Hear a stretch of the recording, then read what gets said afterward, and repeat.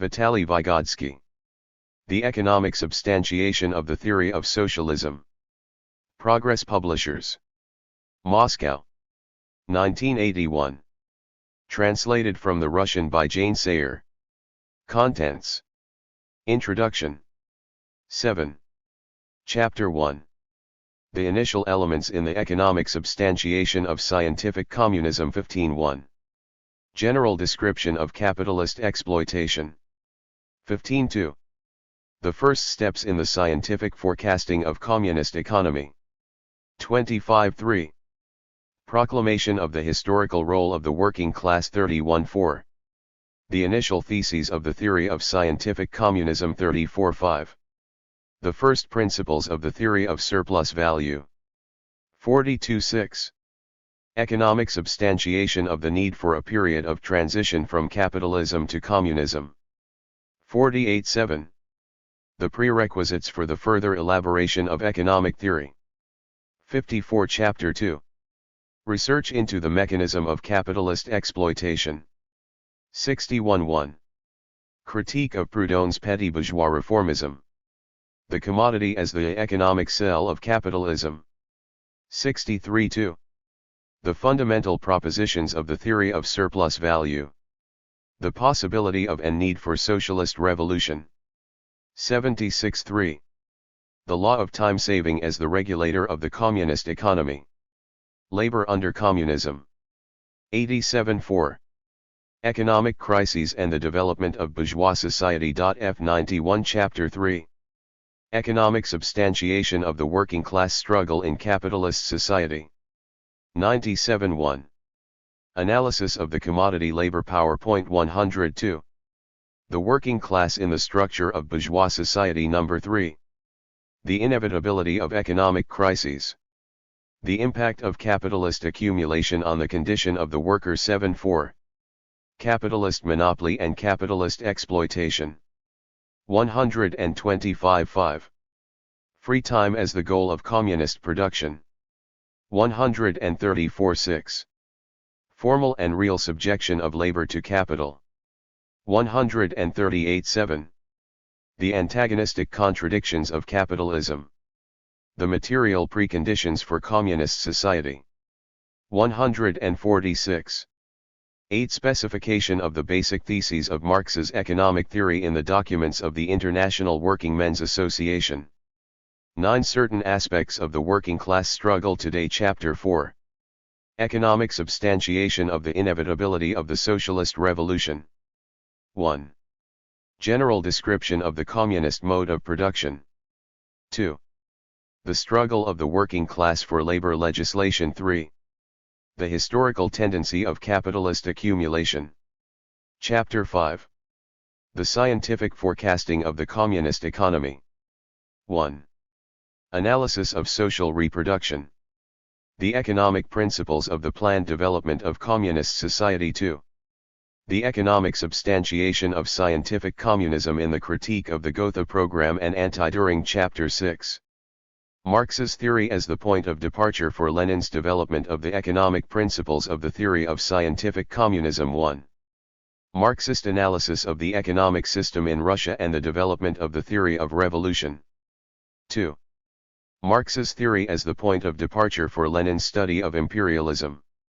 3. Some problems of the theory of transition from capitalism to socialism. Commodity relations and the law of value under socialism. Conclusion.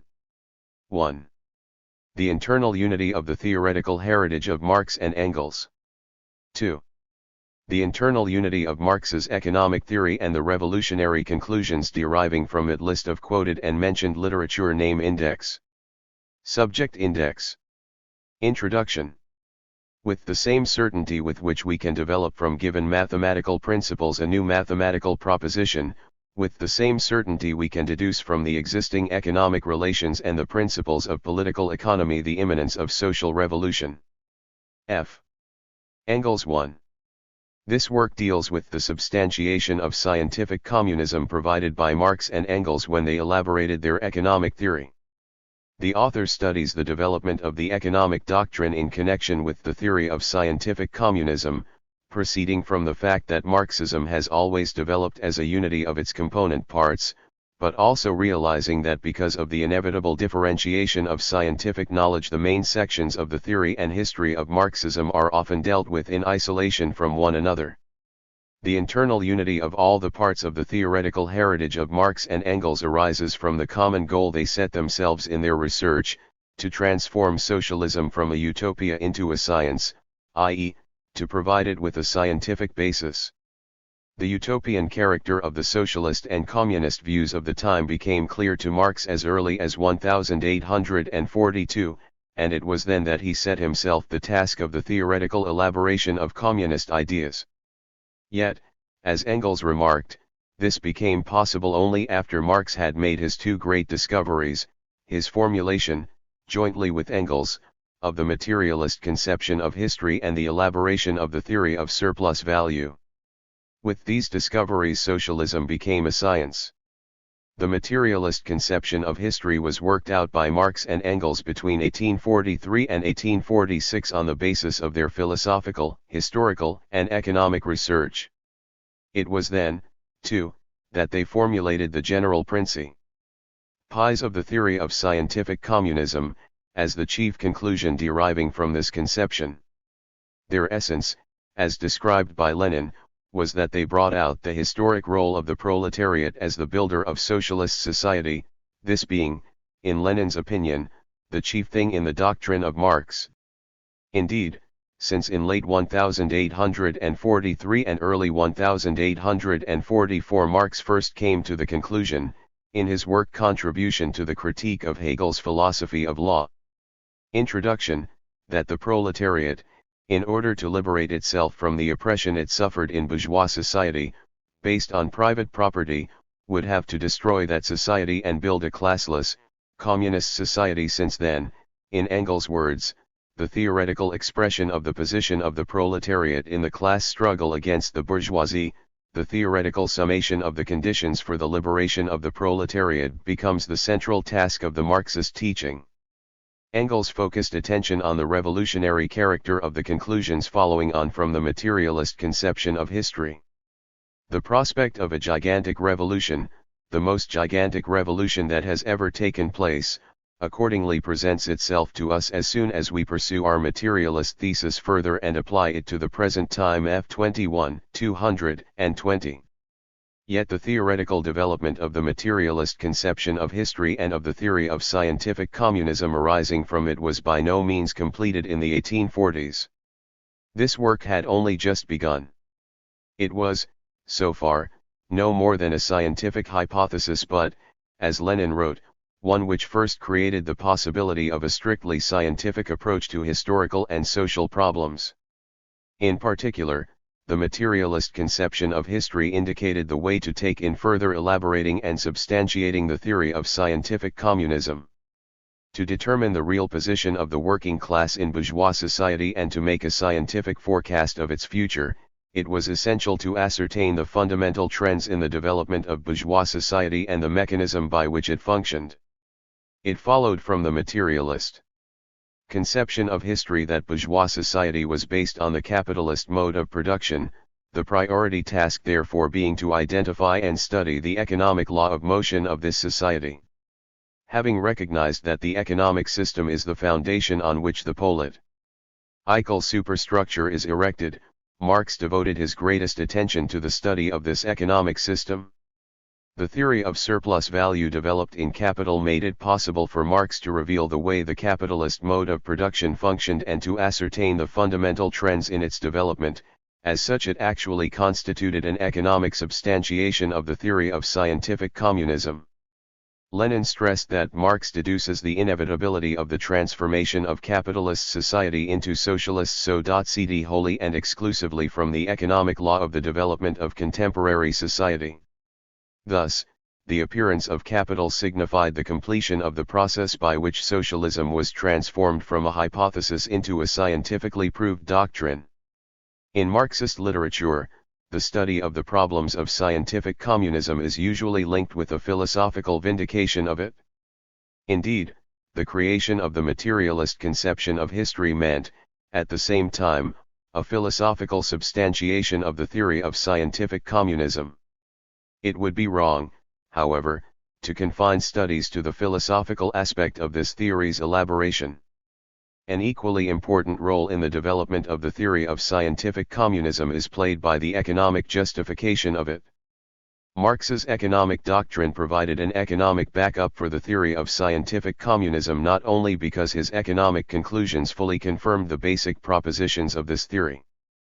Probably the most important thing is that, by elaborating his economic doctrine, Marx was able to develop and specify these propositions so that they could be thoroughly and comprehensively tested in the class battles of the proletariat.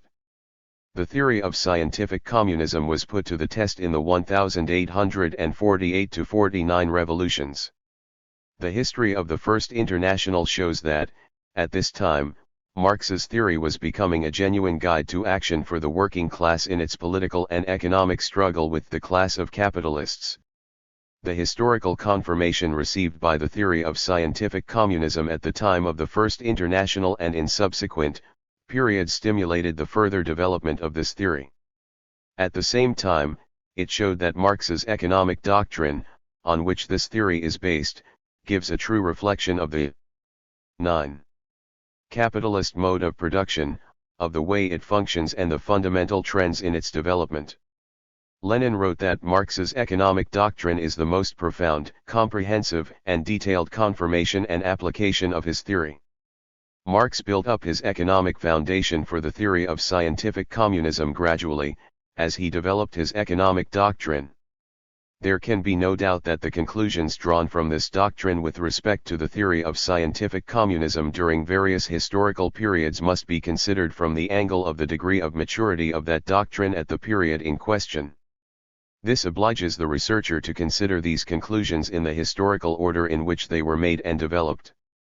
A historical approach makes it possible to ascertain the development of Marx's and Engels' views and creatively to assimilate Marx's economic theory and its conclusions. It is not the bare conclusions of which we are in such need, but rather study. Engels wrote in 1844, "The conclusions are nothing without the reasoning that has led up to them, this we have known since Hegel, and the conclusions are worse than useless if they are final in themselves, if they are not turned into premises for further deductions." The nature of the proposed work makes us concentrate on the propositions and conclusions of Marx's economic theory that are directly linked with the economic substantiation of the theory of scientific communism. This angle of approach to Marx's economic doctrine is not met with frequently in modern Marxist literature, though this aspect was the most important one for Marx, Engels, and Lenin. Lenin spoke of Marxist political economy as socialist political economy. Marx's economic theory alone, he wrote, has explained the true position of the proletariat in the general system of capitalism. An analysis of Marx's economic theory with respect to the theory of scientific communism is, apart from anything else, of considerable importance for the struggle against those critics of Marxism who reject the revolutionary conclusions of Marxist theory, isolate scientific communism from Marx's economic doctrine, and set various periods in the development of Marxism, and Leninism. 10. Against one another. While recognizing Marx the researcher, bourgeois and revisionist theoreticians often try to isolate him from Marx the revolutionary. They assert that his theory is incomplete and that, therefore, there has been no transition from utopian socialism to scientific socialism. The best refutation of such assertions is profound research into Marx's economic theory as it was developed, which makes it possible to bring out the organic link between this theory and the revolutionary conclusions of scientific communism. The author hopes that the study presented in this work will show that there is no justification for opposing the scientific communism aspect of capital to the rest of its contents. The two are inseparably linked. In particular, a study of Marx's economic theory from this angle reveals the untenability of the currently widespread theory of convergence, the theory that the capitalist and socialist social systems are drawing together. One of the fundamental propositions arising from Marx's economic doctrine is the conclusion that capitalism and communism are complete social opposites, which does not suit the convergence theorists at all. Critics of Marx's theory very often distort its propositions not only because this is their intention but also because of their vulgar, dogmatic views of the essence of the Marxist doctrine. The best way to refute such distortions is to consider the views of Marx and Engels from a historical angle, which makes it possible to trace their development and their true place in Marxist theory. The economic substantiation provided in the works of Marx and Engels of the historical role of the proletariat is considered from three angles in this book: analysis of the position and struggle of the working class in capitalist society, proof of the inevitability of socialist revolution and the dictatorship of the proletariat, and scientific forecasting of communist society. 1. In accordance with the method used here for considering the works of Marx and Engels historically, the task set is to ascertain the consecutive stages in the economic substantiation provided by Marx and Engels for the theory of scientific communism. Since economic substantiation was naturally subordinated to the logic of Marx's economic research, a periodization of Marx's work on his economic doctrine, the history of the writing of capital I, is taken as the basis for the structure of this book. Chapter 1 deals with the first steps in elaborating the economic theory, i.e., the first elements in the economic substantiation of the nascent theory of scientific communism, as formulated in the works of Marx and Engels written between 1843 and 1849. It was at this time that the urgent need became apparent for a further elaboration of the economic doctrine as a basis for the development of scientific communism. At the same time, during this period the necessary methodological preconditions for this were established, above all the dialectical materialist conception of the history of human society. Chapters 2 and 3 are devoted to the economic substantiation of the theory of scientific communism during the period when Marx was developing the principles of his economic theory. Over these years, he produced three rough versions of Capital, working out the theory of surplus value, which played the decisive role in the economic substantiation of the theory of scientific communism. An important feature of the rough manuscripts of Capital is that they reflect the very process of the theoretical inquiry into the capitalist economy, which is not repeated in the 3 volumes of Capital presenting the results of this research. Consequently, a study of the rough manuscripts of Capital is essential for establishing all the links in Marx's elaboration of his economic theory and, correspondingly, in the substantiation of scientific communism. Moreover, the rough manuscripts contain considerable theoretical material that, for a variety of reasons, was not included in the final version of Capital. This prompts the conclusion that only the economic heritage of Marx and Engels in its entirety can give a correct idea of the Marxist economic theory and Marx's method. Chapters 4 and 5 consider a very important stage in the economic substantiation of the theory of scientific communism that connected with the publication of Sev. 12. Era. Editions of Volume I of Capital and Marx***'s work on Volume 2. Volume I summed up Marx's previous economic research and constituted a new stage in the economic substantiation and development of scientific communism. While working on Volume 2, Marx studied the actual mechanism by which the capitalist economy functioned, formulated the principles of the theory of social reproduction and, on this basis, drew important conclusions concerning communist society.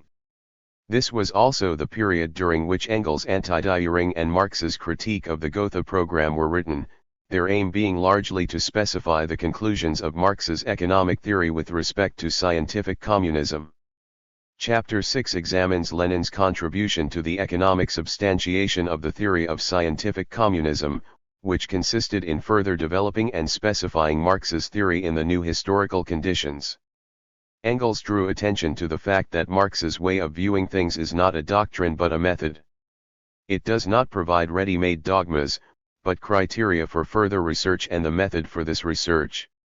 By tracing the development of Marxist economic theory, it becomes possible to identify certain characteristic features of Marx's method of inquiry that are of great importance for research into current reality. The study of Marx's method of economic research and the role it is called upon to play in the further development of the theory of scientific communism leads to the conclusion that Marx's economic theory provides the key to understanding contemporary social processes. 1. This important aspect of Marx's economic theory was confirmed by Lenin's research. In their methodological principles, Lenin's works correspond to those of Marx and Engels and, at the same time, add to them considerably, being an example of a genuine dialectical approach to Marxist doctrine. Since the time of Marx, Engels, and Lenin, Marxist parties have worked consistently to further substantiate scientific communism, in particular by economic research. Our party is a party of scientific communism, said Leonid Brezhnev, General Secretary of the CPSU Central Committee. Theoretical understanding of the phenomena of social life and of its main trends enables the party to foresee the course of social processes, work out a concrete political line and avoid errors and subjectivistic decisions. Addressing the 18th Congress of the Lenin All-Union Young Communist League, Leonid Brezhnev said, "The Marxist-Leninist teaching on the laws of social development is our main guide on the road to communism." The author intends his work for all those interested in the problems of Marxist-Leninist theory, the theory of scientific communism and political economy. Chapter 1. The initial elements. In the economic substantiation of scientific communism. For Marx and Engels, the 1840s were primarily the period during which they evolved the dialectical materialist conception of the historical process, which they immediately applied in their research into capitalist reality. As a result, the initial principles of the theory of scientific communism were formulated, the materialist concept of history providing the philosophical substantiation for it. Yet Marx and Engels formulated these initial propositions of the theory of scientific communism not only as conclusions deriving from the materialist conception of history, but also as a result of the economic research they carried out during the 1840s. In the course of this research, the urgent need became clear for an economic substantiation of the theory of scientific communism and for a Marxist economic theory to be elaborated as an organic component of the Marxist doctrine as a whole. At the same time, the dialectical materialist conception of history established the necessary methodological preconditions for the economic research carried out by Marx in the 1850s and later. 1. General description of capitalist exploitation. In the economic and philosophic manuscripts of 1844, Marx set himself the task of explaining the origin of private property as the determining element of civil society. XE, the economic basis of capitalism. 1. The outcome was his formulation of the thesis of primacy, i.e., the determining role of material production in the life of human society. First, Marx showed that private property is a direct consequence of the specific nature of labor in bourgeois society. Second, he showed that social relations, the political superstructure and forms of social consciousness are determined by material production. Religion, family, state, law, morality, science, art, etc., Marx writes, are only particular modes of production, and fall under its general law. By making the transition from civil society to material production as the determining factor in social development, Marx created the preconditions for understanding the mainspring of the historical development of civil society itself, the system of material relations, for these are what take shape in the process of social production. The fact that Marx recognized the decisive role of material production in social development allowed him, even in the economic and philosophic manuscripts of 1844, to make important advances in his study of the position of the working class in bourgeois society.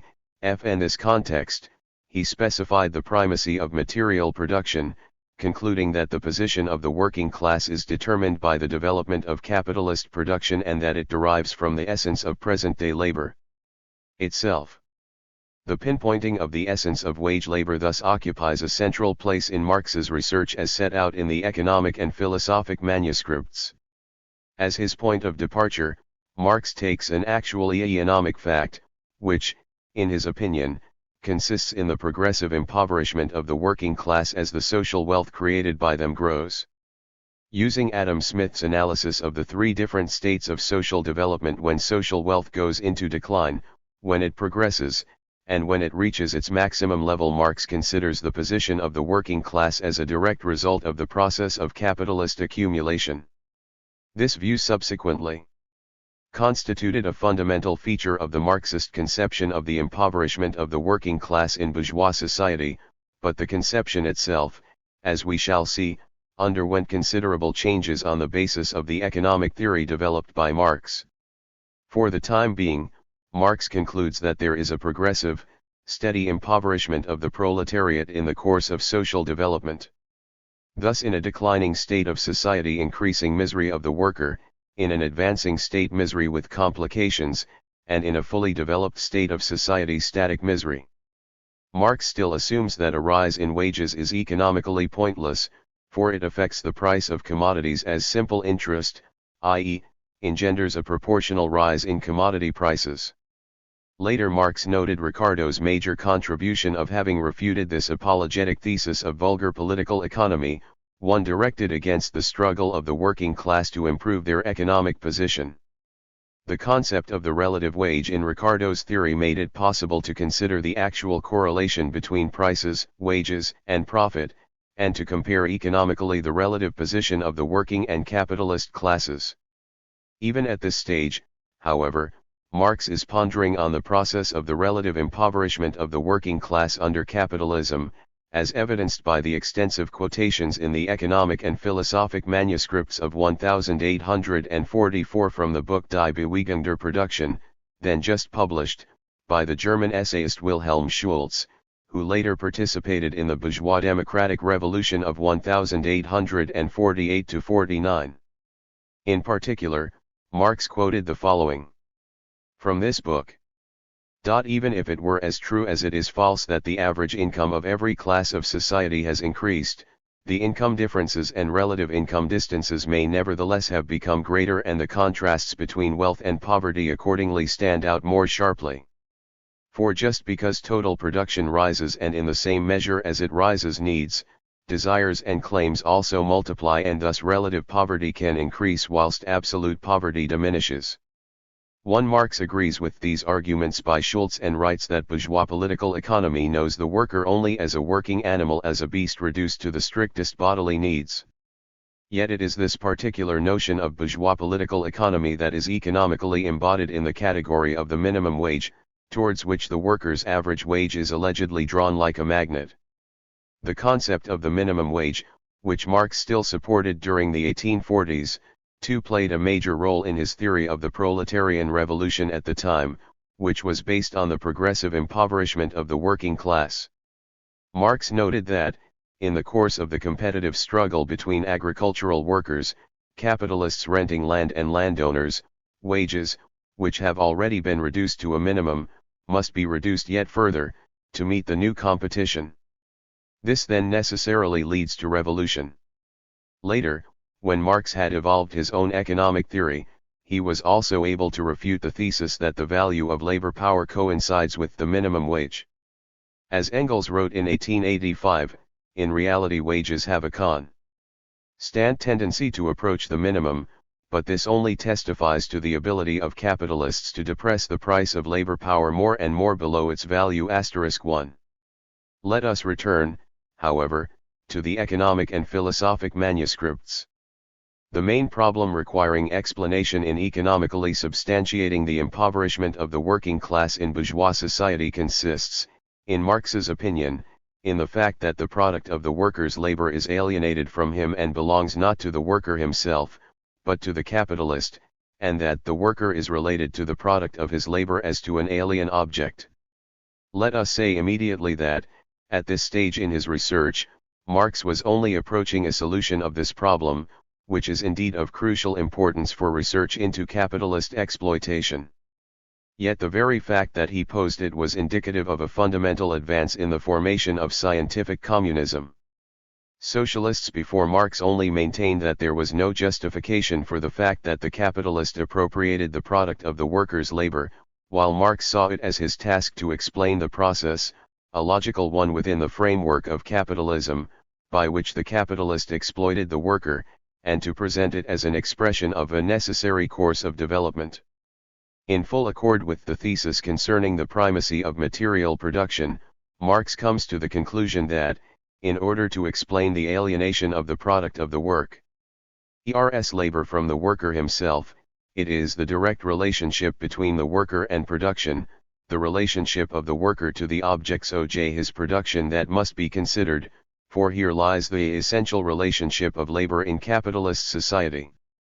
Thus Marx goes over from considering the alienation of the product of labor to considering labor itself, whose distinguishing feature in bourgeois society he describes as a self-estrangement of labor. This term means that the estrangement is a result of the worker's own activity. The estrangement is manifested not only in the result but in the act of production, within the producing activity itself. How could the worker come to face the product of his activity as a stranger, were it not that in the very act of production he was estranging himself from himself?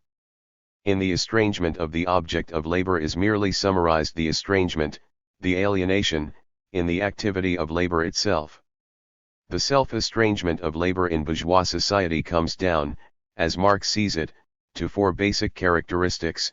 First, there is estrangement of the product of the worker's labor from the worker himself, the relation of the worker to the product of labor as an alien object exercising power over him. This relation is at the same time the relation to the sensuous external world, to the objects of nature, as an alien world inimically opposed to him. Second, the very activity of the worker is estranged labor, self-estrangement of labor takes place. The worker's labor is compulsory, forced labor. The worker during the labor process and his actual labor do not belong to him. The worker's activity is not his spontaneous activity, i.e., this activity is not motivated by his free will. Third, the species being of the worker becomes estranged from him. All social forces, as well as natural ones, become isolated from the worker and are opposed to him. As a result, the worker's life activity becomes a mere means to his existence. This shows the extreme degradation of the worker's human essence, both the nature that surrounds him and his own spiritual essence are estranged from him. The sophistication of needs and of the means on the one side produces a bestial 20. Barisation, a complete, crude, abstract simplicity of need, on the other. The worker's frugality emerges. Finally, society becomes atomist. People are estranged from one another as a consequence of the fact that each of them is estranged from his own human essence. Before considering the further conclusions drawn from Marx's analysis of the estranged nature of labor in bourgeois society, let us note that his description of the self-estrangement of labor under capitalism constitutes an organic, component part of bis economic theory and, consequently, equally of bis economic substantiation of the theory of scientific communism. We believe that the study of the self-estrangement of labor in bourgeois society enabled Marx to give as yet only the most general description of the condition of the working class under capitalism. Subsequently, in his theory of surplus value, Marx developed this description, pointing out, together with many new general features, the specific correlations reflecting capitalist exploitation. A resume of these correlations is provided in such categories of Marxist political economy as surplus value both absolute and relative, the rate of surplus value, profit in its various forms, and so on. Yet these new correlations merely develop and supplement the more general description of capitalist exploitation and the condition of the working masses in bourgeois society, as given in the economic and philosophic manuscripts, but by no means replace it. On the contrary, this description is so profound that a number of the fundamental processes at present taking place in the highly developed capitalist countries can be explained by it.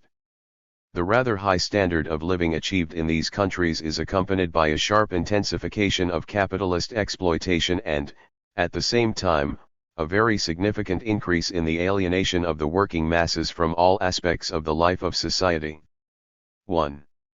Marx goes on to show that capitalist private property is a direct consequence of the alienated nature of labor, for, just as the worker creates his own production as the loss of his reality, as his punishment, his own product as a loss, as a product not belonging to him, so he creates the domination of the person who does not produce over production and over the product. In turn, the movement of private property results in a self-alienation of labor and acts as the material, summary expression of alienated labor. Thus, the relationship between capitalist private property and the self-alienation of labor is a reciprocal relationship.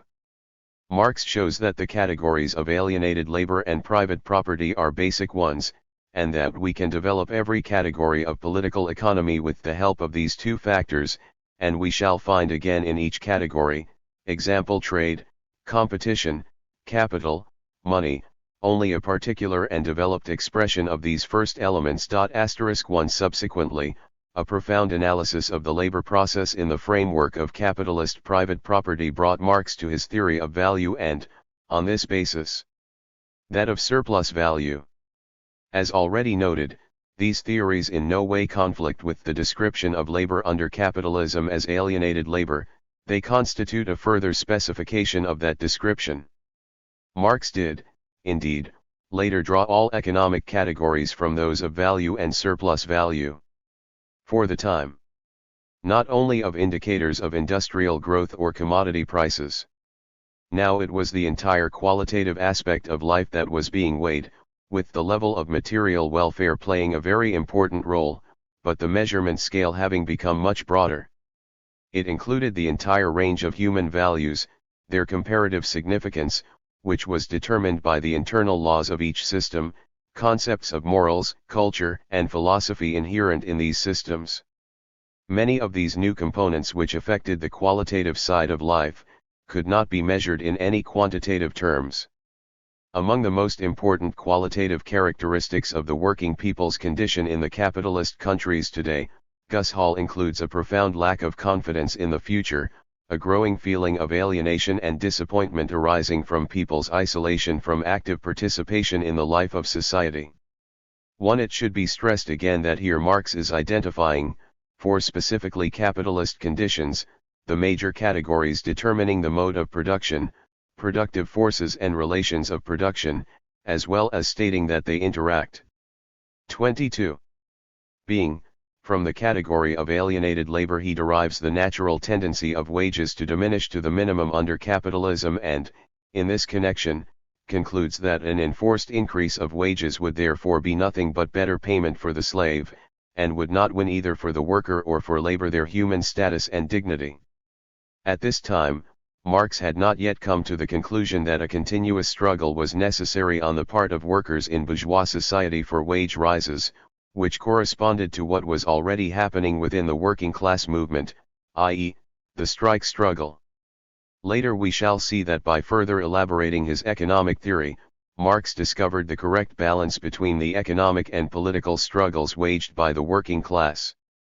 Yet Marx's criticism of the piecemeal reformers, who want to raise wages and in this way to improve the situation of the working class, contained the important idea of the inadequacy of reforms, carried out under capitalism, for truly liberating the working class from capitalist exploitation.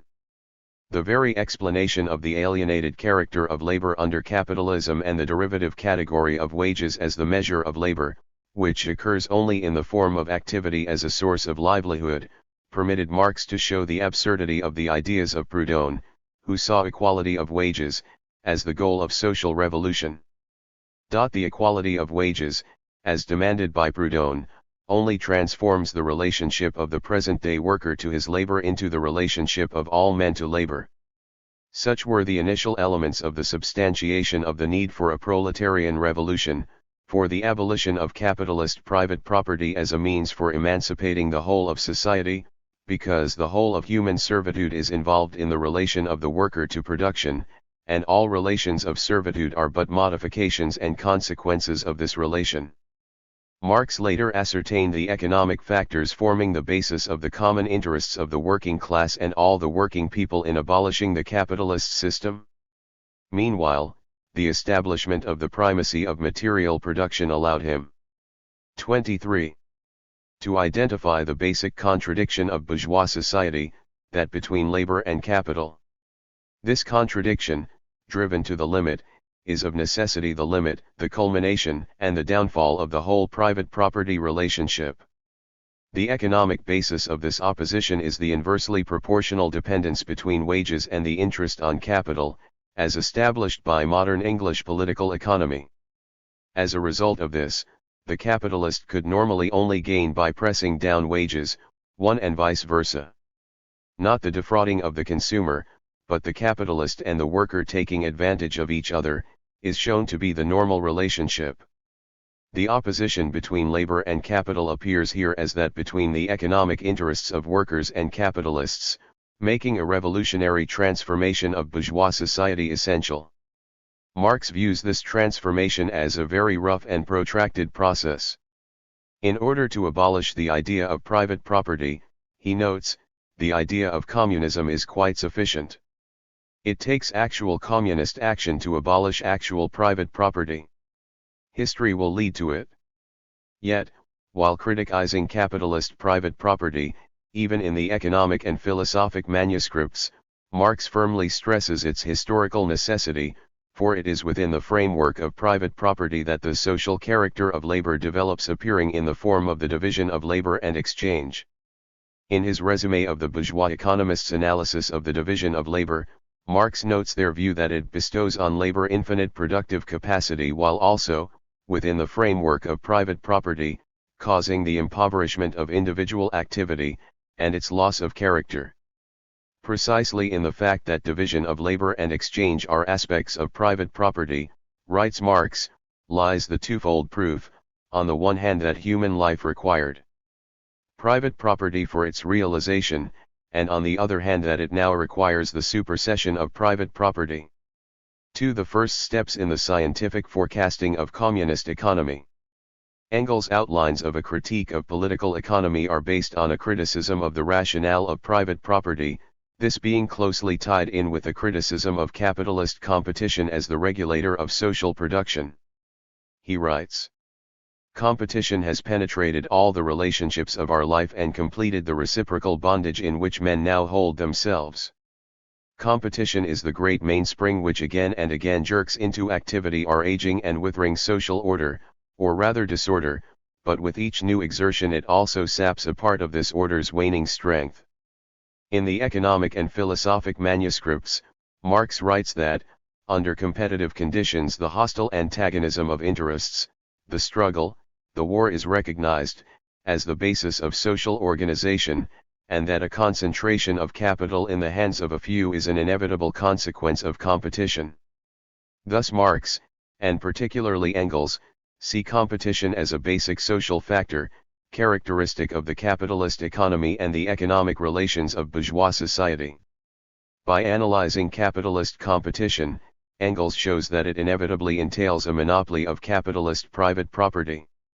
An abolition of competition is only conceivable if accompanied by an abolition of this monopoly.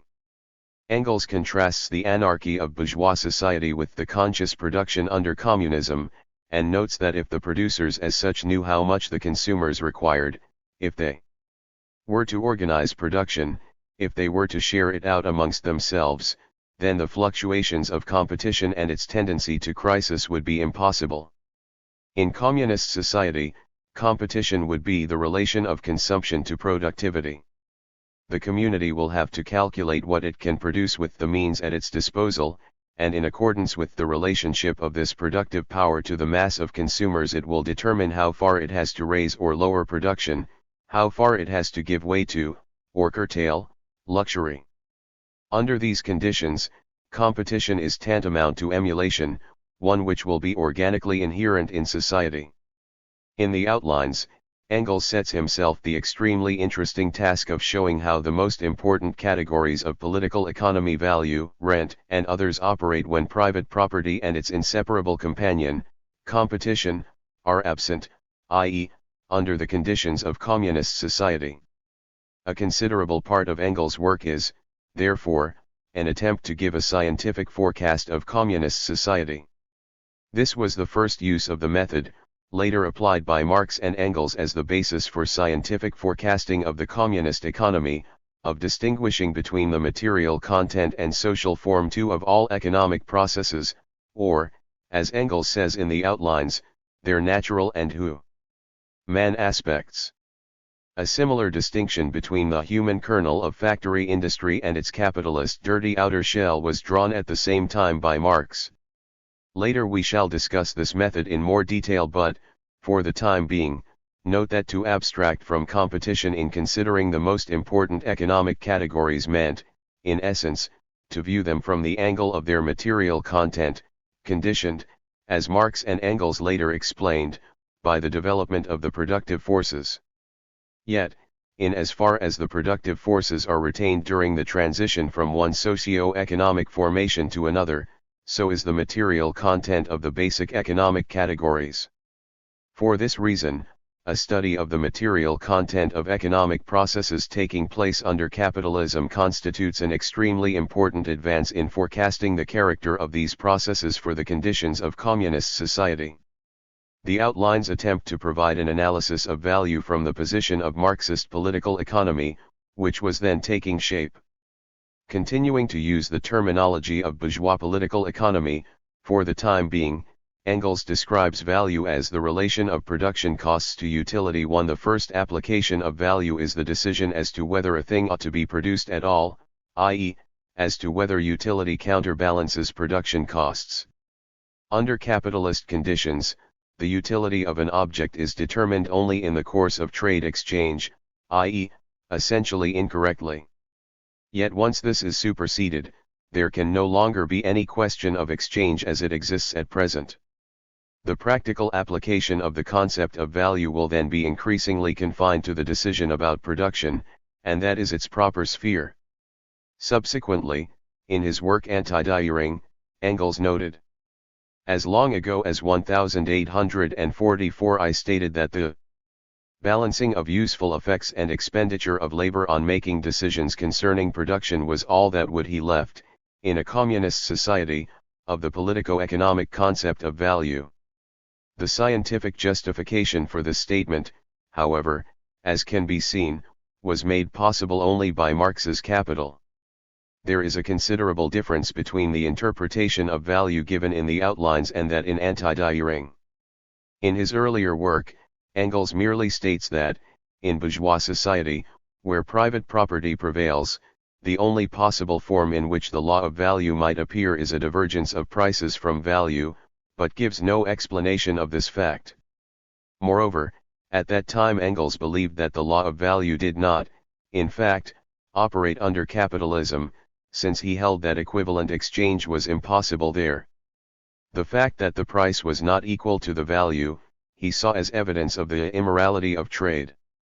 The difference between real value and exchange value is based on a fact, namely, that the value of a thing differs from the so-called equivalent given for it in trade, i.e., that this equivalent is not an equivalent. Referring to this passage, Marx noted in his 1861–1863 manuscript, Engels seeks, to explain the difference between exchange value 1 and price by the fact that trade is impossible if commodities are exchanged at their value. 2. In Anti-Düring, on the basis of Marx's theory of value, especially his ideas on the duality of labor, Engels shows that the fundamental difference between the category of value in bourgeois society and that which is left of this category under communism arises from the basic difference in the nature of labor. The directly social labor in communist society makes possible a planned comparison of useful effects and expenditure of labor.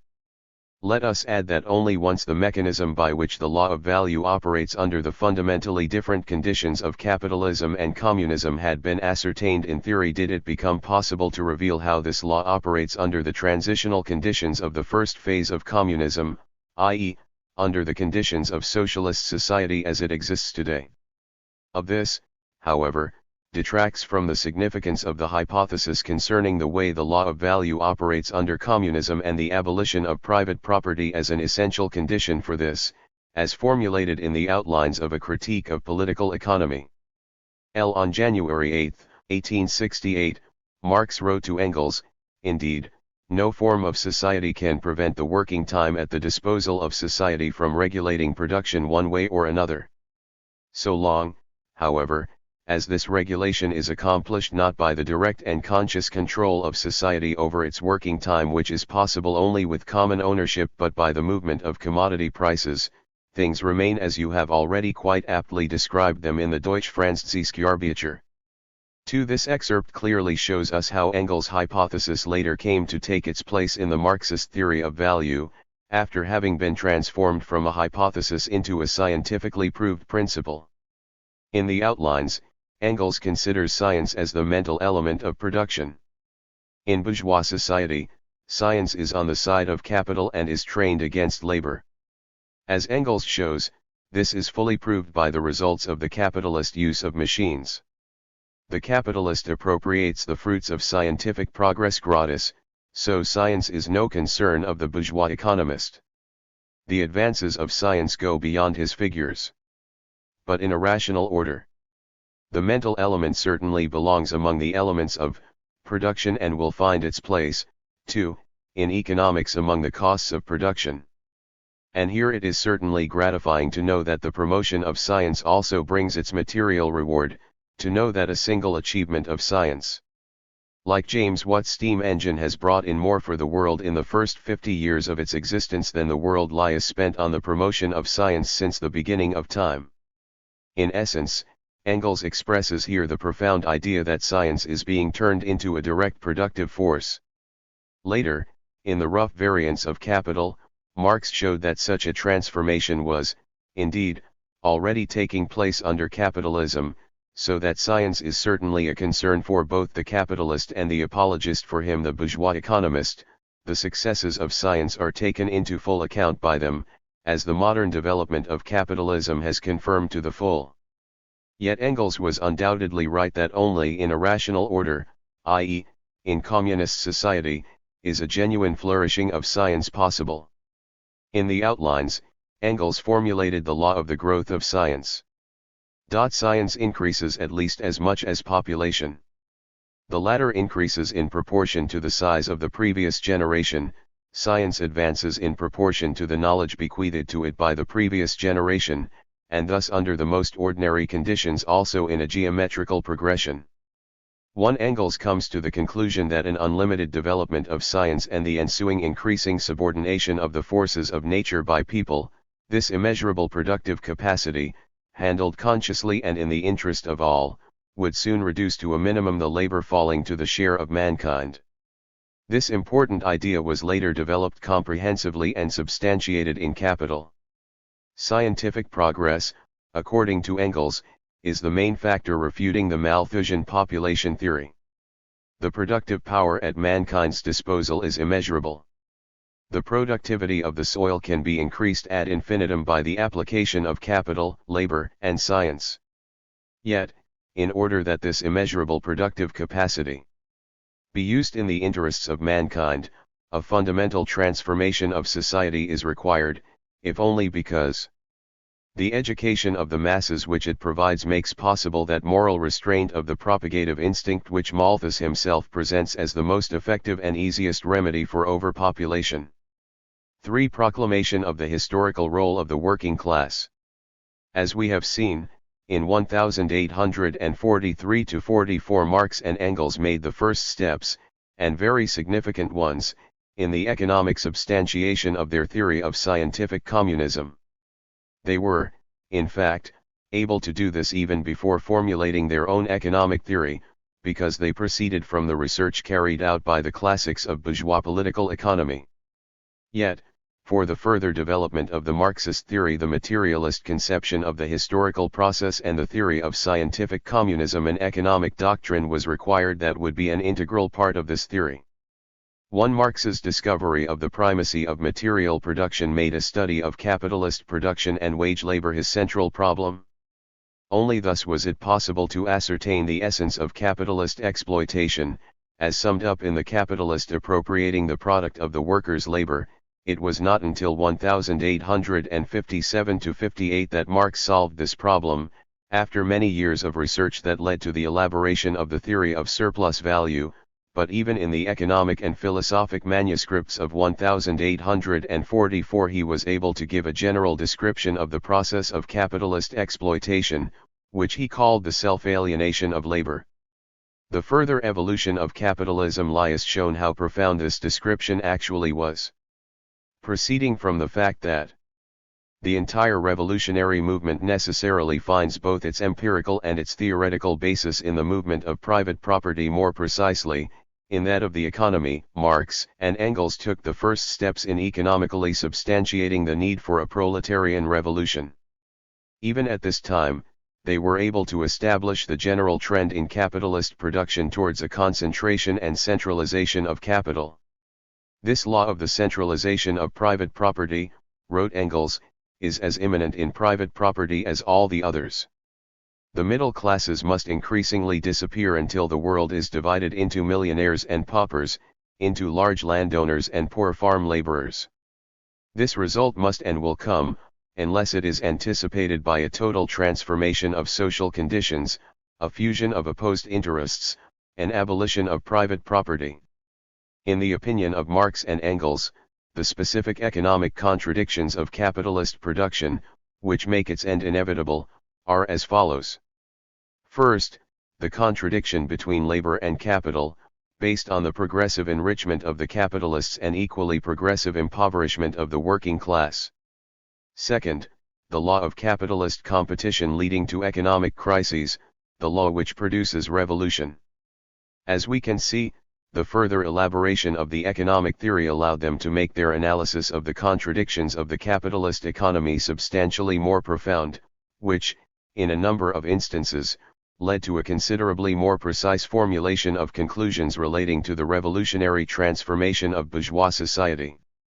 In connection with his criticism of competition as a mechanism of the capitalist economy, in his outlines, Engels looked into the way a number of economic categories, value, rent, profit, and so on, operate under the conditions of communist society. The methodological basis for these Engels' first attempts at scientific forecasting of the communist economy was the practical distinction he made between the material content and social form of economic processes. This constitutes a feature of materialist dialectic. 32. Takes as applied to political economy and is an essential condition for a concrete historical approach to economic phenomena. While criticizing capitalist private property, Marx and Engels also pointed out the historical necessity of it.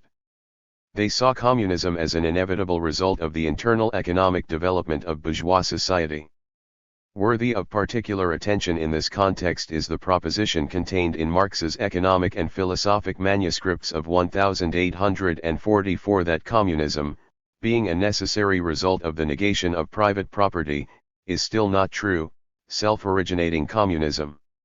Here it is easy to see the first indications of the doctrine of the two phases of communist society, as later developed in Capital and the Critique of the Gotha Program. The historical achievement of bourgeois society, based on capitalist private property, was seen by Marx and Engels as the development of productive forces one and the social character of labor, appearing in the form of the division of labor and exchange. The examination of division of labor and exchange is of extreme interest, Marx noted. 2. They continued their thorough research into the division of labor in 1845–46, in their next joint work The German Ideology, in which the decisive step was made in elaborating the materialist conception of history and, on this basis, the key propositions of the theory of scientific communism formulated.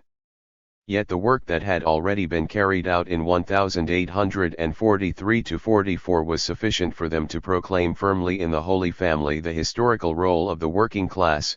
The proletariat executes the sentence that private property pronounces on itself by producing the proletariat, just as it executes the sentence that wage labor pronounces on itself by producing wealth for others and poverty for itself.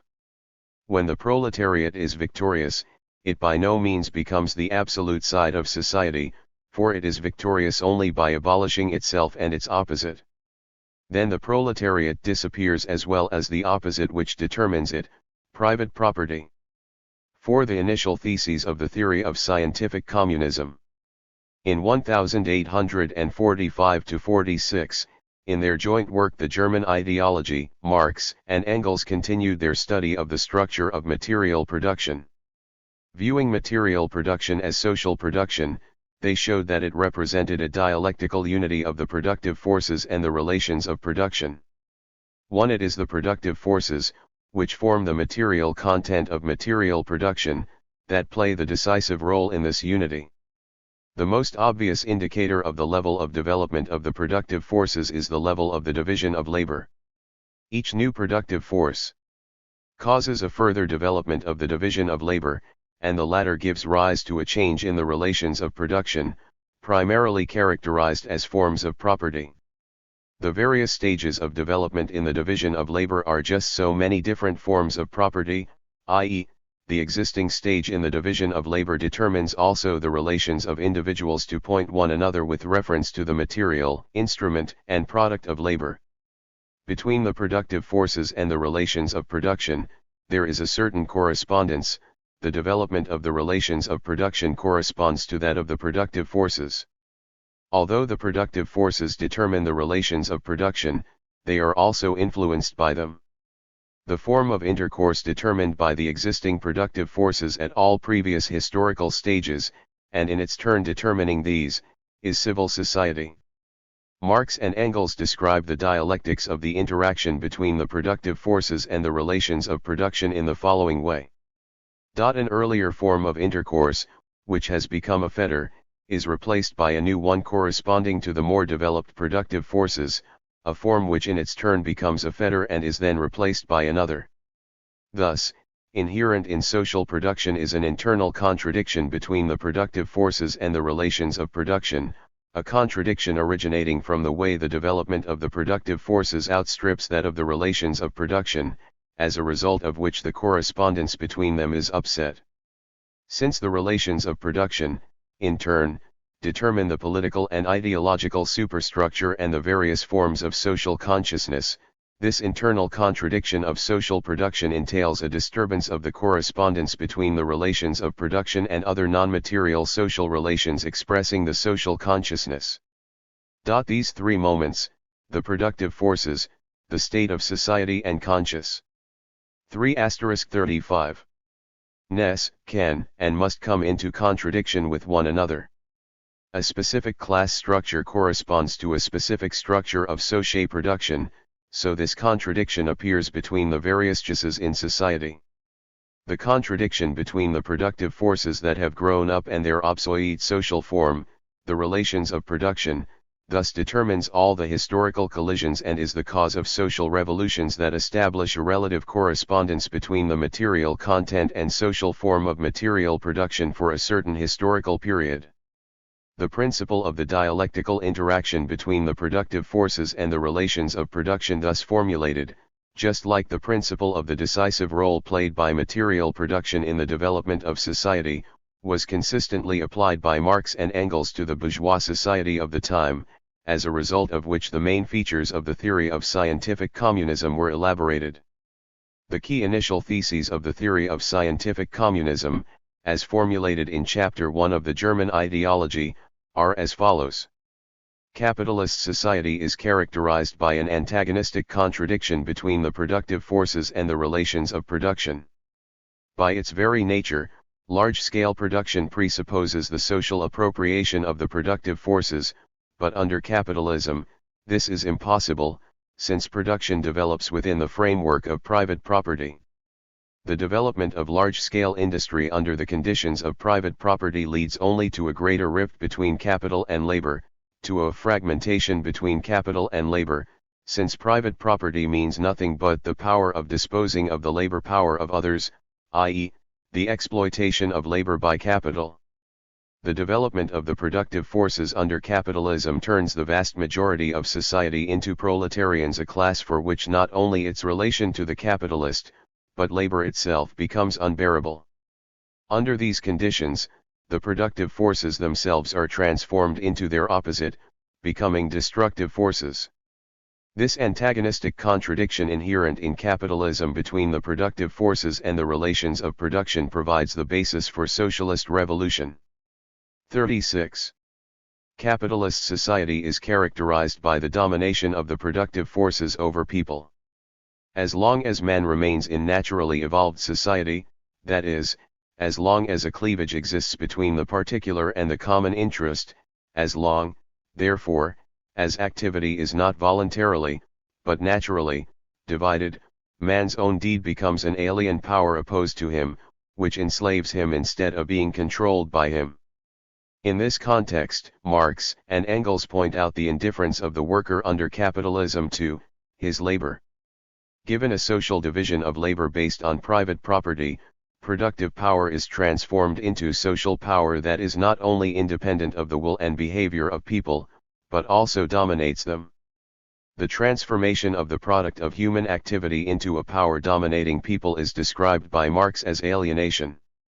Communism alone is capable of abolishing this alienation. The material precondition for communism is a tremendous growth of productive power and a high degree of its development, so, in contrast to utopian communism, scientific communism considers the development of capitalism, based on the broadest division of labor and the development of large-scale industry, as a progressive factor, since the abolition of private property is only possible given a developed large-scale industry. In fact, only at a high stage of development of the productive forces does the antagonistic contradiction between them and capitalist social relations become really unendurable. The alienation of social activity becomes the very power against which men make a revolution. The contradiction between the instrument of production and private property is only the product of large-scale industry, which, moreover, must be highly developed to produce this contradiction. Thus only with large-scale industry does the abolition of private property become possible. Only with the development of large-scale industry does a developed working class become possible, does a revolutionary mass take shape that rises up against the capitalist system. The existence of a developed proletariat presupposes the world market. Furthermore, a high level of development of the productive forces is a condition for the universal intercourse between people on a global scale, a condition for putting 37. World historical, empirically universal individuals in place of local ones. Without this, Marx and Engels point out, communism could only exist as a local phenomenon. Marx and Engels considered communist revolution as a world historical process that could be initiated only by the act of the dominant peoples all at once and simultaneously. Later, Lenin came to the conclusion that it was both possible and necessary, at the monopoly stage of capitalism, for socialist revolution to triumph first in a few countries, or even in one, and not necessarily in the most developed, capitalist country. Lenin's conclusion in no way cancelled out Marx's and Engels' general proposition concerning communist revolution as a world historical process. Lenin only meant that this process could and should be initiated in a single country. Of extreme interest in this context is the idea expressed by Marx and Engels that, to lead to collisions in a country, this contradiction too need not necessarily have reached its extreme limit in that particular country. The competition with industrially more advanced countries, brought about by the expansion of international intercourse, is sufficient to produce a similar contradiction in countries with a less advanced industry. Lenin showed that, under the conditions of imperialism, countries with less developed productive forces can become the vanguard of the world communal revolution.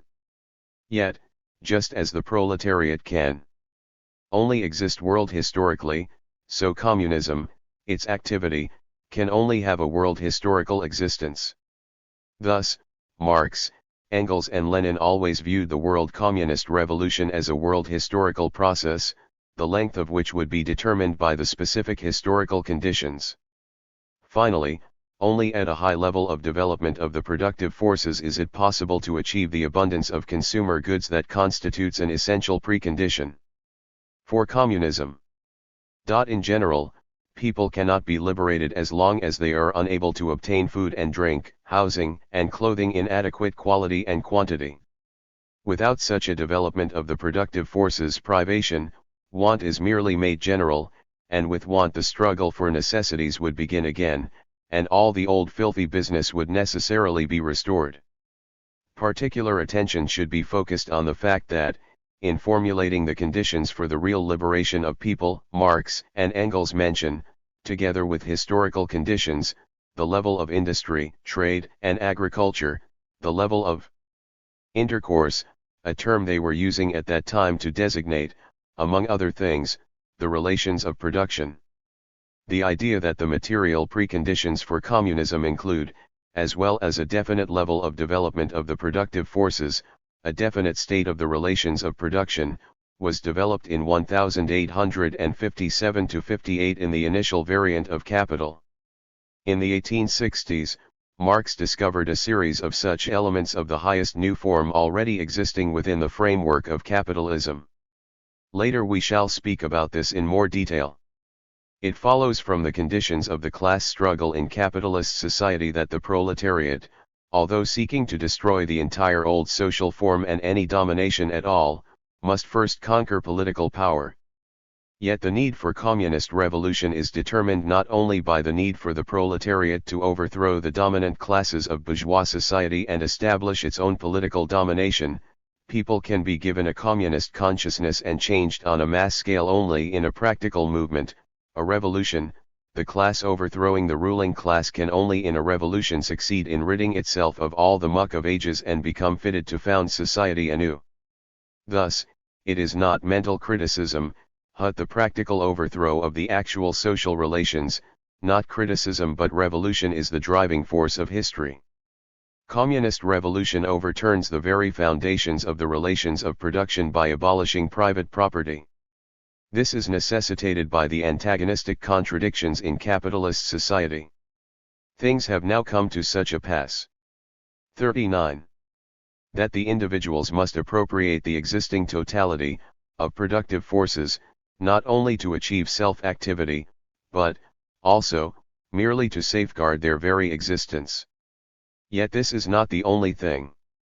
The social character of the productive forces requires that their appropriation also be social, i.e., requires social or public property.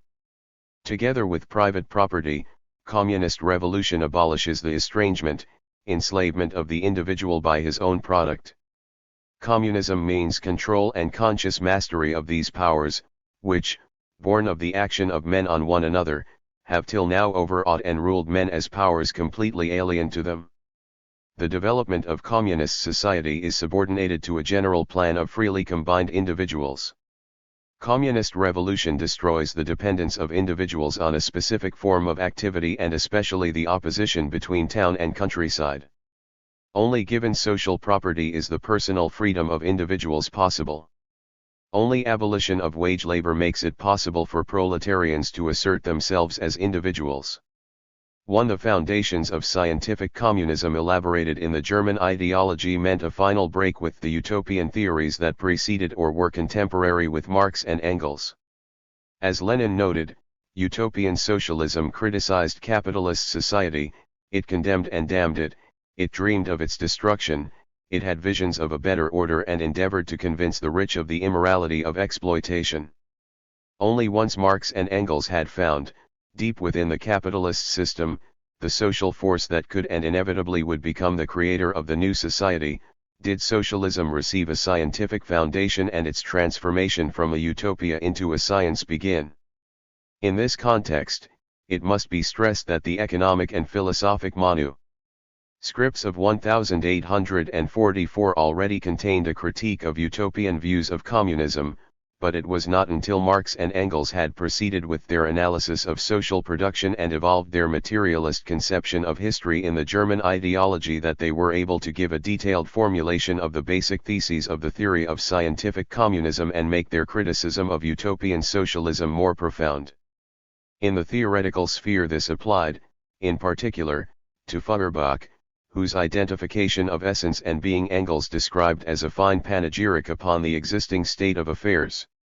If, then, millions of proletarians feel by no means contented with their living conditions, if their being does not in the least correspond to their essence, then, according to the passage quoted, this is an unavoidable misfortune, which must be borne quietly. These millions of proletarians or communists, however, think quite differently and will prove this in time, when they bring their being into harmony with their essence in a practical way, by means of a revolution.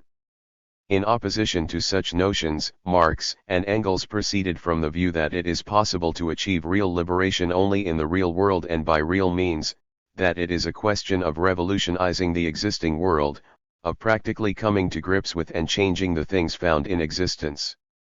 Communism, they stressed, is for us not a state of affairs which is to be established, an ideal to which reality have to adjust itself. We call communism the real movement which abolishes the present state of things. Marx and Engels emphasize that communism arises from the conditions created by bourgeois society. Communism differs from all previous movements in that it overturns the basis of all earlier relations of production and intercourse, and for the first time consciously treats all naturally evolved premises as the creations of hitherto existing men, strips them of their natural character and subjugates them to the power of the united individuals. Its organization is, therefore, essentially economic, the material production of the conditions of this unity. It turns existing conditions into conditions of unity. 41.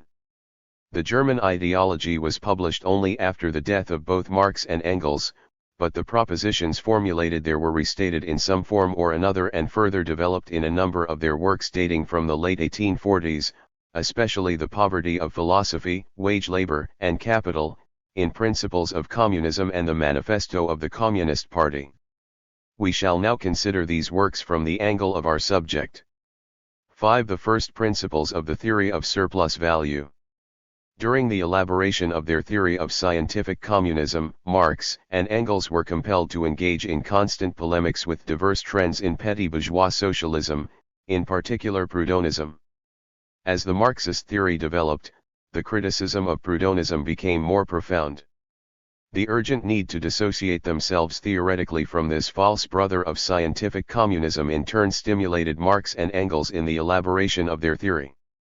Countering Proudhon's arguments in The Poverty of Philosophy, Marx not only takes the theoretical results obtained during the previous period as his basis, he also develops them considerably. Proudhon proposed that compulsory equivalent exchange would be capable of abolishing capitalist exploitation even within the framework of bourgeois society. Arguing against this view, Marx puts forward a thesis of great importance for his future theory of surplus value. In exchanging these equal quantities of labor time, one does not change the reciprocal position of the producers, any more than one changes anything in the situation of the workers and manufacturers among themselves. To say that this exchange of products measured by labor time results in an equality of payment for all the producers is to suppose that equality of participation in the product existed before the exchange. We have seen that the primacy of material production led Marx to conclude, even in the economic and philosophic manuscripts of 1844, that the essence of capitalist exploitation should be sought in the actual process of capitalist production. Now this conclusion acquires 42 more specific features. The essence of capitalist exploitation must be revealed in the context of the equivalent exchange between worker and capitalist. Marx did not, however, confine himself here to formulating the problem. In The Poverty of Philosophy and later in Wage Labor and Capital, he also made the first important steps in solving the problem thus posed. Like Adam Smith before him, Proudhon reduced the value of commodities to the value of labor. Marx showed that, in so doing, Proudhon had taken a step backwards not only compared with Ricardo, who criticized Smith's view, but also compared with Smith himself. 2. He remarked that labor, inasmuch as it is bought and sold, is a commodity like any other commodity, and has, in consequence, an exchange value. As a commodity, labor has value and does not produce. Essentially, Marx is here distinguishing use value from the value of the commodity labor power in his later terminology. Marx progressed further on in his research into the process of capitalist exploitation in Wage Labor and Capital, where he speaks directly about the property of the worker consisting solely of the capacity to labor, saying that as a result of exchange between capital and labor, the capitalist gets control of the reproductive power of the worker, his labor power.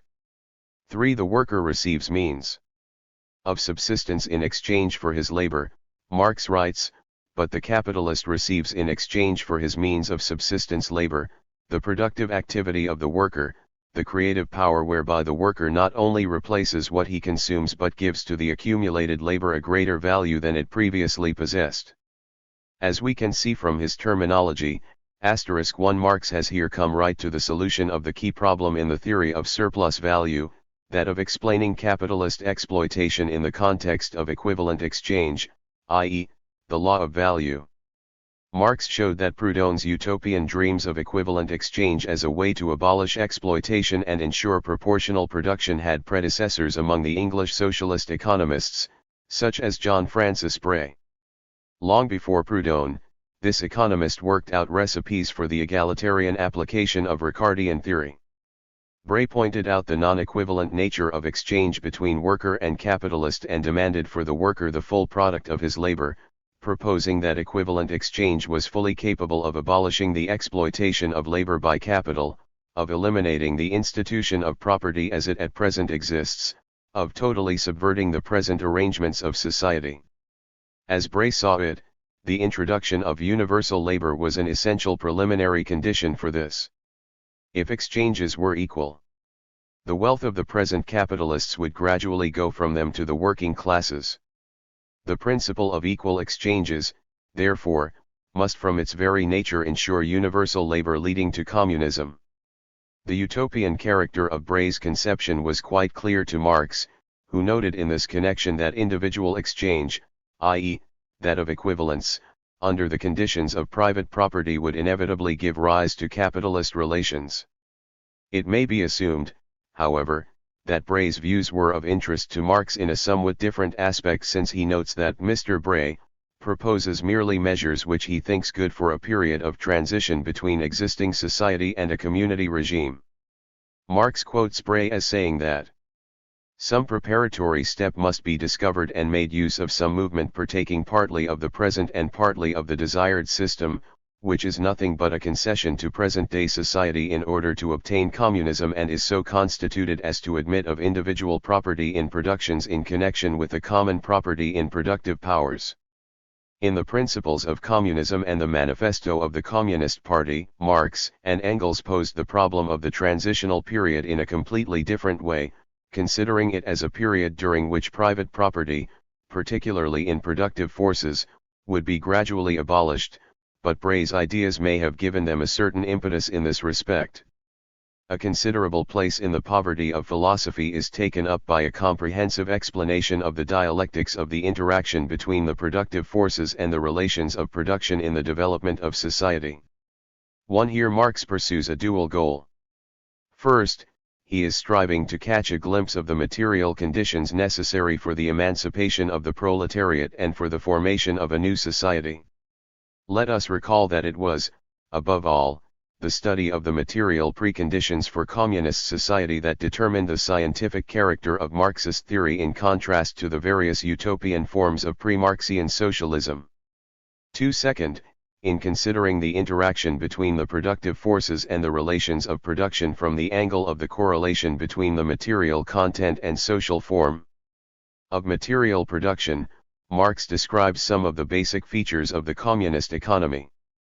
The first and most important material precondition for the abolition of capitalism is the development of the working class.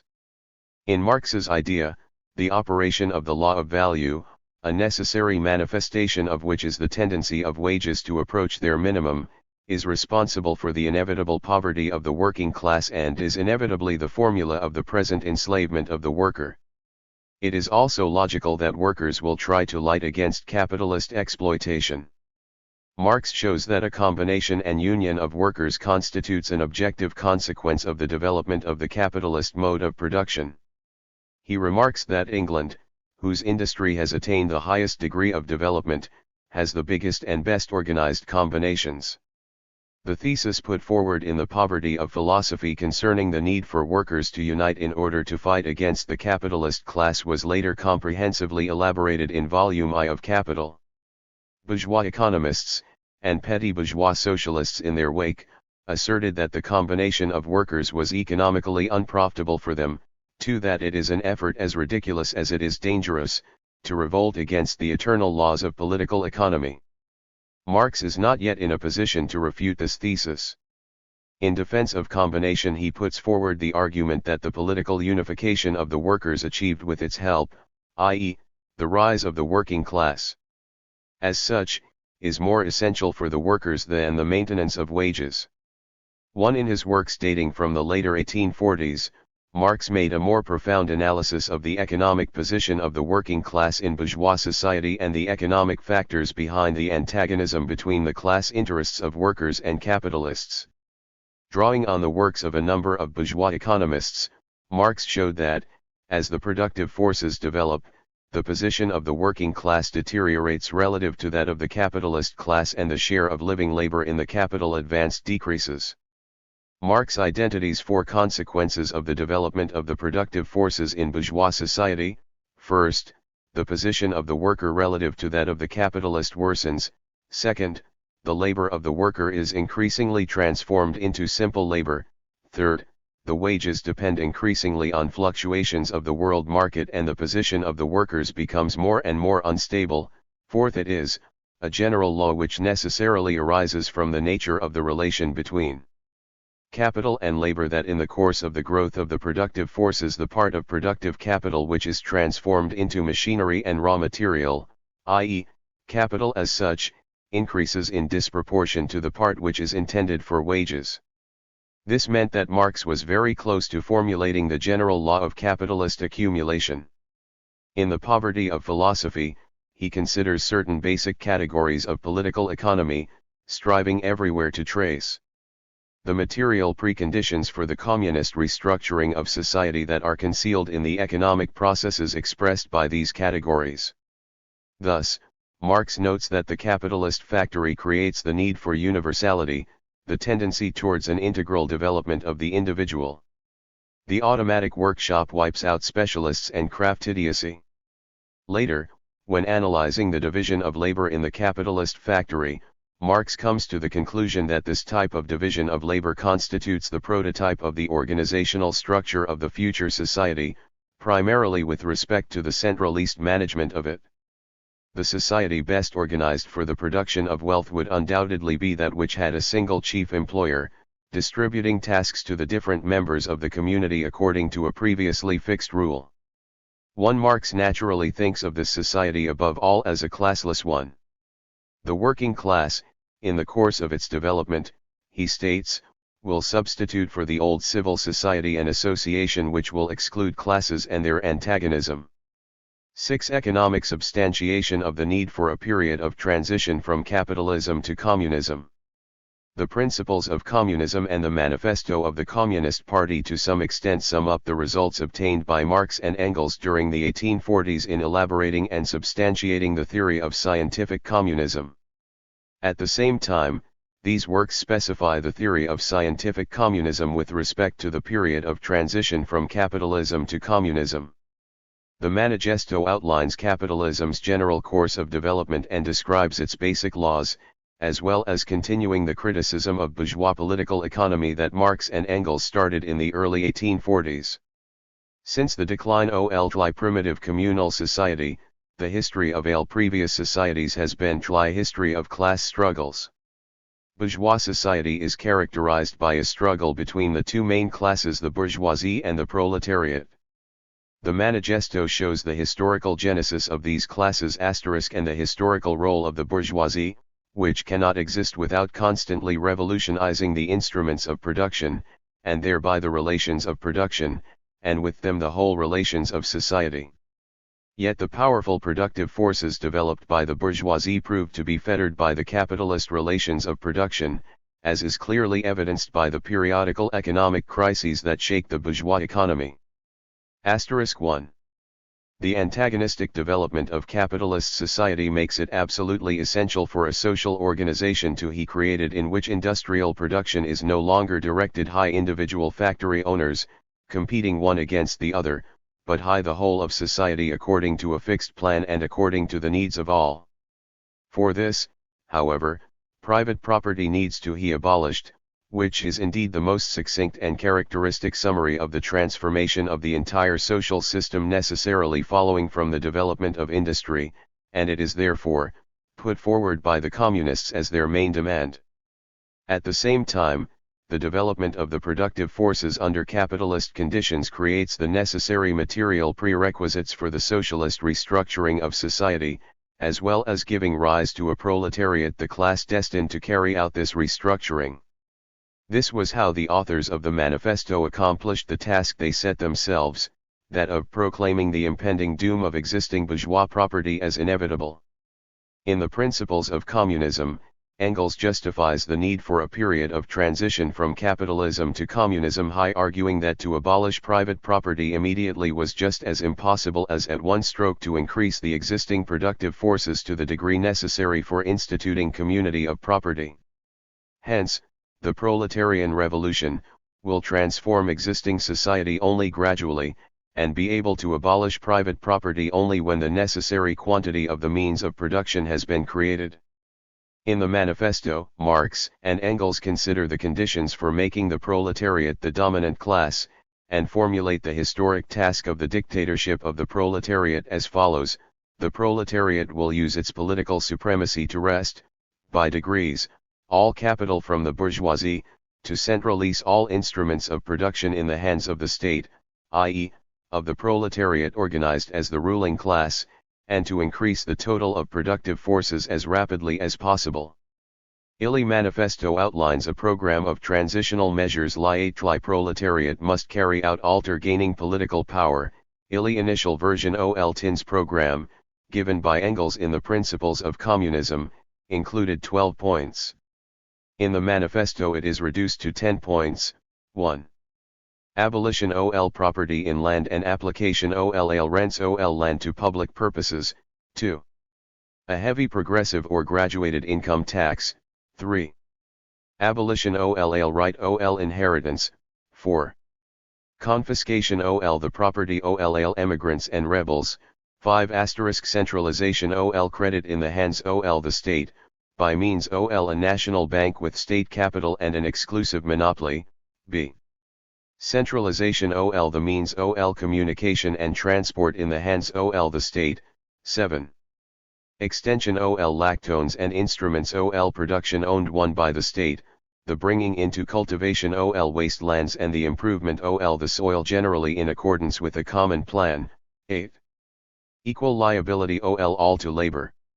Establishment ol industrial armies, especially lore agriculture, combination ol agriculture with manufacturing industries, gradual abolition ol the distinction between town and country, by a more equable distribution ol tne population over the country. 10. Free education lore all children in public schools. Abolition ol children's factory labor in its present form. Combination of education witn industrial production. It follows from this program that the fundamental tasks of the transitional period are seen by Marx and Engels as the socialization of the means of production and distribution, as the obligation to work, the rapid development of the productive forces, and elimination ol the opposition between town and country. The transitional measures lead to the final abolition of private property. Finally, when all capital, all production, and all exchange are concentrated in the hands of the nation, private ownership will automatically have ceased to exist, money will have become superfluous, and production will have so increased and men will be so much changed that the last forms of the old social relations will also be able to fall away. Thus, in the Principles of Communism and the Manifesto of the Communist Party, Engels and Marx first elaborated a detailed conception of the transitional period, a historical stage necessitated by the fact that private property can 4*51. Be abolished and the productive forces developed to the required level only gradually. To our mind, this conception implies that the proletariat should not expect capitalism to develop the productive forces to the level required by the proletariat. This problem must be solved by the proletariat during the transitional period. 1. We believe that this is also why the transformation of private capitalist property into public property must be gradual. In the Principles of Communism, Engels gives a detailed analysis of the consequences of the whole abolition of private ownership. He describes the basic features of communist society as follows. First, society will take out of the hands of the private capitalists the use of all the productive forces and means of communication as well as the exchange and distribution of products and manage them according to a plan corresponding to the means available and the needs of the whole of society. Second, the extended production will then not even be adequate and will have to be expanded much further. Overproduction beyond the immediate needs of society will create new needs and at the same time the means to satisfy them. It will be the condition and the cause of new advances. Third, society will produce enough products to be able so to arrange distribution that the needs of all its members will be satisfied. The division of society into various antagonistic classes will thereby become superfluous. It is even incompatible with the new social order. Classes came into existence through the division of labor, and the division of labor in its hitherto existing form will entirely disappear. For in order to bring industrial and agricultural production to the level described, mechanical and chemical aids alone are not enough. The abilities of the people who set these aids in motion must also be developed to a corresponding degree. Education will enable young people quickly to go through the whole system of production. It will enable them to pass from one branch of industry to another according to the needs of society or their own inclinations. Thus the communist organization of society will give its members the chance of an all-round exercise of abilities that have received all-round development. With this, the various classes will necessarily disappear. The antagonism between town and country will likewise disappear. Then follows the general conclusion, the general association of all members of society for the common and planned exploitation of the productive forces, the expansion of production to a degree where it will satisfy the needs of all, the termination of the condition where the needs of some are satisfied at the expense of others, the complete annihilation of classes and their antagonisms, the all-round development of the abilities of all the members of society through doing away with the hitherto existing division of labor, through industrial education, through change of activity, through the participation of all in the enjoyments provided by all, through the merging of town and country. Such are the main results of the abolition of private property. This detailed description is summed up in the manifesto of the Communist Party in the following brilliant formula: in place of the old bourgeois society, with its classes and class antagonisms, we shall have an association, in which the free development of each is the condition for the free development of all. The authors of the manifesto of the Communist Party still believed that communism would only triumph in all or the majority of capitalist countries at once. The communist revolution will be no merely national one, it will be a revolution taking place simultaneously in all civilized countries, that is, at least in England, America, France, and Germany, but, as noted earlier, this should not be taken too literally. The manifesto emphasizes, the proletariat of each country must, of course, first of all settle matters with its own bourgeoisie. The manifesto also provides a scientific substantiation of the need for setting up a communist party. Such a party is essential for the formation of the proletariat as a class, for the overthrow of the rule of the bourgeoisie and the seizure of political power by the proletariat. At all stages in the proletarian struggle, the communists represent the interests of the movement as a whole. They everywhere support every revolutionary movement against the existing social and political order of things. They labor every 53. Where for the union and agreement of the democratic parties of all countries. The final call of the manifesto of the Communist Party is working men of all countries, unite, which has become the guiding principle for the international communist movement and has since been economically justified. 7. The prerequisites for the further elaboration of economic theory. Let us sum up the points in the economic substantiation of scientific communism that were worked out by Marx and Engels in the latter half of the 1840s, especially in the poverty of philosophy and wage labor and capital. At a later date, Marx described the poverty of philosophy as a work containing the embryo of his economic theory. The same applies, of course, to wage labor and capital. 1. As we have seen, These works really do contain important elements of the future theory of surplus value. First, they set out to explain capitalist exploitation in the framework of the law of value, on the basis of the exchange of equivalents. Second, they draw distinction between labor and labor power, though this is not yet done in an appropriate terms.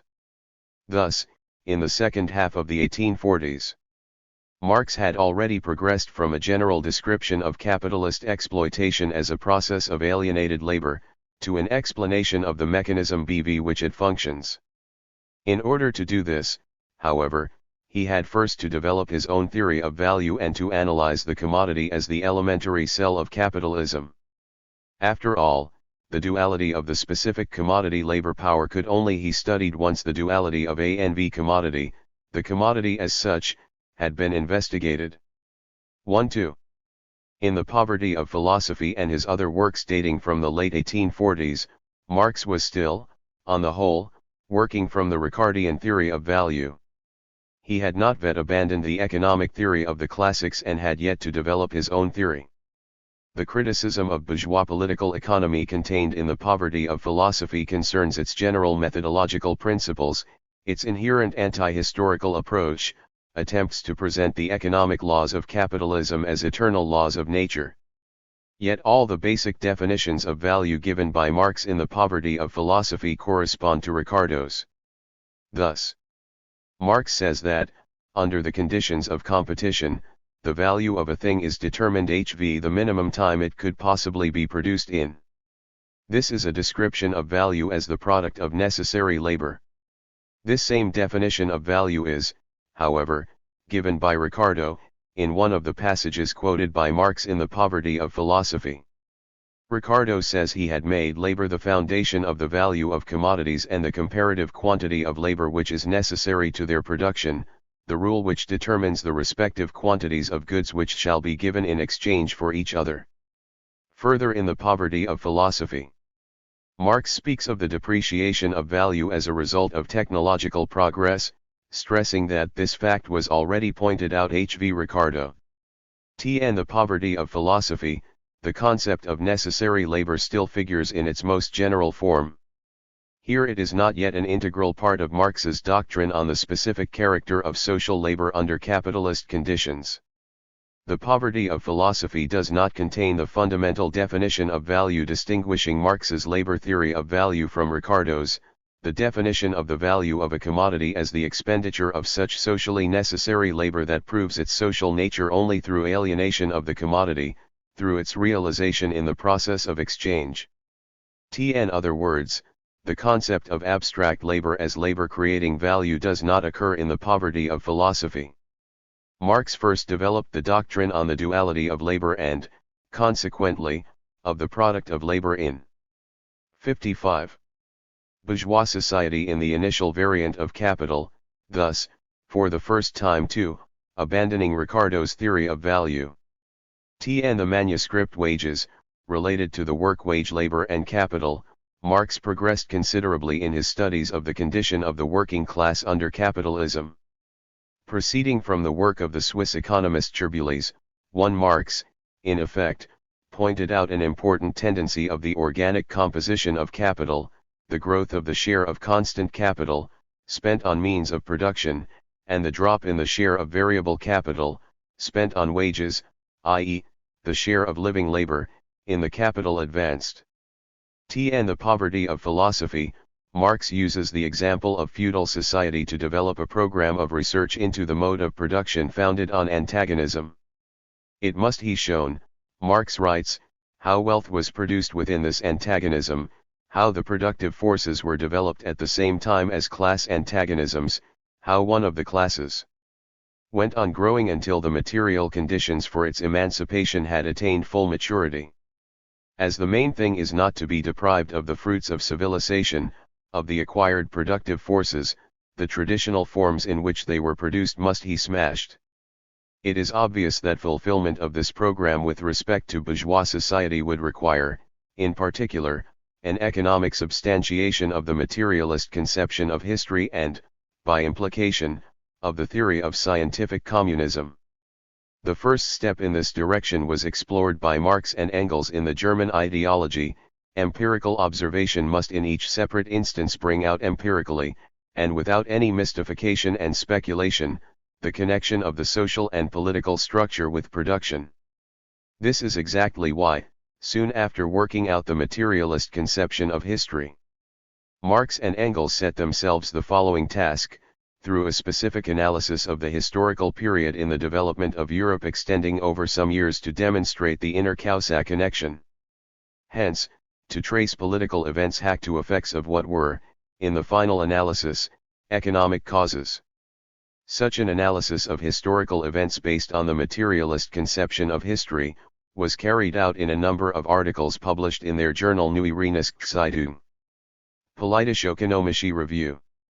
The first issue of this journal contained the beginning of Marx's work The Class Struggles in France, 7848 to 1850, in which, like in the three international reviews, written jointly with Engels, he explained the defeat of the 1848-49 revolution and pointed out the inevitability of another revolution in the future.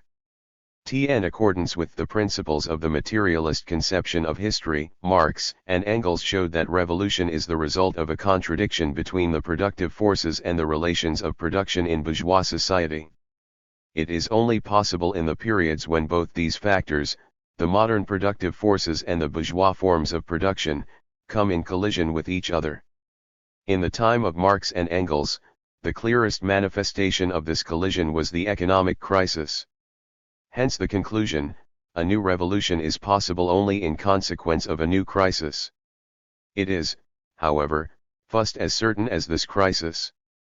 These conclusions constituted a tremendous advance compared with the views of the petty bourgeois socialists, who affirmed that the revolution failed owing to the rivalry between individual leaders of the movement, or even suggested, as Proudhon did, that by pursuing an economic policy calculated to enforce a slowdown in the growth of capital, the socialist transformation of society might be achieved by reformist methods. At the same time, however, these conclusions showed that it was precisely the economic aspects of the theory of scientific communism that had not so far been adequately elaborated. While correctly stressing the objective character of socialist revolution, Marx and Engels still made revolution too directly dependent on crisis. This was mainly because, in their works of the 1840s and 50s, they've still had to rely considerably on the theory put forward by the classic bourgeois economists. The conclusion concerning socialist revolution is an inevitable result of the development of the contradictions of capitalism required a detailed study of the economic law of movement of bourgeois society. Another example. As has been shown, in the 1840s, Marx and Engels highly appreciated the role of the trade unions and the economic struggle of the workers as a means for uniting the working class politically and as a school for its revolutionary education. Yet they underestimated the strike struggle as a means for the workers to achieve substantial changes in their economic position. In December 1847, Marx wrote on the trade unions that if in the associations it really were a matter only of what it appears to be, namely the fixing of wages, if the relationship between labor and capital were eternal, these combinations would be wrecked on the necessity of things. The 10 hours bill. Engels wrote in 1850, considered in itself, and as a final measure, was decidedly a false step, an impolitic, and even reactionary measure, and which bore within itself the germ of its own destruction. Since he considered that the strike by engineering workers that began in late December 1851 in support of a claim for the abolition of overtime and for an improvement of working conditions, might hamper the development of the economic crisis, and thus the onset of the revolution, Engels called this strike stupid. Thus, while highly evaluating the political significance of, in his arguments against such views, Marx proceeds from the cyclical nature of the development of capitalism, which 58 is putting all such average wages out of the question and is producing changes in wages and the constant struggle between employers and workers. This is already a substantially different formulation of the question than that given in the 1840s. Yet, Only once he had gone over from the concept of labor commodity to a more profound analysis of the commodity labor power, could Marx consider the relationship between labor and capital not as a relationship between objects, between direct and accumulated labor, as bourgeois economists did, but as a specific social, i.e., class relationship, that can be understood only in connection with the class struggle between workers and capitalists. We have already noted that, in the works of the 1840s, especially the German ideology, Marx and Engels developed not only the materialist conception of history and the theory of scientific communism, but also the methodological principles that Marx used later, when writing Capital, to substantiate both these theories. Here we mean the analysis made in these works of the dialectical unity of the productive forces and the relations of production in social production, which constitutes the fulcrum of the materialist understanding of history. This splitting of the category of social production is based on the general methodological principle of Marxist theory requiring the material content of any social phenomenon to be distinguished from its social form. Such an approach makes it possible to consider phenomena from the historical angle, as they develop, and it also immediately indicates the source of this development, the contradiction between the material content and the social form of the phenomenon. In the economic and philosophic manuscripts of 1844 and the German ideology, Marx and Engels gave a macro-analysis of social production, an analysis of it in its general form.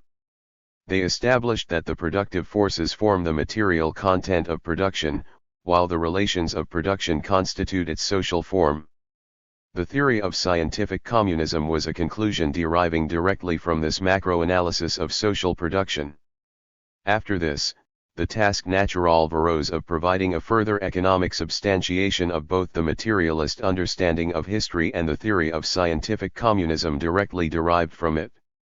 Marx and Engels gave individual 59 elements of such a substantiation in their works dating from the second half of the 1840s, but the task was completed in Capital, where Marx gives a micro-analysis of capitalist production, a detailed analysis of economic processes and the corresponding economic categories.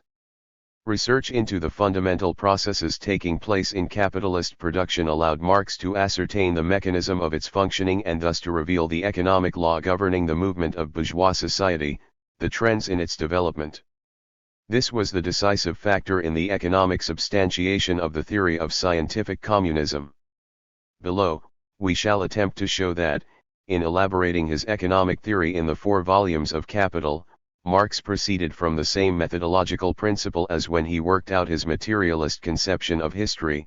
Marx views every economic category proceeding from the abstract to the concrete, as a dialectical unity of the material content, reflecting, to some extent, the development of the productive forces, and the social form, reflecting some aspect of the relations of production. 1. Marx gives an economic substantiation of the theory of scientific communism at every stage of his ascent from the abstract to the concrete. The entire process, in its totality, gives a full economic justification of the theory of scientific communism. Thus, in the late 1840s, thorough research into the capitalist mode of production became an urgent necessity for the further development and substantiation of scientific communism. The necessary methodological prerequisites for this had already been created. Chapter 2. Research into the mechanism of capitalist exploitation. After studying the capitalist economy for 15 years, Marx took a very short time from October 1857 to May 1858 to write an extensive manuscript, which is known as the Outlines of a Critique of Political Economy. This, in fact, was the first rough draft of the future capital. The manuscript is of exceptional importance in the history of Marxism.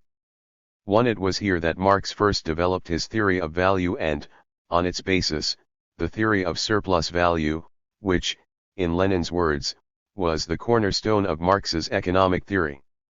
He thus made his second great discovery which, together with that of the materialist conception of history, transformed socialism from a utopia into a science. Marx used the manuscript of the Outlines of a Critique of Political Economy in his later work on Capital, yet it contains considerable material that he left out of the 4 volumes of Capital. This applies, above all, to a number of decisive points, of particular interest today, concerning the substantiation of the theory of scientific communism. First, in the Grundrisse, Marx revealed the economic law of motion of bourgeois society and showed the inevitability of its revolutionary transformation into a communist society. It is in no way surprising that the problems involved in this transformation are considered in great detail in the manuscript. Second, it should be remembered that Marx wrote this manuscript at the peak of the 1857 world economic crisis, and was therefore in a hurry to finish his work, believing that an aggravation of the crisis might lead to a revolutionary situation. "I am working like mad all night and every night collating my economic studies," he wrote to Engels on December 8, 1857, "so that I at least get the outlines clear before the deluge." This also largely explains why, in the HRST variant of Capital, Marx gave so much attention to the problems connected with the rise of communist society. Finally, the third reason is that, while working on the initial variant of Capital, Marx was still considering the problems of economic theory and of the theory of scientific communism on a broader plane, using material relating both to the pre-capitalist formations and to the future communist society for comparison, whereas later on, as he progressed in developing his theory, he was compelled to pay more and more attention to specifically economic questions. Thus, the Grundrisse need to be studied comprehensively, primarily from the angle of the problems of the theory of scientific communism discussed in them. This work is extremely important in terms of methodology, too. The principal specific feature of the rough manuscripts for Capital is that they primarily reflect the process of the theoretical study of the bourgeois economy, while the 3 volumes of Capital, for instance, though also reflecting this process, are mainly a systematic scientific presentation of the economic theory developed up to that time. Stressing the difference between these 2 consecutive stages in his scientific work, Marx wrote, "Of course the method of presentation must differ in form from that of inquiry. The latter has to appropriate the material in detail, to analyze its different forms of development, to trace out their interconnection. Only after this work is done, can the actual movement be adequately described. If this is done successfully, if the life of the subject matter is ideally reflected as in a mirror, then it may appear as if we had before us a mere a priori construction." Marx speaks only about the formal difference between research and presentation, because they are based on the same scientific method of ascent from the abstract to the concrete.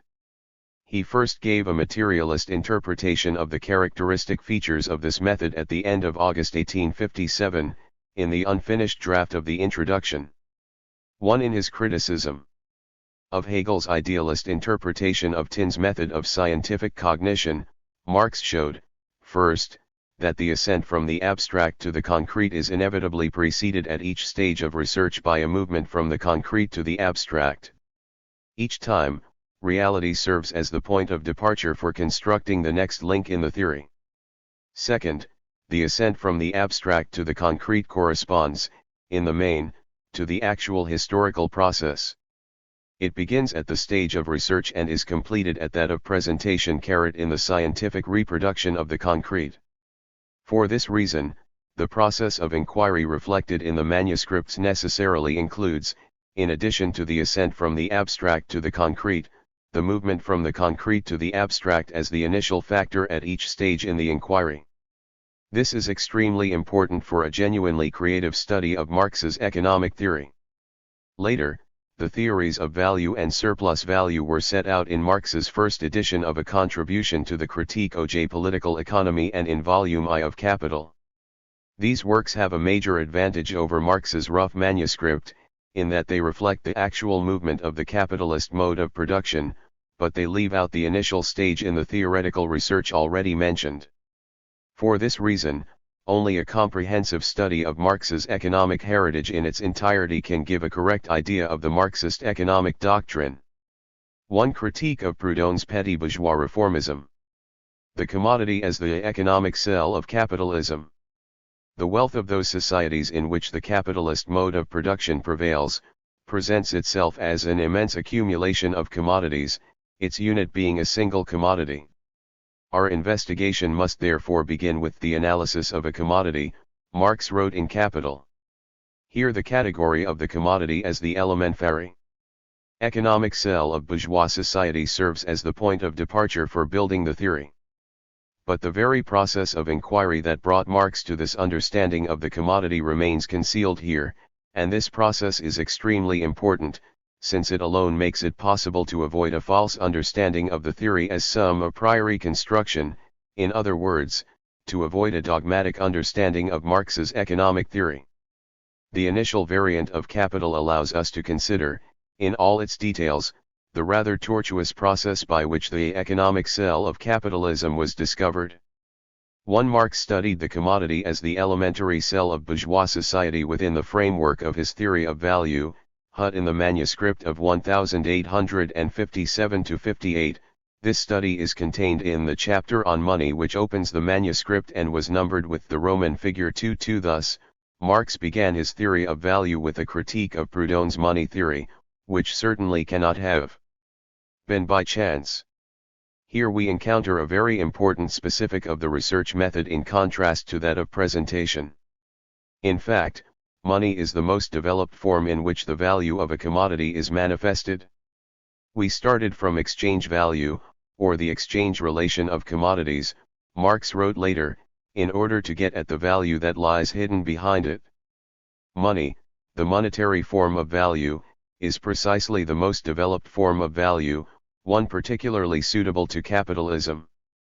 Accordingly, the theory of money is a direct consequence of the theory of value. This explains the fact that, in his critique of bourgeois political economy, and hence in his inquiry into the subject, since this was a single process for him, 1 Marx proceeded from the external manifestation to the essence of phenomena. This is why he began the process of research in the Grundrisse by considering the theory of money, not, moreover, the Ricardian quantitative theory, 2 but Proudhon's petit bourgeois one. In essence, the latter was no more than a bourgeois interpretation of money and money circulation carried ad absurdum, so Marx had a very convenient subject for scientific criticism. In section 2 of this chapter we shall see that in the first variant of Capital, Marx raised and resolved a number of cardinal problems connected with the theory of socialist revolution, above all those concerned with the economic substantiation of the need for the revolutionary overthrow of capitalism. In this context, great importance attaches to Marx's detailed critique of the reformist illusions held by petty bourgeois socialists concerning the possibility of a non-revolutionary transition from capitalism to socialism, in particular to his refutation of the Proudhonists' thesis that, by reforming money circulation and the banks, it would be possible to eliminate the antagonistic contradictions of capitalism and advance to socialism. Marx had provided a critique of Proudhon's theory of a reform of bourgeois society in the Poverty of Philosophy, but at that stage he was still largely relying on Ricardo's economic views. In the process of working out his own economic theory, in the late 1850s, Marx showed that the antagonistic nature of capitalist contradictions can never be exploded by a quiet metamorphosis, that the attempts of the Proudhonists to preserve bourgeois society after getting rid of its defects constituted a harmful utopia disrupting the working class and distracting it from the work of preparing for the socialist revolution. 1. In the 1870s, when Marx tried to arrange the translation of Capital into French, he explained the need for his work to be distributed in France in the following way: I consider it extremely important that the French should be emancipated from the erroneous views imposed on them by Proudhon with his idealization of the petty bourgeoisie.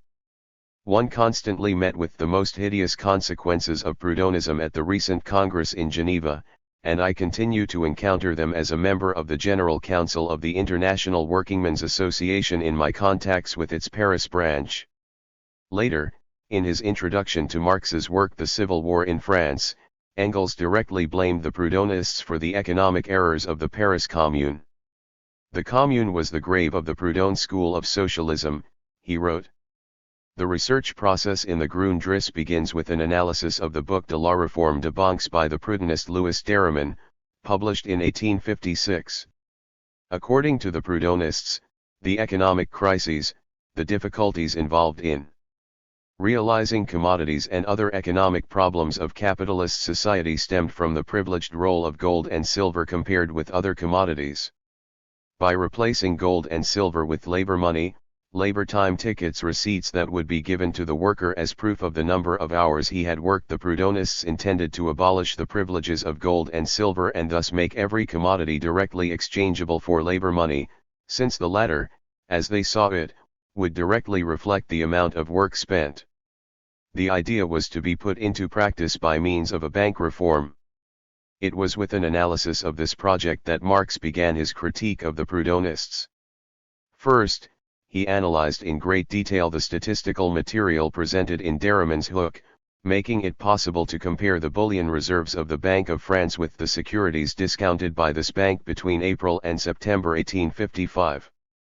Showing an excellent knowledge of French economic history, Marx proved that Derriman's conclusions were completely wrong.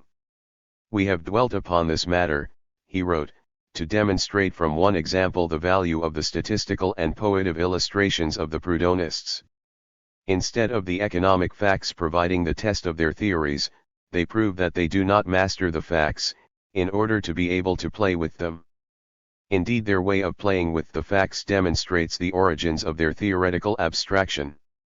Using the statistical material in Derriman's book, Marx showed primarily that the author confused credit and money circulation and greatly overrated the role of the banks, in maintaining that they control money circulation, and have a monopoly over credit and the money market. Thus was the Proudhonist program for reorganizing the financial system of bourgeois society overthrown in terms of facts. But Marx still had to refute it theoretically too. For this purpose, he had to develop his own money theory and, even before that, his own theory of value, from which it would derive organically.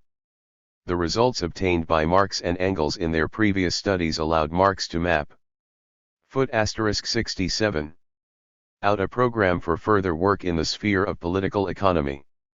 As the Proudhonists saw it, a bank reform would create entirely new conditions of production and circulation, would, in effect, revolutionize bourgeois society.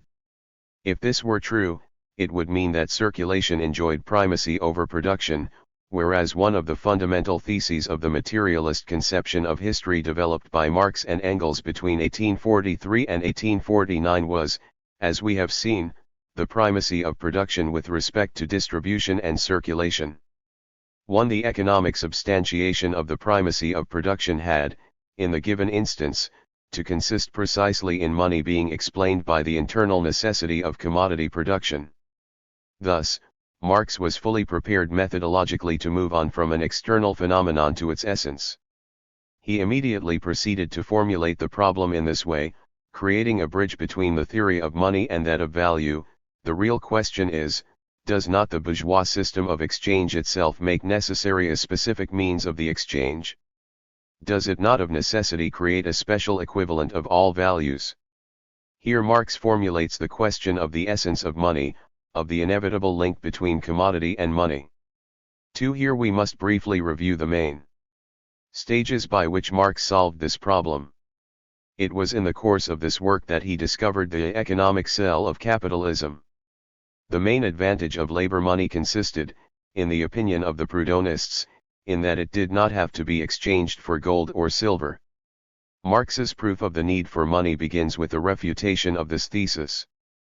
Proceeding from the way the banknotes of the Bank of England circulate, Marx showed that the convertibility of the note into gold remains for it an economic law, whether or not it politically exists. This applies equally to all paper money, including the Proudhonists' labor money. Between 1799 and 1819, a Bank Restriction Act was in force in Britain, which established a compulsory rate of exchange for banknotes and abolished the exchange of banknotes for gold. Yet it was precisely at this time that the Bank of England note depreciated, for, in fact, it was exchanged for a smaller quantity of gold than envisaged by the exchange rate, even though it was inconvertible. *1 Having established the obligatory nature of the exchange of paper money for gold, Marx assumes that ordinary gold or paper money has been replaced by labor money. If, previously, some coin, for example the British sovereign, corresponded to a specific quantity of gold as the embodiment of a certain amount of past labor, now the same quantity of gold is represented by a labor time ticket, the embodiment of the expenditure of living labor in terms of labor hours. Marx notes that according to the general economic law that costs of production fall continually, that living labor becomes more and more productive, and that the labor time objectified in products therefore continually depreciates.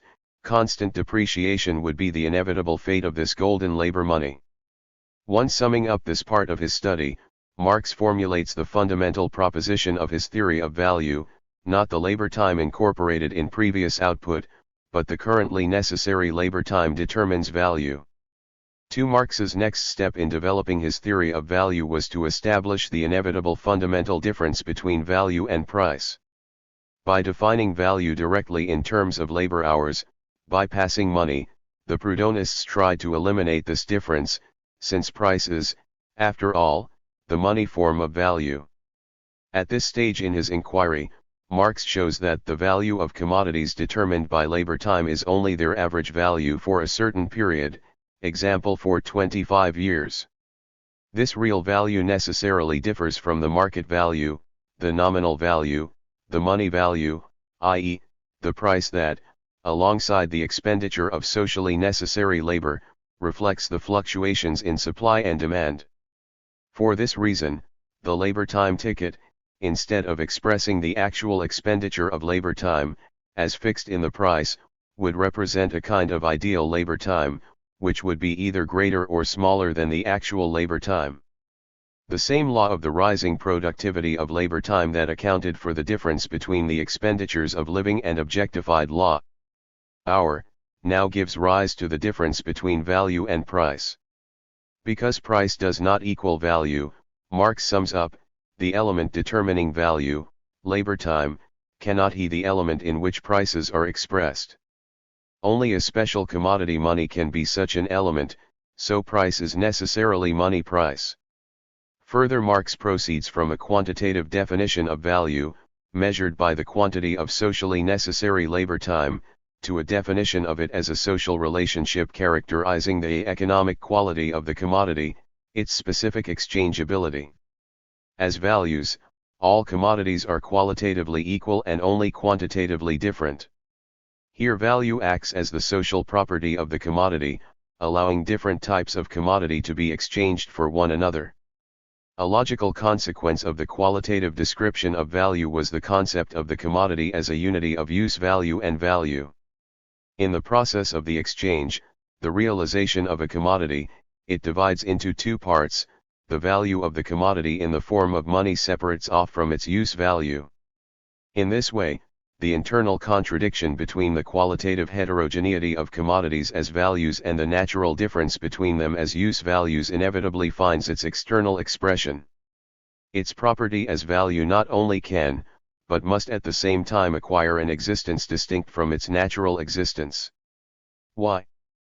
Because, since commodities as values are only quantitatively different from each other, every commodity must be qualitatively distinct from its own value. Its value, therefore, must also have an existence qualitatively distinguishable from it, and in the actual exchange this distinguishability must become an actual separation, because the natural distinctions between commodities must come into contradiction with their economic equivalents. The two can exist alongside one another only through the commodity acquiring a double existence. Thus Marx theoretically proved the utopian nature of the Proudhonist attempts by means of labor money to turn commodity directly into money, obviating the process of realizing it on the market. The money form of the value of a commodity appeared as the necessary form in which its value is manifested. After this, Marx made the last and probably the most 71. Important step in evolving his theory of value, from the idea of the commodity as a dialectical unity of use value and value, to that of the labor creating the commodity as a dialectical unity of the concrete labor creating use value and the abstract labor creating value. 1. The doctrine of the duality of labor in bourgeois society provides the basis for the Marxist theory of value, distinguishing it fundamentally from the labor theory of value put forward by the classics of bourgeois political economy. No economist before Marx saw the duality of labor as a specific of bourgeois production. This doctrine, Marx later emphasized, provides the basis for all understanding of the facts. Like the two aspects of the commodity, the duality of labor was first described by Marx from the point of view of quantity and quality. Abstract labor is labor separated from its quality, quantitatively different labor, while concrete labor is naturally determined labor qualitatively different from other labors. At the same time, in bourgeois society, labor in the form of abstract labor is social labor, while concrete labor is directly private labor. Marx writes, the necessity to transform the product, first, into money, proves two things: that the individuals now only produce for and within society, that their production is not directly social. Thus, while criticizing the Proudhonist theory of money, Marx developed his own theory of value, based on the doctrine of the duality of labor and its product in bourgeois society. In the course of his research, Marx made an important methodological observation about the nature of the presentation of the theoretical results he obtained. It will later be necessary to correct the idealist manner of presentation which makes it appear as if it were merely a matter of the definitions of concepts and the dialectic of these concepts. Marx explains that it is primarily such of his expressions as the commodity becomes exchange value that require specification. The commodity exists as an independent object perceived with the senses, while value is only a certain social relation, of which commodities are the material medium.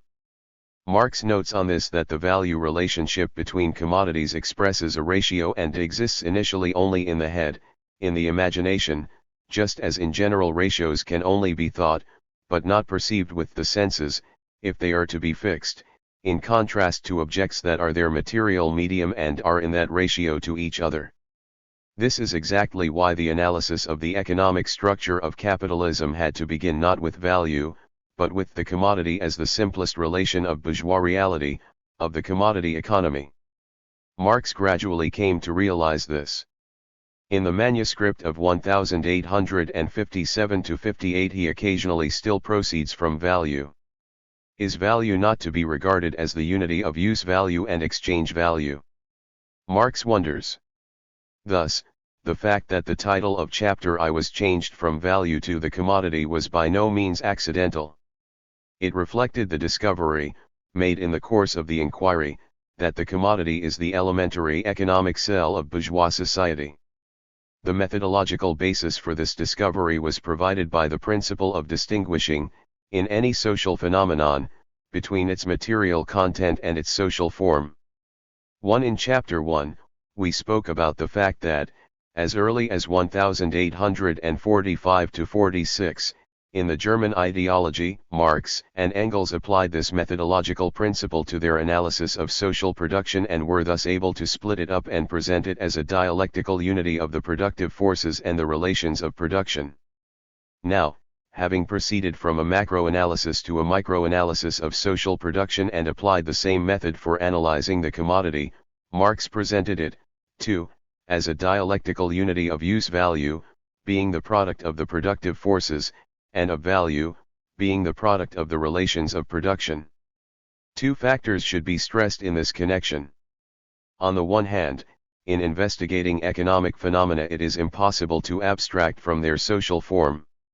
It is precisely the social form of economic processes that characterizes the specific nature of social production, within the framework of which these processes take place, while their material content makes it possible to ascertain the general features inherent in various types of production. Marx notes that the value form of the commodity is not only the most abstract, but is also the most universal form, taken by the product in bourgeois production, and stamps that production as a particular species of social production, and thereby gives it its special historical character. The bourgeois economists failed, in effect, to identify the value of the commodity as an economic category differing qualitatively from its use value. They were therefore unable to go beyond a quantitative analysis of value and, hence, to discover the specific historical nature of the capitalist mode of production. Marx's methodological principle was the complete opposite of that used by the Proudhonists, who, like the bourgeois economists, identified the use value of the commodity with its value. The Proudhonists' desire to get rid of the main defect of commodity production, the problem of realizing the commodity, of turning it into money, was due to their failure to understand that this problem stems from the fundamental features of the commodity, its duality, arising from the dual nature of the labor that creates it, the impossibility of directly turning the product of concrete labor, as use value, into the product of abstract, social labor, i.e., into value, money. The Proudhonists borrowed their concepts from Owen, Gray, Thompson, Bray, and other English socialists who had proposed retaining commodity production, but abolishing exchange. The latter had also thought up the idea of labor money, to be issued by the National Bank, which would act virtually as regulator of social production. Sensing the inconsistency of their ideas, the British socialists gradually came to the conclusion that, after money, it was necessary to abolish the commodity value system, the bourgeois mode of production as a whole, and to establish communist relations. But it was left to M. Proudhon and his school, Marx sarcastically remarks, to declare seriously that the degradation of money and the exaltation of commodities was the essence of socialism. Marx showed that the defects of the commodity are, in reality, necessary consequences of the contradictory nature of commo. 74. Production under the conditions of private property, and that this character of direct and universal exchangeability of the commodity is as intimately connected with its opposite pole, the absence of direct exchangeability, as the positive pole of the magnet is with its negative counterpart. It is in this contradiction that the possibility of economic crises lies. But while the social form of economic processes characterizes their historically determined specific nature and cannot, therefore, be cast aside in the course of research, this form does not exist without its own material content. Thus, for example, the definition of the value of a commodity as the quantity of socially necessary labor time required to produce it reflects the internal link between value as an element of the relations of production, and use value as an element of the productive forces. Consequently, it is precisely the commodity in its role as the unity of its material content and social form that constitutes the economic cell of capitalism and the necessary point of departure in analyzing the economic structure of bourgeois society. 1. At the end of the 1857-58 manuscript, Marx set out the results of his inquiry in the following words: the category of the commodity is the first one in which bourgeois wealth presents itself. 2. Before proceeding any further, it should be emphasized that Marx's critique of petty bourgeois reformism did not mean that he rejected the possibility and necessity of economic reforms within the framework of capitalism, or their influence on the relations of production in bourgeois society. Marx simply wanted to make it clear that reforms of this type could not radically change the foundations of the capitalist system. It is essential to understand this clearly. He stressed, so as not to set oneself impossible tasks, and to know the limits within which monetary reform and changes in circulation can revolutionize the relations of production and the social relations based upon them. 2. The fundamental propositions of the theory of surplus value. The possibility of and need for socialist revolution. Marx's elaboration of the theory of value in the outlines of a critique of political economy and the discovery made there of the commodity as the elementary economic cell of bourgeois society permitted him to proceed immediately to analyzing capitalist relations themselves. Since value relations constitute the point of departure in Marx's analysis of capitalism, so in theory, just as in the reality of capitalism, the concept of value precedes that of capital. 1. The theory of value thus plays a fundamental role in Marx's economic doctrine, and he later returned to it again and again to further develop and substantiate it, obtaining new results each time. The application of the theory of value to the analysis of the exchange between labor and capital in the Grundrisse allowed Marx to formulate the theory of surplus value and explain the mechanism of capitalist exploitation. It is the exchange of activities between labor and capital, between the worker and the capitalist, that forms the content of the capitalist relations of production. The difficulty in analyzing this exchange lies in the fact that appearances here conflict sharply with reality. 2. The essentially non-equivalent exchange between worker and capitalist takes place, and consequently must be explained, within the frame work of the law of value, on the basis of the exchange of equivalents. Capital, writes Marx, is the power to appropriate the labor of others without exchange, without equivalent, but with the appearance of exchange. Marx's analysis of the mechanism of capitalist exploitation also proceeds from the difference between the material content and the social form of the process of capitalist production.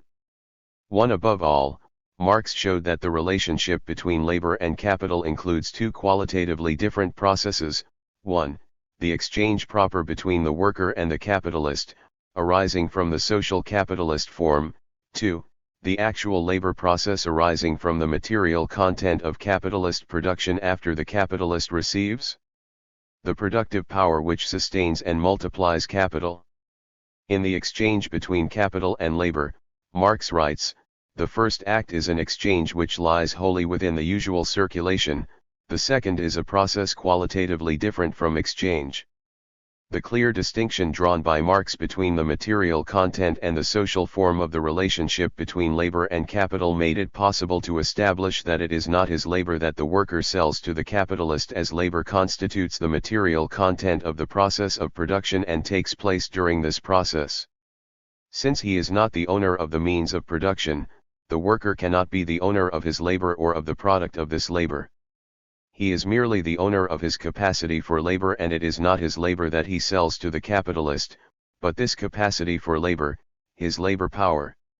Marx analyzed the commodity labor power on the basis of the theory of value he had developed in the course of his critique of Proudhonism. Labor power is sold to the capitalist at value, determined by the quantity of materialist labor required for the production of the worker himself, since the use value of the commodity sold by the worker is inseparable from the worker himself. In this context, Marx notes that the worker's labor, as opposed to capital, is abstract labor, absolutely indifferent to its particular purpose, but adaptable to any purpose. In this lies the economic basis for the all-round mobility of the worker, to which Marx attached great importance. His economic function therefore is to be the bearer of labor as such, i.e., of labor as use value for capital. The capitalist acquires the use value of the commodity labor power, which consists in the worker's capacity to create a certain value in the labor process, and not just to preserve capital, but to multiply it. The realization of this use value takes place in the process of living labor, which, as defined by Marx, exists not as object but as activity, not as itself value but as the living source of value. Surplus value is defined by Marx as the difference between the value created by living labor in the process of production and that which the capitalist pays the worker in the form of wages. 1. The capitalist mode of production creates the necessary and sufficient conditions for the existence of surplus value. The capitalist's social form of production, capitalist relations of production, necessarily result in the labor of the worker, and hence the product of this labor, belonging to the capitalist. The law of value, a vital requirement of which is the exchange of equivalents, fully allows for the value created as a result of the expenditure of living labor to exceed the value of labor power. The sizes of these values, as Marx showed, are completely independent of each other. He exchanges the value-creating activity for a previously determined value regardless of the results of his activity. The material content of the capitalist mode of production, i.e., the very process of capitalist production, turns the possibility of the existence of surplus value into reality. The capitalist mode of production is characterized by such a level of development of the productive forces, such a productivity of social labor, that surplus value actually exists in its two forms, as absolute and as relative surplus value. It is the tendency of capital to link absolute surplus value with relative surplus value, hence the maximum expansion of the working day with the maximum number of simultaneous working days, at the same time reduction to the minimum of the necessary labor time, on the one hand, and of the necessary number of workers, on the other one. The fundamental principles of the surplus value doctrine set out in the Grundrisse allowed Marx to formulate and substantiate the economic law of motion of capitalist society, and this, as we shall see, was of decisive importance for substantiating the theory of scientific communism. Let us first note that the possibility of describing the motion of bourgeois society arose directly from the thoroughly historical approach permeating Marx's theory, from his method of inquiry, combining logical and historical analysis. Our method, Marx stated, shows the points where historical analysis must come in, or where the bourgeois economy as a merely historical form of the production process affords a glimpse of earlier historical modes of production lying outside its own sphere. On the other hand, this correct method of consideration likewise leads to points where the abolition of the present form of the relations of production, an incipient movement, comes into view, thus foreshadowing of the future. Thus, the very method of economic inquiry used by Marx dictated the need to go beyond the bounds of capital, beyond an analysis of the capitalist mode of production, and to evolve a political economy in the broad sense of the term, which would also embrace pre-capitalist formations and scientific forecasting of communist society. Marx undertook 79. This task in his Grundrisse, where he gave a very detailed analysis. We shall not discuss the large section of this manuscript entitled Pre-Capitalist Formations, since we are primarily interested in Marx's conclusions concerning the socialist revolution and communist society, which he drew from the theory of surplus value as soon as he had formulated its basic principles. Marx showed that in appropriating the surplus value created by the workers, the capitalist class acts in full compliance with the inherent laws of the capitalist mode of production, especially the law of value. This means that capitalist exploitation follows from the very essence of the capitalist relations of production. Marx criticized the illusions of bourgeois democracy with respect to the seeming independence of individuals in capitalist society. Later he showed in greater detail that the working class is a historically conditioned element of bourgeois society.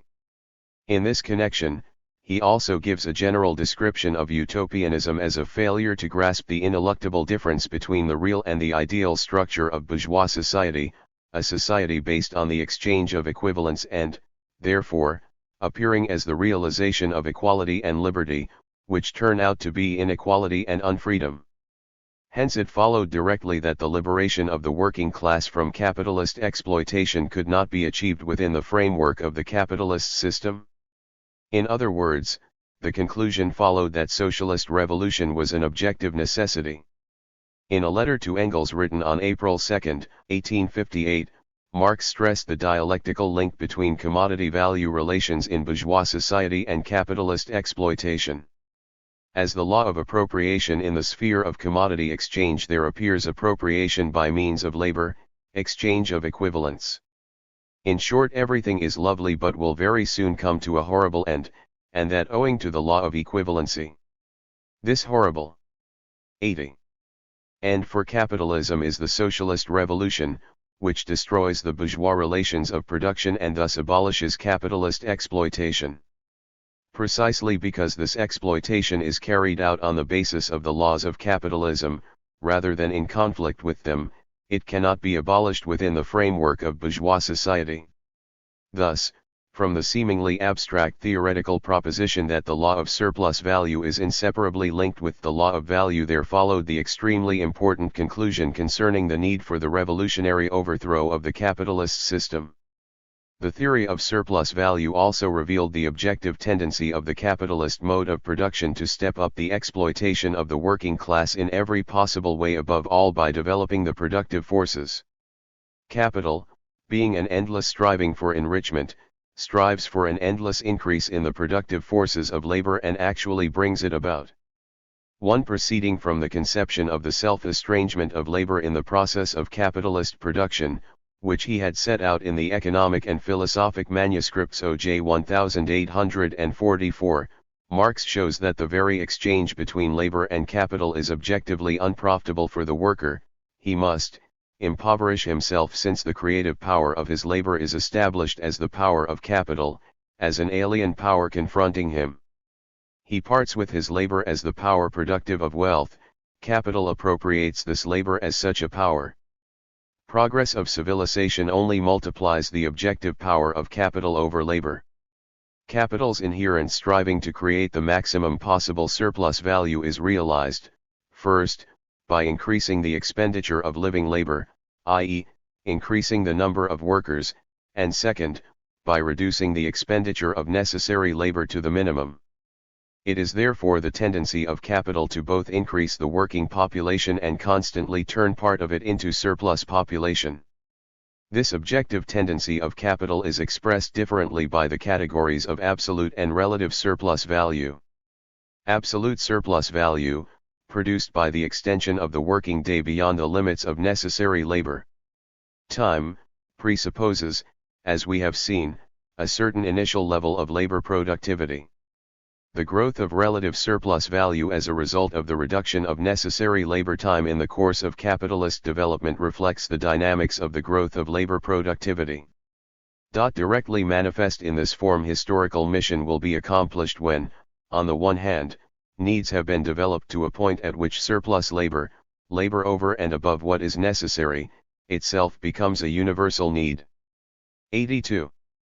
Stemming from the individual requirements themselves, when, on the other hand, universal industriousness has been developed by the strict discipline of capital acting on successive generations and has become the common property of the new generation, and when, finally, this industriousness, thanks to the development of the productive forces of labor, continually spurred on by capital in its endless striving for enrichment, under the only conditions that enable capital to realize this striving, has advanced to a point where, on the one hand, the possession and maintenance of general wealth requires only little labor time from society as a whole, and where, on the other, working society adopts a scientific attitude to the process of its progressive reproduction. Of its reproduction in steadily growing abundance, i.e., when an end has been put to labor in which man does himself what things can do for him.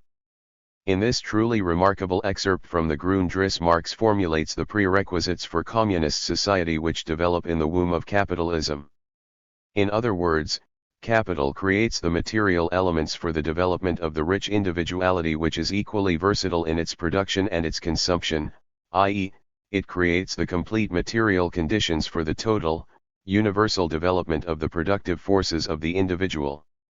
The conclusion concerning the progressive character of capitalism as compared with pre-capitalist formations, which is so forcefully expressed here, constitutes one of the most important results obtained by Marx from his analysis of the economic law of motion of bourgeois society. Only capitalism was capable of ensuring the growth of the productive forces required for the transition to communism and the all-round development of all members of society. This thesis distinguishes Marx's theory fundamentally from the utopian views of pre-Marxian socialism and from the petty bourgeois theories current in Marx's time. Compared with the ordinary socialists, Engels wrote, Marx must be given credit for showing the existence of progress even where the extremely one-sided development of the present conditions is accompanied by fearful direct consequences. Thus everywhere in describing the extremes of wealth and poverty, etc., stemming from the factory system as a whole.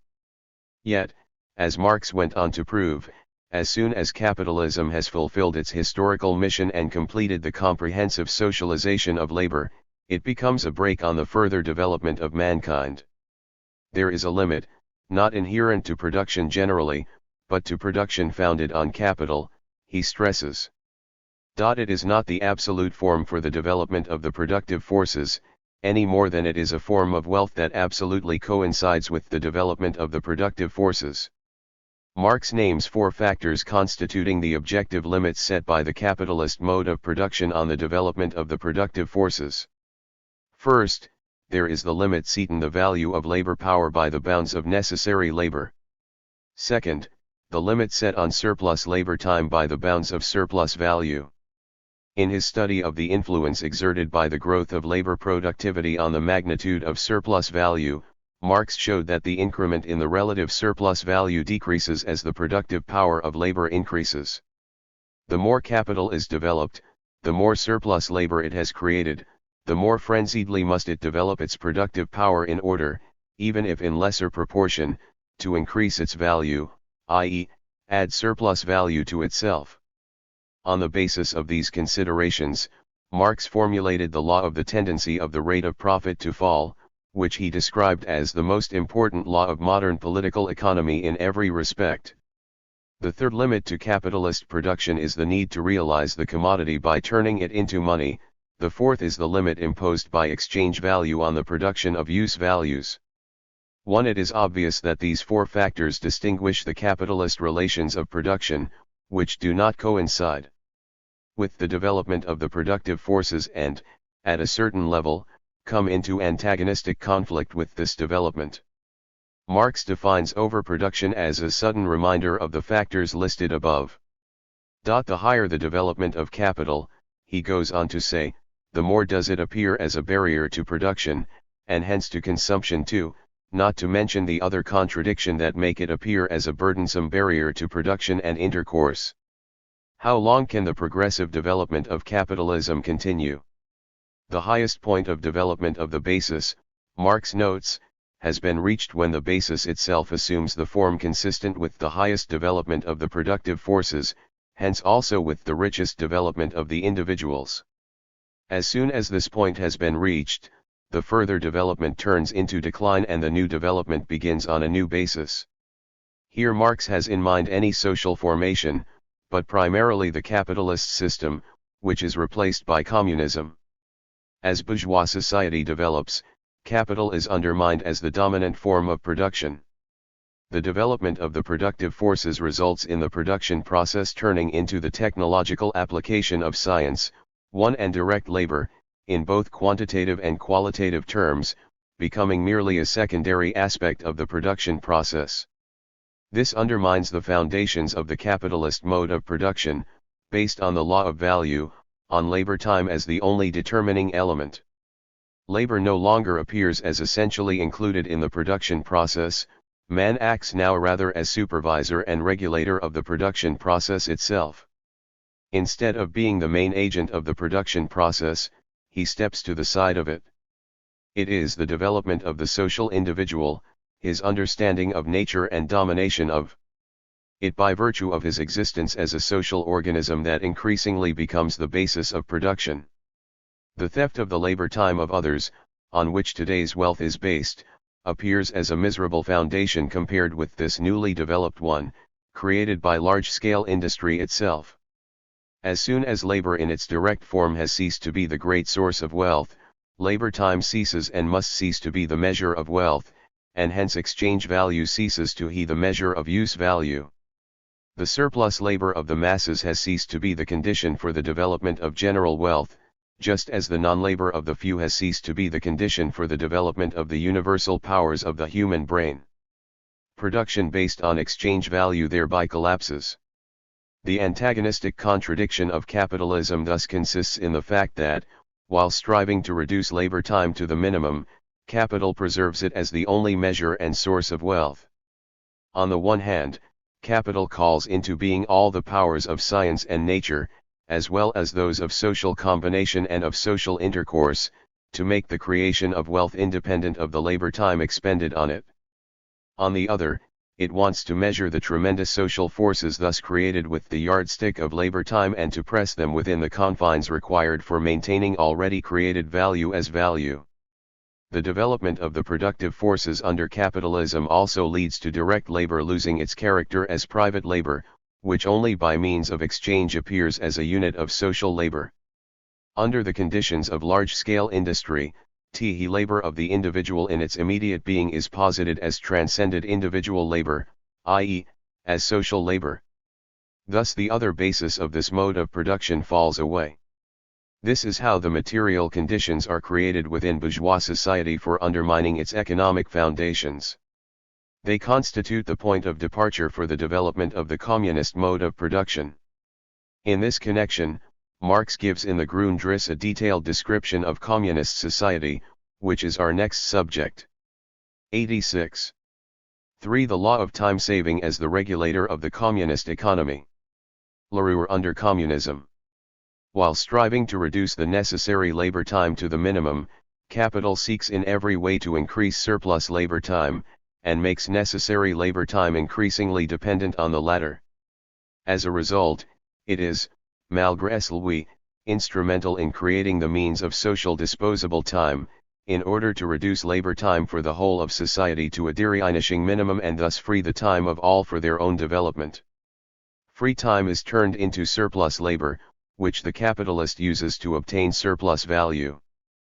Communism, however, abolishes the very relation of necessary and surplus labor, so that surplus produce itself appears as necessary and, finally, material production leaves everyone surplus time for other activity.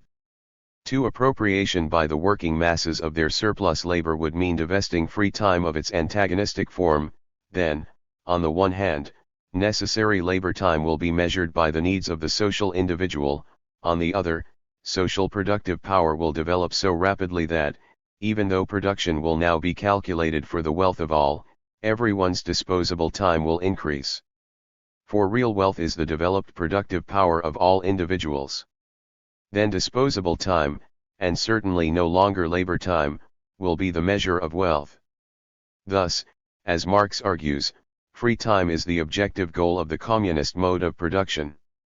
In full compliance with this goal, he describes communist society as follows: free individuality, based on the universal development of the individuals and the subordination of their communal, social productivity as their social wealth. Under communism, the law of value as the regulator of the capitalist mode of production is replaced by the law of time saving, its action having been undermined in the course of development of bourgeois society. Noting that the time factor remains essential under communism, too, that as with a single individual, the comprehensiveness of its development, its enjoyment, and its activities depends upon the saving of time, Marx drew the conclusion that economy of time, as well as the planned distribution of labor time over the various branches of production, therefore, remains the first economic law if communal production is taken as the basis. It becomes a law even to a much higher degree. However, this is essentially different from the measurement of exchange value, by labor time. Thus, the law of time saving, which expresses the material content of commodity value relations, acts as the regulator of communist production. Under capitalism, value relations distort the operation of this law, since social production is regulated there not HV the planned, conscious control exercised by society over its working time, hut behind the backs of the producers, spontaneously, through the medium of market prices, which diverge from value. Only developed communism, its highest phase, characterized by full harmony between the productive forces and the relations of production, makes it possible to achieve the maximum effect from the operation of the law of time saving.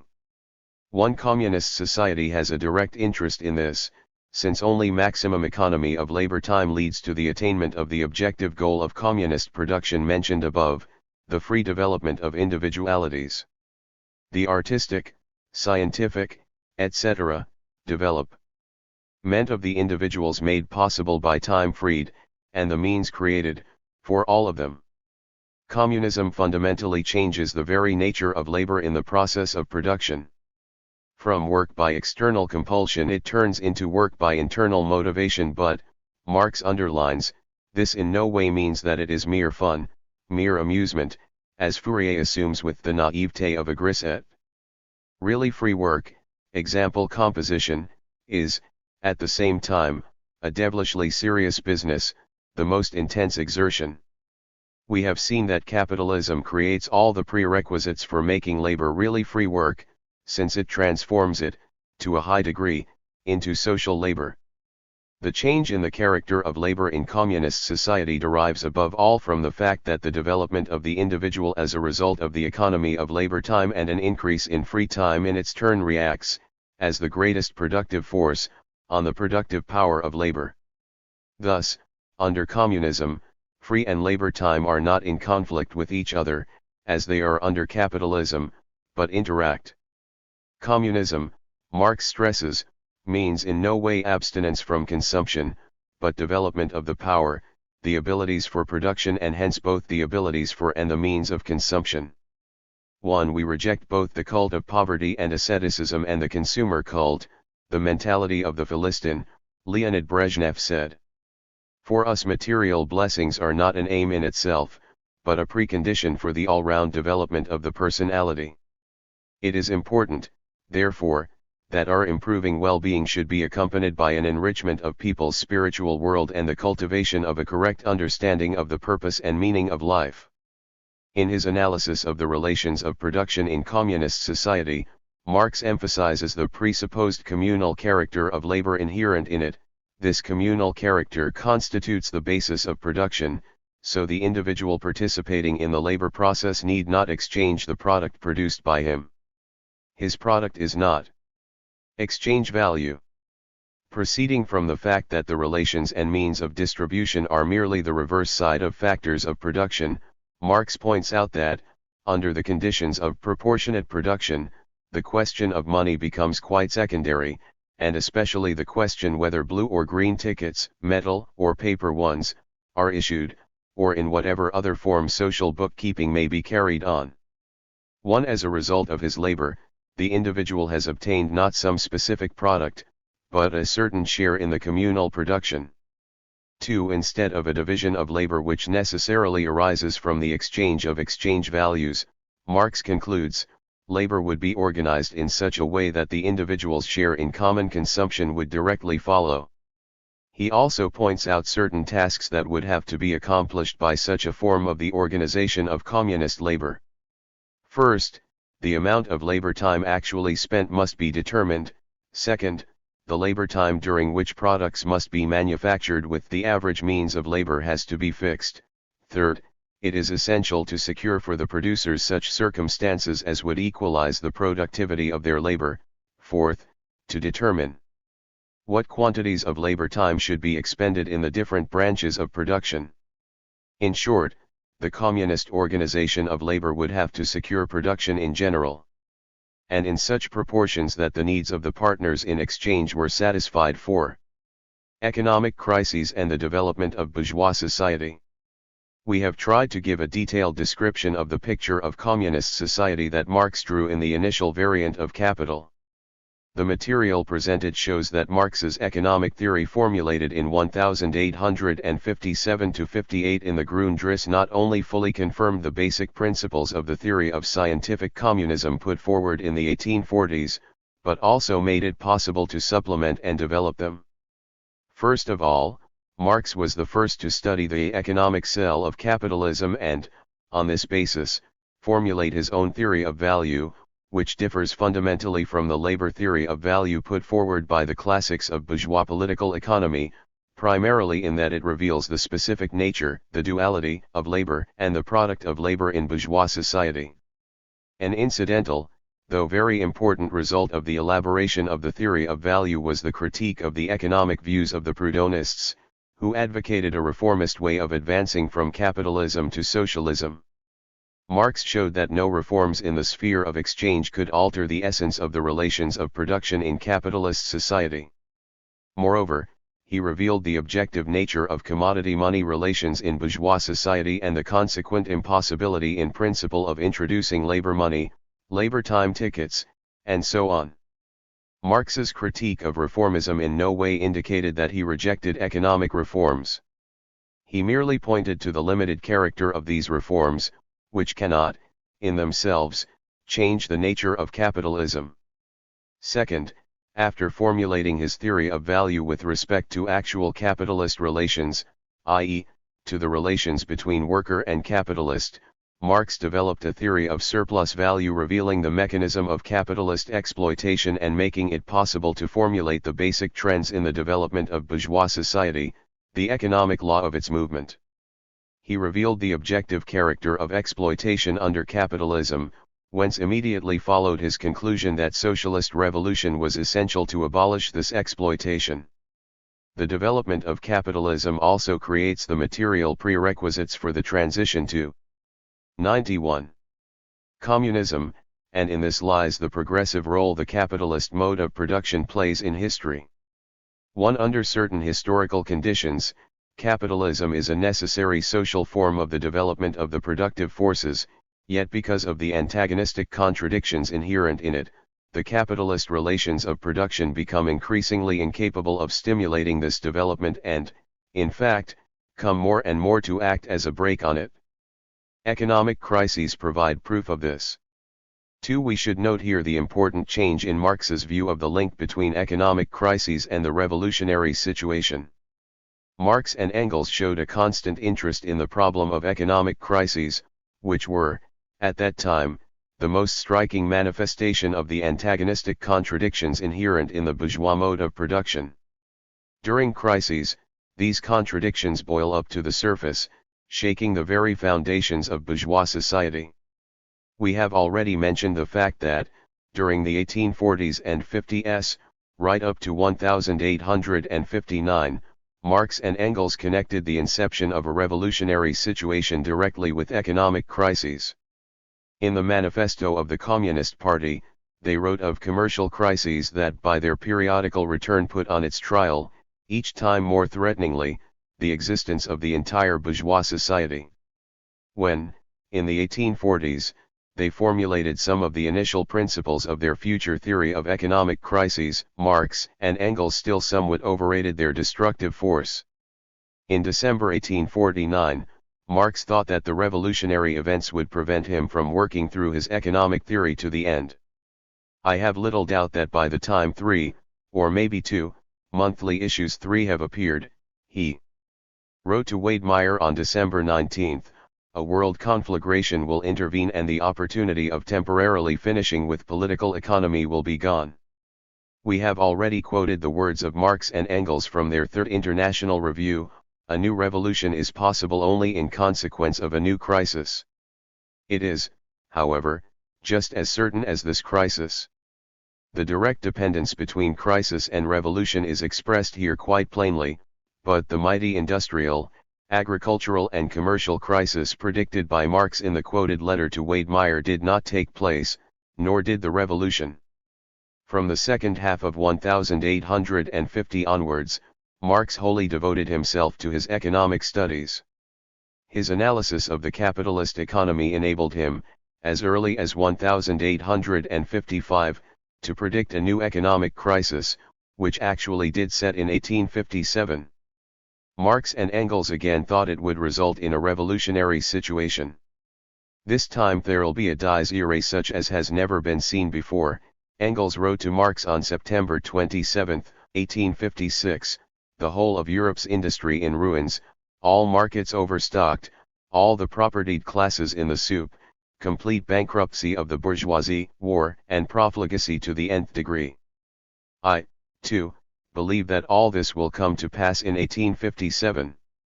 Never again, perhaps, will the revolution find such a fine tabula rasa as now, he remarked in a letter on November 17, 1856. The revolution marches on apace, Marx wrote on July 11, 1857. In October 1857, Marx began working like mad on his economic theory. He was trying to establish the principles of the political economy of the working class before the deluge, before the onset of the revolution, which he then considered inevitable. The 1857 crisis did not, however, lead to the impatiently awaited revolutionary situation. Running ahead somewhat, let us note that Marx formulated his theory of crises while writing his outlines of a critique of political economy and, mainly, his theories of surplus value. He showed that one fundamental feature of crises of overproduction under capitalism is that they occur periodically, the rhythm being determined by the renewal of fixed capital. Permanent crises do not exist. He went on to show that the economic crisis, being a real concentration and forcible 93. Adjustment of all the contradictions of bourgeois economy 1, also served to speed up the growth of the productive forces. Crises drive capitalist production onward and beyond and force it to put on 7-league boots, in order to reach a development of the productive forces which could only be achieved very slowly within its own limits. While being a manifestation of the economic contradictions of capitalist society, the economic crisis does not, in itself, in any way indicate that the capitalist mode of production has exhausted its potential for development. This was clear to Marx by 1857–59, as evidenced by his conclusion concerning the tremendous internal capacity of capitalism for developing the productive forces, regardless of the antagonistic contradictions inherent in it. It was on the basis of this conclusion that, in 1859, in the preface to the first edition of a contribution to the Critique of Political Economy, Marx formulated his famous proposition concerning the vitality of social formations, a vitality due to the opportunities they create for the development of the productive forces. No social order, Marx wrote, is ever destroyed before all the productive forces for which it is sufficient have been developed, and new superior relations of production never replace older ones before the material conditions for their existence have matured within the framework of the old society. Undoubtedly of substantial significance for the establishment of this conclusion was Marx's formulation, at this time, of the theory of surplus value. The elaboration of the theory of average profit and the price of production, as well as that of economic crises, crystallized Marx's views on the given question. Important evidence of the change in Marx's view of the role of economic crises in the development of capitalist society is his letter to Nikolai Danielson on April 10, 1879.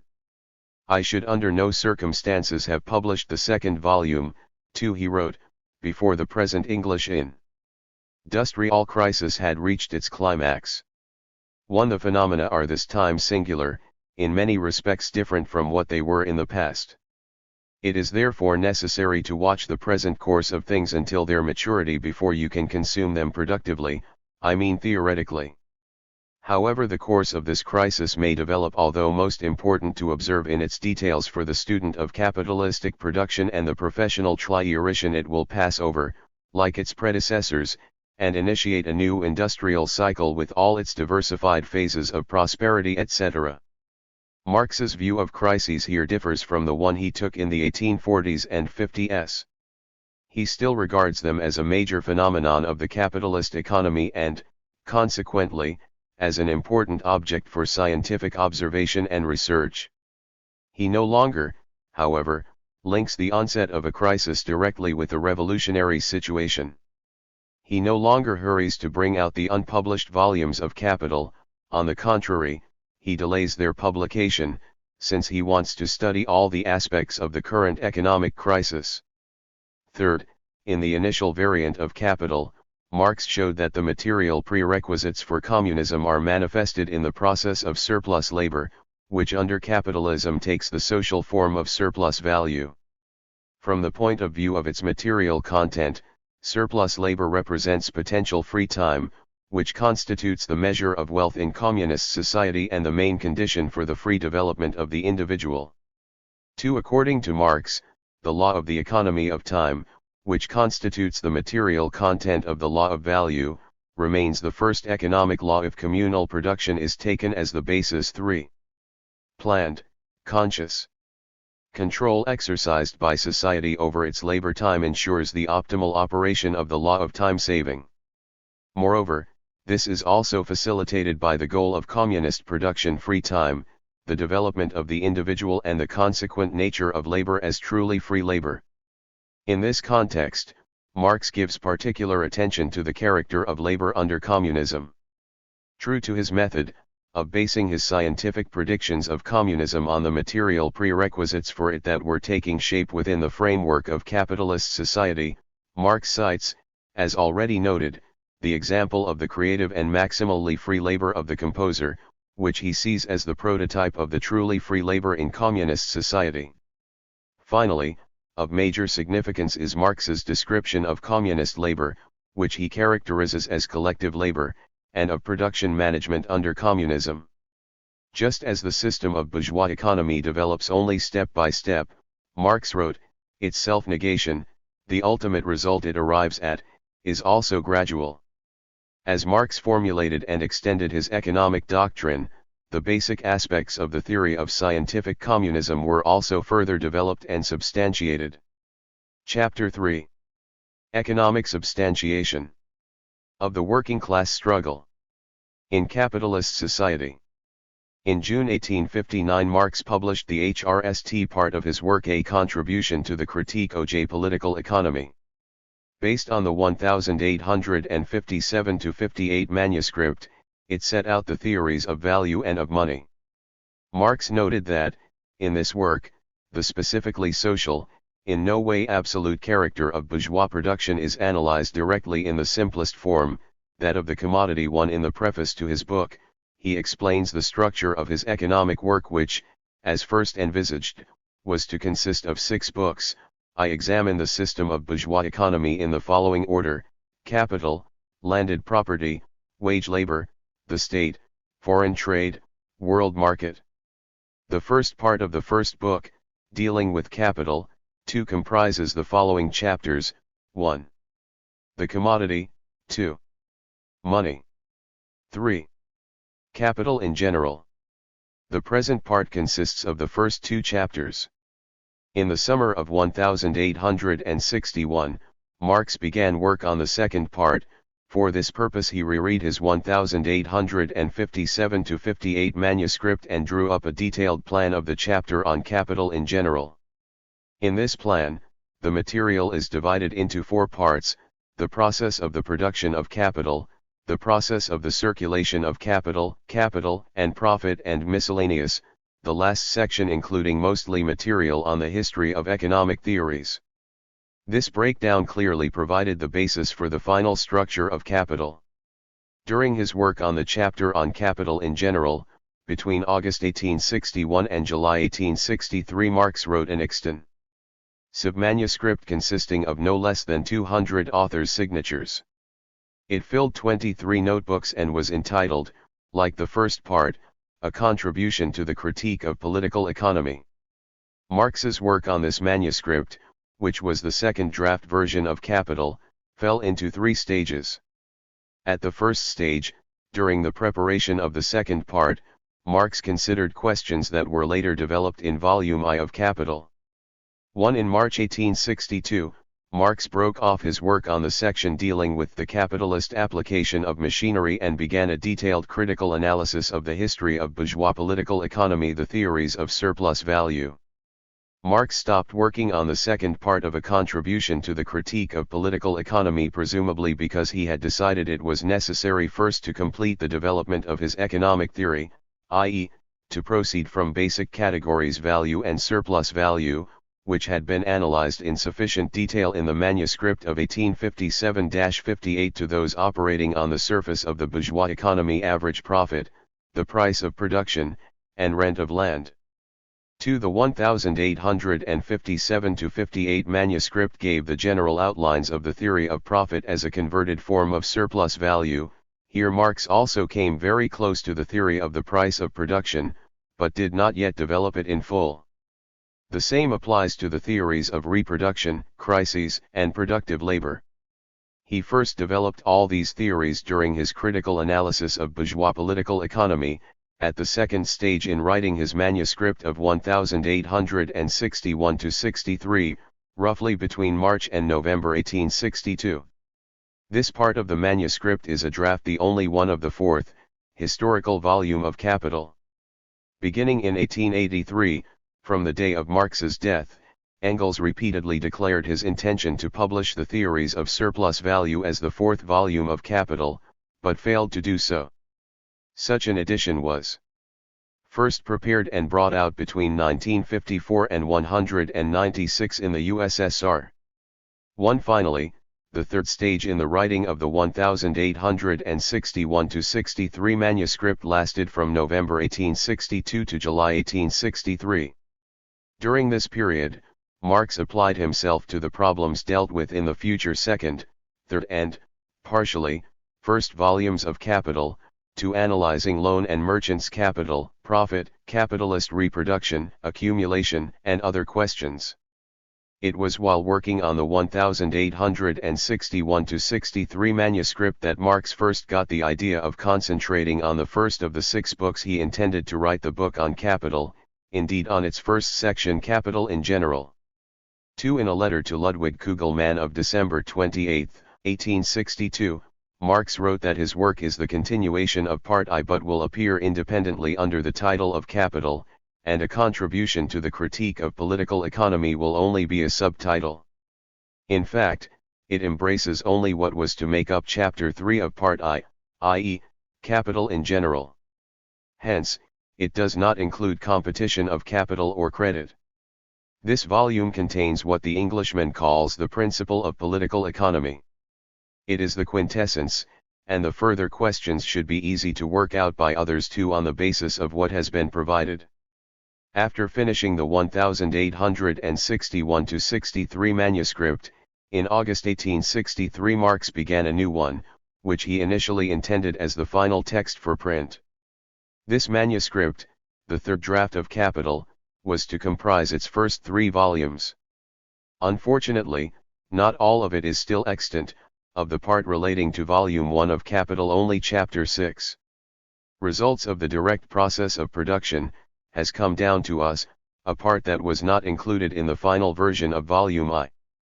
The 1863-65 manuscript also contains the first of the 8 variants of Volume 2 of Capital and the only one of Volume 3. It was on the basis of this version that Engels, having made use of Marx's subsequent inserts and additions, and having abbreviated and supplemented the text where necessary, finally published Volume 3 in 1894. It is in no way surprising that, in both the second and third drafts of Capital, in connection with his analysis of the history of bourgeois political economy and with the further development of his economic theory, Marx studied a wide range of questions linked with the further economic substantiation of the theory of scientific communism, especially with the antagonistic contradictions of capitalism and the condition and struggle of the working class in bourgeois society. It is these questions that we shall now consider. 1. Analysis of the commodity labor power. On the basis of the fundamental principles of the theories of value and surplus value, which he had formulated in 1850s, including his detailed substantiation of the correspondence between capitalist exploitation, the production of surplus value, and the law of value, the law of the exchange of equivalents, Marx continued his analysis of the relations between labor and capital in his 1861-63 manuscript. This analysis centers on the commodity labor power. The economists, Marx notes, have never been able to square surplus value with the law of equivalency which they themselves have established. The socialists have always pointed to this contradiction and harped on it, instead of trying to understand the specific nature of this commodity, the capacity for labor, whose use value itself is the activity creating exchange value. This is why Marx makes a comprehensive inquiry into the commodity labor power. First of all, he reveals the specific character of this commodity, inseparably linked with that of the capitalist mode of production, and in this context ascertains the qualitative difference between the latter and the simple commodity economy. Commodity production and circulation in their developed, money form are, indeed, under specific conditions, the point of departure for capitalist production, though the latter cannot be reduced simply to commodity-money relations, since it constitutes a fundamentally new stage in the development of these relations. From the outset, Marx writes, capital appears as a relation that can only be the result of a definite historical process, and the basis of a definite epoch in the social mode of production. Only at a definite stage in the economic development of society does the owner of money find a free worker on the market, free both from means of labor and from relations of personal dependence, who has only his labor power to sell a unique commodity, the consumption of which in the process of production means the creation of new value. Marx consistently distinguishes between labor power as such and the process of labor, which is the consumption of labor power. Without making this distinction, it would be impossible to ascertain the source of surplus value too. Marx, therefore, describes labor power as merely the potential for labor, to separate both from labor itself and from the conditions under which it is carried out. During the labor process, the worker acts only as personified labor power. It is characteristic, Marx writes, that in England workers are called hands, after the main organ through which their capacity for work is exercised. Of signal importance in Marx's analysis of the relations between labor and capital is his determination of the value of labor power and its monetary expression, wages. Bourgeois economists, beginning with the physiocrats, regarded the value of labor power as some constant, independent of the level of historical development. According to their theory of the minimum wage, the size of wages is determined by the value of a set of means of subsistence essential for the physical maintenance of the worker and given once and for all. Marx's refutation of this theory, in the 1861-63 manuscript, allowed him to give a comprehensive substantiation of the need for the working class to fight for higher wages and a shorter working day. In determining the value of labor power, Marx shows that the range of so-called vital needs and the mode of their satisfaction depend, in great measure, on the state of society's culture, i.e., are themselves a product of history. Consequently, the size of wages, as well as the value of labor power, are not determined by the extreme limit of physical necessity, though capitalism does, indeed, strive to reduce the value and price of labor power to their minimum. Hence the economic need for the working class to fight unremittingly for higher wages and a shorter working day. If the workers were to renounce the struggle against the encroachments of capital, Marx noted in 1865 in the Work, Wages, Price, and Profit, they would be degraded to one level mass of broken wretches past salvation. We must now look ahead somewhat, to the second stage in the writing of the 1861-63 manuscript, when, in his critique of bourgeois political economy, Marx substantiated not only the need for the struggle of the working class for higher wages, but also the economic possibility of this struggle. We have already pointed out that, when studying the views of the physiocrats, Marx discovered the very roots of the bourgeois conception of the minimum wage, which regarded the value of labor power as some constant magnitude independent of the level of historical development.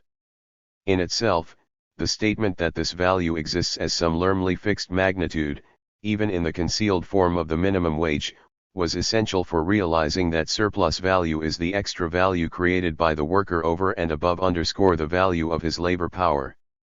Marx's critique of the non-historical approach of bourgeois political economy to the value of labor power allowed him to formulate the basic principles of the economic struggle of the working class against the capitalist class.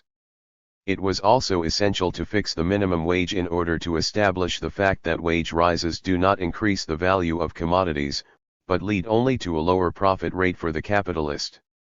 The establishment of this fact, one of extraordinary importance for the theory of scientific communism, was a major scientific achievement of Ricardo, but it was Marx that provided its comprehensive substantiation. In particular, having formulated his theory of average profit and the price of production, Marx showed that what Ricardo treated as exceptions from the rule that he had himself established were, in fact, only seeming exceptions, since they concerned only the price of production and not the value of commodities. Marx showed that, by changing the rate of surplus value, an increase in wages gives rise only to mutually compensatory divergences of the prices of production from value, these constituting the usual functioning of the mechanism of capitalist price formation within the framework of the law of average profit and the price of production. Thus, theoretical proof was provided of the untenability of the view, so widespread in bourgeois science, that wage rises entail an increase in the prices of commodities. This bourgeois economic dogma stems from Smith's theory, which regards wages as one of the elements constituting the value of a commodity. Since Smith and Ricardo this blunder, Marx wrote, has survived as an important dogma in all subsequent political economy. From this false conception followed the false conclusion that the workers' struggle for higher wages was 103. Pointless, since anything the capitalist lost by agreeing to such an increase he would regain by raising the prices of the goods he sold. Now let us return to the first stage in the writing of the 1861-63 manuscript. Here Marx, studying the process of capitalist production in its historical development, for the first time identified the stages of the formal and real subjection of labor to capital, to which the absolute and relative forms of surplus value correspond. Although the formal subjection of labor, which consists in taking it under the control of capital, emerges historically before the real one, the latter presuming the existence of the specifically capitalist mode of production, it is fully retained at the stage of developed capitalism too, as is its result, absolute surplus value. All social strata that do not participate directly in material production live on the surplus labor of the workers, receiving the material conditions of life and free time for engaging in a particular unproductive activity or simply for doing nothing. Free time for some means excessive labor for others. This antagonism, Marx notes, has provided the basis for all hitherto existing civilization and social development. Under capitalism, the antagonism, therefore, consists in the very existence of surplus labor, as a result of which the workers must spend more time in material production than is needed for the production of their own material life. The workers must spend all their time, i.e., the space of their development, on the bare production of certain use values. At the same time, by developing the propositions already formulated in the 1857-58 manuscript, Marx gives a broader description of surplus labor as labor for society, which, on the one hand, is the basis of the free time of society and thus, on the other hand, the material basis of its entire development and of culture in general. Marx cites a large number of examples from diverse statistical sources, especially the reports of British factory inspectors, whose selfless work he highly appraised. He used these to reveal the tendency inherent in capital towards an unlimited increase in surplus labor and to draw a terrifying picture of capitalist exploitation. Excessive work reduces the normal lifetime of labor power and destroys its value, one which constitutes a violation of the normal conditions under which workers sell their labor power. In this context, Marx writes, the capitalistic production is most economical of realized labor, labor realized in commodities. It is a greater spendthrift than any other mode of production of man, of living labor, spendthrift not only of flesh and blood and muscles, but of brains and nerve. It is, in fact, only at the greatest waste of individual development that the development of general men is secured in those epochs of history which prelude to a socialist constitution of mankind. Capitalist production has a direct interest in this unpremeditated murder in the excessive exploitation of the working class. Only organized resistance on the part of the workers is capable of checking capital's boundless appetite. Isolated efforts of workers are not enough, resistance from the whole working class is necessary. Marx emphasized that the workers in themselves without acting as a class on the state, and through the state on capital are unable to salvage from the harpies clause of capital even what free time is needed for their bodily survival. In this connection, Marx analyzes the struggle of the working class, which led to a legal limitation of the working day not only in Britain, but also in France, Prussia, and Austria. In their reports, factory inspectors revealed a whole system for getting round the Factory Acts ultimately adopted by the British Parliament in order to somewhat restrict exploitation. 1. Although these acts were frequently no more than dead letters, Marx noted the extraordinary beneficial effect which this process, as proved by statistics, has had in terms of the physical, moral, and intellectual amelioration of the working classes in England. Later, in 1864, Marx stressed this fact in particular in the inaugural address OJ the Working Men's International Association. Resistance on the part of the working class set certain limits to the growth of absolute surplus value obtained through the prolongation of the working day. The capitalist class strives to get round these limits by further developing the productive forces and raising labor productivity, as a result of which the capitalist is able to turn part of what was previously the necessary labor of the workers into surplus labor. This leads to a rise in relative surplus value. The amount of means of subsistence consumed by the worker may increase, but their value decreases. Marx notes that the possible improvement in the living conditions of the worker changes nothing in the nature and the law of relative surplus value, in the fact that as a result of rising productivity a larger part of the working day is appropriated by capital. Hence the absurdity of the attempts to refute this law by proving with statistics that the material condition of the worker has improved here or there, in one way or another, as a result of the development of the productive power of labor. The conception formulated here of the impoverishment of the working class in bourgeois society has nothing in common with the primitive idea attributed to Marx by his bourgeois and reformist critics of a continuous, automatic deterioration in the workers' position under capitalism. The real idea behind Marx's conception of impoverishment is that, in bourgeois society, the worker always works only for consumption, the only difference being that the production costs of what he consumes may he higher or lower one, while the scale of this consumption is limited by the bounds of necessary labor.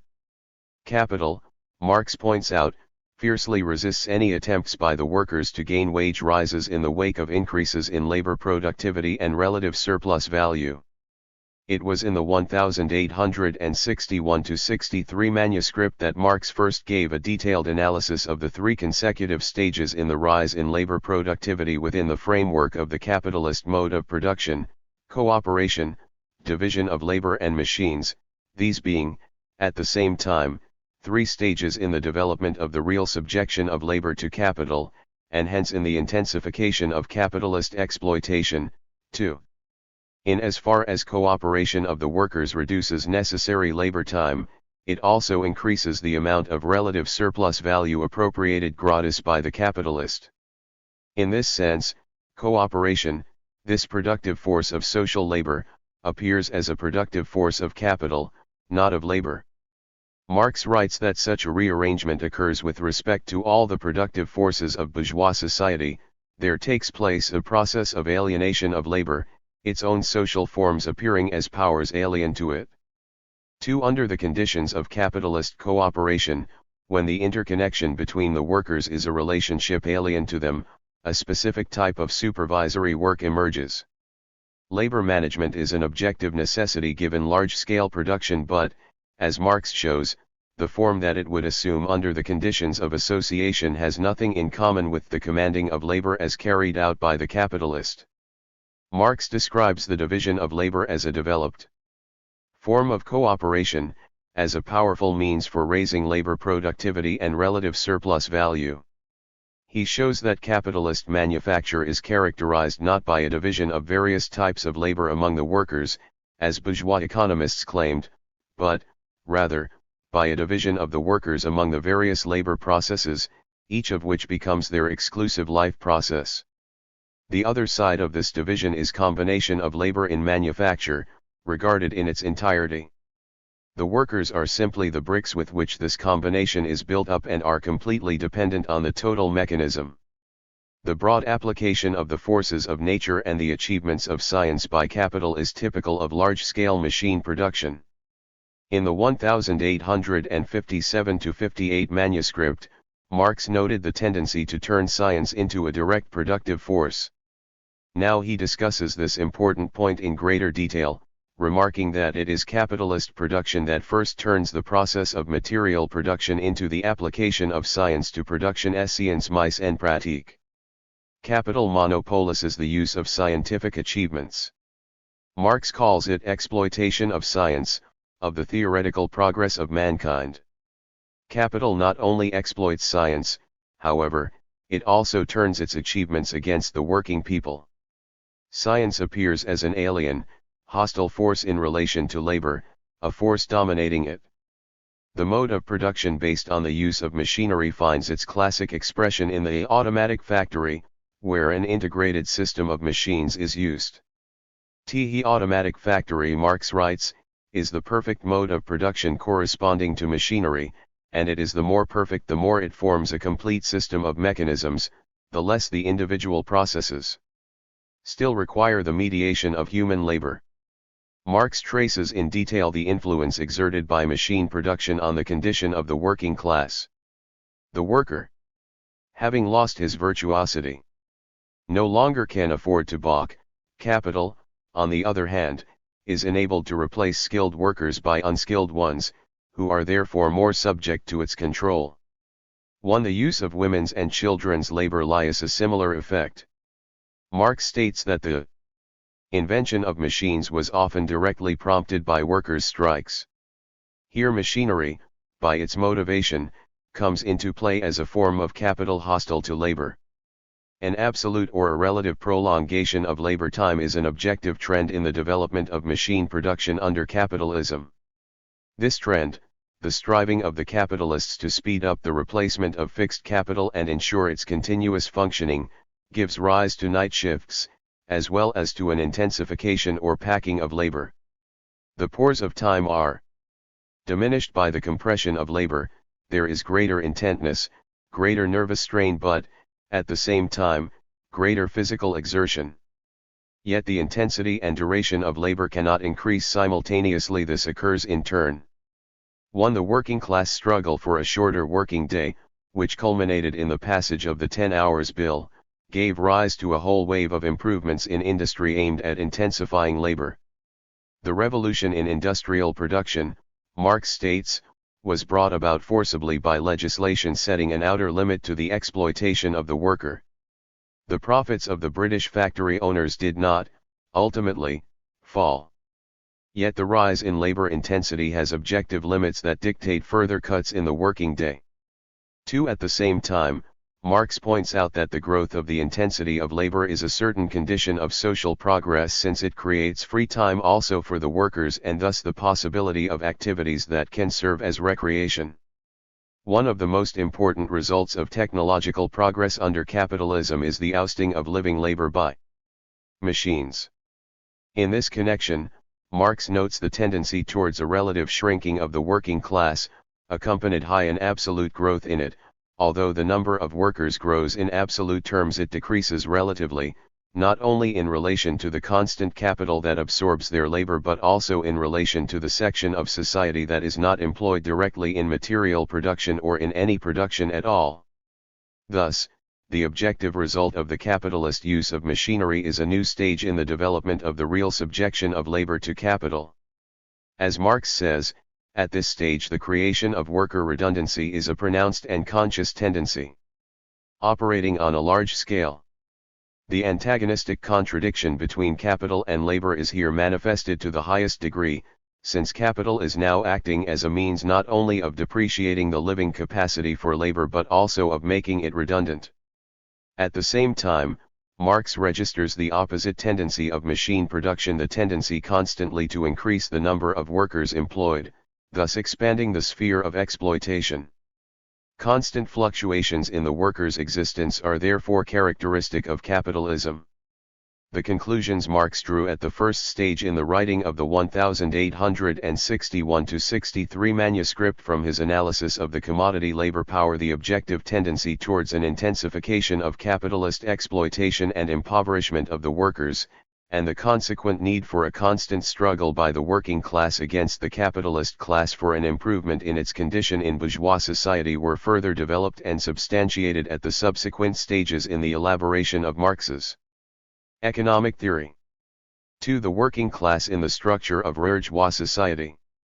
In Chapter 1, we spoke about the fact that as early as the 1840s Marx highly appraised Ricardo's analysis of relative wages, since the worker was here regarded in his social relationships, while the working class as a whole was 110. Seen in the context of its relations with the other classes of bourgeois society. The position of the classes to one another depends more on relative wages than on the absolute amount of wages. 1 *ill Marx focused considerable attention on ascertaining the place occupied by the working class in the structure of bourgeois society. In particular, he obtained important results in his analysis of productive and unproductive labor in capitalist society. The elaboration of the criteria of productive labor constitutes a further development of the basic principles of the theory of surplus value. Productive labor, Marx wrote, is only a concise term for the whole relationship and the form and manner in which labor power figures in the capitalist production process. The distinction from other kinds of labor is, however, of the greatest importance, since this distinction expresses precisely the specific form of the labor on which the whole capitalist mode of production and capital itself is based. By defining productive labor as labor that creates surplus value, Marx proceeds not from the material characteristics of labor as concrete labor producing certain use values, but from the social relations of production, within which the labor is realized, i.e., from the form of social labor. This complies fully with his method of distinguishing between the material content and the social form of economic processes.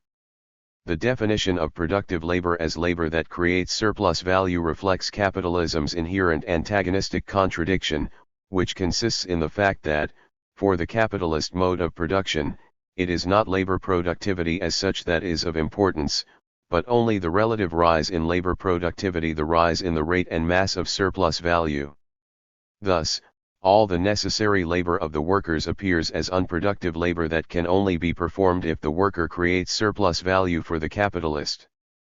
To this class of productive laborers itself, Marx stresses, the labor which they perform for themselves appears as unproductive labor. Along with the general definition of productive labor, Marx gave an additional definition of it as labor that creates commodities, immediate, material wealth consisting of commodities. This definition, based on the material content of the process of social production, Marx considered just as essential, since labor in material production one should be distinguished from any other type of labor. This difference must be kept in mind, and the fact that all other sorts of activity influence material production and vice versa in no way affects the necessity for making this distinction.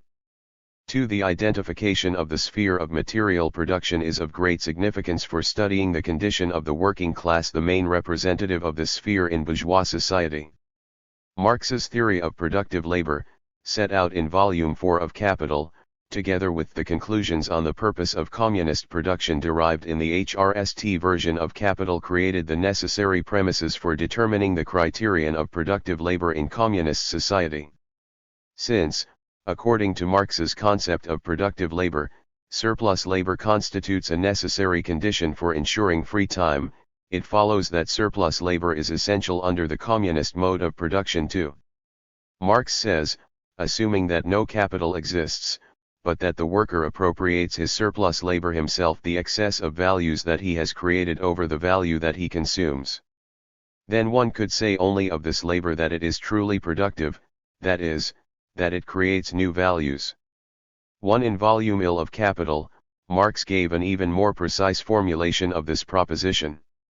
2. The fundamental difference between surplus labor in communist society and capitalist surplus labor consists in the fact that the former is not transformed into surplus value, but is social property as is its product.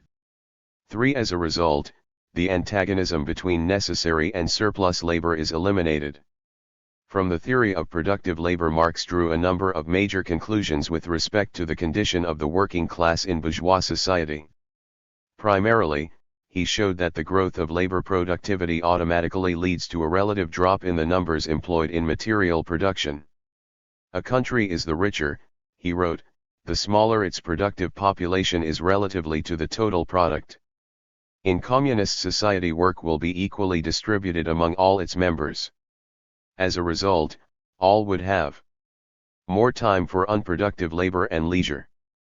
But in capitalist production everything seems and in fact is contradictory. The growth of labor productivity under capitalism leads to the expansion of the unproductive sphere, the ruin of a part of the productive classes, the transition of a small section of the proletariat to the ranks of the middle class, the growth of the intermediate strata between worker and capitalist. For those classes and subclasses who do not live directly from their labor become more numerous and live better than before, and the number of unproductive workers increases as well.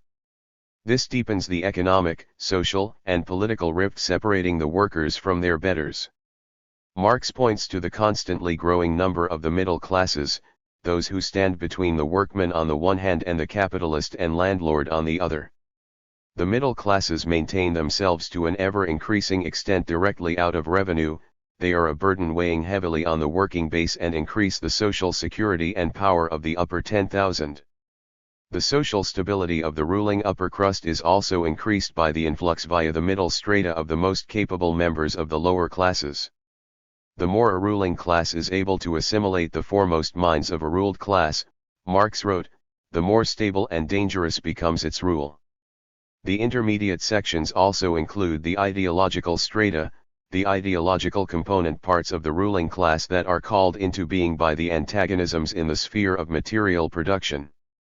As for the free spiritual production of this particular social formation, Marx notes that capitalist production is hostile to certain branches of spiritual production, for example, art and poetry. *1. As for the unproductive strata who produce nothing themselves, either spiritual or material, they owe their existence to the faulty social relations and social evils. Thus, the tendency towards a relative narrowing of the sphere of material production in the overall mass of wage labor, being basically progressive and the result of the development of productive forces, under capitalism leads to a considerable deterioration in the condition of the working class. Marx further showed that the capitalist mode of production isolates mental from manual labor, distributing them among different people. These types of labor are combined for a certain time in the direct process of production. The material product is the product of the joint labor of both mental and manual workers. This separation, as Marx states, therefore, by no means prevents or in any way alters the relation of each one of these persons to capital being that of wage laborer. In addition, there is the fact that mental workers also, owing to competition, are badly paid. Marx here reveals the material basis that brings the proletariat of manual and mental labor closer together. Both categories are productive workers creating surplus value for the capitalist, and both are subject to capitalist exploitation. In this connection, Marx notes that the sphere of wage labor is expanding too. Many types of mental work are getting involved in material production, the result being an expansion of the bounds of productive labor. Productive workers now include all those who contribute in one way or another to the production of the commodity, from the actual operative to the manager or engineer.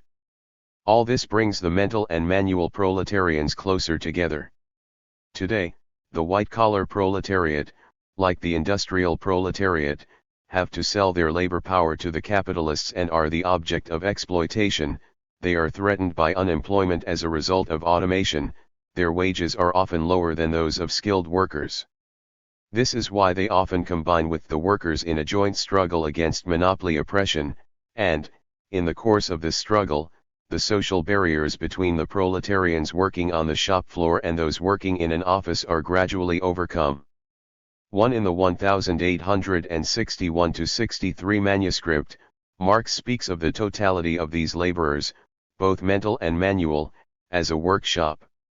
Later, in Volume I of Capital, he called this workshop the collective laborer. The category of the collective laborer aptly expresses capitalism's objective tendency, the quantitative and qualitative growth of the working class as the main productive force of society. Under the conditions of the present technological revolution, THIRD-WORLDISm's tendency is especially evident. In spite of the diverse attempts to belittle the role of the working class either by identifying it with manual laborers or by dissolving it into a single block of wage and salary workers, where the leading role is played by the intellectuals, its economic and political role is far more significant in modern capitalist society than it was in the last century. Most of the working class is concentrated in large enterprises and is connected with the latest productive forces, finding itself, as a result, at the very center of capitalist contradictions, and subject to ruthless exploitation. It is capitalism's most irreconcilable opponent. The ranks of the international working class, the most advanced revolutionary class of modern times, noted Leonid Brezhnev, and its role as the main productive and socio-political force in the world, will continue to grow. Despite the fashionable anti-Marxist theories which allege that the scientific and technological revolution is narrowing the scope of the working class and even eliminating it altogether, the facts testify to the contrary. Scientific and technological progress everywhere leads to the growth of the working class, due among other things to the new occupations introduced by the modern methods of production. 3. The inevitability of economic crises. The impact of capitalist accumulation on the condition of the worker. In his critical analysis of Ricardo's theory of accumulation in the 1861-63 manuscript, Marx formulated his own theory of reproduction and his theory of economic crises under capitalism that followed from it. 1. In contrast to the Classics of bourgeois political economy, who ignored constant capital, Marx made the replacement of constant capital the central point of his theory of reproduction. Above all, he wrote, it is necessary to have a clear understanding of the reproduction of constant capital. By analyzing the process of the reproduction of the entire social capital, Marx established that a part of the aggregate product is always consumed in a productive way. This is most clearly evident in the production of the means of production. An important part of the constant capital, Marx notes, replaces itself and does not enter into circulation, and is therefore not replaced by any form of revenue. This is the part of the social product that in Volume 2 of Capital Marx called means of production, i.e., means of production for Department I of social production. 1. This alone suffices to debunk Smith's doctrine. In Volume 4 of Capital, Marx first formulated the thesis of major importance for the theory of reproduction that the product is replaced both in terms of value and in the natural form, these being the two basic aspects of the process of reproduction. This was also the first time that he divided all social production and correspondingly the total social product in its natural form into two basic departments, production of the means of production and production of articles of consumption. 2. The importance of this division was stressed repeatedly by Lenin. Even in the first version of Capital, and later in the first part of a contribution to the critique of political economy based on it, Marx showed that, in consequence of the specific social nature of abstract labor and of the fact that, under the capitalist mode of production, individual labor only appears as abstract universal social labor by virtue of its alienation, money in bourgeois society is far from being merely a medium of commodity exchange. 1. The exchange of products under the conditions of commodity production necessarily divides into two independent acts that are separated in terms of both time and space, purchase and sale. It is here, in the separation of these two acts. In analyzing capitalist crises, it must not be assumed, for example, that commodities are sold at value. Here a specific analysis of the capitalist economy is required. Marx shows that Ricardo's rejection of overproduction was largely connected with his failure to understand the actual composition of society, which by no means consists only of two classes, workers and industrial capitalists, and where therefore consumers and producers are not identical categories.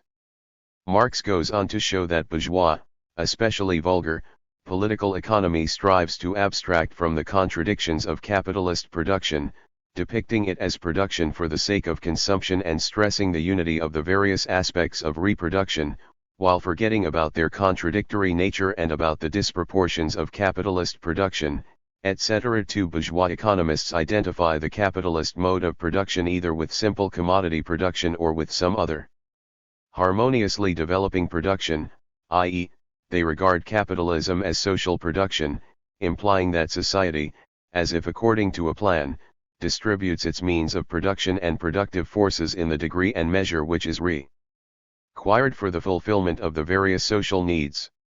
Since they regard capitalism as an eternal, absolute mode of production, bourgeois economists speak about production in general, about needs in general, about the unlimited nature of human needs, and so on. In fact, under crisis conditions, it is a matter only of needs that can be paid for, the level of which is artificially lowered. Overproduction, Marx says, is only concerned with demand that is backed by ability to pay. It is not a question of absolute overproduction. Marx notes that at the time of crisis, i.e., of overproduction of commodities, the condition of the working people is worse than at any other stage of the capitalist cycle. In capitalist society it is therefore not a matter of overproduction in relation to absolute needs, but of relative overproduction compared with effective demand. As for the degree to which the vital requirements of the working people are satisfied, on the basis of capitalist production, there is constant underproduction in this sense. 1. Marx draws particular attention to the fact that crises under capitalism, at the same time, greatly speed up the growth of the productive forces. In this connection, he gives a remarkable description of the aim and basic trends in capitalist production, drawing a clear line of distinction between the material content of these trends and their antagonistic social form. It is the constant aim of capitalist production, Marx writes, to produce a maximum of surplus value or surplus product with the minimum capital outlay, and to the extent that this result is not achieved by overworking the workers, it is a tendency of capital to seek to produce a given product with the least possible expenditure economy of power and expense. It is therefore the economic tendency of capital which teaches humanity to husband its strength and to achieve its productive aim with the least possible expenditure of means. In this conception, the workers themselves appear as that which they are in capitalist production, mere means of production, not an end in themselves and not the aim of production. The development of capitalist production, connected with the growth of the ratio between constant and variable capital, aggravates the alienation and opposition between labor and capital. One manifestation of this is the constant relative overpopulation as a result of the capitalist application of machinery. Marx speaks about the mass of semi-employed or completely unemployed, forever crawling around at the bottom of bourgeois society. In this context he takes note of the relative decrease of the fund out of which the workers draw their income, a decrease in relation to their total output. At the same time, there is an absolute increase in the scale of wage labor, and a perpetuation of wage slavery through the application of machinery. It followed from Marx's theory of reproduction that, while the working class increases in absolute terms, it decreases relative to the amount of capital employing it. All changes arising from the development of the productive power of labor reduce that part of the product which represents living labor, that is, they reduce variable capital. As he developed these ideas, Marx formulated the triple effect of the accumulation of capital on the condition of the worker: first, the perpetuation of the means of production as property alien to him, as capital, perpetuates his conditions as wage worker; second, accumulation of capital worsens his position relatively to by augmenting the relative wealth of the capitalist and his co-partners and reducing that part of the gross product which is used to pay wages. As a result, there is an increase in the extent and the size of the classes who live on the surplus labor of the worker. Third, since the conditions of labor confront the individual worker in an ever more gigantic form and increasingly as social forces, the chance of his taking possession of them himself, as is the case in small-scale industry, disappears. As we can see, here Marx formulated in brief the conclusions of his economic theory concerning the impoverishment of the working class under capitalism. He stressed, in particular, the qualitative aspect of the process of impoverishment, the totality of conditions under which the working class finds itself in capitalist society.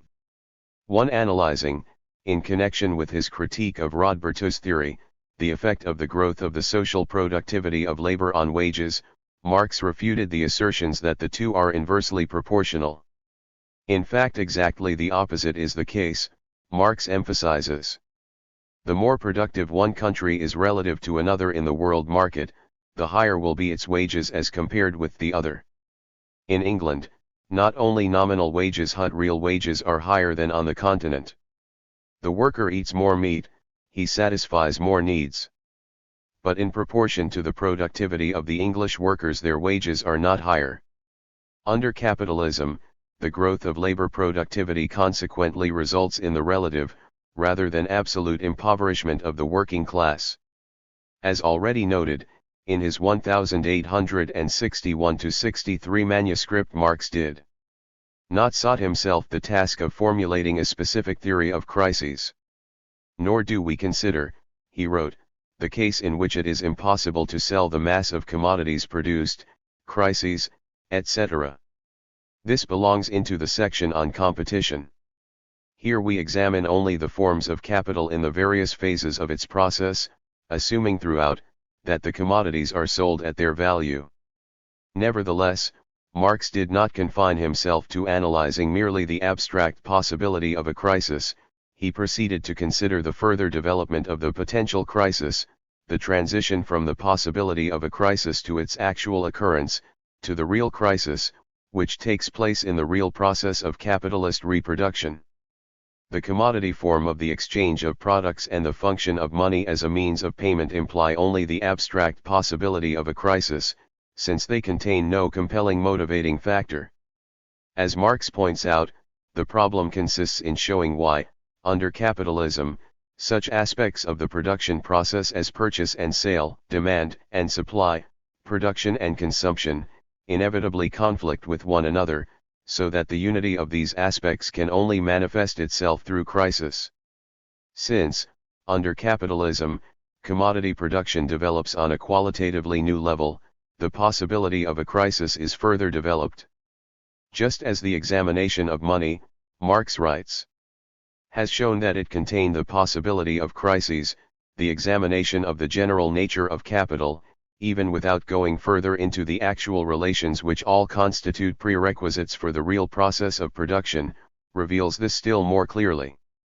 Capitalism engenders new contradictions that turn this possibility into reality. Marx derived the general conditions conducive to crises of overproduction one from his theory of capitalist reproduction. The basic, most general form of the movement of capital is the one in which the process of reproduction takes place under capitalism. This is why any disturbance of the conditions of reproduction disrupts the normal movement of capital. Precisely as in Marx's theory of reproduction, a special role in his theory of crises is played by constant capital, acting as the link between the various branches of capitalist production. The close interweaving of the processes of the reproduction of individual capitals forms the connection between the mutual claims and obligations, the sales and purchases, through which the possibility can develop into actuality. One of the main conditions for reproduction is the replacement of the advanced capital in kind and in value. Fluctuations of market prices, both increases and decreases, upset the hitherto existing correlation between the magnitudes of value and use value in the process of reproduction, and thus interfere with reproduction, causing a crisis. These price fluctuations are often spontaneous, but there is also an objective factor behind them. The movement of capital takes place over a specific period of time, often a long one. During this time, changes occur in the productivity of labor and, thus, in the value of commodities. It is quite clear, Marx says, that between the starting point, the prerequisite capital, and the time of its return at the end of one of these periods, great catastrophes must occur and elements of crisis must have gathered and develop. As Marx notes, there takes place the destruction of capital both in terms of use value, and of value one. The theory of economic crises as formulated in the 1861-63 manuscript explained the inevitability of crises under capitalism. 4. Capitalist monopoly and capitalist exploitation. In an attempt to eliminate the delects of bourgeois society, especially its inherent antagonistic contradiction between use value and value, which ultimately leads to economic crises, and to transform capitalism by means of quiet metamorphoses, the followers of Saint-Simon, Fourier and Proudhon proposed establishing the constituted or genuine social value, which would coincide with use value.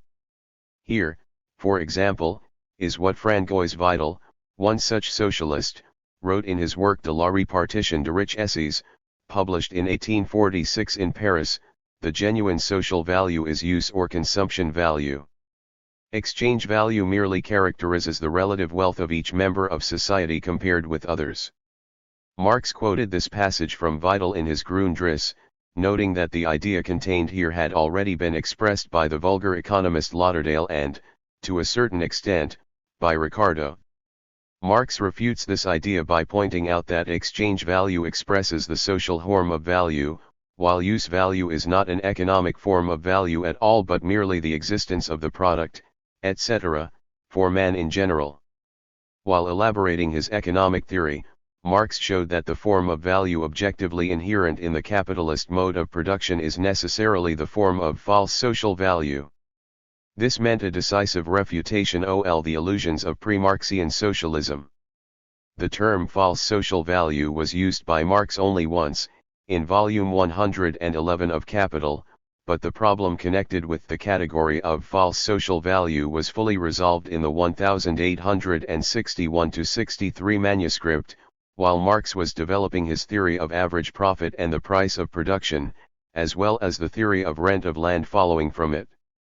When formulating his doctrine of rent in the 1861-63 manuscript, Marx, for this specific purpose, worked out the theory of capitalist monopoly. The definition of pre-monopoly capitalism as free competition capitalism in no way implies that competition rules out every kind of monopoly. After all, the capitalist mode of production itself is based on the ruling class's monopoly ownership. 125. Of the basic means of production. 1. The monopoly of capital alone, Marx says, enables the capitalist to squeeze surplus labor out of the worker. Market value and the price of production are formed, as Marx showed, on the basis of capitalist competition, both within one particular branch of production and between different branches. Yet this competition operates under the conditions of monopoly capitalist ownership of the means of production, so identical products offered on the market at one and the same time must have the same market value, the same social price of production and, consequently, the same market price. Competition within one branch of production necessarily results in the individual value, determined by the individually necessary expenditure of labor, becoming the social or market value, determined by the socially necessary labor expenditure. In fact, under capitalism, each individual commodity represents a definite portion of capital and of the surplus value created by it. In order to realize all the surplus value created in the process of production and embodied in commodities, it is necessary for the entire mass of commodities of the given branch to be realized at the social value that corresponds to the value of the capital advanced in the given branch, plus surplus value. Hence it follows that, under capitalism, the concept of the socially necessary labor time is substantially modified. Even if the socially necessary labor time is spent on each part of the aggregate product of the given branch, but excess labor exceeding that which is socially necessary is spent in the branch as a whole, the social value of the commodities of this branch will be less than the sum of their individual values. Competition between different branches modifies market values into the social prices of production that ensure the entire capitalist class average profits. The capitalists, like hostile brothers, Marx says, divide among themselves the loot of other people's labor which they have appropriated so that on an average one receives the same amount of unpaid labor as another. Thus, the class of capitalists acts as a single unit in its exploitation of the working class. Yet the specific L of market value and of the social price of production is established by the group of capitalists that dominate the market and receive a super profit. 1. Under free competition, this super profit is only temporary in nature. It disappears as soon as the groups of capitalists that are lagging behind succeed, by means of various technical innovations, in overcoming their lag, improving their production conditions and catching up with the leading group of capitalists. The transitory nature of super profits does not, however, imply that they disappear completely. They simply pass from some capitalists to others. The struggle for these super profits constitutes the main incentive of competition within one particular branch. It follows from this that, under the conditions of the capitalist mode of production, the market value of a commodity is necessarily separated from the labor time actually contained in it, the social market value diverges from the individual value. As a result, the products of the given branch are sold at a price higher than the one corresponding to the amount of labor time actually spent on them. A part of society's means goes to pay the super profits of the capitalists. The contradictory nature of market value caused Marx to describe it as false social value. This is determination high market value as it asserts itself on the basis of capitalist production through competition, the latter creates a false social value, he writes. Such are the manifestations of the monopoly of capital, which is expressed, first, as the monopoly of capitalist ownership of the means of production for the entire capitalist class, resulting in the formation of market value as false social value and, second, as the monopoly position, within this class, of individual groups of capitalists dominating the market of the branch and appropriating, in the form of super profits, the difference between the market and individual value. Under the specific conditions of capitalist agriculture, a permanent monopoly is established of the owners of the main condition for production land, and through the medium of landowners, also of all agricultural capitalists and, among these, the special monopoly of individual groups running their farms on the best available land. According to Marx, this is a monopoly, as it occurs in all spheres of industry and only becomes permanent in this one, hence assuming the form of rent as distinct from excess profit. It was precisely because of its consolidated, non-transient nature that capitalist monopoly in agriculture, in both its forms, provided a convenient object for Marx's study of capitalist monopoly as such. The most important manifestation of monopoly, the expression of its domination, is the monopoly price, which contains, in addition to average profit, a certain monopoly superprofit.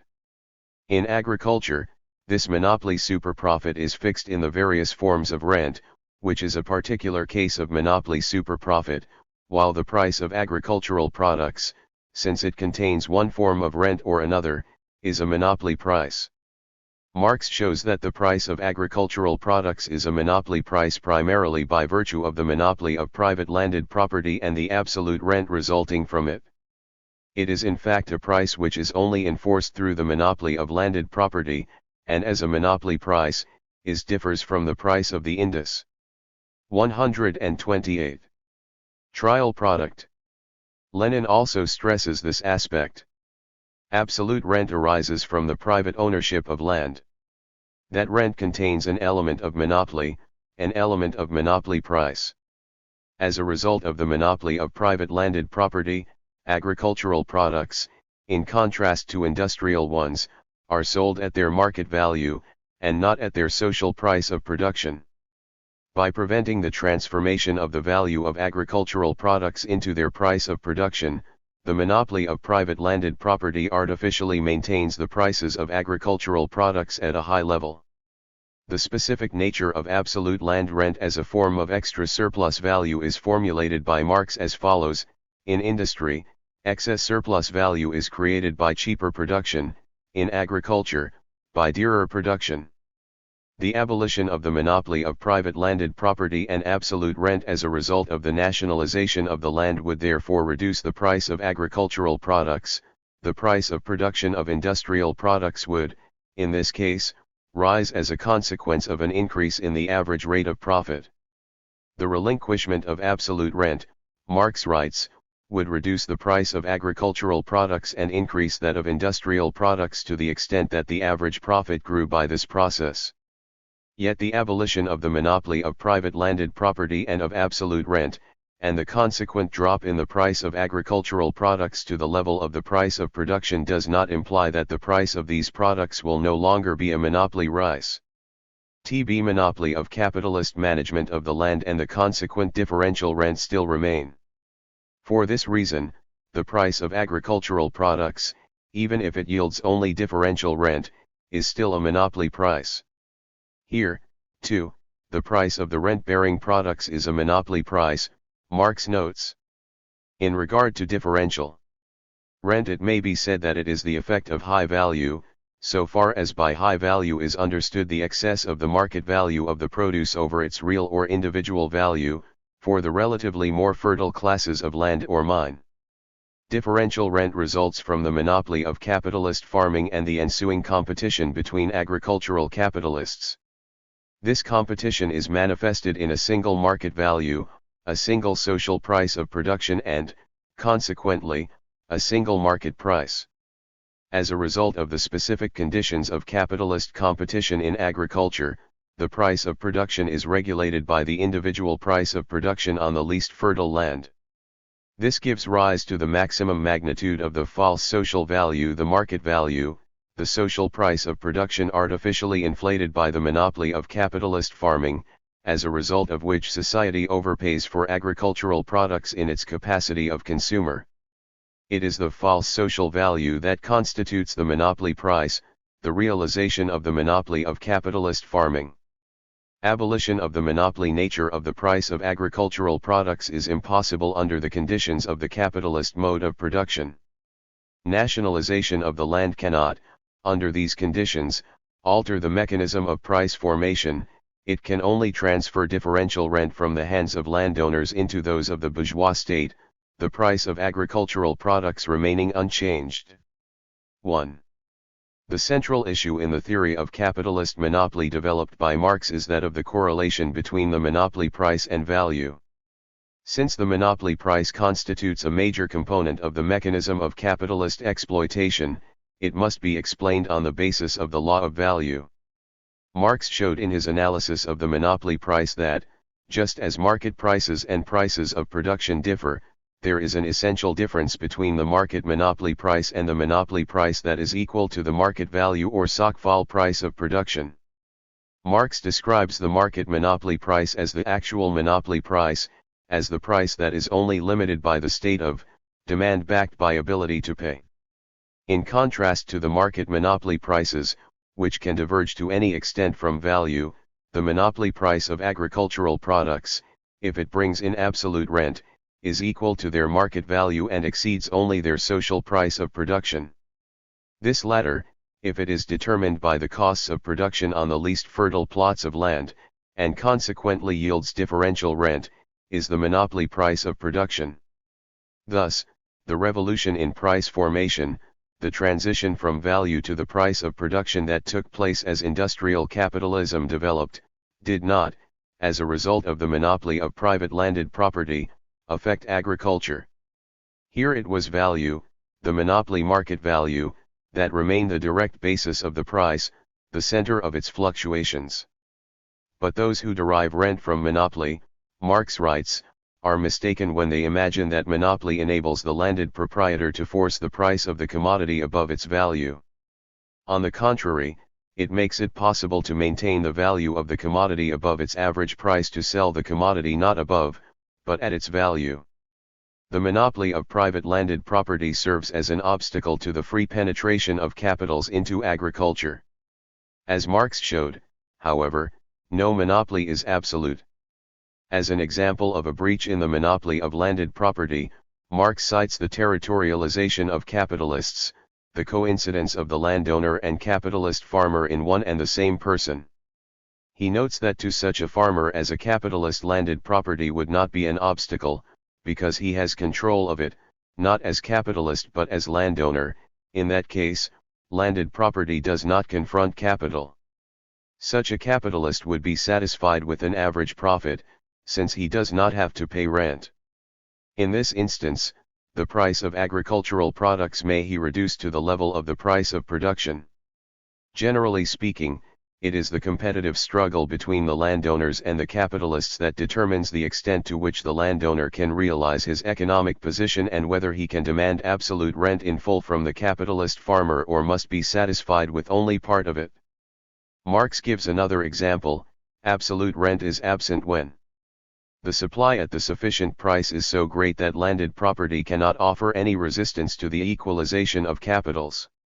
Here landed property does not exist in economic terms, though it may exist in legal ones.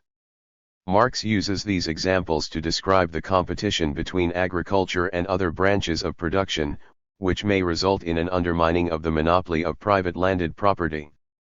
The competitive struggle within the class of agricultural capitalists may also lead to an undermining of the monopoly of capitalist farming.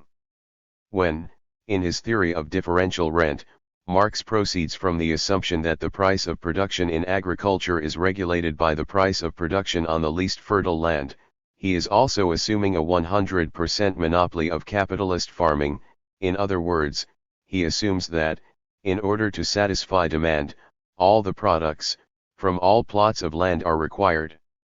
For the sake of a theoretical definition of differential rent, this abstraction from the conditions of the market is essential, since only such an assumption makes it possible to realize differential rent to the full. As we have seen, however, Marx also formulated the law of motion of the market value of agricultural products, which takes into account possible fluctuations in the market situation. According to this law, market value changes within wide bounds from the individual value of the product from the least fertile land to that of the product from the most fertile. Marx showed that agriculture, as a branch of capitalist production, enjoys the privilege of selling its product at 132 value, and not the price of production. Yet this privilege is, by no means valid for products of different values produced within the same sphere of production. Within agriculture as a branch, the price level is determined by the share of the product from the more fertile lands in the total market supply. It depends on the fertility of the better land whether the less fertile plots can realize some part of the difference between the market value and the individual price of production of their product, realize some part QF the sum of absolute and differential rent, or whether the competition from the better land is so strong that the less fertile land cannot realize even average profit. Thus, Marx showed that the decisive role is played on the market by the better plots of land, provided, of course, that the quantity of products from them suffices to create a surplus of supply and enforce a drop in prices. As a consequence of competition within the sphere of agriculture, rent may be simply a deduction from the profit of the capitalist farmer who, in turn, strives to survive in the competitive struggle by cutting the wages of his agricultural workers. Thus, under the conditions of capitalist agriculture, the general manifestations of the monopoly of capital considered above are supplemented by the monopoly of the landowners generally, and the monopoly of those owning the most fertile land. Marx's theory of capitalist monopoly analyses in detail the economic means by which the class of capitalists and that of landowners ensure their monopoly domination in bourgeois society and the exploitation of the working class and all the working people. It also shows that under the conditions of the capitalist mode of production it is impossible to abolish all forms of capitalist monopoly and all the ensuing forms of exploitation of the working class and other toiling classes in industry and agriculture. First, the monopoly of the entire class of capitalists, who receive average profits; second, that of the big capitalists, realizing, in addition, super profits; third, that of the landowners, who receive absolute rent; fourth, the monopoly of the owners of the most fertile land, receiving, in addition, differential rent. The dreams entertained by the followers of Saint-Simon and Fourier of establishing the true social value can only be realized in communist society. 5. Free time as the goal of communist production. Just as, deep within capitalism, the material preconditions develop for communist society, the scientific elements contained in the theories of bourgeois classical political economy provided the point of departure for the elaboration of Marx's economic theory. In this connection, of particular interest for the theory of scientific communism is the analysis undertaken by Marx in Volume 4 of Capital into the conceptions held by those opponents of bourgeois political economy who had studied the mysteries of capitalist production which have been brought to light in order to combat the latter from the standpoint of the industrial proletariat. The Ricardian socialists adhered not only to the economic theory of the classics of bourgeois political economy, but also to their methodological principles. In particular, they confused the contradictory form of social development under capitalism 134 with its content. The economists wished to perpetuate the contradiction on account of its results. The Ricardian socialists are determined to sacrifice the fruits which have developed within the antagonistic form, in order to get rid of the contradiction. From Ricardo's labor theory of value they drew the conclusion that labor is everything, while capital was nothing but a defrauding of the worker. While Ricardo regarded a reduction in the necessary labor time as merely a means for increasing surplus labor for the capitalist, the Ricardian socialists put forward utopian demands for a complete abolition of surplus labor. 1. They demanded the abolition of capital, while accepting the main economic preconditions of capitalist production. Even so, by consistently developing Ricardo's theory, the Ricardian socialists obtained substantial results in their analysis of the condition of the working class under capitalism. They refuted the thesis of bourgeois political economy that the wages of workers depend on the mass of means of subsistence produced, and to show that, through foreign trade, essentials are turned into luxuries. The Ricardian socialists also came to the important conclusion that free time is the true wealth of human society, since it creates scope for the development of man's talents. Marx developed these arguments on the basis of his economic theory. Labor time, he wrote, even if exchange value is eliminated, always remains the creative substance of wealth and the measure of the cost of its production. But free time, disposable time, is wealth itself, partly for the enjoyment of the product, partly for free activity which unlike labor is not dominated by the pressure of an extraneous purpose which must be fulfilled, and the fulfillment of which is regarded as a natural necessity or a social duty, according to one's inclination. Moreover, labor time, too, as the basis for free time, will assume, Marx notes, a quite different, a free character. The labor of a man who has also disposable time, must be of a much higher quality than that of the beast of burden. These propositions concerning free time as the wealth of communist society and as the goal of communist production supplement the results Marx obtained in 1857-58. In his analysis of the polemics between the British Ricardian socialists and the vulgar economists who treated the capitalists' profit as wages for the labor of supervising, Marx pointed to the cooperative factories built by the workers themselves, which are proof that the capitalist as functionary of production has become just as superfluous to the workers as the landlord appears to the capitalist with regard to bourgeois production. In the cooperative factories of the workers Marx saw an important manifestation of the social productive power and social character of labor that had developed within the framework of capital. In Volume 3 of Capital he returns repeatedly to this question. In a resume of his analysis of classical bourgeois political economy, Marx notes in particular that, in contrast to the vulgar economists, who did their best to obscure the antagonistic contradictions of capitalism, the classical economists, by their analysis, paved the way towards an understanding of the historically transient nature of capitalist relations, and that their inherent antagonistic contradictions had been worked out in Ricardian economics, just as they were being worked out in socialism and in the struggles of the time. It was Richard Jones that came closest to comprehending the historical nature of capitalism.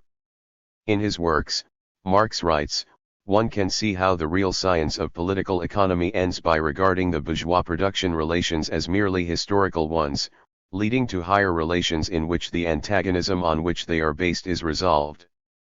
But from the moment that the bourgeois mode of production and the conditions of production and distribution which correspond to it are recognized as historical, the delusion of regarding them as natural laws of production vanishes and the prospect opens up of a new society, economic social formation, to which capitalism is only the transition. The abolition of the capitalist mode of production ends the process of the relative impoverishment of the working class, the shrinking of the fund for the reproduction of the working class in comparison with the aggregate product, and initiates its expansion. The workmen, if they were 136. Dominant, Marx says, if they were allowed to produce for themselves, would very soon, and without great exertion, bring the capital up to the standard of their needs. It is of course assumed here that capitalist production has already developed the productive forces of labor in general to a sufficiently high level for this revolution to take place. There is no doubt that Sismondi's conception, which sees all the evils of bourgeois society in the unrestrained development of the productive forces and seeks to make the productive forces correspond to the bourgeois, or more precisely petty bourgeois relations, was a reactionary one. At the same time, however, Sismondi was able to show some of the antagonistic contradictions of capitalism, such as that between production for production's sake and a mode of distribution that excludes the possibility of an absolute development of the productive forces, since production is carried on for the sake of production and not for the sake of the producer, the worker. Yet it was only in Marx's theory that the conclusion was drawn concerning the historically transient nature of capitalism. Marx's further development of his economic doctrine, carried out in the course of his critical study of bourgeois political economy, the transition from the basic categories of the capitalist economy, value and surplus value, to the superficial ones, average profit, the price of production, and land rent, the elaboration of the theory of productive labor, of capitalist reproduction and of economic crises, all this did much, as we have seen, to further the economic substantiation of the theory. Of scientific communism.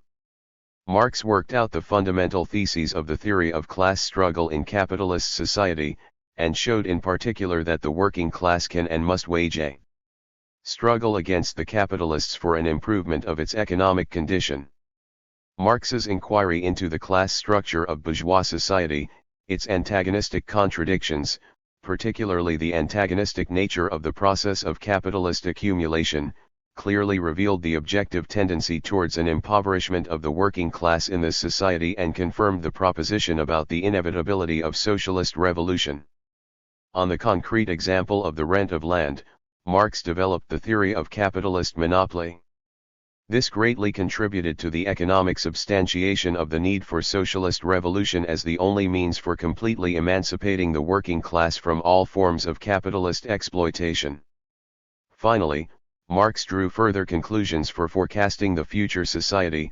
In particular, he made a further analysis of free time as the goal of communist production. 6. Formal and real subjection of labor to capital. Let us now proceed to a new stage in the economic substantiation of scientific communism, the 1863-65 manuscript, especially that part of it which relates to Volume I of Capital. This part is called Chapter 6. The results of the direct process of production. The chapter centers on an analysis of the formal and real subjection of labor to capital as the two most important stages in the development of the capitalist mode of production, and thus in the intensification of capitalist exploitation. The formal subjection of labor to capital is characterized by the domination of the capitalist relations of production on the old basis, i.e., that inherited by capitalism from the previous modes of production. The material expression of this stage in the development of capitalism is absolute surplus value. In this context, Marx gives a detailed analysis of the process of labor under capitalism, which actually constitutes a unity of the process of labor and that of its exploitation. For bourgeois economists, who are unable to differentiate between the social form and the material content of labor, it is a single, direct process. The objective difficulty in studying it consists in the fact that the material properties of the means of production, which are factors of the process of labor, are merged with their social properties which make them capital. Moreover, while in the process of labor considered from the point of view of its material content, the means of production do act as means employed by the workers to carry out labor, in the same process, viewed from the angle of its social form, the means of production as the material embodiment of capital, on the contrary, employ the worker, use him as a means for receiving surplus value. Marx notes that in capitalist production and therefore in the minds of political economists this reversed relation between thing and man, i.e., the capitalist nature of the elements of production, has merged so inseparably with their material nature that Ricardo uses as a matter of course the economically correct phrases capital, or the means of employing labor. Similarly, in modern German the capitalist, the personification of things that take labor, is called Arbeitsgeber. It is these distorted concepts that reflect the formal subjection of labor to capital. The chief purpose of the control exercised by the capitalist over the worker consists in ensuring the latter's continuous expenditure of labor time as socially necessary labor time, with an average degree of intensity. To ensure continuous labor under the conditions of the capitalist mode of production, and thus the continuous receipt by the capitalist of surplus value, the amount of capital advanced should be large enough to make the labor process independent within certain limits of the process of realization.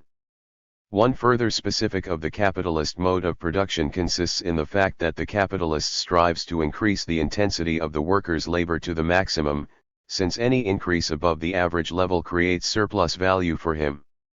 Lastly, the capitalist forces the workers to extend the process of labor as far as possible beyond the limit of the labor time necessary for the reproduction of wages, for it is precisely this extra labor that yields surplus value to him. 139. Thus, the domination of capitalist relations objectively leads to a rise in the continuity and intensity of labor, an increase in production, and a growth of the productive forces of social labor. Production of relative surplus value, the material expression of the real subjection of labor to capital, develops. Marx notes, the general characteristic feature of the formal subjection, i.e., the direct subjection of the labor process to capital, whatever the technological form, remains. However, there arises on this basis a technologically and otherwise specific mode of production that transforms the actual nature of the labor process and the actual conditions under which it takes place, the capitalist mode of production. It is only with the rise of the latter that the real subjection of labor to capital takes place. The transition from formal to real subjection of labor to capital is encouraged by the operation of the law of value and the law of surplus value. The capitalists strive to obtain additional surplus value in the form of the difference between the social and the individual value of his product. Thus, the formal subjection of labor to capital, which arises earlier than the real subjection, at earlier stages in the development of capitalism, remains the basis of capitalist exploitation even under the conditions of developed capitalism, when it is supplemented by the real subjection. The capitalist mode of production, when fully evolved, is, therefore, characterized by two forms of surplus value, absolute and relative. Marx shows that the transition to the formal and then the real subjection of labor to capital lies a dual effect on the condition of the working class. The increase in exploitation is accompanied by the social growth of the working class. Even under the conditions of the formal subjection of labor to capital, the capitalist relationship appears as an ascent to a higher social stage. First, for the individual worker, wage fluctuations around the value of labor power are, in principle, possible. These fluctuations, Marx says, provide considerable scope for the worker's individuality. They stimulate the development of labor power and create the possibility for the worker to rise to the higher spheres of labor by virtue of special 140 energy, talent, etc., just as there remains the abstract possibility of some worker or other himself becoming a capitalist and exploiter of other people's labor. Marx notes, in this connection, that the economic task of the trade unions, in particular the British ones, is precisely to prevent a fall in the price of labor power below its value. 1 second, capitalist relations make the worker completely indifferent to the content of his labor, which is only a reflection of the capitalist's indifference towards the specific nature of his activities, their only motivation being the striving for profit. Capital tries to ensure itself the most favorable conditions for the transition from one sphere of production to another, and above all, it sweeps away all legal or traditional barriers which prevent it from buying, at its own discretion, one kind of labor power or another, or from appropriating one kind of labor or another as it deems right. The more capitalist production is developed in a given country, the greater the demand for variability made on labor power. This is a tendency of the capitalist mode of production. Marx stresses that this is a deeply progressive tendency, one of major importance in forming the preconditions for the all-round development of the individual. Let us add that the worker's indifference towards the actual character of his labor has nothing to do with the quality of this labor. On the contrary, Marx notes the free wage worker's consciousness of his responsibility for his labor. In so far as the division of labor has not made labor power absolutely one-sided, the free worker is, in principle, predisposed and prepared for any change of his labor power and his labor activity. That promises higher earnings. All these changed relations, Marx sums up, make the activity of the free worker more intense, more continuous, more mobile, and more skilled than the activity of the slave, not to mention the fact that they make him capable of quite different historical action. From the angle of the formal and real subjection of labor to capital, in Chapter 6 Marx also considers the problem of productive and unproductive labor in capitalist society. Continuing the analysis begun in the 1861-63 manuscript, he establishes that as the real subjection of labor to capital develops, a socially combined labor power, rather than the individual worker, increasingly becomes the real functionary of the total labor process. All this extends the bounds of productive labor to include the labor of the manager, the engineer, the technologist, and the supervisor. At the same time, however, wage labor is not necessarily productive labor. Marx specially underlines in this connection that the productive nature of labor should not be deduced from its material content. Productive labor within the framework of the capitalist mode of production means exclusively labor that creates surplus value. In his analysis of productive labor, Marx abstracts from a number of branches of commodity and intellectual production, services, and so on, only because, in these branches, earlier modes of production dominate, or because they are subjected to capital barely formally and belong to transitional forms, or because, in spite of the capitalist exploitation taking place within them, they constitute an infinitesimal magnitude compared with the aggregate of capitalist production, or because capitalist production is applicable in these branches to a very limited extent. Summing up, Marx says that such cases should not be taken into account when considering capitalist production as a whole. He did, however, allow that they might be considered in a special section on wage labor and wages. The goal of capitalist production and, consequently, of productive labor too, consists not in providing the means of subsistence for the producers, but in the production of surplus value, so all the necessary labor that does not produce surplus value is superfluous from the point of view of 142. Bourgeois society. Accordingly, a product that does not contain a net product, but only reproduces the worker, is just as superfluous as the worker that produces it. If at a certain stage of development of production workers were necessary for the production of a net product, at a higher stage of production they become redundant, they are no longer needed. In other words, only as many people are needed as is profitable to capital. Marx notes that these principles differ fundamentally from the views characteristic of earlier modes of production, views that, for example, prompted the municipal authorities to ban inventions in order not to deprive the workers of their livelihood, while the state protected national industry, the source of subsistence for considerable numbers of people, from foreign competition. In the same spirit, Adam Smith held that the investment of capital in agriculture was more productive, since here capital provided employment for more people. All these are obsolete and incorrect, false notions when applied to the developed capitalist mode of production. A large gross product in proportion to a small net product is tantamount to a small productive power of labor and, hence, of capital.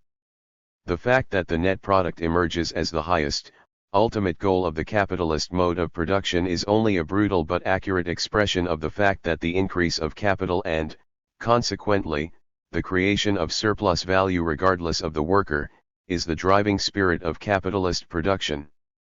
An essential aspect of the enslavement of the worker, of the depletion of his labor power accompanying the real subjection of labor to capital, is the fact pointed out by Marx, that capital appropriates science as the common mental product of social development. Once science is alienated from the worker and applied in production alongside the knowledge and skill of the individual workers. The application of science and the forces of nature in large-scale social production is a major means for the exploitation of labor, this being in large measure responsible for the fact that the conditions of labor appear as social forces dominating the individual worker and alien to him. These theses of Marx constitute a development of his proposition that as the capitalist mode of production develops, science is turned into a direct productive force. This thesis was first put forward and substantiated in the initial version of Capital and in the 1861-63 manuscript. Now Marx considers the antagonistic contradictions connected with this process.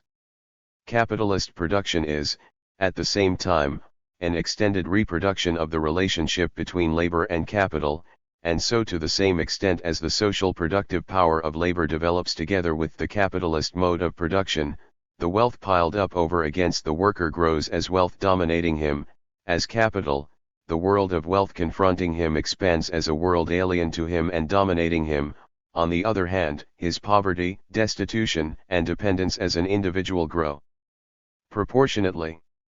At the same time, the mass of these living means of production of capital, the working proletariat, increases.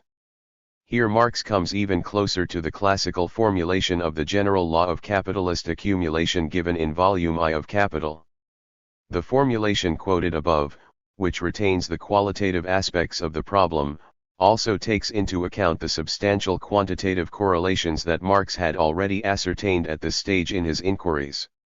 He formulates these correlations as follows: law of capitalist production consists in increasing constant capital as against variable capital and surplus value, the net produce; second, in increasing the net produce in relation to the part of the product that replaces capital, i.e., wages. In other words, it is a matter of the C/V and M/V correlations, which express in quantitative terms the deterioration of the relative condition of the working class and the intensification of its exploitation as bourgeois society develops. In the manuscript under review, Marx makes a detailed investigation of the quantitative characteristics of the price of labor power, wages. After thoroughly analyzing the basic forms of wages, time wages and piece wages, he estab. 144. Lied that, although the way in which wages are paid in itself by no means changes their nature, the form of piece wages tends to reduce the level of wages. A comparison of the level of wages in different countries, Marx stressed, requires that they be compared in the form of piece wages, otherwise the differences in labor intensity cannot be taken into account. Such a comparison shows that although the apparent time wages are higher in rich countries, piece wages are higher in poor countries, this being the result of the fact that in the less developed capitalist countries the exploitation rate is lower and, consequently, the real price of labor is higher. Later, in Volume 1 of Capital, Marx considered the national differences of wages in more detail. Summing up his analysis of the formal and real subjection of labor to capital, Marx notes that the formal subjection presupposes a definite degree of development of the productive forces and requirements, which transcend the bounds of the former relations of production and compel the transformation of the latter into capitalist relations. On the basis of this formal subjection of labor to capital there develops the real domination of capital over labor, and a complete economic revolution takes place that, on the one hand, consolidates this domination and, on the other, creates the real conditions for a new mode of production to supersede the contradictory form of the capitalist mode of production, and so provides the material basis for a newly formed social life process and, hence, for a new form of society. Marx stresses the fundamental difference between such an analysis of the capitalist mode of production and that given by the bourgeois economists, who were able to see how production is carried on within the framework of the capitalist relationship, but failed to understand how this relationship itself is created and how at the same time the material conditions of its dissolution are produced within it, thereby invalidating its historical justification as a necessary form in the economic development of the production of social wealth. Marx continued his analysis of these material conditions in the part of the 1863-65 manuscript that relates to Volume 3 of Capital. 7 Antagonistic contradictions of capitalism. TIIE Material preconditions for communist society. In Volume 111 of Capital, Marx investigates economic phenomena in the form in which they appear on the surface of society, i.e., in a form that distorts and conceals the true state of affairs. The consideration of the process of capitalist production, taken as a whole, begins here with an analysis of the category of cost-price. The material content of this category determines the fact that the cost price of a commodity is by no means simply a category which exists only in capitalist bookkeeping. Under capitalism, however, this category reflects the fact that the worker who has entered the process of production forms a component part of functioning capital. Viewed from this angle, surplus value appears as the product of all the capital advanced and assumes the converted form of profit, a form that to a great extent obscures the origination of surplus value from unpaid labor. Moreover, quantitatively the profit rate is always less than the rate of surplus value. The cost price forms the lower limit of the market price of a commodity, and so, from the point of view of the capitalist, its intrinsic value. Hence surplus value appears in bourgeois political economy in the form of profit upon alienation, as the surplus of the sale price over value, a surplus arising in the process of the sale. It is this view, too, that makes Proudhon treat the cost price as the real value of the commodity. Indeed, this reduction of the value of commodities to their cost price is the basis of his People's Bank. Marx's comprehensive study of the category of cost price enabled him to ascertain a number of significant factors determining the tendency of the capitalist mode of production to lengthen the working day and increase the intensity of labor. The ensuing economies in the use of constant capital make it profitable for the capitalist to prolong the working day even if he pays extra for overtime. This is encouraged by the obsolescence of machinery. In line with its contradictory and antagonistic nature, the capitalist mode of production proceeds to count the prodigious dissipation of the laborer's life and health, and the lowering of his living conditions, as an economy in the use of constant capital and thereby as a means of raising the rate of profit. It is not just a matter of the value of labor power being an integral part of the cost price. The conditions of the process of production are largely the conditions of the life process of the laborer as well, so economies on the cost price are, at the same time, economies on his living conditions. The capitalist relations of production are further mystified in consequence of the transformation of value into the price of production, and of profit into average profit. This serves to obscure the basis for determining value itself, while profit is once and for all separated from its source. The categories of average profit and the price of production reflect the objective fact of the joint exploitation of the working class by aggregate capital, by the class of capitalists. Here, Marx writes developing ideas he first formulated in 1862. We have a mathematically precise proof why capitalists form a veritable Freemason society vis-a-vis the whole working class, while there is little love lost between them in competition among themselves. Each individual capitalist, like the capital of each individual sector of social production, is equally interested in the exploitation of his own workers, which enables him to obtain surplus profit, and in that of the whole working class, which ensures him average profit. In his analysis of the law of the tendency of the rate of profit to fall, Marx stresses that it implies only a relative reduction in variable capital compared with constant, while allowing for an absolute rise in both. In other words, it by no means excludes a growth in the absolute mass of labor exploited by social capital, and thus a growth in the absolute mass of surplus labor appropriated by capital. In contrast to the bourgeois economists for whom a fall in profit meant the end of bourgeois production, Marx describes the law of the tendency of the rate of profit to fall as a dual law, according to which a reduction in the rate of profit is fully compatible with a simultaneous increase in its absolute mass. And this not only can be so. Aside from temporary fluctuations, it must be so, on the basis of capitalist production. Under capitalism, the growth of the *147 ratio between constant and variable capital inevitably involves a growth of the surplus working population. Later Marx showed this in detail in Volume I of Capital. Here he obtains the result as a conclusion from the law of the tendency of the rate of profit to fall.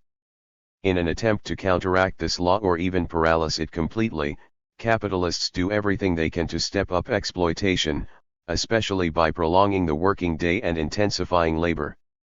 Yet the same factors that raise the rate of surplus value, above all the growth in labor productivity, also tend to reduce the rate of profit. Both the rise in the rate of surplus value and the fall in the rate of profit are but specific forms through which growing productivity of labor is expressed under capitalism. This duality does even more to obscure the deep-running processes in the capitalist economy. The rise in the rate of the exploitation of labor by capital is accompanied, on the surface of bourgeois society, by a corresponding fall in the rate of profit. The duality of the law of the tendency of the rate of profit to fall is not fortuitous. It expresses the antagonistic contradictions of the capitalist mode of production, above all that between the social character of production and the private capitalist form of the appropriation of its results. Profit is the incentive to capitalist production, so the tendency of the rate of profit to fall means that the development of the productive forces under capitalism proceeds within certain bounds. It testifies to the limitations and the merely historical, transitory character of the capitalist mode of production. The tendency of the rate of profit to fall is only checked, temporarily, by crises and periodical depreciations of existing capital. It cannot be otherwise under capitalism, where the expansion or contraction of production depends not on the satisfaction of social requirements, but on the realization of profit.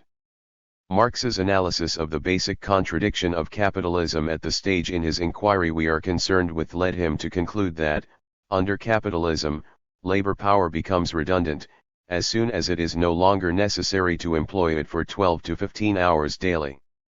A development of productive forces, he goes on to say, which would diminish the absolute number of laborers, i.e., enable the entire nation to accomplish its total production in a shorter time span, would cause a revolution, because it would put the bulk of 14b. the population out of the running. The anarchy of production that predominates in capitalist society makes the capitalists try to regulate production.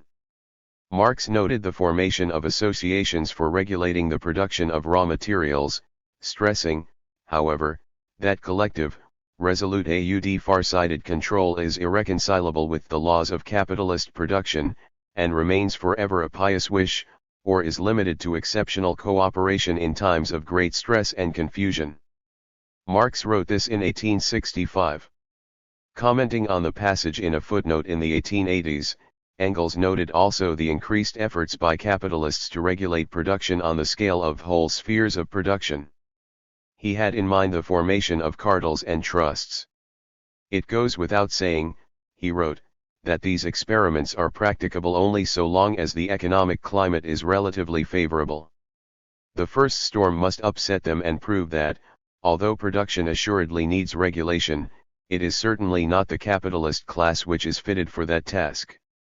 Yet in another footnote to the text of Volume 3 of Capital, which he apparently wrote considerably later, Engels pointed out that competition in the domestic market recedes before the cartels and trusts.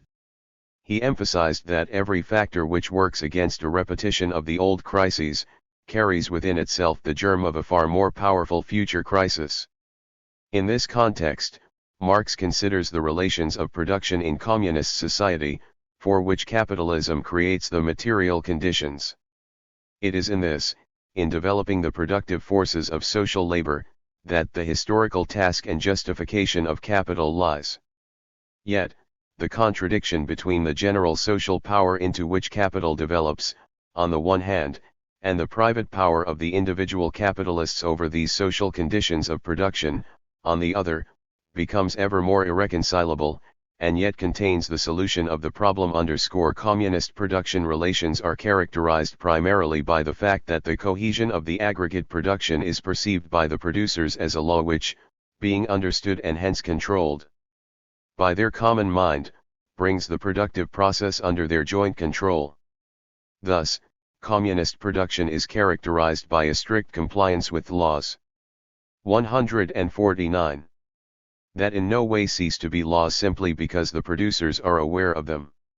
Having come to know the objective laws governing their socio-economic formation, the producers are able to control production, i.e., to carry it on in accordance with these laws. The expansion or contraction of production under communism is determined by the relationship between production and social requirements, the requirements of comprehensively developed people. Communist society restores the direct link, broken by capitalism, between production and consumption.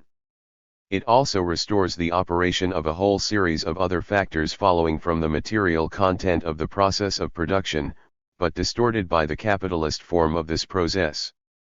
For example, in a society in which producers regulate their production according to a preconceived plan, the productivity of labor would be measured in terms of the reduction of the total quantity of labor going into a commodity. Meanwhile, for the capitalist, a rise in the productivity of labor is only of significance if the drop in the paid part of living labor is greater than the increment in past labor.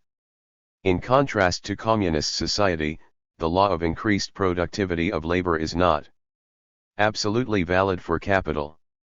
The division of profit into interest and profit of enterprise that takes place in the process of capitalist production objectively leads to the profit of enterprise being presented as wages in payment for supervision of labor. In this connection, Marx analyzes the material content and social form of the labor of supervision and management. In its material content, this is a productive job, which must be performed in every combined mode of production, since all labor in which many individuals cooperate necessarily requires a commanding will to coordinate and unify the process, and functions which apply not to partial operations but to the total activity of the workshop. The antagonistic form of this type of labor stems from the antithesis between the laborer, as the direct producer, and the owner of the means of production. Thus, under capitalism, supervision and all-round interference by the government involves both the performance of common activities arising from the nature of all communities, and the specific functions arising from the antithesis between the government and the mass of the people. Marx returns once more to the British cooperative factories of workers, which showed that the capitalist was completely superfluous as an agent of social production. 1. In a cooperative factory, the antagonistic nature of the labor of supervision disappears, Marx notes, because the manager is paid by the laborers instead of representing capital counterposed to them. Here only the material content of this category has been preserved, its social form has changed substantially even under capitalism. 2. Marx also focuses on the higher profitability of workers' cooperative factories resulting from their more economical use of constant capital. Another form of the abolition of capital as private property within the framework of capitalist production itself is joint stock capital, which is directly endowed with the form of social capital. And its undertakings assume the form of social undertakings as distinct from private undertakings. Joint stock companies are a result of the ultimate development of capitalist production, a necessary transitional phase towards the reconversion of capital into outright social property. It is very significant that the functions of associated producers emerge here merely as social functions, freed from their capitalist form. Marx, and after him Engels, noted the tendency arising from the joint stock form of enterprise towards monopolization and state monopoly capitalism. Both workers' cooperative factories and joint stock companies originated on the basis of the credit system which, on the one hand, develops the social nature of production, thus providing the link for the transition to the new mode of production, and, on the other hand, develops the antagonistic contradictions of capitalism arising from the private capitalist form of appropriation.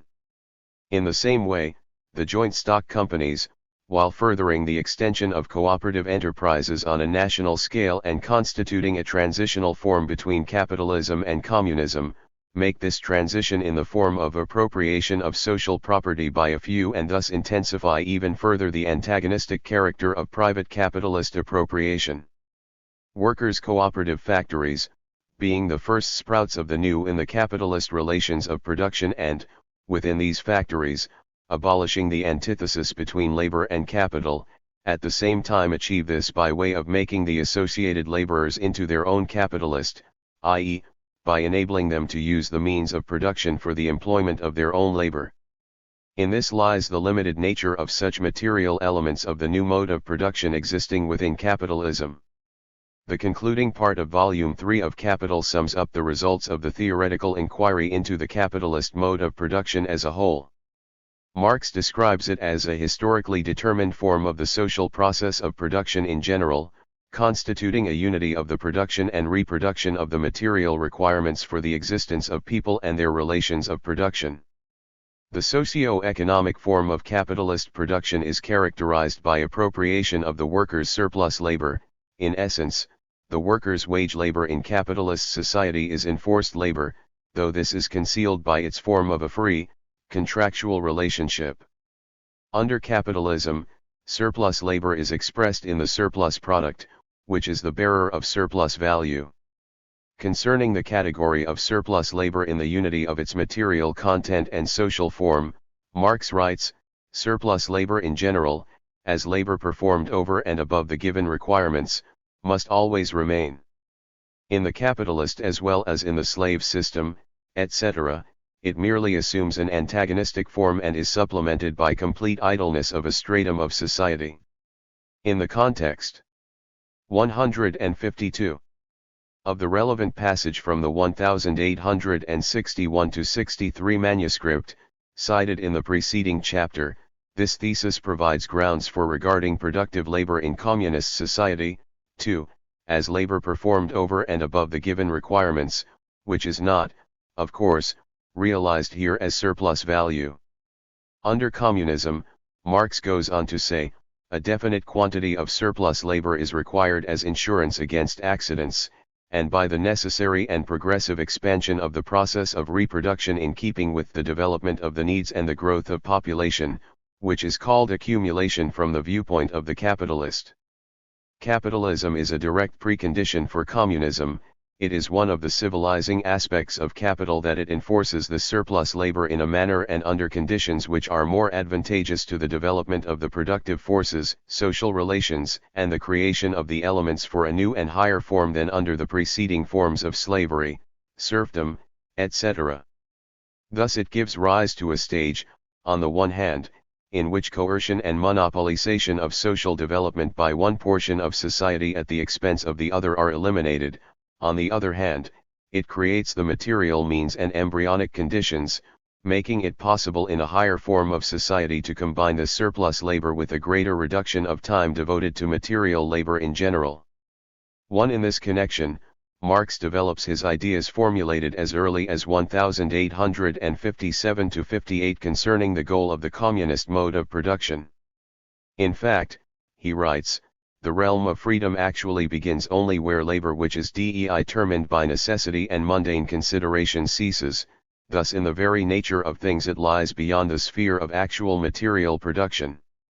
The sphere of immaterial production is the realm of necessity, since in all social formations and under all possible modes of production man must sustain and reproduce his life and must wrestle with nature. As requirements expand, so does the sphere of material production, in particular the productive forces, that serve to satisfy these requirements.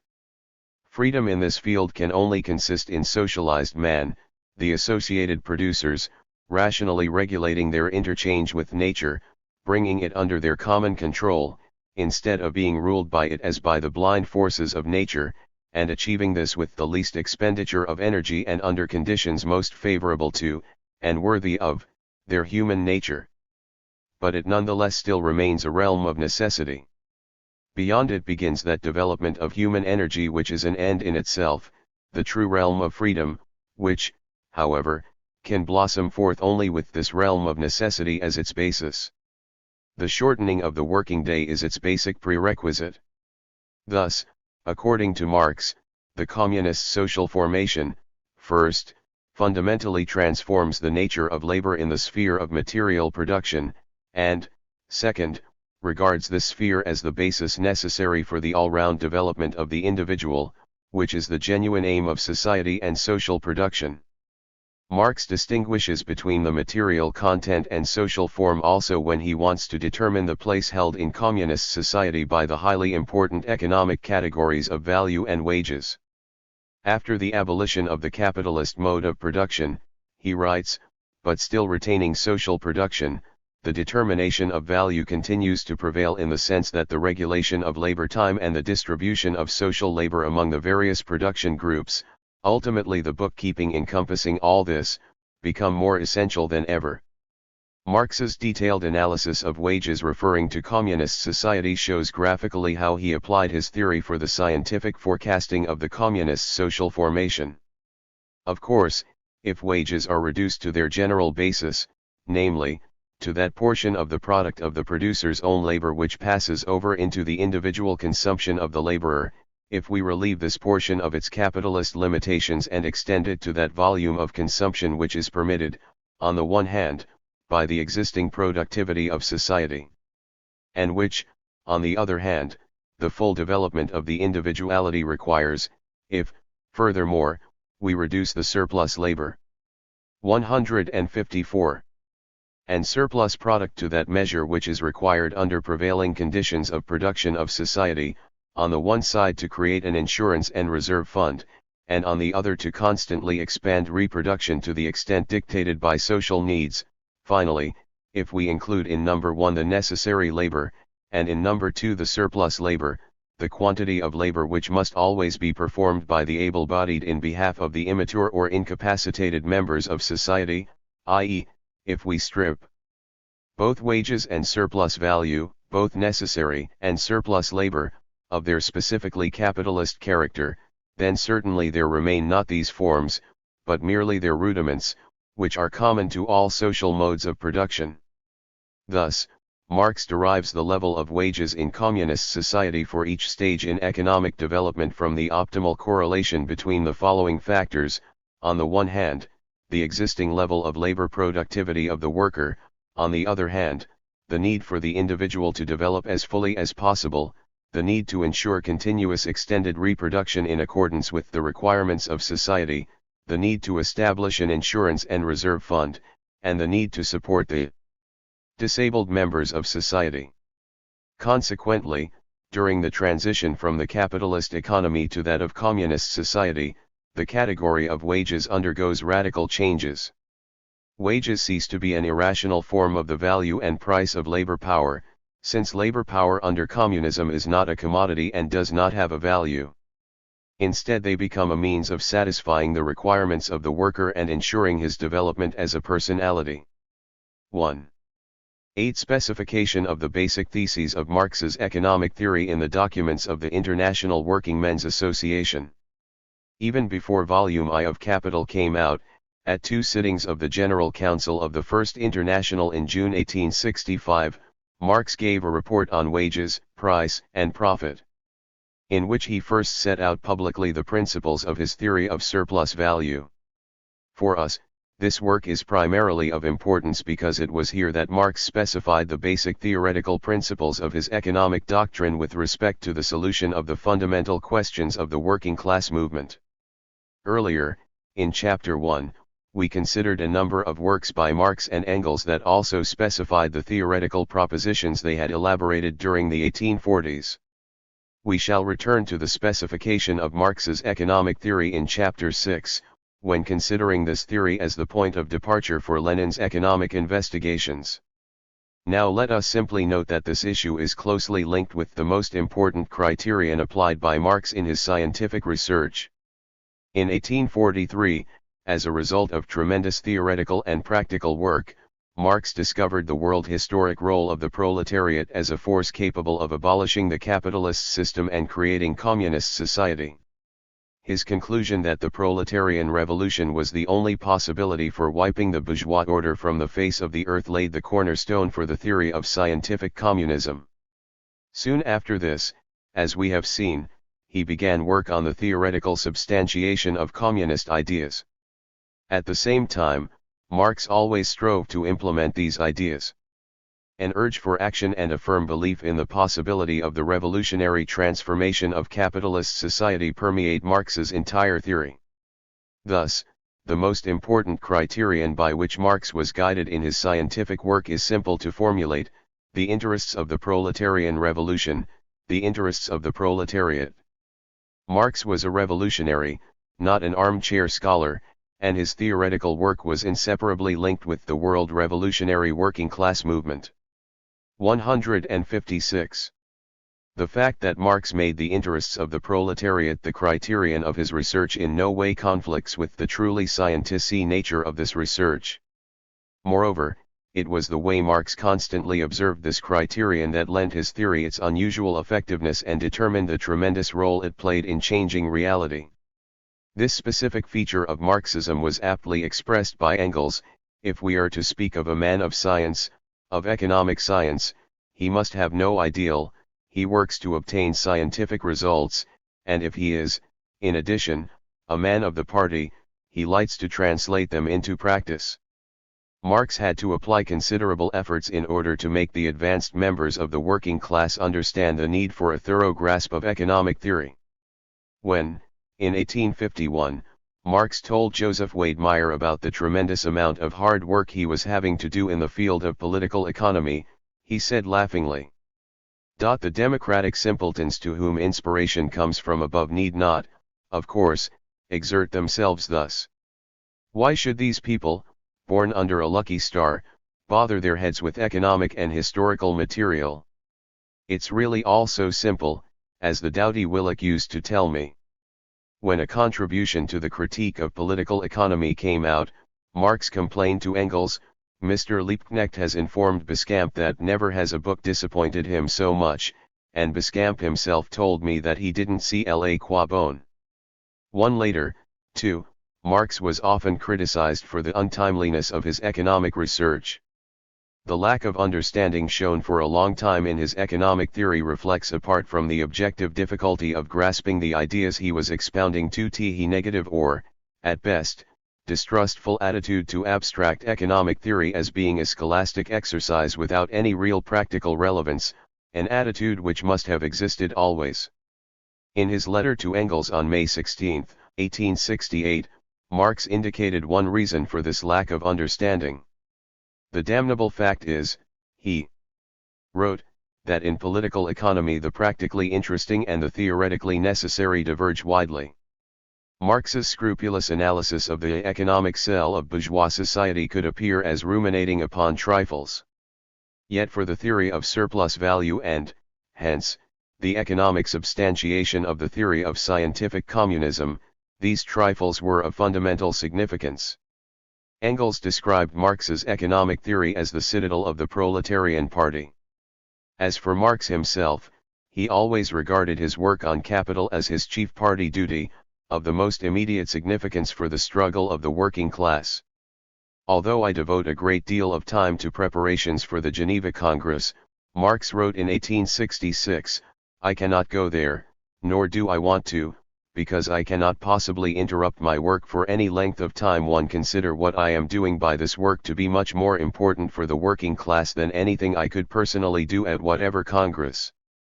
Marx and Engels constantly stressed the exclusively important role of theory assimilated by the popular masses, especially the working class, as it consequently becomes a material force. Marx wrote, "Once the interconnection is grasped, all theoretical belief in the permanent necessity of existing conditions collapses before their collapse in practice." The call for knowledge to govern the working masses resounded firmly in the inaugural address of the First International. When Engels told Marx, at the latter's request, about the conflict in early 1867 between weavers and manufacturers in Manchester, he stressed in particular that the workers were right in theory and have been proved right in practice too. Marx used the material sent by Engels in Volume I of Capital. Referring to the workers' demand for a shorter working week, he pointed out that in the given situation it was right also in terms of theory. The only decisive test of Marxist theory could be and was the proletarian revolution, heralding the beginning of the transition from capitalism to communism and proving that the world revolutionary process was proceeding as Marx predicted. Yet there were other methods for experimentally testing Marx's economic doctrine, particularly, methods relating to the daily struggle of the working class. 158. Against the class of capitalists. One, for what Marx created in the sphere of economic theory was nothing other than the political economy of the working class. This is precisely why, in elaborating his economic theory, Marx always strove to formulate the basic principles for the policy of the working class in its struggle with the capitalists and the capitalist state. Thus, the specification of the basic principles of the economic theory were as of major significance, first, for the dissemination of this theory within the international working class movement, second, for testing the theory itself, i.e., its correspondence with the actual economic process, and, finally, for the elaboration of the policy of the working class, the strategy and tactics of its class struggle in bourgeois society. Let us, however, return to wages, price and profit. On April 4, 1865, John Weston, a member of the General Council of the First International and a leader of the British working class movement, brought up two questions for discussion. 1. Can the social and material prosperity of the working classes generally be improved by means of higher wages? Second, do not the efforts of trade societies to secure higher wages operate prejudicially to the other sections of industry? The proposer declared, the minutes of the General Council's meeting say, that he would support the negative of the first and the affirmative of the second proposition. 2. Weston's views, as we can see, had to be refuted, in particular because they were stated at a time when the whole working class was making wage claims and, moreover, because they were shared by the Proudhonists and Lassalleans. The thesis advertised by Lassalle concerning the iron law of wages gave rise to a negative attitude towards the trade unions and, in general, to the economic struggle of the working class. An answer was required to all this, and the stage already attained in the elaboration of the economic theory was sufficient to provide such an answer. In his speech, Marx showed that Weston was virtually seconding the thesis of the vulgar economists that value was determined by the cost price. Ricardo also defined value as the cost price while, in fact, having in mind the expenditure of labor time required for the production of the commodity. The formula determining the value of a commodity by its cost price provided an opportunity which was used by vulgar political economy to reject the labor theory of value altogether. By the cost price, the vulgar economists meant the amount it cost the capitalist to produce the commodity, i.e., the value of the capital advanced. From this angle, surplus value profit appears as an addition to value, as profit from alienation, while the actual value of the commodity depends on the value of labor, i.e., the level of wages. *1 To other vulgar economists the cost price meant the sum of services provided to production by capital, land, and labor, and they determined the level of this cost price by means of the correlation between supply and demand. Vulgar economists' misunderstanding of the nature of cost price, stemming from the ambiguity of Ricardo's definition, resulted in some of them, e.g. say, being able to accept the cost of production as the ultimate regulator of prices, without having the slightest inkling of the determination of value by labor time. Indeed, they directly deny the latter while maintaining the former one. Marx shows the vicious circle into which Weston had fallen by following the vulgar economists in determining the value of the commodity by the value of labor. Here we come to a standstill, Marx states. As we have seen, Marx provided the answer to this problem in his theories of value and surplus value. He, above all, gives a remarkably succinct and clear presentation of his economic theory, in the course of which he breaks the vicious circle, as well as explaining the contradictions arising from the lack of correspondence between the essence of things and their appearance. Marx shows that, although on the surface profit does appear as an addition to value, its nature can only be understood if commodities are assumed to be sold at their value. Marx reveals another contradiction, the reverse of the first one. Although wages do, indeed, appear on the surface as the value of labor, too in reality they are only the value of labor power, which is known to be less than the value of labor, or to be more precise, the value of the product created by labor. This seems paradox, Marx notes, and contrary to everyday observation. It is also paradox that the Earth moves round the Sun, and that water consists of two highly inflammable gases. Scientific truth is always paradox, if judged by everyday experience, which catches only the delusive appearance of things. We do not intend here to consider in any detail how the theories of value and of surplus value are set out in wages, price, and profit. We are primarily interested in the conclusions concerning the struggle of the working class that Marx drew from his theory. In his analysis of the value of labor power, Marx shows that this value differs in different branches of production. The cry for an equality of wages, he says immediately drawing the practical conclusion, rests, therefore, upon a mistake, is an insane wish never to be fulfilled. What you think just or equitable is out of the question. The question is, what is necessary and unavoidable with a given system of production? Then Marx shows the practical importance of identifying the category of surplus value in its pure form. Not all surplus value, of course, falls as industrial profit into the pockets of the capitalist entrepreneur. He shares it with the money-lending capitalist and the landowner. Yet this question is, for the worker, a secondary one. It is the employing capitalist, Marx says, who immediately extracts from the laborer this surplus value, whatever part of it he may ultimately be able to keep for himself. Upon this relation, therefore, between the employing capitalist and the wages laborer the whole wages system and the whole present system of production hinge. In the speech wages, price, and profit, Marx considers the rate of profit and that of surplus value as two different ways of expressing the rate of profit. He notes that only the ratio of profit to the value of capital advanced on wages shows the real degree of exploitation of labor, the real correlation between paid and unpaid labor. A general rise of wages would, therefore, result in a fall of the general rate of profit, but not affect values. In Wage Labor and Capital, Marx follows Ricardo in stating that wages are inversely proportion. Al to profit 1, now he develops this thesis. The same sort of inverse proportionality exists between wages and surplus value. The rate of profit can fall owing to the law of the tendency of the rate of profit to fall without being accompanied by a corresponding drop in the rate of surplus value. 2. The rate of profit falls, Marx says, not because the worker is less exploited, but because he is more exploited. In his speech, Marx gives a detailed analysis of the main cases in the struggle waged by the workers for higher wages or against wage cuts.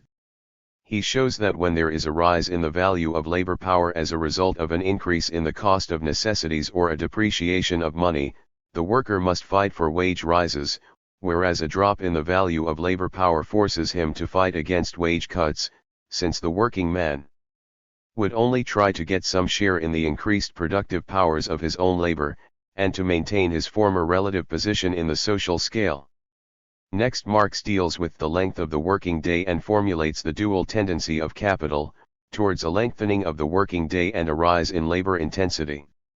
Hence he concludes that in their attempts at reducing the working day to its former rational dimensions, or, where they cannot enforce a legal fixation of a normal working day, at checking overwork by a rise of wages, working men fulfill only a duty to themselves and their race. They only set limits to the tyrannical usurpations of capital. 3. When he counteracts the tendency of capital to increase the intensity of labor by struggling for a rise of wages corresponding to the rising intensity of labor, the working man only resists the depreciation of his labor and the deterioration of his race. As we have seen, these conclusions are based on a study of the commodity labor power. Marx establishes the specific nature of this commodity. There are some peculiar features which distinguish the value of the laboring power, from the values of all other commodities. 1. The value of the laboring power is formed by two elements, the one merely physical, the other historical or social. The value of the essential means of subsistence, the means essential for maintaining and reproducing labor power, forms the lower limit of the value of labor power. Apart from this, the value of labor power is determined also by the traditional standard of life in a given country. The upper limit, however, cannot be determined in principle, just as it is impossible to determine the minimum rate of surplus value. The capitalist always strives for maximum profit, i.e., seeks to reduce wages to their physical minimum and prolong the working day to its physical maximum. The actual level of wages and the actual length of the working day are established by the continuous struggle between capital and labor. The matter resolves itself into a question of the respective powers of the combatants. Thus, the struggle of the working class for higher wages and a shorter working day is dictated by economic necessity and arises directly from the general tendency of capital to reduce the value of labor power to its physical limit. If the workers refuse to fight the encroachments of capital, Marx underlines, they would be degraded to one level mass of broken wretches past salvation. Marx regards the day-to-day struggle of the working class for an improvement of its condition as an important aspect of its class struggle against the capitalists, but not as the only one. He notes that in this daily struggle the workers are fighting with effects, but not with the causes of those effects. They must understand, Marx says, that with all the miseries it imposes upon them, the present system simultaneously engenders the material conditions and the social forms necessary for an economical reconstruction of society. This provides the scientific foundation for replacing the conservative motto "a fair day's wage for a fair day's work," with the revolutionary slogan "Abolition of the Wages System." Such are the main arguments of Marx's speech before the General Council of the First International in 1865. However, some of the fundamental conclusions following from his economic theory were already reflected in the program documents of the International Working Men's Association, which he drew up in 1864. The analysis, given in the inaugural address, of the condition of the working class from 1848 to 1864 confirmed the main conclusions of Marx's economic theory. It was proved that economic progress in bourgeois society is not capable of abolishing the poverty of the working people. No improvement of machinery, no appliance of science to production, no contrivances of communication, no new colonies, no emigration, no opening of markets, no free trade, nor all these things put together, will do away with the miseries of the industrious masses. On the present false base, every fresh development of the productive powers of labor must tend to deepen social contrasts and point social antagonisms. Two great facts were noted that testified to the development of the prerequisites for the future society within the heart of capitalism: the successes scored in factory legislation as a component of social foresight, and the cooperative movement as proof that bourgeois relations were not needed for running large-scale production. By the 1860s, Marx was in complete contrast to his original attitude, attaching extraordinary importance to the bill on the 10-hour working day adopted by the British Parliament on June 8, 1847. The immense physical, moral, and intellectual benefits hence accruing to the factory operatives, half-yearly chronicled in the reports of the inspectors of factories, are now acknowledged on all sides. The 10 Hours Bill was not only a great practical success, it was the victory of a principle. It was the first time that in broad daylight the political economy of the middle class succumbed to the political economy of the working class. 165. But there was in store, he goes on to say, a still greater victory of the political economy of labor over the political economy of property. We speak of the cooperative movement, especially the cooperative factories. The value of these great social experiments cannot be overrated. By deed, instead of by argument, they have shown that production on a largo scale, and in accord with the behests of modern science, may be carried on without the existence of a class of masters employing a class of hands, that to hear fruit, the means of labor need not be monopolized as a means of dominion over, and of extortion against, the laboring man himself, and that hired labor is but a transitory and inferior form, destined to disappear before associated labor plying its toil with a willing hand, a ready mind, and a joyous heart.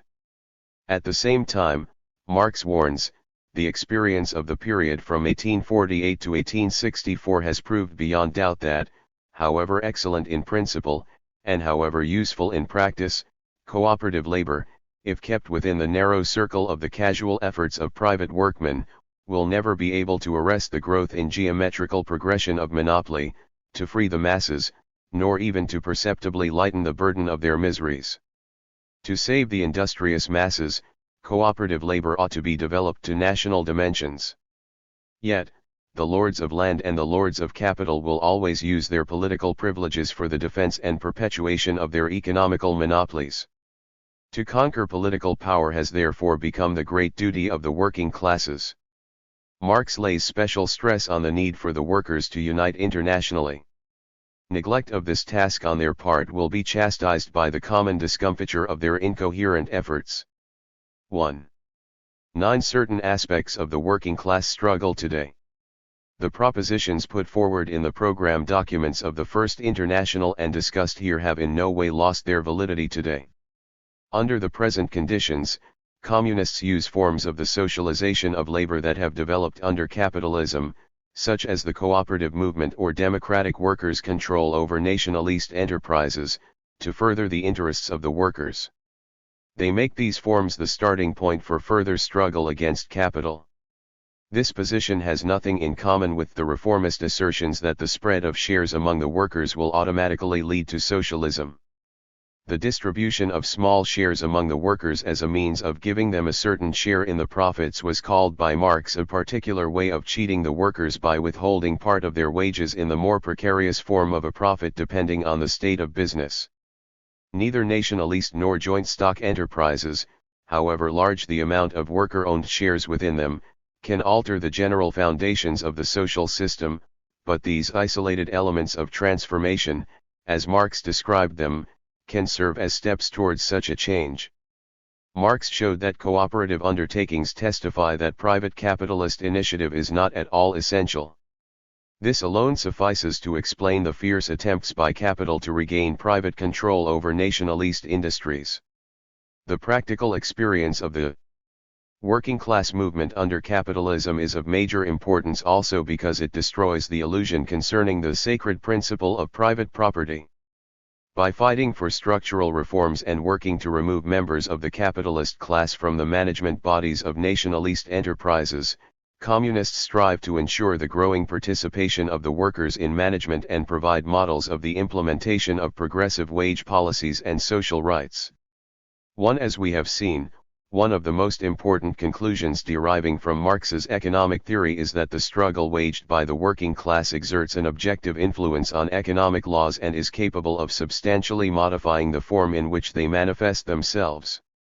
This methodological principle of Marxism is the exact antithesis of the position taken by bourgeois economics, which maintains that economic laws operate in the same way as the laws of nature. Marx discovered the objective tendency of capitalist production to exploit the working class to the maximum. This tendency has been operative at all three stages in the development of the capitalist mode of production, which, as Marx showed, constitute the three stages in the development of the real subjection of labor to capital. Each of them entailed a further growth in the exploitation of the working class, a prolongation of the working day and a reduction of wages, i.e., of the price of labor power in comparison with its value. Marx showed that this tendency leads to the premature exhaustion and destruction of labor power. He showed that an anticipation of the future takes place with respect to the worker and to the land. The future can indeed be anticipated and ruined in both cases by premature overexertion and exhaustion, and by the disturbance of the balance between expenditure and income. In capitalist production this happens to both the worker and the land. Only resolute resistance on the part of the working class can in any way counteract this tendency. We have seen how Marx proved this in strictly scientific terms, proceeding from this analysis of the value of labor power which, in contrast to that of all other commodities, is formed by two elements. The lower limit of the value of labor power tends to fall, while, on the other hand, its social limit gradually lifts as the cultural and social level of the working class rises, as labor becomes more complex and requires greater skills. The duality in the determination of the magnitude of the value of labor power results in the actual level of the value, and consequently the price, of labor power being established only in the course of the struggle between the working and the capitalist class. The same applies to the actual duration of the working day. Thus Marx provided the theoretical substantiation for the workers' struggle in the capitalist countries for a shorter working day and higher wages. Characteristic of modern capitalism, which employs all available means for rationalizing production, is an extreme intensification of the exploitation of the working class. Under these conditions, the struggle for higher wages and a shorter working day, as in Marx's time, remains the main form of the economic struggle of the working class. The wage rises in the post-war years have been a result of the resolute struggle waged by the working class, especially in the late 1950s and early 1960s. Yet Marx repeatedly drew the workers' attention to the need to go further, to supplement this struggle with a struggle to destroy the very system of wage labor. The working class movement today is striving to exert an increasingly broad influence on the economic relations within bourgeois society, even on the actual course of capitalist reproduction and the economic cycle. Experience has shown that the possibility of using certain forms of state monopoly capitalism in the interests of the working class depends on how developed the working class movement is. 169. The conclusions deriving from Marx's economic doctrine concerning the condition of the working class are summarized in the Marxist theory of the impoverishment of the working people in capitalist society, which is based on the general law of capitalist accumulation. Marxists have done a great deal in recent years to cleanse the Marxist theory of impoverishment of non-inherent features added later and rebuff the absurd allegations made about it by bourgeois and reformist critics. Above all, they showed up the invalid attempts to replace Marx's true views with an extremely simplified scheme of the automatic and absolute impoverishment of the working people under capitalism. Marx repeatedly emphasized that only the unremitting struggle waged by the working class prevents the capitalists from constantly making its living and working conditions worse. It is by its struggle that the working class resists the tendency towards an increasing deterioration of its condition in bourgeois society. Yet a comparison of the results achieved by the working class in its struggle against the capitalist class with the development of capitalist society and the position of the capitalist class in this society fully confirms Marx's conclusion that the rift between the social position of the working people and that of the capitalists is widening. The development of modern capitalism has also fully confirmed another major thesis of Marxist theory, that about the increasing proletarianization in capitalist society. In Volume I of Capital, Marx noted that it is but here and there on the face of the earth, that even nowadays the labor fund crops up in the form of capital. Today the overwhelming majority of the population of the capitalist countries is made up of wage workers, while wage labor constitutes the basis of capitalism to a much greater extent than it did in Marx's time. Marx's description of capitalism in Capital proved to be so profound and the tendencies in its development were outlined so accurately that, in the words of academician E. Varga, modern capitalism in the highly developed countries is, in its social structure, much more reminiscent of capitalist society consisting of two classes, the bourgeoisie and the proletariat, the society whose existence Marx assumed as the basis of his theoretical analysis, than the actual capitalist society that existed in Marx's lifetime was. This 170 is, of course, no accident. In theory, Marx wrote, it is assumed that the laws of capitalist production operate in their pure form. In reality there exists only approximation, but this approximation is the greater, the more developed the capitalist mode of production and the less it is adulterated and amalgamated with survivals of former economic conditions. The present position of the working class is characterized by a widening rift between the actual value of labor power and the real wages of workers. This is due to the growth of the socially necessary requirements of the workers resulting from the intensification of labor, as well as from the rise in the material, social and cultural level of the working class. A consequence of this is the lag in the growth of real wages behind that of the value of labor power. 2. A substantial influence on the condition of the working class is also exerted by the constantly growing threat of unemployment as a result of the automation of production and intensification of labor, as well as by actual unemployment, which dooms millions and millions of people to hardships and poverty. The insecurity of existence about which Engels spoke in his remarks on the draft program of the German Social Democratic Party, is growing. These objective factors convincingly confirm the Marxist theory of impoverishment. Let us sum up this stage in the economic substantiation of scientific communism that we considered. In the 1863-65 manuscript, an important step forward was taken in analyzing the condition of the working class within the structure of capitalist society. Marx ascertained for the first time the influence exerted on the economic condition of the workers by the transition from pre-capitalist forms of exploitation to the formal subjection of labor to capital, and from this to the real subsumption and the ensuing tendency of developed capitalism to prolong the working day, in a manner wasteful of the worker's health and life. In this connection, Marx formulated the tasks of the trade unions in the economic struggle of the working class. The categories of formal and real subjection of labor to capital constitute a further development of the category of alienated labor. Marx notes that the worker rebels from the outset against the process of alienation of his own labor, which he regards as a process of enslavement. So, for the economic substantiation of the theory of scientific communism, it was very important to show both the possibility and necessity of the workers' comprehensive struggle against capitalist exploitation.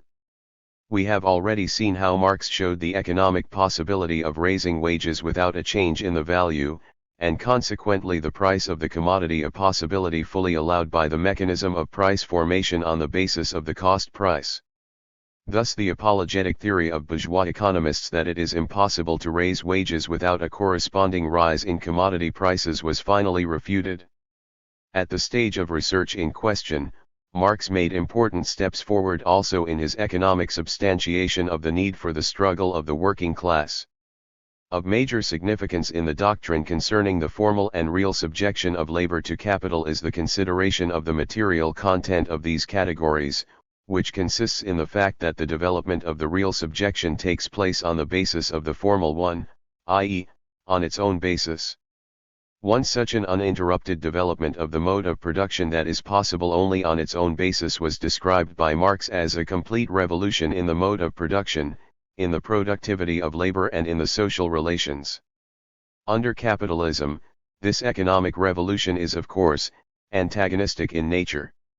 We have seen that the study carried out in Volume 3 of Capital of the antagonistic contradictions inherent in the development of the capitalist mode of production allowed Marx to identify essentially new aspects in the condition of the working class under capitalism, in the preconditions for the socialist revolution, and in the forecasting of the communist economy. These aspects were, in short, the following. First, Marx showed the place of the commodity labor power in the system of capitalist production from a new angle in the context of the fact that labor power appears as an element of capitalist production costs, with all the ensuing consequences. Here we must return once more to the question of the inadmissibility, in principle, of an extended interpretation of commodity production under socialism, as suggested by some economists. They give too broad an interpretation of the operation of the law of value in the socialist economy, claiming that labor power is a commodity also under socialism. The commodity nature of labor power is not at all essential to commodity production. For instance, labor power is not a commodity under the conditions of the simple commodity economy. Nor is it a commodity under socialism, for this would conflict with the objective goal of socialist society. Marx's analysis, in Volume 3 of Capital, of the material content of the category of wages with respect to communist society graphically shows that the development of labor power under communism is subject to completely different laws than is the development of the commodity labor power in capitalist society.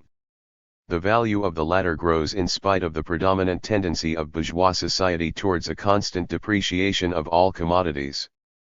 The movement of wages under communism is geared to the full development of the individual.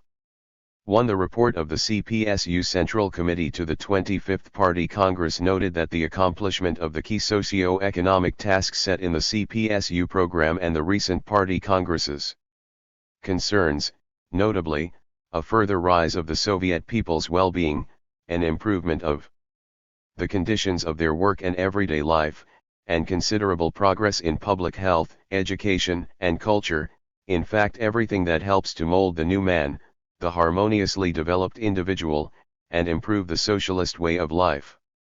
Speaking at the 18th Congress of the Young Communist League, Leonid Brezhnev said that concern for raising the people's standard of living is the pivot of the party's home policy. By this we mean both a higher material and higher cultural level of life. The one cannot be divorced from the other. Second, the further elaboration in Volume 3 of Capital of the theories of profit, average profit, and the price of production, and the discovery of the tendency of the rate of profit to fall allowed Marx to draw important conclusions with respect to the intensification of capitalist exploitation as one of the means used for counteracting this tendency. Capitalist profit acts not only as an incentive to the development of the productive forces, but also as a limit to this development, for a shortening of the working day as an objective consequence of the increasing efficiency of social production is possible under capitalism only within definite, strict limits, otherwise the very creation of profit would be jeopardized. 1. To the limited nature of profit as a stimulus to capitalist production, Marx counterposes the shortening of the working day and increase in free time as the objective result and goal of the development of the communist economy. In this context, he stresses the strictly logical nature of the development of communist society, regarding its economy as the realm of necessity. As an inevitable conclusion deriving from the theory of productive labor, Marx postulates the obligatory nature of surplus labor as labor over and above the producer's immediate requirements under the conditions of the communist economy. 2. This refuted the utopian views of the pre-Marxian socialists who maintained that the worker should appropriate the full product of his labor, otherwise, they claimed, communist production would be completely incapable of functioning, since the worker would not be able to buy up the product created by him. At this stage in his research, Marx not only showed the need for surplus labor in communist society too, he also made his first forecasts on the distribution of the surplus product under communism. These propositions were later substantially developed in the Critique of the Gotha program. At the same time, in Volume I of Capital, Marx concluded that, strictly speaking, the division of labor into necessary and surplus is not generally applicable to communist society, since all labor under these conditions appears as necessary labor. The community of interests of the working class in the struggle with the capitalist class, a community that follows from the theory of average profit and the price of production, is a major factor in the economic substantiation of the program demand, put forward in the manifesto of the Communist Party, that the working men of all countries unite. Now it became clear that this community ensues from the objective condition of the working class in the system of capitalist production. Economic development today dictates more insistently than ever the need for the working class to combine its efforts both within individual industries and countries, and on the international scale. At present, the working class cannot win satisfaction of its demands merely by waging a trade union struggle within individual enterprises or individual industries. The anti-monopoly, democratic alternative to the European common market, to state monopoly integration is necessarily international in character, i.e., it reflects the interests of the working masses of the countries participating in the process of economic integration. International coordination of working class actions within the framework of the world communist movement, as well as through the trade unions, ensures success in the struggle with international monopoly capital. Integration and the ensuing interdependence of entire branches of product. 175. On the national and the international scale create favorable conditions for the struggle of the working class, since a halt in production in one place affects a whole group of monopolies. The success of this struggle depends directly on the international solidarity of the proletariat. Regular contacts between the communist parties concerned are called upon to play a tremendously important role in this. Timely scientific analysis of economic processes, the elaboration of common methods of struggle against new forms of capitalist exploitation, and coordination of the strategy and tactics of the world communist movement acquire major significance under modern conditions. The process of economic integration is countered by the political integration of the working class in both the capitalist and the socialist countries. Given international unity of the working class, it is possible to solve the problem of national sovereignty, which has become particularly acute in connection with the process of integration, to work out a democratic alternative to monopoly integration, and to solve the problem of peaceful coexistence and cooperation between capitalist and socialist countries. Broad international cooperation of the working class ensures a united front of the peoples coming out for peace, for prevention of a nuclear holocaust. Third, and finally, at the stage of research in question, Marx first studied in detail a number of social forms constituting the abolition of capitalist relations even within the framework of the capitalist mode of production, supervision and management, workers' cooperative factories, joint stock capital, banks as a form of social bookkeeping. All these elements of the new, higher form in no way indicate that capitalism of itself ceases to be capitalism, as is claimed by certain modern bourgeois and revisionist writers. They simply show that capitalism is ripe for such a transition, which is dictated by the corresponding level of social production and the urgent need to establish a rational interchange between man and nature. The forms of the socialization of labor considered by Marx, just like the new forms of state monopoly capitalism that have developed in the period of imperialism, make possible, even within the framework of modern capitalism, the regulation of certain economic processes, economic programming, and so on, but only within the strictly limited bounds set by the domination of private capitalist ownership of the means of production. At the same time, these forms constitute material prerequisites for the economy of the future society. Chapter 4. Economic substantiation. Of the inevitability of the socialist evolution. So far we have attempted to show how, as Marx elaborated his economic theory, he gradually produced the evidence for substantiating the theory of scientific communism. Volumes 1 and 2 of Capital, which have now to be analyzed, make it possible to consider a substantial part of Marx's economic theory in the process of its presentation, in the process of the ascent from the abstract to the concrete. In our analysis we shall continue to pinpoint only those elements of the economic substantiation of the theory of scientific communism that Marx first formulated at this stage in the construction of his theory. 1. General description of the communist mode of production. The point of departure in the ascent from the abstract to the concrete in Volume I of Capital is the commodity as the elementary economic cell of bourgeois society. We have seen that Marx discovered the commodity in this function while working on his 1857-58 manuscript. The analysis of the elementary economic cell of bourgeois society in Volume I of Capital allowed Marx to give a profound critique of the ahistorical approach prevailing in bourgeois political economy. He showed that the inability of bourgeois economists to carry out such an analysis stems from their view of capitalism as an eternal, natural form of social production. On the contrary, the analysis of the commodity as a dialectical unity of use value and value necessarily leads to the conclusion that the bourgeois mode of production is historically conditioned, and, moreover, that the social form of the commodity, its value form as the most general form of this mode of production, is also historically transient.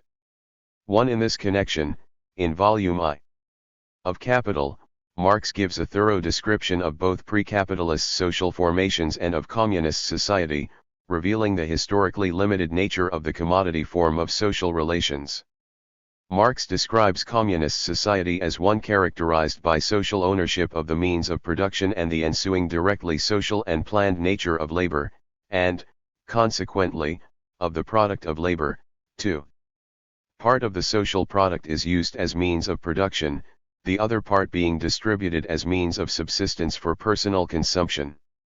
The mode of this distribution will vary with the productive organization of the community, and the degree of historical development attained by the producers. As one such historical stage, for the sake of a parallel with the production of commodities, Marx considers the mode of distribution according to work done, when the share of each individual producer in the means of subsistence is determined by his labor time, and establishes the dual role of labor time under these conditions. 1. Its apportionment in accordance with a definite social plan maintains the proper proportion between the different kinds of work to be done and the various wants of the community. 2. At the same time, it serves as a measure of the portion of the common labor borne by each individual, and of his share in the part of the total product destined for individual consumption. The conclusion is that the social relations of the individual producers, with regard both to their labor and to its products, are in this case perfectly simple and intelligible, and that with regard not only to production but also to distribution. Further on, Marx stresses that the simplicity and intelligibility of social relations has a material basis, the life process of society, which is based on the process of material production, does not strip off its mystical veil until it is treated as production by freely associated men, and is consciously regulated by them in accordance with a settled plan. This, however, demands for society a certain material groundwork or set of conditions of existence which in their turn are the spontaneous product of a long and painful process of development. Thus, even at the first stage in the ascent from the abstract to the concrete, in the process of his analysis of the 12*179 Economic Kelly of Capitalism, Marx gives a fairly detailed, though inevitably abstract, description of communist society. The discovery, made at this stage, of the historical transience of bourgeois society as a society based on labor that is not directly social, but reveals its social nature only in the process of its transformation into money, made it possible to raise the question of investigating directly social labor resulting from the transformation of bourgeois society into its antithesis communist society. The process of this transformation could not yet be described. Marx only mentions the long and painful process of development preceding it. 1. As for the description of the future society itself, it should be noted in particular that Marx regards it as a developing society. The stages in its development too are distinguished primarily by the character of the productive organization of the community, the level of the historical development of the producers and, as a result of this, by the mode of distribution of the means of individual consumption. 3. In particular, as we have seen, it was here that Marx first identified the mode of distribution according to work done as a stage in the development of the future society, but this stage too is characterized, as Marx sees it, by the absence of the commodity form of relations. Distribution according to work done makes it possible, it is true, to draw a parallel with the production of commodities, but the product of labor is not transformed into a commodity. Marx elaborated his conception of the two phases in the development of communist society later on in his critique of the Gotha program. When considering the first phase of communist society, he pointed out that at this stage too individual labor exists as a component part of the total labor, not in an indirect fashion, but directly. Here, in distribution according to work done, Marx saw merely a parallel with the principle regulating the exchange of commodities, but emphasized that this was not actual commodity exchange. Later, in Chapter 5, we shall consider this question in greater detail. Meanwhile, let us simply note that Marx proceeds from the assumption that social ownership of the means of production predominates even at the first phase in the development of communist society. In our opinion, two types of inaccuracy can be encountered in modern interpretations of this problem.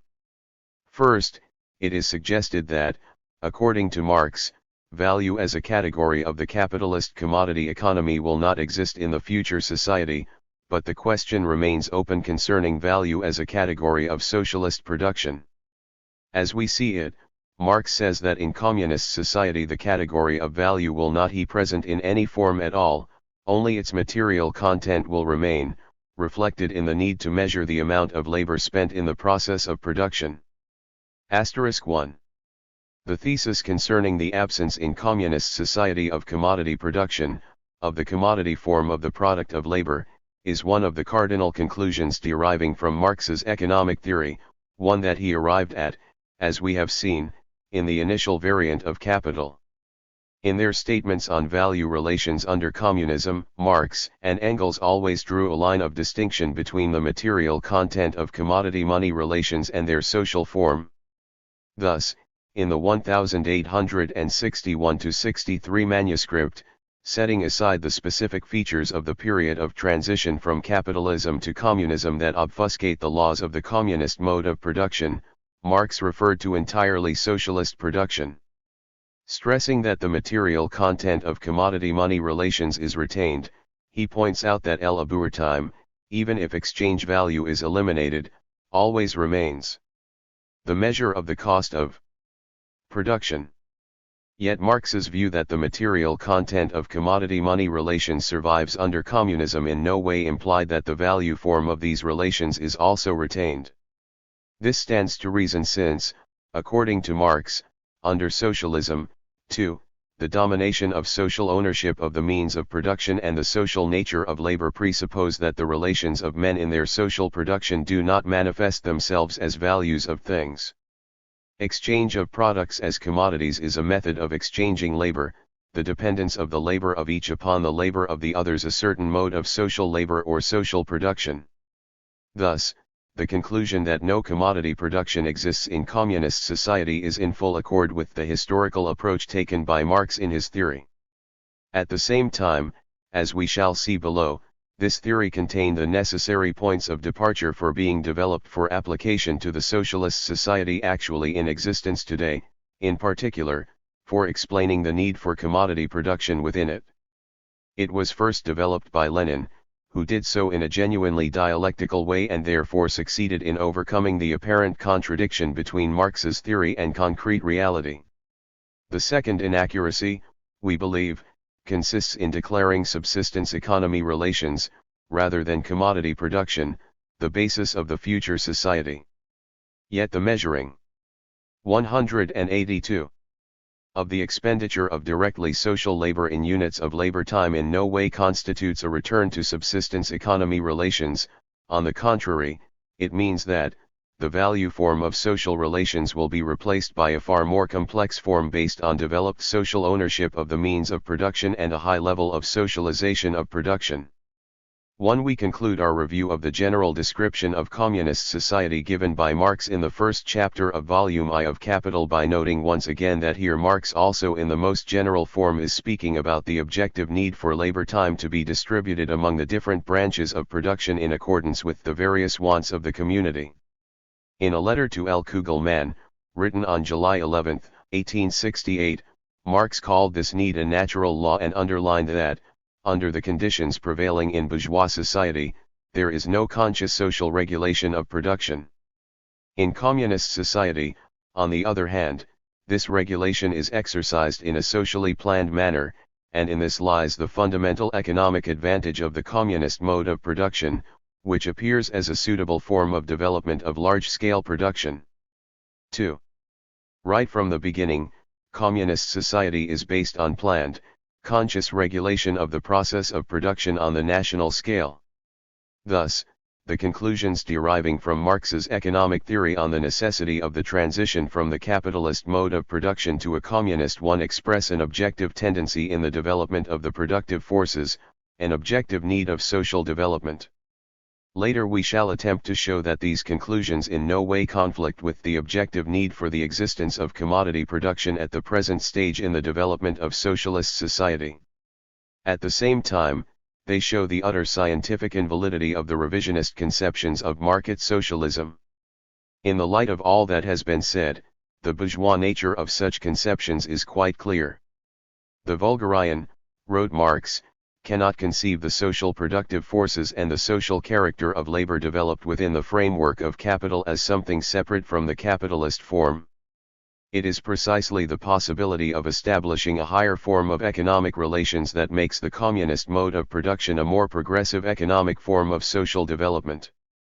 2. The struggle of the working class for labor legislation. On the basis of preceding research, in Volume I of Capital Marx gave a comprehensive substantiation of the workers' struggle for a legal limitation of the working day. Proceeding from his doctrine on the duality of labor and the ensuing different roles of constant and variable capital in the formation of the value of a commodity, Marx showed the complete invalidity of the bourgeois economist's theory that profit is the result of the final hour of the workers' labor, senior's last hour as they call it. This theory was aimed against the workers' struggle for a 10-hour working day. Senior asserted that most of the working day was spent on reproducing the value of constant capital and only the last hour remained for producing profit. It follows, however, from the duality of labor, as Marx showed, that, as a result of the expenditure of labor by the spinner, the values of the cotton and spindles go over to the yarn of their own accord. This result is owing to the quality of his labor, not to its quantity. The shortening of the working day, Marx notes, does indeed reduce the rate of surplus value, but it is a long way from this to the complete elimination of net profit. 1. Marx showed, moreover, the impossibility in principle of precisely determining the length of the working day. Its minimum limit is set by the necessary labor time, while the maximum limit is conditioned by two factors: the physical bounds of labor power and moral ones. The laborer needs time for satisfying his intellectual and social wants, the extent and number of which are conditioned by the general state of social advancement.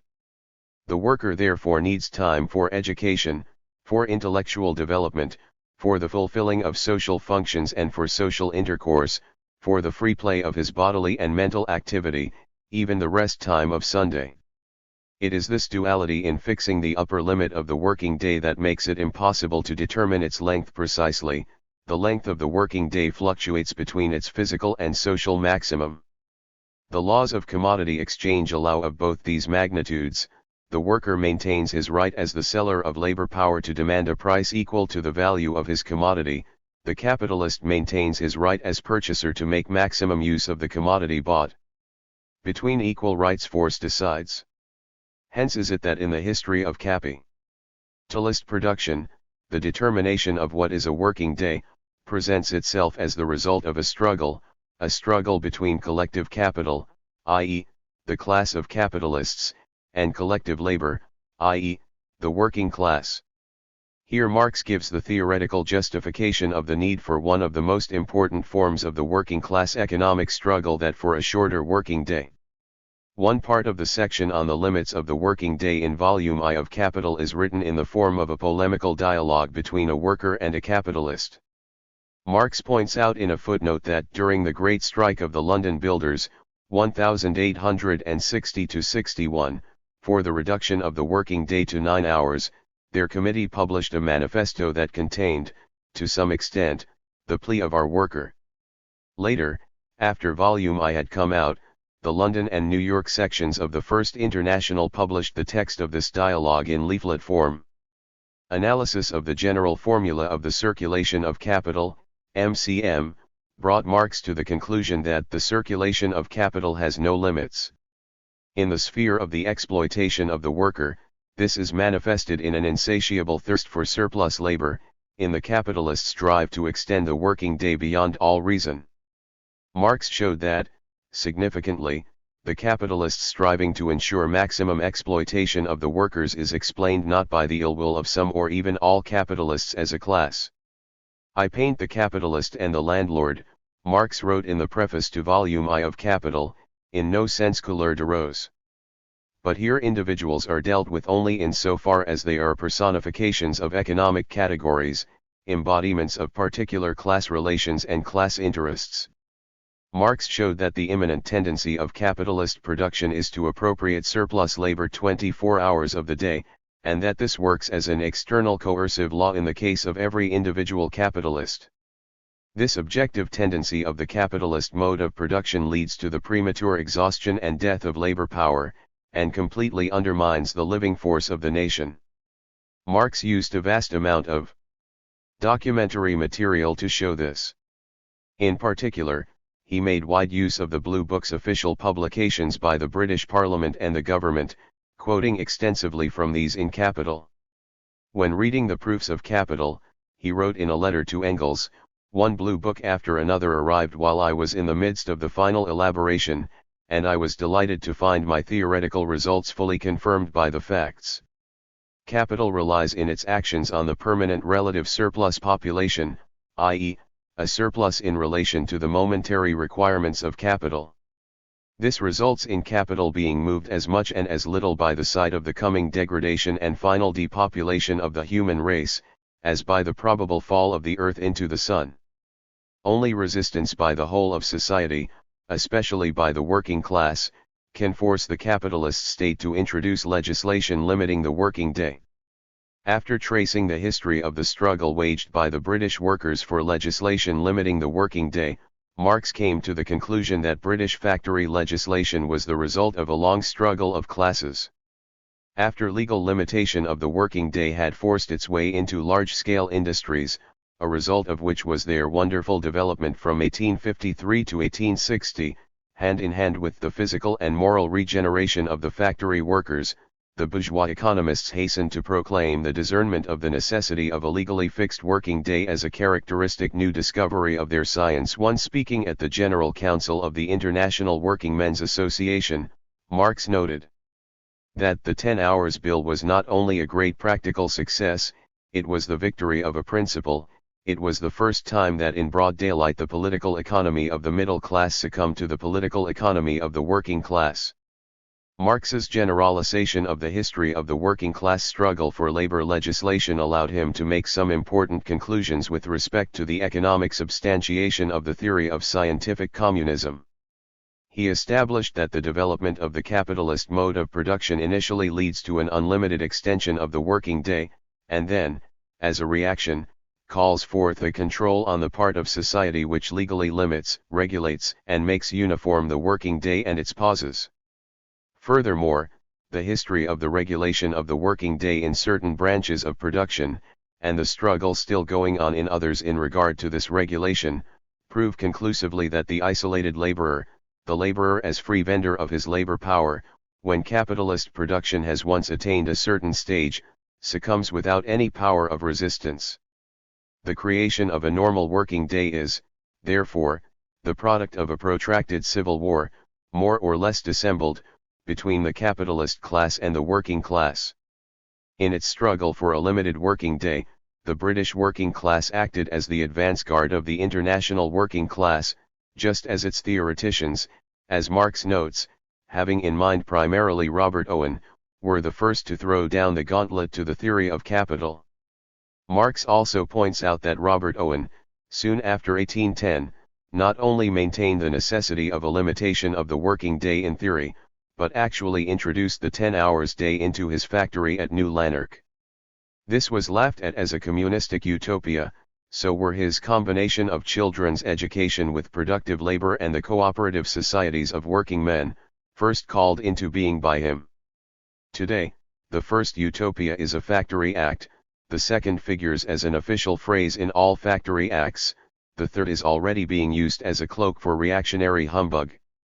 Later on we shall have an opportunity to consider the high appraisal Marx gave in Capital to the great utopian socialists, who to a large degree anticipated the future and expressed a number of fundamental objective trends in the working class movement. Marx shows that, in the wake of the British working class, the French workers won a 12-hours law as a result of the February 1848 revolution, and the North American working class came out for an 8-hour working day. He stresses that the 188 independent working class movement in the United States of America became possible only as a result of the Civil War and the emancipation of the Negroes. Labor cannot emancipate itself in the white skin where in the black it is branded. Marx draws the general conclusion that the working class movement is objectively conditioned, arising out of the conditions of production themselves. The working class movement and its result, the legal limitation of the working day, appear as an important stage on the way to the future revolutionary transformation of capitalist society, as an essential material prerequisite for communism.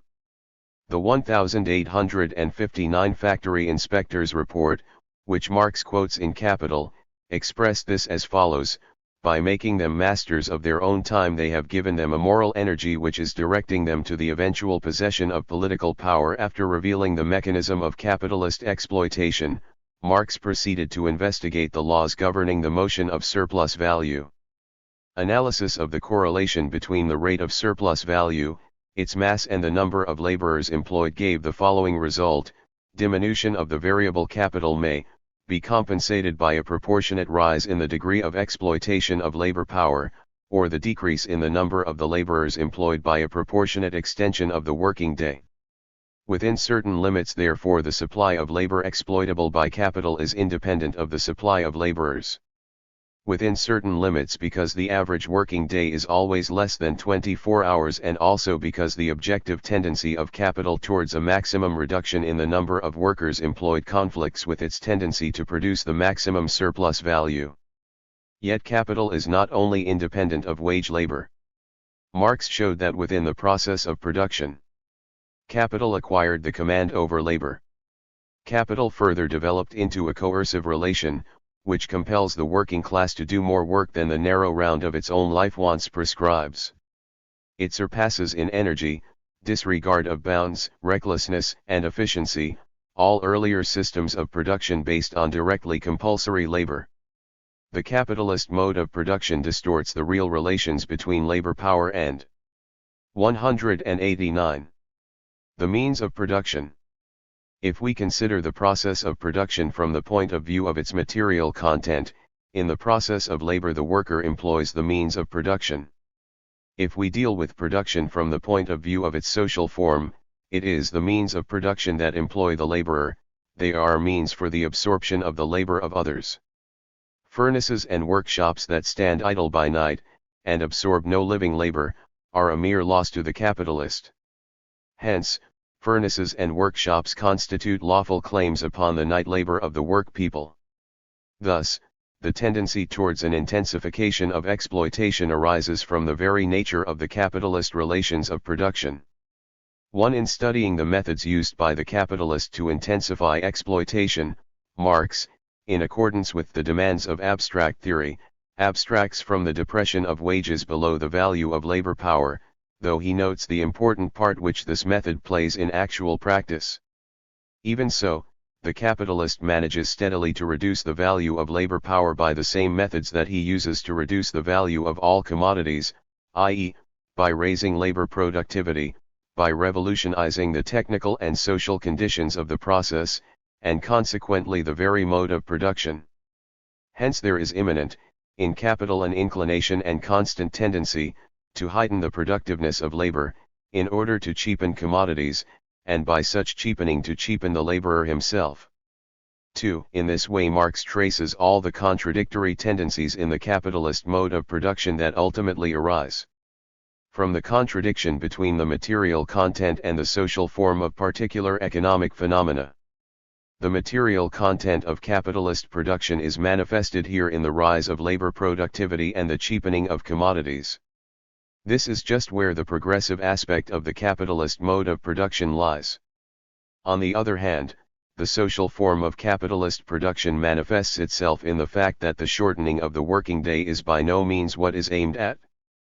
When labor is economized by increasing its productiveness, the object of all development of the productiveness of labor within the limits of capitalist production is to shorten that part of the working day, during which the workman must labor for his own benefit, and by that very shortening, to lengthen the other part of the day, during which he is at liberty to work gratis for the capitalist. In Volume I of Capital, when he investigates capital's tendency towards an all-out intensification of the exploitation of the working class, Marx shows, on the basis of his research in the 1861-63 manuscript, that the capitalist mode of production goes through 3 stages in the development of this objective tendency: simple cooperation, manufacture, and large-scale machine production. He links this conclusion with his previous research, especially the investigation of the formal and real subjection of labor to capital, and considers the 3 stages in the development of capitalism as 3 stages in the production of surplus value, and, consequently, as stages in the development of the subjection of labor to capital. 1. IHE research into the first stage in the development of capitalist production. Simple capitalist cooperation showed that simultaneous employment of a large number of workers is an objective tendency of capital, arising from the law of value, which is only fully realized if average social labor is brought into motion and economy is made in the application of the means of production. During such cooperation the productive power of social labor is created, which is appropriated gratis by capital. Yet when the laborer cooperates systematically with others, he strips off the fetters of his individuality, and develops the capabilities of his species. Marx notes also the tendency towards an intensification of the class struggle. As the number of the cooperating laborers increases, so too does their resistance to the domination of capital, and with it, the necessity for capital to overcome this resistance by counter-pressure. Capital's counter-pressure is manifested, in particular, in the despotic form of capitalist management. Management of capitalist production is, in its material content, management of the social process of labor for the manufacture of the product, and as such it has absolutely no need of the capitalist. Marx quotes the British bourgeois weekly Spectator, which wrote as follows about the initiative of the workers in the town of Rochdale, who in 1844 organized a consumers' cooperative society. 1.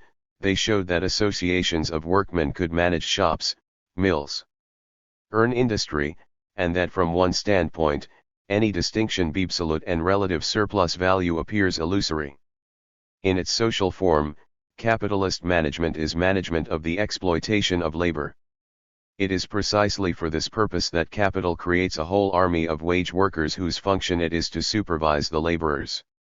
In proportion to the increasing scale of capitalist production, the need increases for control on the part of capital over the proper application of the means of production by the worker. One of the means that capital employed to this end even at that time was to have workers participate in the affairs of the enterprise.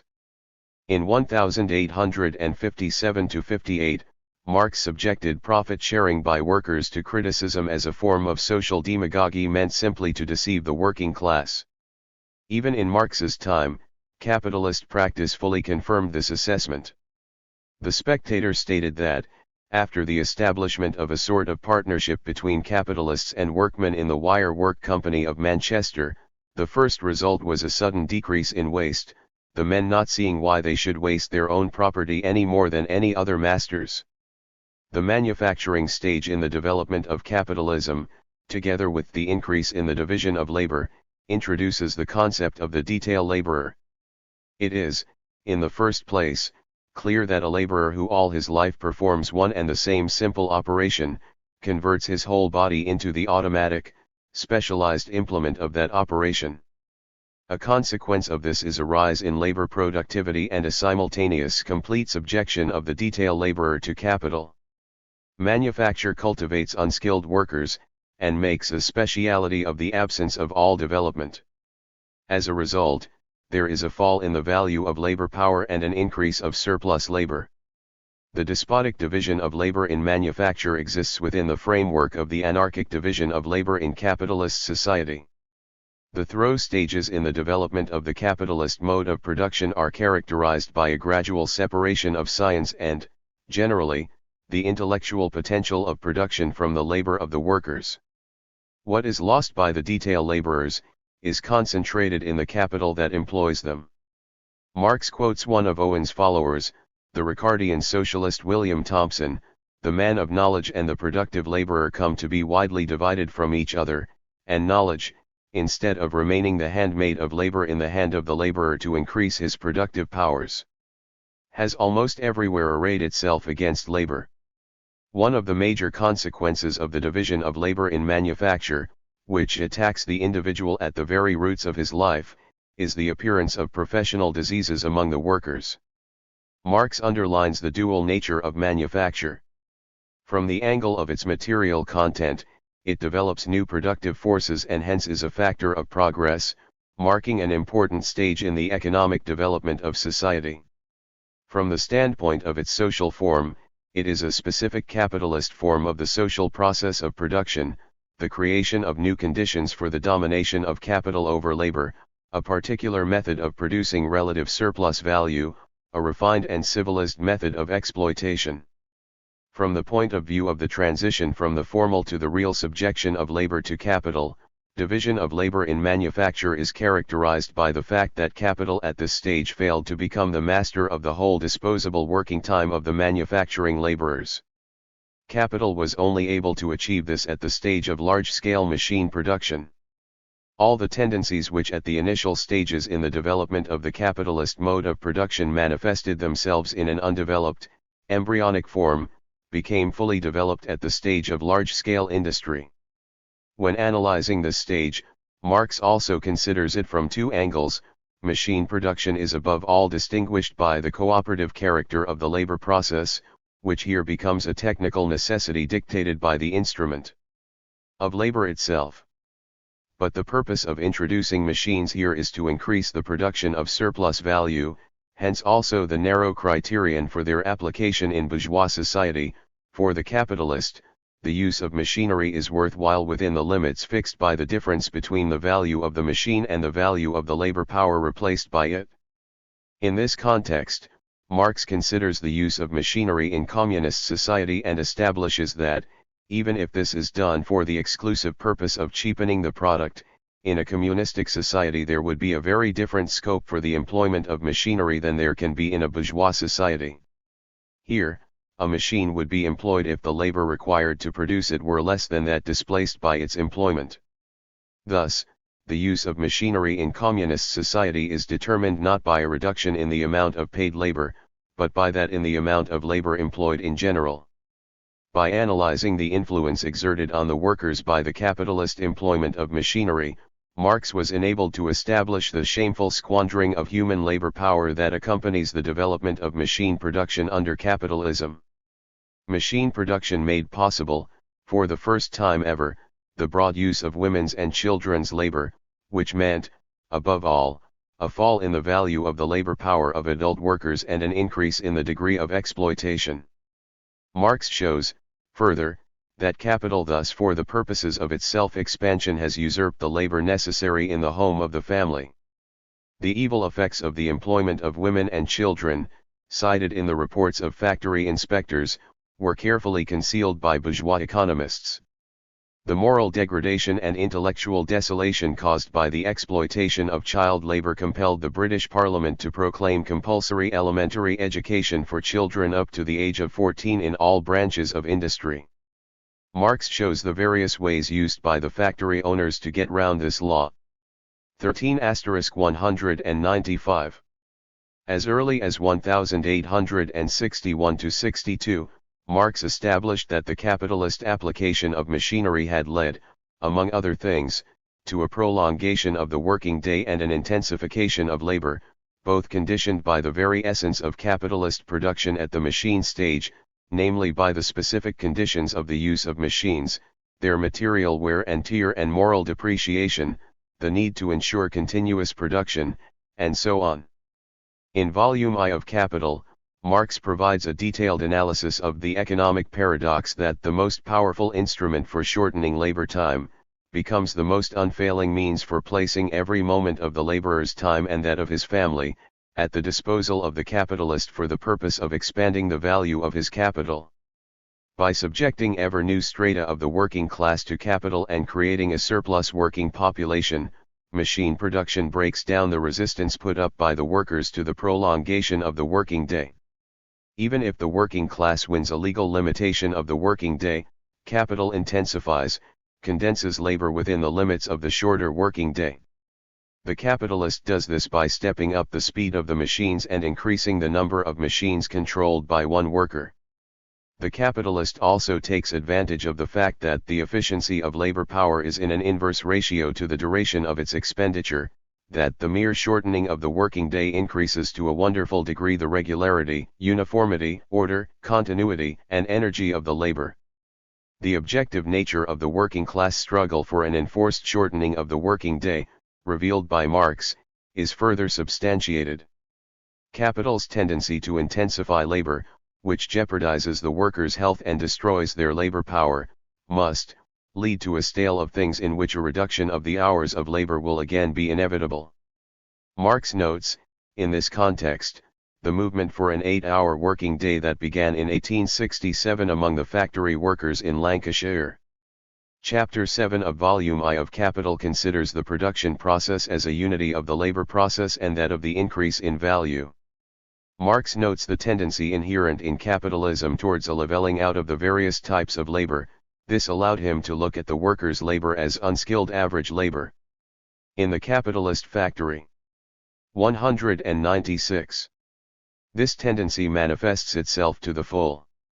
The technical division of labor in the factory is characterized by a combination of workmen who operate the machines with a number of assistants, simple attendants, and a numerically insignificant group engaged in looking after and repairing the machines. This is a superior class of workmen, some of them scientifically educated, others brought up to a trade. It is distinct from the factory operative class, and merely aggregated to it. On the one hand, the application of systems of machines ensures the mobility of workers, their free movement from one machine to another. On the other hand, the worker becomes a mere appendage to the machine, as a consequence of which his helpless dependence upon the factory as a whole, and therefore upon the capitalist, is rendered complete.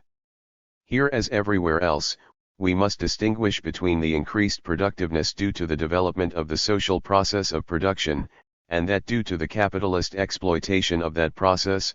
Marx adds, describing his method for distinguishing between the material content and the social form of phenomena.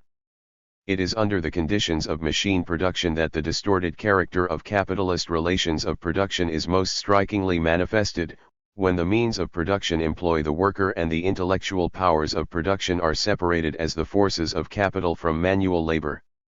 Social regulation of the labor process, which becomes requisite in cooperation on a great scale, and in the employment in common, of instruments of labor and especially of machinery, under capitalism acquires the grotesque form of barrack discipline, enslavement of the workers, fully develops the labor of overlooking, thereby dividing the workpeople into operatives and overlookers, into private soldiers and sergeants of an industrial army. Under capitalism, economy of social means of production, for which the factory system provides favorable opportunities, turns factories, in the words of Fourier, into tempered bagnios for the workers. Only gradually and randomly does the working class come to distinguish between the material content of social production and its capitalist form. Marx notes that, at first, the workers rise up against the means of production them. 197. Selves, against the material basis of the capitalist mode of production, as happened in the 17th and early 19th centuries. Only later did the workpeople learn to distinguish between machinery and its employment by capita, and to direct their attacks, not against the materia instruments of production, but against the mode in which they are used. The capitalist employment of machinery necessarily ousts some of the workers out of the production process, thus forming a surplus population that makes it possible to reduce the price of labor power below its value. A thorough antagonism develops between the workers, on the one hand, and the means of production and products of labor, on the other. The capitalists make use of machinery as a powerful weapon for repressing strikes, those periodical revolts of the working class against the autocracy of capital. Marx traces the history of a whole series of technological inventions made directly under the impact of the strike struggle of the working class. Returning to factory legislation, Marx confirms his earlier conclusion that it constitutes a major precondition for communism.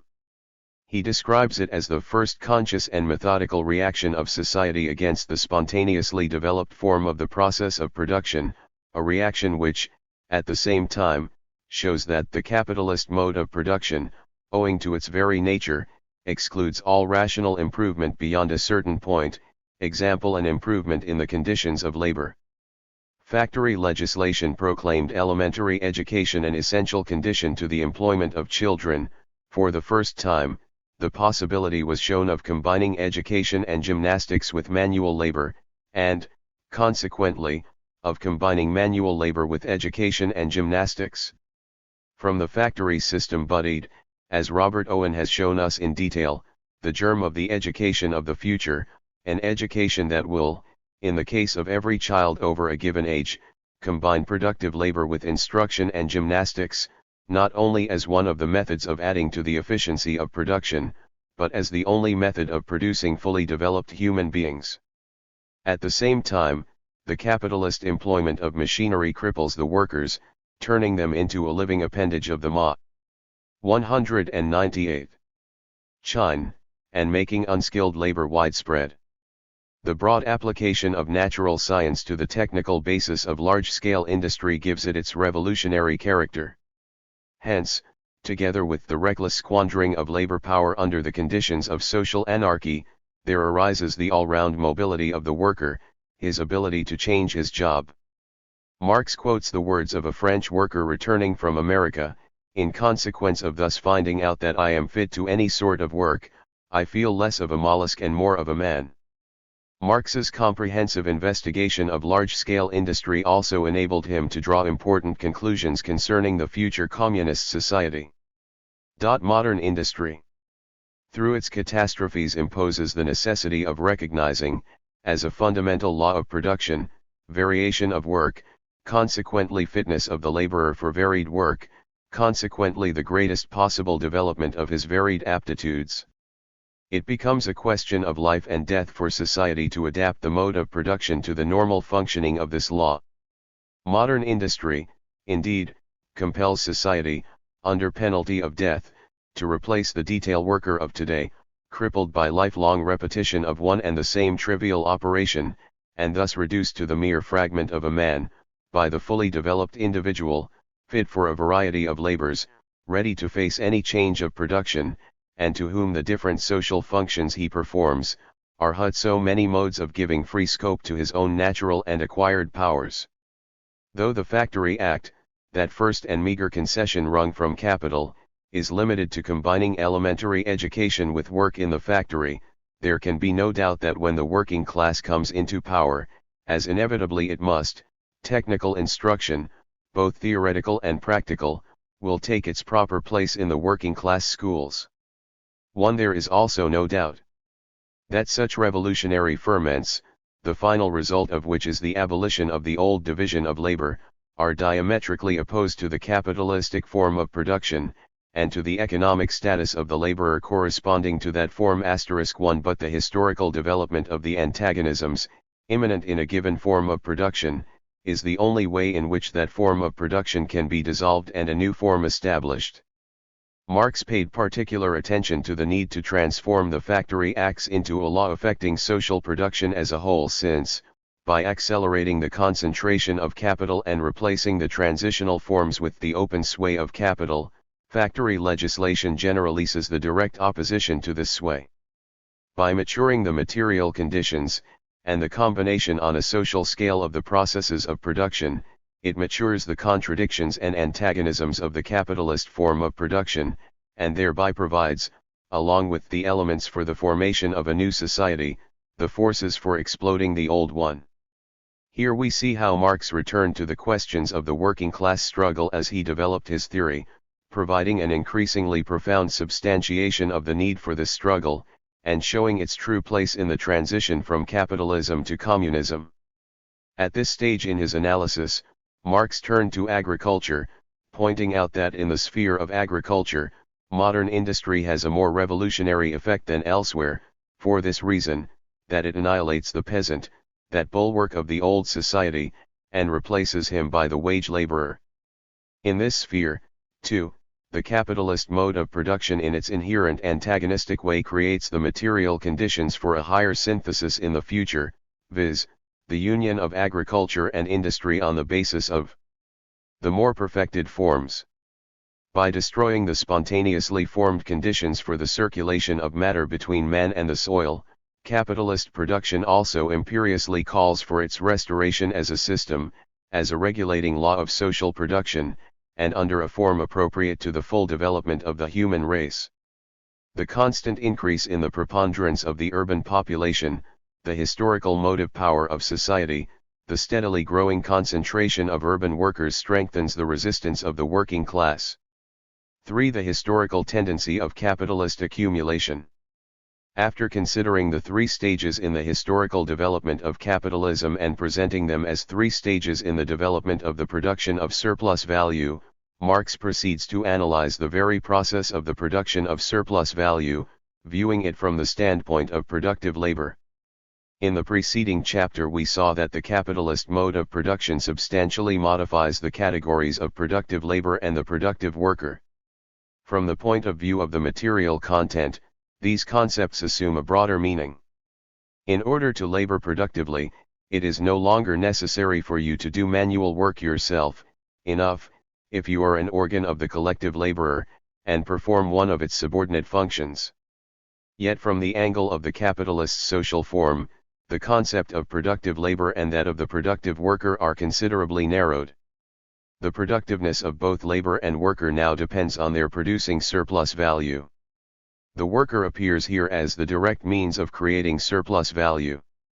To be a productive laborer is, therefore, not a piece of luck, but a misfortune. When formulating the laws of the opposite movements of the value of labor power and surplus value as a result of changes in the productivity of labor, Marx establishes the limits to price fluctuations for labor power. The degree of the fall in the price of labor power, the lower limit of which is its reduced value, depends on the relative 201 weight, which the pressure of capital on the one side, and resistance of the laborer on the other, throws into the scale. Yet even if the price of labor power remains above its reduced value, the rise in labor productivity will lead to the widening of the abyss between the laborer's position and that of the capitalist.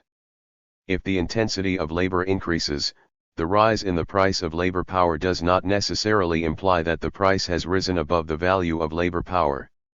On the contrary, the rise in price may be accompanied by a fall in value. This occurs whenever the rise in the price of labor power does not compensate for its increased wear and tear. Marx here substantiates the objective need for the working class struggle for a shorter working day. Taking issue with the argument of bourgeois political economy, that a shorter working day leads to a drop in profits, Marx showed that it was based on the assumption that the productivity and intensity of labor remain constant. Actually, however, the very contrary is the case. A change in the productiveness and intensity of labor either precedes, or immediately follows, a shortening of the working day. A prolongation of the working day may lead to a fall in the price of labor power below its value even if, nominally, it increases. Up to a certain point, the increased wear and tear of labor power, inseparable from a lengthened working day, may be compensated by higher wages. But beyond this point the wear and tear increases in geometrical progression, and every condition suitable for the normal reproduction and functioning of labor power is suppressed. The price of labor power and the degree of its exploitation cease to be commensurable quantities. In these circumstances, the law of value is upset with respect to the commodity labor power, the value of which is determined by the normal living conditions of the worker. The growing intensity and productivity may also be accompanied by a shortening of the working day. The limit of this shortening is set by the necessary part of the work.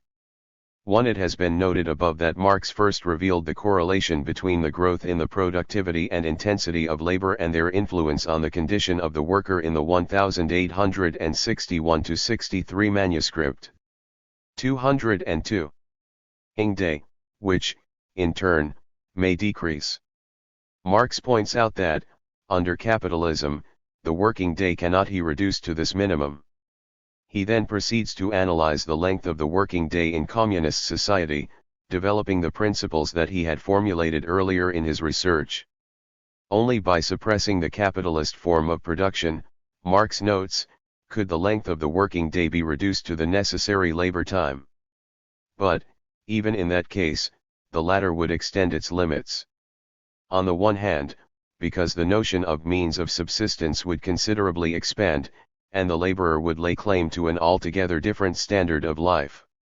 On the other hand, because a part of what is now surplus labor, would then count as necessary labor, I mean the labor of forming a fund for reserve and accumulation. Thus Marx points clearly to the inapplicability, in communist society, of the division of labor into necessary and surplus, but this in no way conflicts with what he said previously concerning the objective need for surplus labor under the communist mode of production. Marx believes that, under communism, surplus labor is also necessary labor. Among the factors increasing the productivity of labor and, therefore, tending to shorten the working day, Marx mentions economy of labor and the universality of labor. Capitalism, with its squandering of the means of production and labor power and its parasitic classes, is not capable of taking full advantage of these factors. Only communist society, after abolishing the anarchical system of competition and private ownership of the means of production, can rid itself of many superfluous expenditures of labor and distribute it evenly among all the able-bodied members of society. This creates additional opportunities for shortening the working day and releasing time for the free development, intellectual and social, of the individual. The category that reflects the actual degree of exploitation of labor is the rate of surplus value, which is determined by the ratio of surplus labor to necessary labor, or that of unpaid labor to paid. The secret of the self-expansion of capital resolves itself into having the disposal of a definite quantity of other people's unpaid lot. 203. Hour. Instead of this ratio, bourgeois political economy speaks of the correlation between the surplus and aggregate product. This correlation above all distorts the extent of capitalist exploitation. That is not the only thing, however. The replacement of the correlation between the expenditure of labor by that between the parts of the product conceals the very transaction that characterizes capital, namely the exchange of variable capital for living labor power, and the consequent exclusion of the laborer from the product. Instead of the real fact, we have the false semblance of an association, in which laborer and capitalist divide the product in proportion to the different elements which they respectively contribute towards its formation. The categories value of labor and wages, representing irrational phenomenal forms of the categories value of labor power and price of labor power, distort the nature of capitalist relations of production even more. In contrast to Proudhon, who saw only a poetic license, an expression figurae, in these irrational phenomenal forms, Marx proves in detail the need for their existence. Under capitalism, all labor of the worker necessarily appears as paid labor. Marx notes that this phenomenal form, which makes the actual relation invisible, and indeed, shows the direct opposite of that relation, forms the basis of all the juridical notions of both laborer and capitalist, of all the mystifications of the capitalistic mode of production, of all its illusions as to liberty, of all the apologetic shifts of the vulgar economists.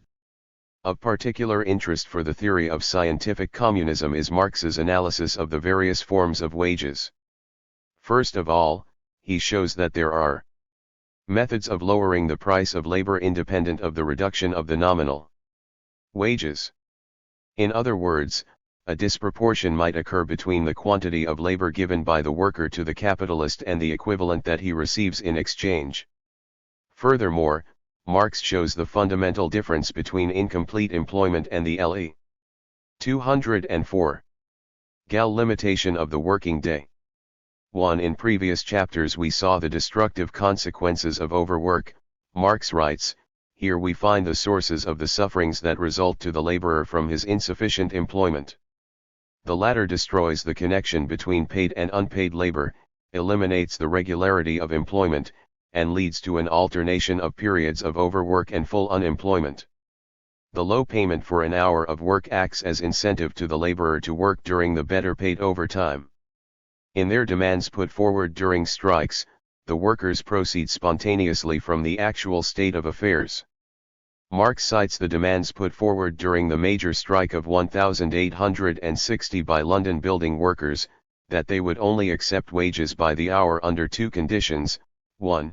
That, with the price of the working hour, a normal working day of 9 and 10 hours respectively should be fixed, and that the price of the hour for the 10 hours working day should be higher than that for the hour of the 9 hours working day. 2. That every hour beyond the normal working day should be reckoned as overtime and proportionally more highly paid. The aim of these demands was obviously to counteract the tendency of capital to reduce the payment for labor through underemployment or, on the contrary, through a lengthening of the working day. Marx points to the legal limitation of the working day as the most realistic means of fighting against this tendency of capitalist production. Marx also notes the role played by the competitive struggle both among the workers and among the capitalists in establishing a miserable wage for an excessive working time. Considering time and piece wages, Marx draws attention to the swindles by the factory owners, arising from the simultaneous existence of these two forms. Being a major means for intensifying the exploitation of the workers, the piece wage, moreover, gives the capitalists broad opportunities for all sorts of deductions and swindles. The supervision of labor by the capitalist is largely replaced here by supervision on the part of the workers themselves. In effect, this means exploitation of some workers by others. Piece wages also tend to raise the normal degree of intensity of labor.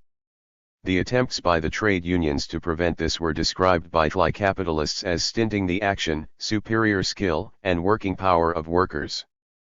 By engendering competition among the workers, piece wages lead to a reduction in the average wage and a prolongation of the working day. In this sense they are most in harmony with the capitalist mode of production. Yet, in full accord with his method of distinguishing between the material content and social form of economic phenomena, Marx, in his elaboration of the ideas expressed in the third rough draft of Capital, notes another aspect of piece wages. The wider scope that piece wage gives to individuality, tends to develop that individuality, and with it the sense of liberty, independence, and self-control of the laborers. The growth of labor productivity, which reduces the labor time spent on producing a unit of output, leads to a drop in the piece wages, and this, as Marx notes, leads to constant battles between capitalist and labor. Justly, claiming the results of the rise in labor productivity, the operatives, as the British bourgeois economist Henry Fawcett writes, carefully watch the price of the raw material and the price of manufactured goods, and are thus enabled to form an accurate estimate of their masters' profits. The capitalists, for their part, who proceed from the nature of wage labor, also rightly believe that the productiveness of labor does not concern the laborer at all, while the attempts of the trade unions to win higher wages are described by them as a desire to share in the benefits of improved machinery, to lay taxes on the advance of industry. Just as in the struggle for a limitation of the working day, this question is decided depending on the balance of forces between the struggling classes. Marx's study of the national disparities in wages, which he based on his analysis of the law of value in its international application, led to the conclusion that, in the more developed capitalist countries, wages are higher and working conditions better than in the less developed ones.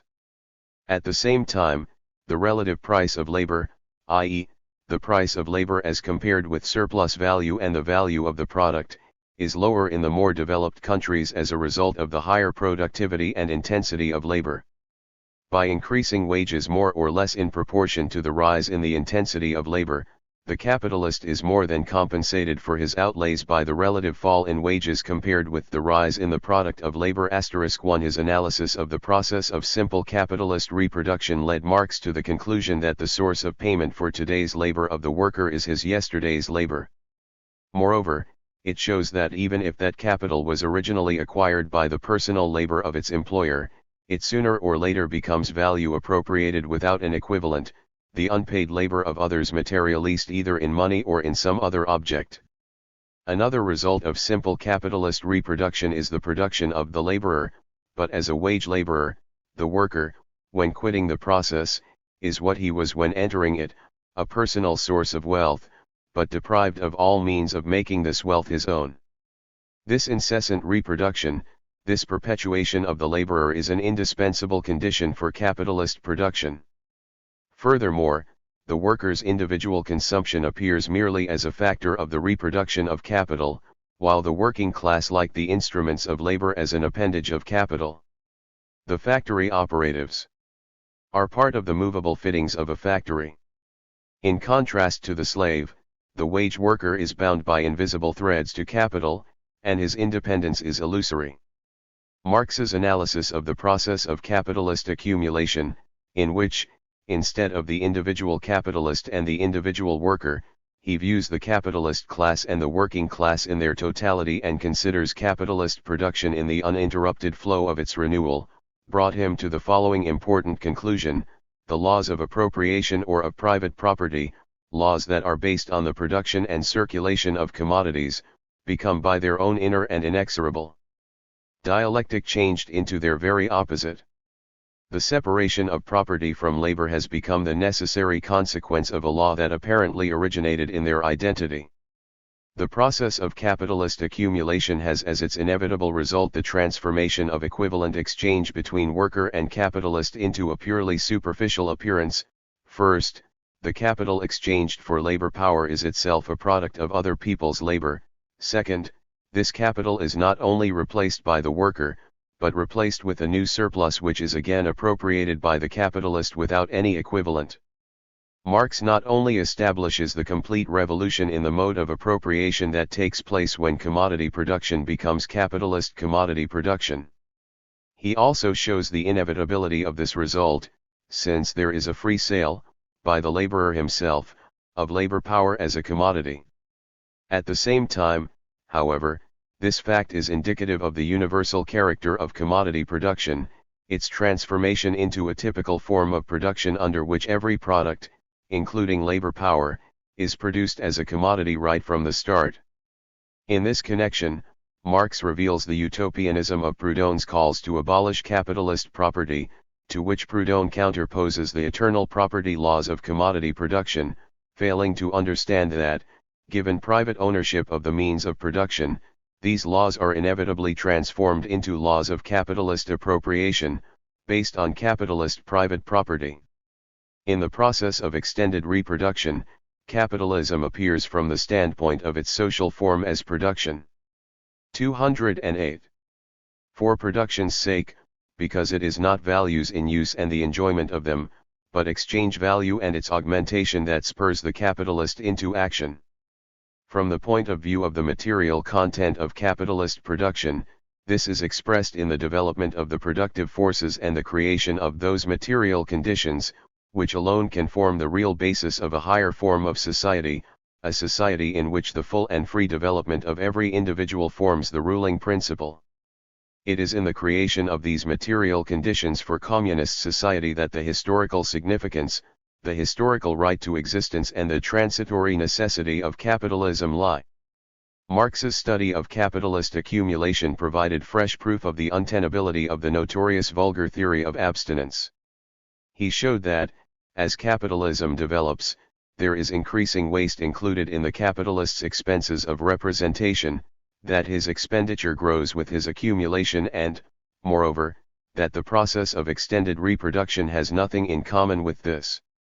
A major source of the accumulation fund is not the mythical self-restraint of the capitalist, but the forcible reduction of wages below the value of labor power, which virtually transforms the laborer's necessary consumption fund into a fund for the accumulation of capital. It is a constant tendency of capital to turn the labor of the worker in general into labor received gratis. One of the main means to this end is the reduction of the workers' wages in developed capitalist countries to the subsistence level of the workers in backward countries.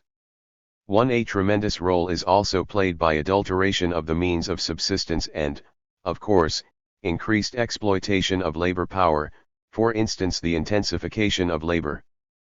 Thanks to the elasticity of labor power, the domain of accumulation has extended without any previous enlargement of constant capital. In his study of the influence exerted on the condition of the working class by the growth of capital, Marx proceeds from the fact that the reproduction of labor power is only an aspect of the reproduction of capital, that accumulation of capital is increase of proletariat, that the mechanism of the process of accumulation itself increases, along with the capital, the mass, of the wage laborers, who turn their labor power into an increasing power of self-expansion of the growing capital, and even by doing so must eternise their dependent relation on their own product, as personified in the capitalists. Even the most favorable conditions under which the working class might find itself in the framework of capitalist accumulation cannot eliminate the relations of capitalist exploitation.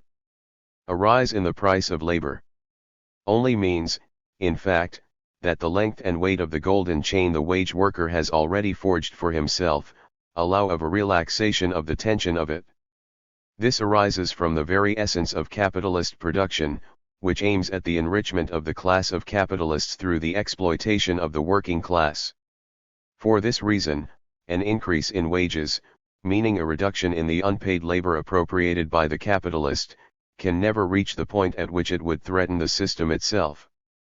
One of the most important material results of the process of capitalist accumulation is the growth of the constant part of capital in relation to its variable part and the ensuing absolute and relative reduction in the demand for labor power as capital grows. For this reason, it is capitalistic accumulation itself that constantly produces, and produces in the direct ratio of its own energy and extent, a relatively redundant population of laborers, i.e., a population of greater extent than suffices for the average needs of the self-expansion of capital, and therefore a surplus population. Thus the industrial reserve army is formed, being doubly necessary for the capitalist mode of production for its free development under the conditions of the industrial cycle and for stepped-up exploitation of the workers employed. Marx stresses the relative nature of the surplus population under capitalism and draws the important conclusion for communist society that if tomorrow morning labor generally were reduced to a rational amount, and proportioned to the different sections of the work in class according to age and sex, the working population to hand would be absolutely insufficient for the carrying on of national production on its present scale. The great majority of the laborers now unproductive would have to be turned into productive ones. In connection with this analysis of capitalist accumulation, Marx returns once more to the capitalist application of machinery, finally repudiating the thesis of vulgar political economy that machinery releases capital for more workers. He shows that the mechanism of capitalist production operates in such a way that the increase of capital is not accompanied by a corresponding growth in the demand for labor power. As soon as the laborers learn the secret, how it comes to pass that in the same measure as they work more, as they produce more wealth for others, and as the productive power of their labor increases, so in the same measure even their function as a means of the self-expansion of capital becomes more and more precarious for them, as soon as they discover that the degree of intensity of the competition among themselves depends wholly on the pressure of the relative surplus population, as soon as, by trades unions, and they try to organize a regular cooperation between employed and unemployed in order to destroy or to weaken the ruinous effects of this natural law of capitalistic production on their class, so soon capital and its sycophant, political economy, cry out at the infringement of the eternal and so to say sacred law of supply and demand. Here a further substantiation is given of the need for organized resistance by the working class to the antagonistic forms of capitalist accumulation. Marx's analysis of the different forms of relative surplus population led him to the conclusion that pauperism is inevitable in capitalist society. Along with the surplus population, pauperism forms a condition of capitalist production, and of the capitalist development of wealth. It enters into the faux phrase of capitalist production, but capital knows how to throw these, for the most part, from its own shoulders onto those of the working class and the lower middle class. Marx formulates and substantiates in detail the absolute general law of capitalist accumulation. Considering the three stages in the development of capitalist production as three stages in the production of relative surplus value, B shows that this is a process of the growing subjection of the worker to the despotism of capital and of increasing exploitation of the working class by the class of capitalists. Since, however, capitalist production and capitalist accumulation condition each other, in proportion as capital accumulates, the lot of the laborer, he his payment high or low, must grow worse. The law that always equilibrates the relative surplus population, to the extent and energy of accumulation, this law rivets the laborer to capital more firmly than the wedges of Vulcan did Prometheus to the rock. It establishes an accumulation of misery, corresponding with accumulation of capital. It should be noted that, although Marx calls the law of capitalist accumulation absolute, he at the same time stresses that like all other laws it is modified in its working by many circumstances. One such circumstance is, undoubtedly, the resistance put up by the working class, since with the accumulation of capital, the class struggle, and, therefore, the class consciousness of the working men, develop. One summing up his investigation in Volume I of Capital, Marx depicts the development of the capitalist mode of production as a transition from non-economic compulsion to free wage labor, from the formal subjection of labor to capital, when the mode of production itself has not yet acquired a specifically capitalist character, to the real subjection of labor to capital, when a working class develops which by education, tradition, habit, looks upon the conditions of that mode of production as self-evident laws of nature. The organization of the capitalist process of production, once fully developed, breaks down all resistance. The constant generation of a relative surplus population keeps the law of supply and demand of labor, and therefore keeps wages, in a rut that corresponds with the wants of capital. The dull compulsion of economic relations completes the subjection of the laborer to the capitalist. Direct force, outside economic conditions, is of course still used, but only exceptionally. In the ordinary run of things, the laborer can be left to the natural laws of production, i.e., to his dependence on capital, a dependence springing from, and guaranteed in perpetuity by, the conditions of production themselves. Marx notes the reactionary role played by the bourgeois superstructure, particularly bourgeois legislation on wage labor, which always aims at the exploitation of the worker and is innately hostile to him. Only against its will and under the pressure of the masses, Marx stresses, did the English Parliament give up the laws against strikes and trades unions, after it had itself, for 500 years, held, with shameless egoism, the position of permanent trades union of the capitalists against the laborers. Marx also draws attention to the actions of the French bourgeoisie in the period of the bourgeois revolution, who by the decree of June 14, 1791 deprived the workers of the right of association that they had gained. Not even the government of the Jacobin dictatorship abolished this reactionary decree, which Marx describes as a bourgeois coup d'état, as a law which, by means of state compulsion, confined the struggle between capital and labor within limits comfortable for capital. Such is the reactionary tendency of the capitalist mode of production and its superstructure, arising from its antagonistic social form. Marx also formulates another, progressive tendency resulting from the material content of the capitalist mode of production, from the objective laws governing the development of large-scale production, its concentration and centralization, a tendency conditioning both the need for and possibility of replacing capitalism with communism.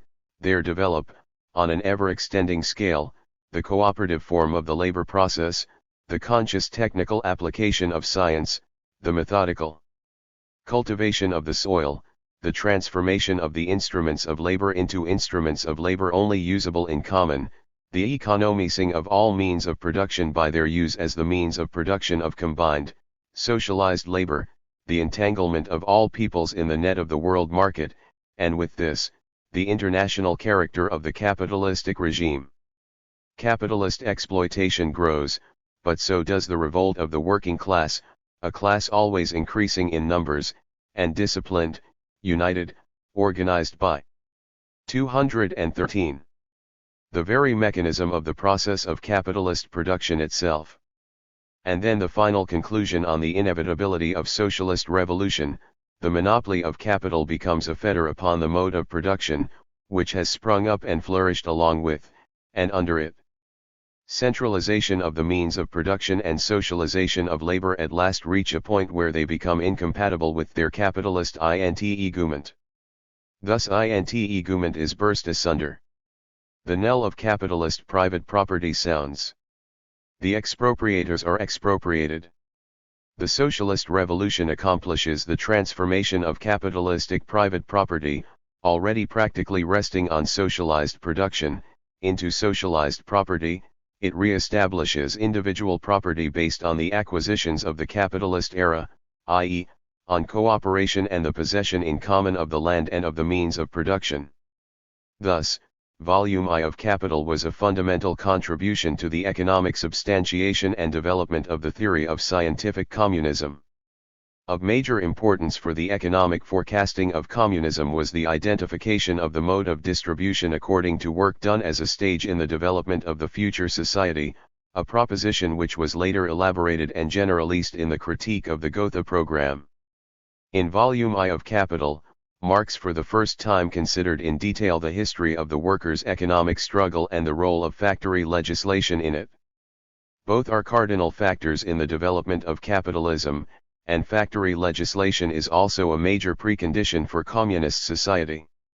In developing his doctrine of the formal and real subjection of labor to capital, Marx presented the real subjection as a three-stage process. In his analysis of the tendency of constant capital to grow in relation to variable capital, Marx formulated the general law of capitalist accumulation, drawing particular attention to the counteracting factors capable of substantially modifying the operation of this law. Finally, Marx's conclusion on the inevitability of socialist revolution, the inevitable expropriation of the expropriators, logically follows from his previous research. As we shall see in Chapter 6, it was further confirmed in our age. 214. Chapter 5. The Scientific Forecasting of the Communist Economy. The economic manuscripts of the 1870s, which provided the basis on which Engels prepared Volume II of Capital, complete the history of Marx's writing of his major work, the history of the elaboration of his economic theory. The work on these manuscripts, notably the sections relating to the theory of reproduction, continued at least until 1879. As we have seen, the basic principles of the theory of reproduction were formulated by Marx much earlier, in the 1857-58 manuscripts, and particularly in those of 1861-65. Yet it was not until the 1870s that this theory received the classical form in which it appears in Volume 2 of Capital. 1. Analysis of social reproduction. The economic principles of the planned development of communist society. It is not our aim to consider the material included in Volume 2 of Capital in any detail. We shall merely present a number of examples to show how, in investigating the antagonistic social form and the material content of the process of capitalist reproduction, Marx forecasts a number of major aspects of the economy of communist society, particularly of the process of communist reproduction. In Volume 2 of Capital, in his analysis of the process of circulation, Marx continues his elaboration of the theory of crises as one of the main indicators of the antagonistic nature of the capitalist economy. 1. In the course of his research, Marx gradually develops the individual elements of the theory of crises, which in their totality form a complete doctrine. The circuit of money capital expresses most clear. Why the motive behind capitalist production money-making? From this point of view, the actual production process is only a mediating link. All nations with a capitalist mode of production, Marx writes, are therefore seized periodically by a feverish attempt to make money without the intervention of the process of production. One also inherent in the capitalist mode of production is an antagonistic contradiction between production and consumption, which is expressed in the fact that the volume of output is directly determined by the drive to constantly expand production, rather than by the range of requirements to be satisfied. 2. Extended reproduction may take place, while commodities do not transfer to the sphere of productive or individual consumption, but remain in the form of commodity capital in that of circulation. This is in great measure due to the tendency of the capitalist mode of production to reduce the price of labor power to the minimum, the fact that the realization of commodities is limited, not by the consumer requirements of a society in general, but by the consumer requirements of a society in which the vast majority are always poor and must always remain poor. The glutting of the market with commodity capital has the result that a crisis breaks out. Also of major significance in the development of the crisis are interruptions in the continuity of the reproduction of capital and the periodical revolutions of value of social capital, which jeopardize the basic principle of capitalist production, the growth of capital value. The study of the time of circulation confirmed the tendency of capital, which Marx observed at the stage of Volume I of Capital, to keep the work going at night, 2, as only then is continuous production of value and surplus value ensured. An analysis of the costs of circulation enabled Marx to identify among them those costs that arise not from the specific social commodity form of the process of production, but from the actual social scale of production. Bookkeeping, as the control and ideal synthesis of the process of production becomes the more necessary the more the process assumes a social scale and loses its purely individual character. It is more necessary in collective production than in capitalist production. 1. Marx applied the same method in considering unproductive costs, identifying among them those common to all social production, and not only to capitalist commodity production. The capitalist mode of production is necessarily characterized, however, by an excessive growth of the commodity supply, first, because commodity production attains its maximum development here, second, because the scale of capitalist production is determined not so much directly by the demand for the product, as by the conditions of extended capitalist reproduction, the striving of capital towards self-expansion. Hence the increase in the magnitude of commodity capital on the market. In the chapter on fixed and circulating capital, in which he investigates the great waste of productive forces inherent in capitalism, a waste stemming from the fact that, here, nothing is undertaken according to a social plan, Marx also focuses on the capitalist's drive to economize on costs at the expense of the worker. His study of the motion of fixed capital in the process of reproduction led Marx to establish the material basis of the periodic crises, determined by the cycle of interconnected turnovers of fixed capital in the various branches of production. The crisis, as the point of departure for new capital investments, creates a new material basis for a future crisis. 1. In his analysis of the process of social reproduction, Marx pays considerable attention to long-term capital investment, this being an important aspect of the process.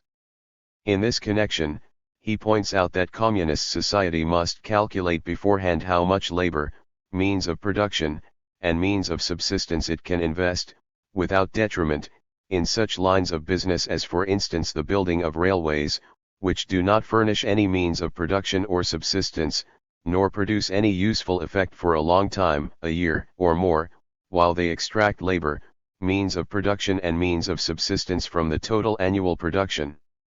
Marx notes that, for capitalist society, where social reason always asserts itself post festum, this problem is the source of constant disturbances in the production process and a source of crises.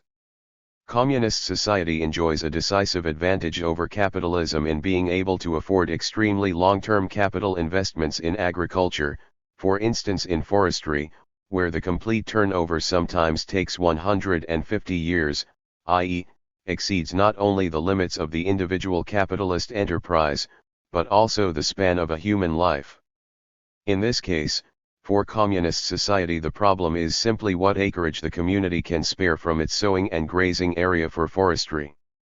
Marx returns to the problem of long-term investment of means of production and labor power under the communist mode of production, emphasizing that this problem arises from the material character of the particular labor process, not from its social form, and pointing to the absence of commodity-money relations under communism. 1. When refuting the assertions of bourgeois economists that higher wages mean higher prices in general, Marx stresses that, even if all wages are raised, all that occurs is a redistribution of newly created value between wages and surplus value. A rise in wages, if it takes place, is a consequence of, not a reason for an increase in the prices of commodities consumed by the workers. If it were in the power of the capitalist producers, Marx writes, to raise the prices of their commodities at will, they could and would do so without a rise in wages. Wages would never rise if commodity prices fell.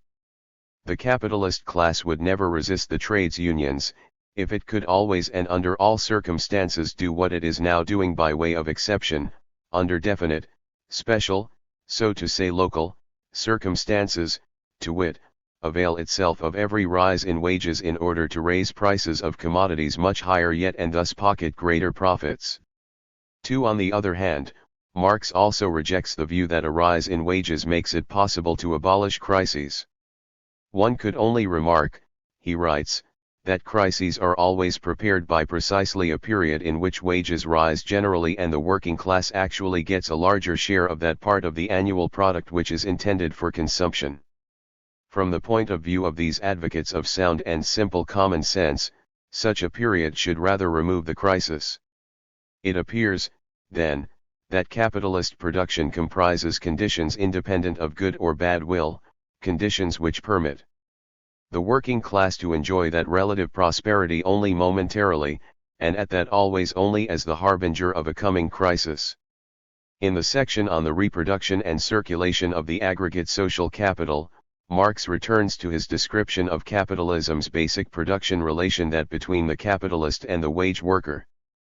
The process of the purchase and sale of labor power perpetuates labor power as an element of capital. In fact, by spending his wages, the worker maintains himself as a tool for the capitalist one, and, moreover, the worker himself creates the fund from which he receives his wages. This proves the complete invalidity of the apologetic thesis put forward by the vulgar economists that labor power is the same capital for the worker as the means of production are for the capitalist. Marx points directly to the fact that his theory of reproduction is applicable to the economy of communist society, too. He intended to study how different the matter would present itself if production were collective and no longer possessed the form of commodity production. Yet even the separate remarks he made in connection with the schemes of reproduction are indicative of how he visualized the process of reproduction under communism. 2. Thus, when considering the movement of the product of Department I of social production between the individual branches of this department, Marx notes that such a movement would also take place if production were socialized instead of capitalistic. In his analysis of the replacement of fixed capital in kind, Marx points out that it presumes continuous relative overproduction. In communist society, this sort of overproduction is tantamount to control by society over the material means of its own reproduction. But within capitalist society it is an element of anarchy. Earlier, Marx had spoken of the need for additional production to compensate for the extraordinary destruction caused by accidents and natural forces. A central place in Marx's theory of reproduction as elaborated in Volume 2 of Capital, is held by substantiation of the law of the priority growth of the production of means of production under extended reproduction. In this context, one should say a few words about the recent trend towards a revision of the Marxist interpretation of this law as being imminent in the process of extended reproduction, whether under capitalism or communism.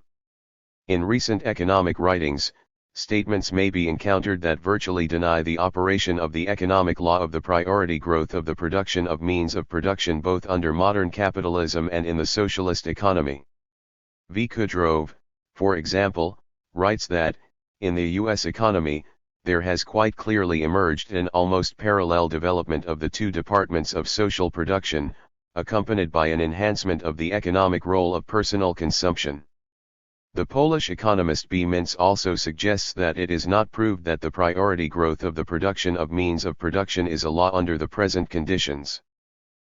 Finally, the Soviet economist L.I. Dovgin asserts that as the law of the priority growth of Department I collapses, so do the barriers impeding creative thinking in solving the problems involved in the long-term planning of the development of the socialist economy.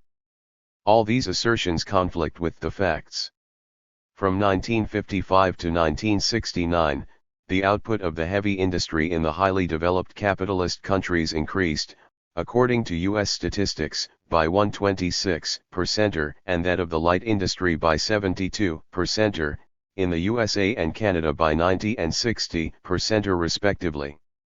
In 1967, the share of consumer goods in the industrial production of the USA was a little over 30%, while that of means of production was almost 70%.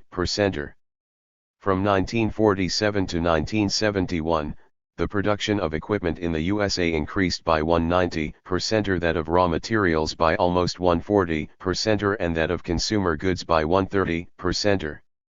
As for the socialist economy, in the USSR the output of Department I in 1976 was 470 times that in 1917, while that of Department II had increased 70-fold. This is indubitably indicative of a priority growth of Department I. At the same time, in determining the correlation between the growth rates of the two departments, as Lenin wrote, the party must proceed from the specific requirements and possibilities existing at each individual stage.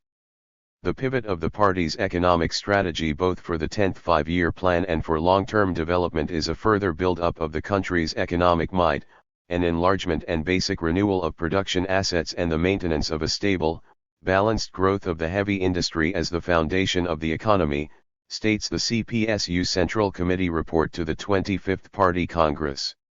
It is important to underscore that the economic law of the priority growth of the production of means of production in no way implies that the growth rate in Department I should always be higher than in Department II. Both departments of social production are inseparably interconnected, so the one-sided development of either of them would jeopardize the normal development of the economy.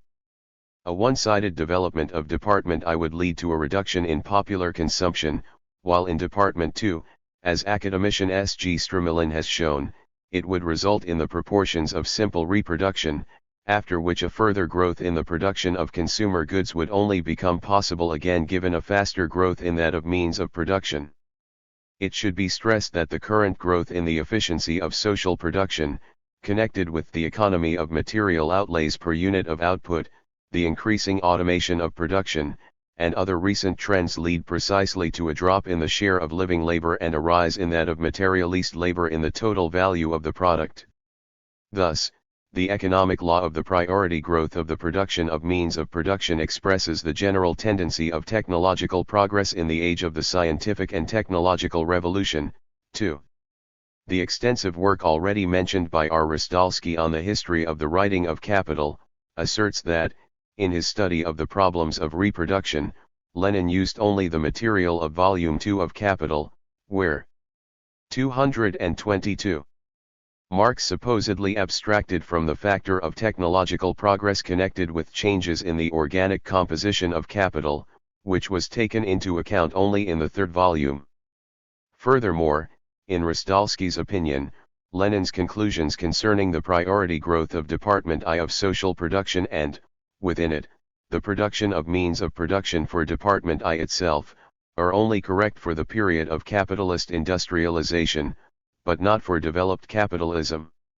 These assertions conflict with the truth. As early as the 1857-58 manuscript, Marx set out the fact that a steadily growing part of production time is spent on the production of means of production. In his analysis of the process of extended reproduction in Volume 2 of Capital, Marx gives two examples, the distinction between them lying precisely in the ratio of the constant to the variable capital. The increase in this ratio that took place during the transition from the first example to the second presupposes, as Marx noted, a considerable development of capitalist production and accordingly of the productivity of social labor, i.e., a leap in the level of technology. This allowed Lenin, on the basis of Marx's schemes for reproduction, to specify them in such a way that the priority growth of Department I became quite obvious. In his remarks on Bukharin's book The Economy of the Transitional Period, Lenin pointed out that this law applies to the communist system too. The entire development of the socialist economy has borne this out. 2. The economic substantiation of scientific communism in the Critique of the Gotha Program and Anti-Düring. In his work Critique of the Gotha Program, Marx interpreted the theory of extended reproduction for the economy of communist society. On the basis of the economic research carried out in Capital, in the Critique of the Gotha Program, Marx describes the basic features of communist society at the initial stage and at that of its full development. Marx held that during both phases of communist society, which is based on common ownership of the means of production, the producers do not exchange their products, just as little does the labor employed on the products appear here as the value of these products. Since now, individual labor no longer exists in an indirect fashion but directly as a component part of the total labor. At the same time, in considering the first phase of communism, Marx proceeds from its transitional nature. What we have to deal with here is a communist society, not as it has developed on its own foundations, but, on the contrary, just as it emerges from capitalist society, which is thus in every respect, economically, morally and intellectually, still stamped with the birthmarks of the old society from whose womb it emerges. Hence, necessarily, follows the domination in socialist society of the principle of distribution according to work done. The individual producer receives back from society after the deductions have been made exactly what he gives to it. Under socialism, there is equality between people in the sense that they all stand in the same relation to the means of production, since private ownership of the means of production and exploitation of man by man are abolished. In mentioning the defects inherent in the first phase of communism, Marx emphasizes once more that they are inevitable in a society which has just emerged after prolonged birth pangs from capitalist society. Right can never be higher than the economic structure of society and its cultural development conditioned thereby. At the same time, Marx focuses on the change in both the content and the form of equivalent exchange during the first phase of communism. The change in its content manifests itself in the fact that under the altered circumstances no one can give anything except his labor, and also that nothing can pass to the ownership of individuals except individual means of consumption. The change in the form of equivalent exchange is seen in the fact that principle and 224 practice are no longer at loggerheads, while the exchange of equivalents in commodity exchange only exists on the average and not in the individual case. This last principle points to the planned nature of equivalent exchange in socialist society. Next, Marx describes the second phase of communism. In a higher phase of communist society, after the enslaving subordination of the individual to the division of labor, and therewith also the antithesis between mental and physical labor, has vanished, after labor has become not only a means of life but life's prime want, after the productive forces have also increased with the all-round development of the individual, and all the springs of cooperative wealth flow more abundantly, only then can the narrow horizon of bourgeois right be crossed in its entirety, and society inscribe on its banners, from each according to his ability, to each according to his needs. On the basis of the theory of reproduction elaborated in Capital, and proceeding from the fact that distribution is merely a consequence of the basic conditions of social production, Marx formulates the specific features of the distribution of the total social product in communist society. He identifies the following aspects: replacement of the means of production used up, expansion of production, the reserve fund, costs of administration, common satisfaction of needs, funds for those unable to work, individual consumption.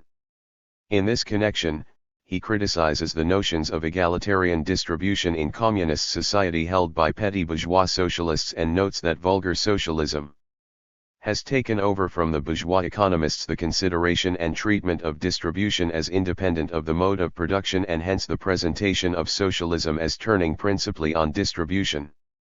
In summing up his doctrine of the state, based on the study of previous revolutions and the class struggle in bourgeois society, Marx establishes the historical inevitability of a special stage of transition from capitalism to communism, with a corresponding form of the state.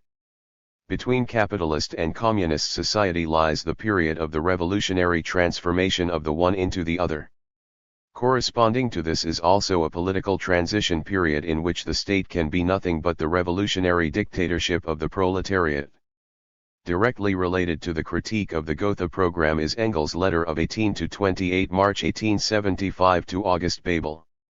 It concerns the same draft program and is intended for the leadership of the Social Democratic Workers' Party of Germany. A substantial part of the letter is devoted to critique of the following points of the program. First, the thesis, taken over from Lassalle, that all classes, including the peasantry, constitute one reactionary mass in relation to the working class, and, second, the Lassallean iron law of wages, derived from the Malthusian population theory. Basing themselves directly on this, Marx wrote in this context, "The economists have been proving for 50 years and more that socialism cannot abolish poverty, which has its basis in nature, but can only make it general, distribute it simultaneously over the whole surface of society." The program prepared for the Gotha Congress ignored such issues vitally important for the success of the proletariat's struggle, as international proletarian solidarity, the organization of trade unions, their links with the party of the working class, relation to the strike struggle, and so on. In his criticism of the thesis concerning the superclass nature of the state, Engels underscored the idea that so long as the proletariat still uses the state, it does not use it in the interests of freedom but in order to hold down its adversaries, and as soon as it becomes possible to speak of freedom, the state as such ceases to exist. Marx's and Engels' thoughts on the question of the proletarian state were developed by Lenin in his work The State and Revolution.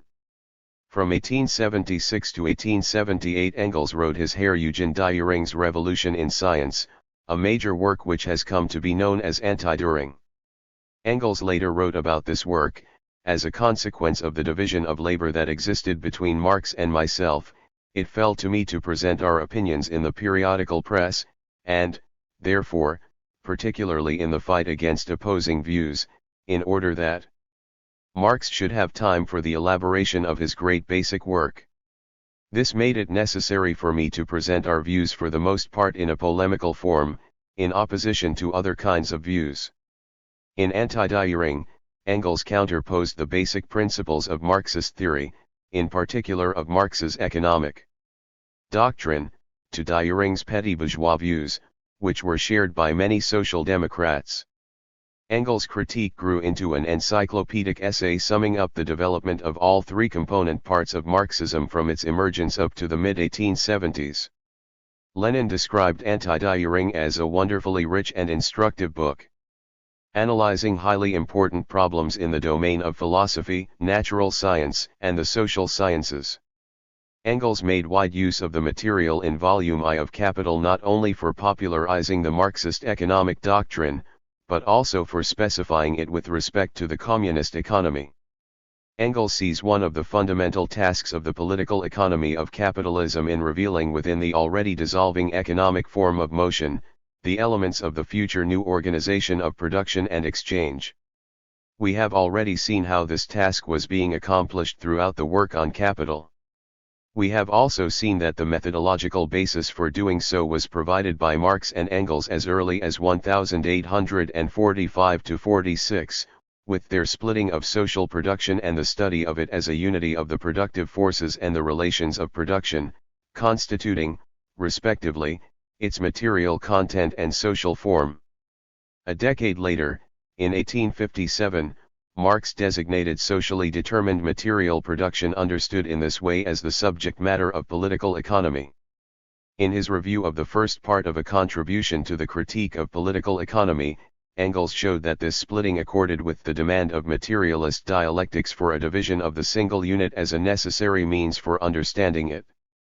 Bourgeois political economy, with its inherent ahistorical approach and tendency to present the economic laws of capitalism as eternal laws of nature, could not split the category of social production any more than the other social categories.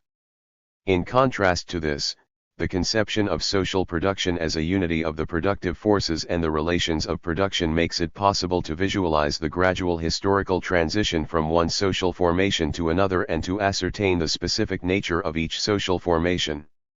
This conception was first introduced into political economy by Marx and Engels, who consistently stressed the social nature of production. In this sense, Lenin noted that Marxist political economy deals with the social relations between men in production, the social system of production. This also corresponds to the definition of the subject matter of political economy given in Anti-Die-Ring. If the productive forces as the material bearer of the relations of production are excluded from the subject matter of political economy, economic analysis loses sight of the basic contradiction of any social production that between the productive forces and the relations of production, the contradiction that is the source of the development of social production and, ultimately, of the development of society as a whole. In this context, Engels notes that the colossal productive forces created within the capitalist mode of production, which the latter can no longer master, are only waiting to be taken possession of by a society organized for cooperative work on a planned basis to ensure to all members of society the means of existence and of the free development of their capacities, and indeed in constantly increasing measure. Elia Balkan rightly points out that in Marxist political economy, the study of the productive forces has always been central. We have already remarked that the relations of production themselves can only be conceived of, but not perceived with the senses, if they are to be fixed in contrast to the productive forces, which are the material bearers of the relations of production. As such, according to Marx, the productive forces constitute the mode of production, and this is why they are included in the subject matter of political economy. Earlier we spoke about Engels' interpretation of value under the conditions of communist society, as set out in Anti-Die-Ring. Let us quote these important arguments of Engels. From the moment when society enters into possession of the means of production and uses them in direct association for production, the labor of each individual, however varied its specifically useful character may be, becomes at the start and directly social labor. The quantity of social labor contained in a product need not then be established in a roundabout way. Daily experience shows in a direct way how much of it is required on the average. It is true that even then it will still be necessary for society to know how much labor each article of consumption requires for its production.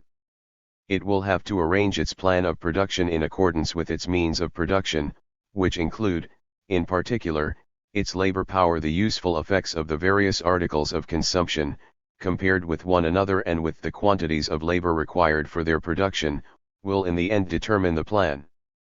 People will be able to manage everything very simply, without the intervention of much vaunted value. This is a concentrated formulation of the conclusions obtained in Marx's economic theory concerning the fate of the law of value in the future society.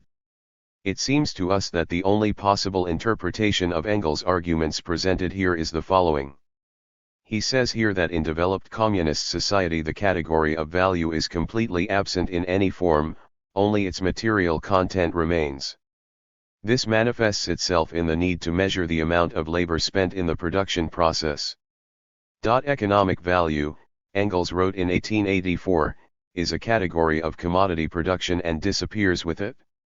It did not exist before commodity production. The relationship between labor and the product does not manifest itself either in the form of value before commodity production or after it. Also of major importance are the conclusions Engels drew from Marx's economic theory with respect to the mode of distribution in communist society. For socialism, he writes, which wants to emancipate human labor power from its status of a commodity, the realization that labor has no value and can have none is of great importance. With this realization all attempts inherited by Herr from primitive workers' socialism to regulate the future distribution of the necessaries of life as a kind of higher wages fall to the ground. And from it comes the 229. Further realization that distribution, insofar as it is governed by purely economic considerations, will be regulated by the interests of production, and that production is most encouraged by a mode of distribution which allows all members of society to develop, maintain, and exercise their capacities with maximum universality. Here Engels has, as it were, formulated what is now called the basic economic law of the communist social formation. Engels' formulation is the direct opposite of the assertion that labor power is a commodity under socialism too. One also of major importance here is the inseparable link, stressed by Engels, between production and distribution.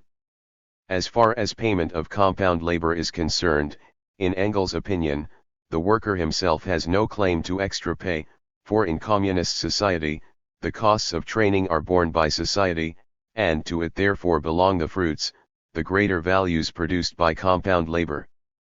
Finally, the preparatory material for anti-Die contains an important remark by Engels concerning the role of the subjective factor in communist society, the notion that the ideas and conceptions of people create their conditions of life and not the other way round is contradicted by all past history. Only in the more or less distant future can this notion become a reality insofar as men will understand in advance the necessity of changing the social system, on account of changing conditions, and will desire the change before it forces itself upon them without their being conscious of it or desiring it. 2. The fundamental role played by social consciousness in communist society is repeatedly stressed by Marx and Engels.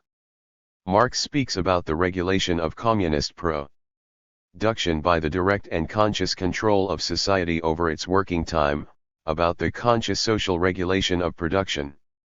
The manuscripts of the 1870s relating to Volume 2 of Capital constitute the last stage in Marx's writing of his great work.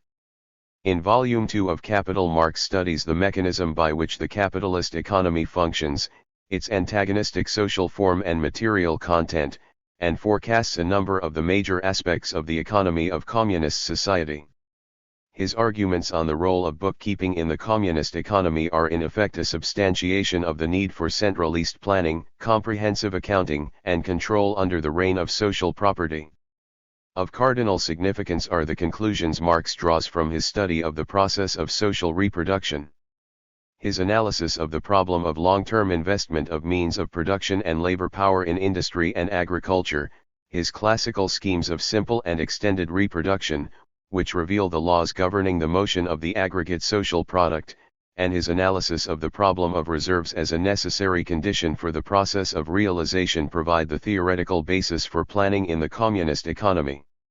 The economic substantiation of scientific communism provided in the critique of the Gotha program, Anti-Die and certain other works dating from the 1870s made Marx's and Engels' theory of communist society more profound, especially with respect to the two phases in the development of the communist mode of production. Their theses concerning the specific character of the first phase of communism, the fate of value in communist society, the organic interaction of the mode of production and the mode of distribution under communism, and the qualitatively new role of the subjective factor in the future society served as the points of departure for Lenin in his further development and economic substantiation of the theory of scientific communism. Chapter 6. Marx's theory. As the point of departure for Lenin's development of the economic principles of the theory of scientific communism. The entire course of social development, beginning from the first half of the 19th century, when the working class first emerged as an independent political force, shows that this class vitally needs a scientific theory correctly explaining its position in the capitalist system and pointing out the prospects awaiting it in the future. It is difficult to imagine, for example, Marx said in 1871, that we might succeed in our war against capital if we built our tactics on, say, the political economy of a mill. He has described one sort of relationship between labor and capital. We hope to show that it is possible to establish another relationship. The theory of scientific communism formulated by Marx and Engels on the basis of their philosophical and economic researches was just such a theory. Although it was elaborated over 100 years ago, the Marxist theory serves with increasing success as a means for comprehending today's reality not only in the capitalist world, but in the socialist, too. Of major significance is the study of the theoretical heritage of Lenin, who was the first to comprehensively develop Marx's theory with reference to the new historical era, that of the transition from capitalism to socialism. Lenin's theoretical analysis is based on Marx's economic doctrine and is a direct sequel to it. Consequently, Marx's theory contained all the necessary points of departure for investigating modern times. Marx's theory retains its viability because it reflected the fundamental, characteristic features of the capitalist society of his time, while the secondary, transient aspects were cast aside. In this sense, it is a highly abstract theory. For example, in his study of the structure of bourgeois society in Capital, Marx proceeded from the absolute domination of the capitalist mode of production, though at the time this was not the case in reality. The high degree of 232 abstraction and generality that marks his theory constitutes a great advantage, determining its vitality, the possibility of applying it successfully under conditions differing substantially from those under which it was formulated. At the same time, it follows from the general, abstract nature of Marx's theory that it cannot be directly applied in essentially different conditions. It provides only the points of departure for studying such conditions, since reality cannot but differ substantially from the abstract theoretical model of it. It was largely the circumstance that explained the broad research carried out by Marx in the 1870s and the early 1880s into the economic systems of Russia and the USA. This research was partly concerned with the general problems of political economy in the broad sense one, as Engels says in Anti-Die. It went beyond the political economy of capitalism and in this sense, beyond the bounds of capital. Marx was studying pre-capitalist formations as early as the 1850s, but in the 1870s and 1880s he extended this research considerably. He produced no complete works on pre-capitalist formations, but Engels' One Origin of the Family, Private Property and the State is, as the author himself stressed, the fulfillment of Marx's Hequist. However, Marx's efforts were devoted mainly to specifying his economic theory so that it might be applied to resolve the problems involved in the economic development of individual countries, especially Russia and the USA. Since it had been evolved on the basis of classical British capitalism, the economic theory required a number of intermediary links in order that it might be used for analyzing the trends in the economic development of such unclassical countries, with an average level of development of capitalism, as Russia. 3. Marx speaks of this in a letter to the editorial board of the journal Otechestvenie Pisky, in order that I might be specially qualified to estimate the economic development in Russia, I learned Russian and then for many years studied the official and other publications bearing on this subject. He goes on to stress that it is impossible to arrive at an understanding of a phenomenon by using as one's master key a general historico-philosophical theory. Marx never completed this research, but Lenin's works of the 1890s, culminating in the development of capitalism in Russia, are a direct continuation of Marx's research in the last few years of his life. *1 Moreover, the methodological principles applied by Lenin correspond fully to Marx's idea mentioned above that the general theory needed to be specified. The explanation of how capitalism develops in general, Lenin wrote in 1893, does not in the least help to clear up the question of the possibility of the development of capitalism in Russia. The application of Marx's theory to Russia, he stressed in 1894, can be only the investigation of Russian production relations and their evolution, employing the established practices of the materialist method and of theoretical political economy, while the validity of the research, in Lenin's opinion, could be judged only by the facts of contemporary Russian economic reality, too. Thus, right at the beginning of his research work, Lenin formulated the principles for the truly creative application of Marx's theory and method that he followed throughout his life. This allowed him, while remaining faithful to the spirit of Marx's doctrine, to develop it under the new historical conditions of the age of imperialism and the transition from capitalism to socialism. In this chapter we shall take a look at some of the practices of the materialist method and of theoretical political economy worked out by Marx and used by Lenin as the basis for his research. p. 1. Marxist analysis of the economic system in Russia and the development of the theory of revolution. Russia in the late 19th and early 20th centuries was characterized by a high degree of concentration of industrial production. Lenin noted that, of the total number of factory and mining workers in Russia in 1890, 74.6% were concentrated in enterprises employing 100 or more workers and about 50% are in ones with 500 workers or more. From this he concluded that the largest factories in Russia are larger than those in Germany. On the whole, however, Russia was backward in the economic and political sense, with a tremendous preponderance of the rural population. According to the 1897 census, out of her total population of 125.6 million, 97 million, or 78%, were peasants. In this historical situation the question arose as to the prospects for socialist revolution in Russia. Could the 1.5 million industrial workers arouse the millions and millions of peasants for a socialist revolution? How could this aim be achieved? How must actions aimed at bringing about the socialist system attract the masses in order to yield serious fruits, was how Lenin formulated this key question. 10 years before Lenin began his study of the Russian economy, Plekhanov's group called Emancipation of Labor assumed the task of disseminating and popularizing Marxism in Russia, as well as applying Marx's theory to research into the Russian economy. In his analysis of the economic system in Russia in such works as Our Differences, Substantiation of Narodism in the works of Vorontsov and others, Plekhanov drew the important conclusion that Russia had already stepped on the path of capitalist development. Lenin's works of the 1890s were a continuation of this inquiry into the economic system in Russia. Even in his first work, New Economic Developments in Peasant Life, Lenin adduced considerably more material than had been used by economists before him. It was not, however, merely a matter of the number of facts presented. In answering the question raised, it seemed to us, Lenin noted in the preface to The Development of Capitalism in Russia, that it was not enough to adduce facts showing the formation and growth of a home market. It seemed to us that it was necessary to examine the whole process of the development of capitalism in Russia, to endeavor to depict it in its entirety.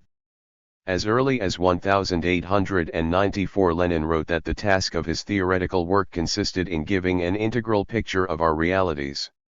He began his study of the Russian economy in the spring of 1893. In his work New Economic Developments in Peasant Life, Lenin first divided the peasantry into three main groups. The peasants of the bottom group, making up 40% of the population, are hired laborers rather than independent farmers.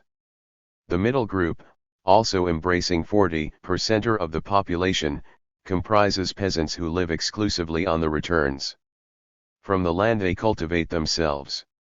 Finally, the top group, 20% of households, provides more than a half of the output. This group's farming is commercial in character, and is very largely based on tire exploitation of hired labor.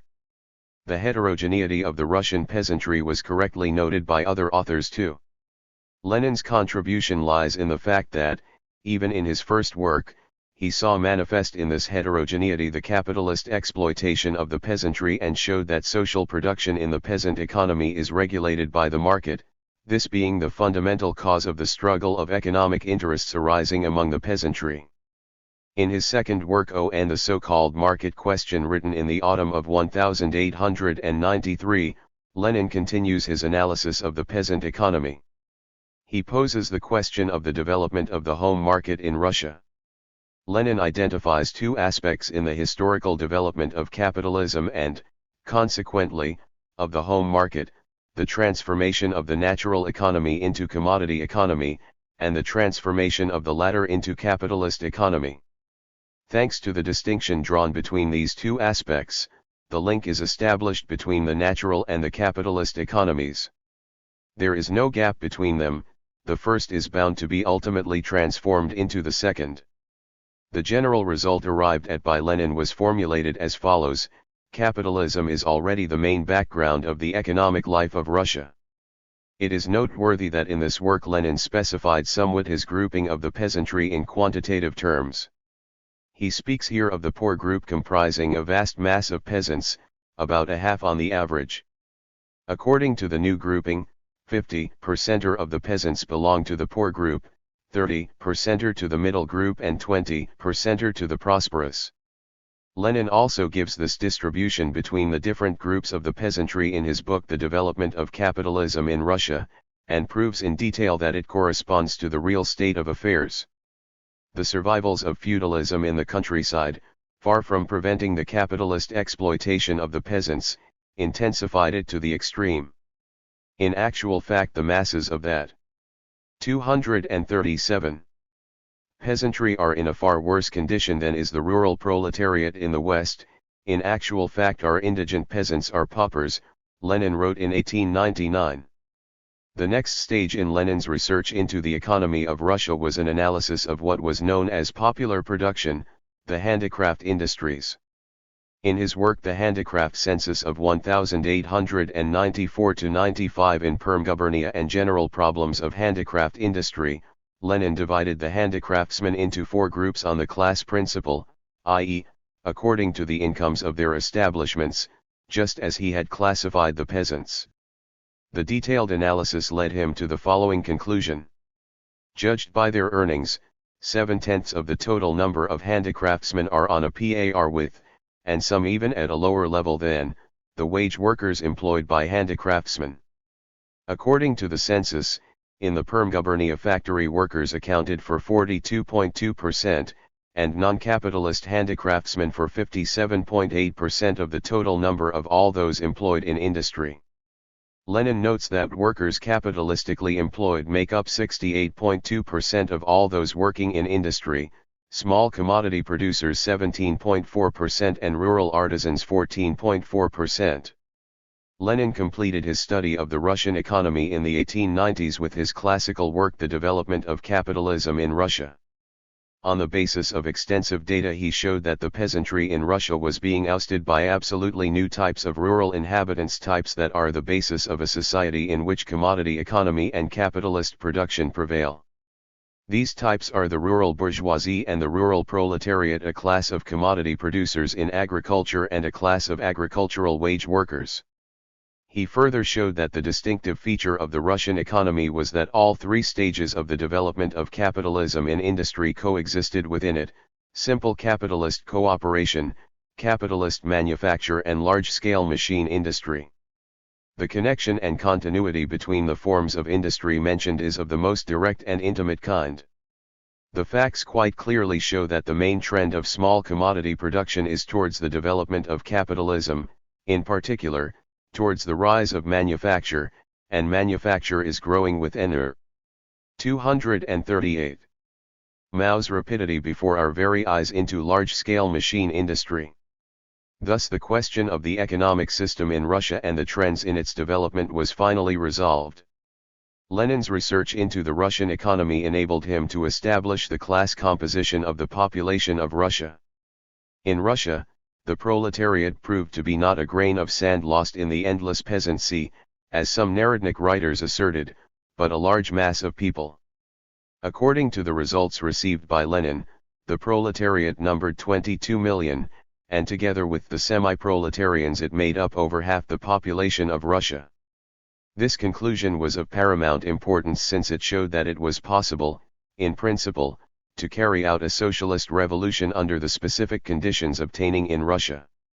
As early as 1894, Lenin wrote in his work What the Friends of the People Are and How They Fight the Social Democrats. The Russian economic system constitutes a bourgeois society from which there can be only one way out, the one that necessarily follows from the very nature of the bourgeois system, namely, the class struggle of the proletariat against the bourgeoisie.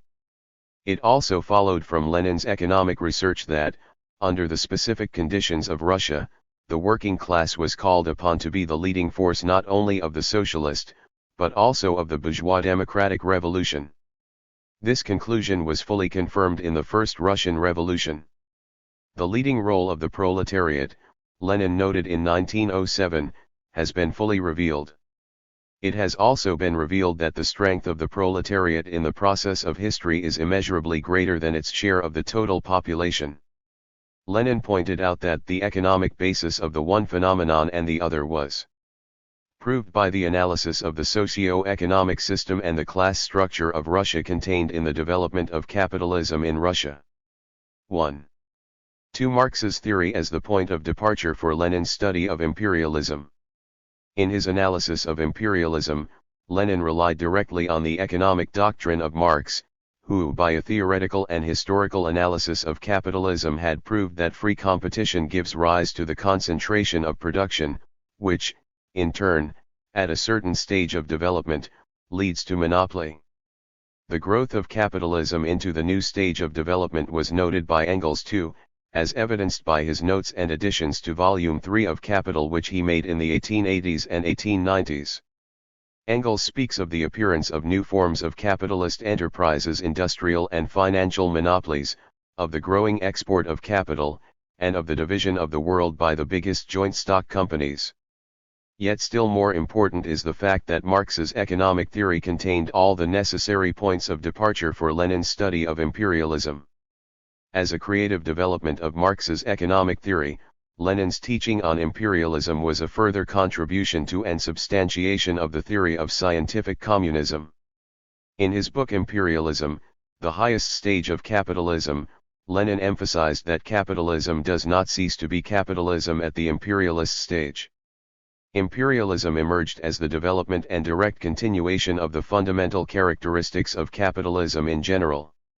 Later, arguing against the concept of pure imperialism, Lenin pointed out, pure imperialism, without the fundamental basis of capitalism, has never existed, does not exist anywhere, and never will exist. This is an incorrect generalization of everything that was said of the syndicates, cartels, trusts and finance capitalism, when finance capitalism was depicted as though it had none of the foundations of the old capitalism under it. Thus, all the basic propositions concerning capitalism formulated in Marx's economic theory are applicable, and indeed were creatively applied by Lenin, to the age of imperialism. The deepest economic foundation of imperialism, Lenin wrote, is monopoly. This is capitalist monopoly. 1. i.e., monopoly which has grown out of capitalism and which exists in the general environment of capitalism, commodity production and competition, in permanent and insoluble contradiction to this general environment. Economically, the domination of monopoly is realized through monopoly prices, on the basis of which monopoly superprofits are formed. In our view, it is important when considering the source of the latter to be governed by the general requirements of Marx's method, especially those of scientific abstraction. In developing Marx's theory, Lenin always proceeded from the methodological principles used by Marx in his research, in particular, from the demand that the capitalist mode of production should be analyzed in its pure form, without the concomitant phenomena that might confuse this analysis. Let us consider this in more detail. The application of the method of scientific abstraction in Marxist political economy based on the labor theory of value 2 implies the need to assume in the economic analysis, 1. Equality of the market price and the value of a commodity, 2. Equality of value and the categories constituting a direct specification of value, i.e., categories directly reflecting the process of production, such as market value and profit. The absence of a direct equality between value and the price of production, between surplus value and average profit, means that such categories as the price of production and average profit are, in this context, categories relating to the distribution of value and surplus value that have already been created. After these preliminary methodological remarks, let us proceed to consider certain aspects of Lenin's theory of imperialism from the point of view of our subject, i.e., of the economic substantiation of the theory of scientific communism. We believe that, in determining the sources of monopoly superprofit, a clear distinction should be made between the phenomena of the redistribution of value as secondary phenomena and those of the formation of value as the basic, primary ones. 1. The theory of the monopoly price must be contradictory mechanism of capitalist exploitation on the basis of the law of value. Marx's consistent application of the theory of value was also vividly manifested in his solution of the second central problem of the capitalist economy, that of explaining the formation of the average rate of profit and the price of production on the basis of the law of value. The fundamental part played by the theory of value in Marx's economic doctrine was appreciated by some vulgar bourgeois economists of his time. The refutation of the theory of value, one of them wrote, is the only task facing anyone fighting against Marx, for, if one agrees with this axiom, one has to accept almost all Marx's conclusions, which he draws with iron logic. This is understood also by the modern critics of Marxism. The critics of Marx, noted the labor theorist G.D.H. Cole in his preface to the 1958 English edition of Volume I of Capital, seldom attack the theory of surplus value directly. They rather concentrate on the labor theory of value, holding that once the foundation has been destroyed, the whole structure will inevitably collapse. Basically an abstract theory, and explain the category of the monopoly price in its pure form, abstracting, at least in the initial stages, from all the confusing, secondary phenomena, such as those of redistribution. Any divergence of the monopoly price from value or from the price of production falls within the sphere of the redistribution of value, i.e., is of secondary importance for abstract theory. Just as Marx proceeds, in his abstract theory of value, from the equality of value and the market price, in the abstract theory of the monopoly price the equality of the monopoly price and the price of production should be taken as the basic assumption. Phenomena of redistribution undoubtedly play a tremendous part in the formation of the monopoly price. Lenin underscored in this connection the monopoly's drive for domination, both economic and political. Domination, and the violence that is associated with it, he wrote, such are the relationships that are typical of the latest phase of capitalist development. This is what inevitably had to result, and has resulted, from the formation of all-powerful economic monopolies.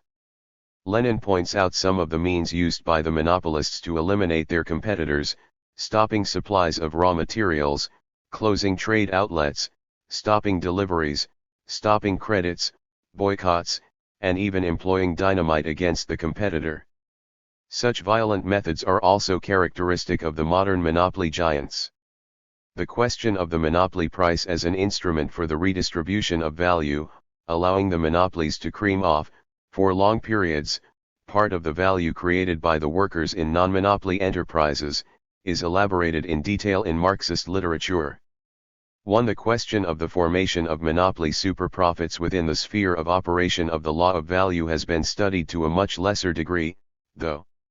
Lenin's theory of imperialism provides important guidelines for this.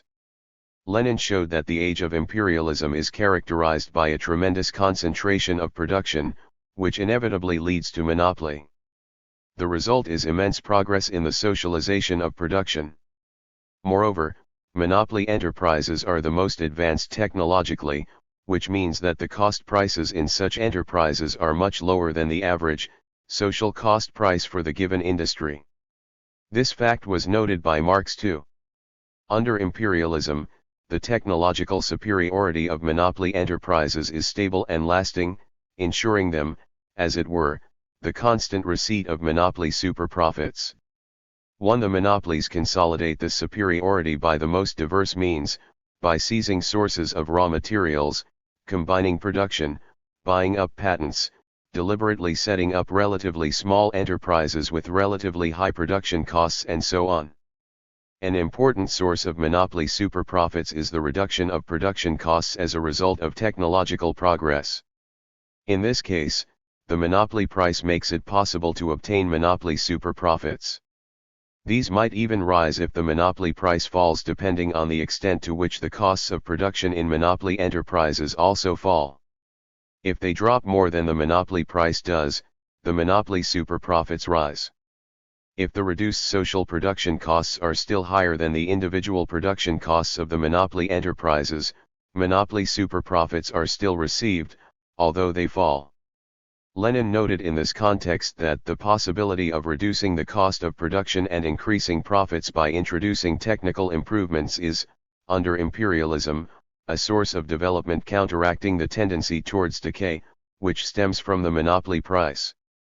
At the same time, monopoly superprofits, which arise from the monopoly price of production, this greatly inflated false social value, show that under imperialism the fruits of the technological progress of society are appropriated by a handful of monopolists who extort tribute from the whole of society. In his work New Data on the Laws Governing the Development of Capitalism in Agriculture, Lenin adduced comparative data on the increase in the quantity of agricultural output in the USA and its price. From 1900 to 1910, the value of all the cereal crops increased by 79.8%, while their production increased by a mere 1.7%. This shows that because of their monopolist position the landowners are able to take advantage of the backwardness of agriculture, which lags behind industry. These figures, in Lenin's words, clearly demonstrate the role of ground rent, the tribute extorted from society by the landowners. Lenin repeatedly stressed that the existence of monopolies presupposes competition, which, far from disappearing, becomes fiercer in the monopoly era. This means that, under imperialism, the categories of average profit and the price of production are retained. The existence of monopolies impedes the leveling down of profits to average profits and of value to the price of production, but cannot eliminate this tendency. Competition within one branch and between different branches acts as a brake on the screwing up of prices by the monopolies. Any weakening of competition leads to a gigantic rise in prices and helps to enrich the financial oligarchy. The fact that Lenin's theory of imperialism constitutes, as we have tried to show, an organic development of Marx's economic theory, is of fundamental significance for the economic substantiation of the theory of scientific communism today. The age of imperialism, as Lenin showed, is marked by a tremendous intensification of the exploitation of the working people by the ruling classes to an exploitation that, as can be seen from the theory of the monopoly price, is still carried on within the bounds of the general laws of capitalism. This meant that the conclusion on the inevitability of socialist revolution, which derived from Marx's theory, was fully confirmed by Lenin's theory of imperialism. At the same time, the study of imperialism led Lenin to completely new conclusions concerning the possibility of accomplishing the socialist revolution, a possibility that increases tremendously in the age of imperialism, above all owing to the qualitative shifts in the socialization of production, first, as a result of the development of monopolies, second, as a result of monopoly capitalism growing into state monopoly capitalism, which creates the material prerequisites for socialism. In Chapter 1 we quoted the following proposition formulated by Marx and Engels in the Manifesto of the Communist Party: the proletariat of each country must, of course, first of all settle matters with its own bourgeoisie. In 1915 Lenin developed it into his well-known thesis on the possibility of the victory of the socialist revolution first in one and not necessarily the most developed capitalist country as the beginning of the world socialist revolution. Lenin's economic research in the 1890s showed that Russia could become this country, as indeed it did. Imperialism is the eve of the social revolution of the proletariat, Lenin wrote in the preface to his work Imperialism, the highest stage of capitalism. This has been confirmed since 1917 on a worldwide scale. Lenin regarded the discovery of the world historic role of the proletariat as Marx's main achievement. He developed the Marxist proposition on the dictatorship of the proletariat, showing that under the new conditions this dictatorship is based on a class alliance of the proletariat and the peasantry. 3. Some problems of the theory of transition from capitalism to socialism. Commodity relations and the law of value under socialism. The scientific forecast of communist society carried out by Marx in his economic theory served as a point of departure for Lenin in elaborating the theory and in the practical work of building socialism in the USSR. In order that Marx's conclusions concerning the economy of the future society might be applied to reality, however, a genuinely creative development of this theory was required, its specification according to the new revolutionary conditions. In Chapter 1 we pointed out that in the German ideology Marx and Engels ascertained that the material precondition for communism is a great increase in productive power, a high degree of its development. Therefore, in contrast to utopian communism, scientific communism regards the development of capitalism on the basis of the broadest division of labor and the growth of large-scale industry as a progressive factor, since this alone makes the abolition of private property possible. Proceeding from the results of his economic research, Lenin substantially developed the theory of the socialist revolution with respect to the age of imperialism. He came to the cardinal conclusion that the level of productive forces and culture necessary for the building of socialism in such a medium-developed capitalist country as Russia could only be achieved after a socialist revolution, and not before it, as might be the case in the more developed capitalist countries. Noting that Marx, as early as the 1850s, foresaw to some extent such a possibility in relation to Prussia, Lenin drew attention to the fact that while the development of world history as a whole follows general laws, it is by no means precluded, but, on the contrary, presumed that certain periods of development may display peculiarities in either the form or the sequence of this development, and that the concrete historical development offered Russia the opportunity to create the fundamental requisites of civilization in a different way from that of the West European countries. The same N.A. 247.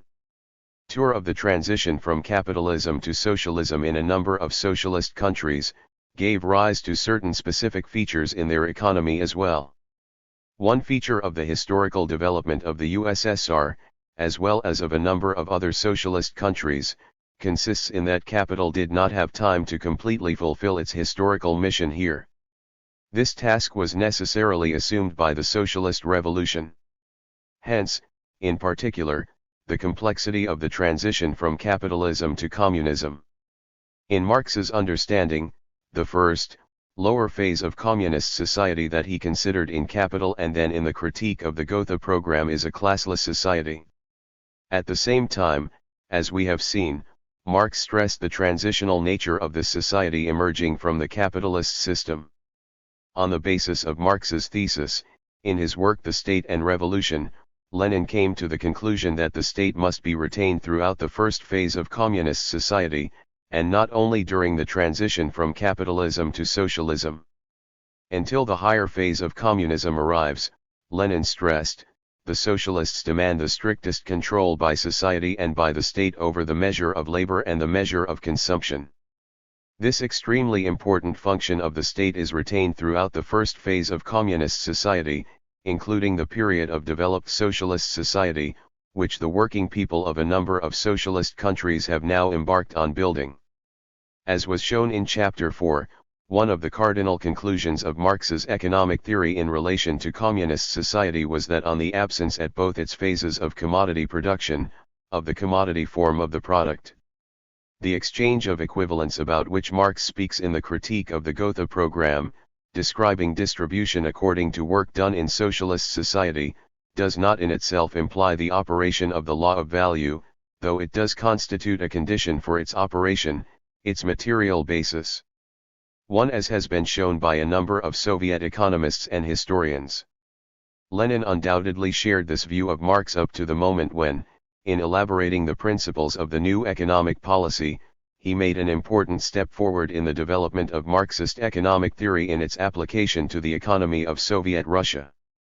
The party program adopted at the 8th Congress of the RCP in March 1919 stated, "The task facing the Soviet authorities at the present time in the sphere of distribution is to steadily continue replacing trade with the planned distribution of products, organized on a national scale." Relying on the nationalization of the banks, the RCP proposes to implement a number of measures extending the sphere of non-monetary transactions and preparing for the abolition of money.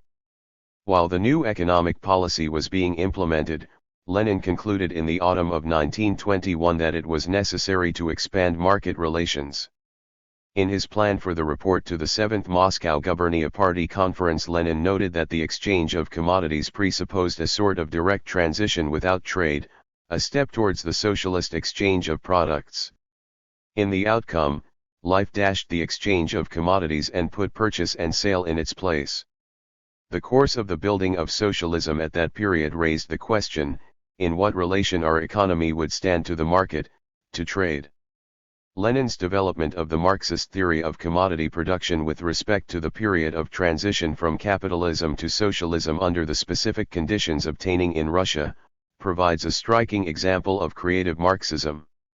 His solution of the problem of using commodity-money relations in the period when the foundations for socialism were being laid created important methodological prerequisites for solving the question of the nature of commodity production in socialist society.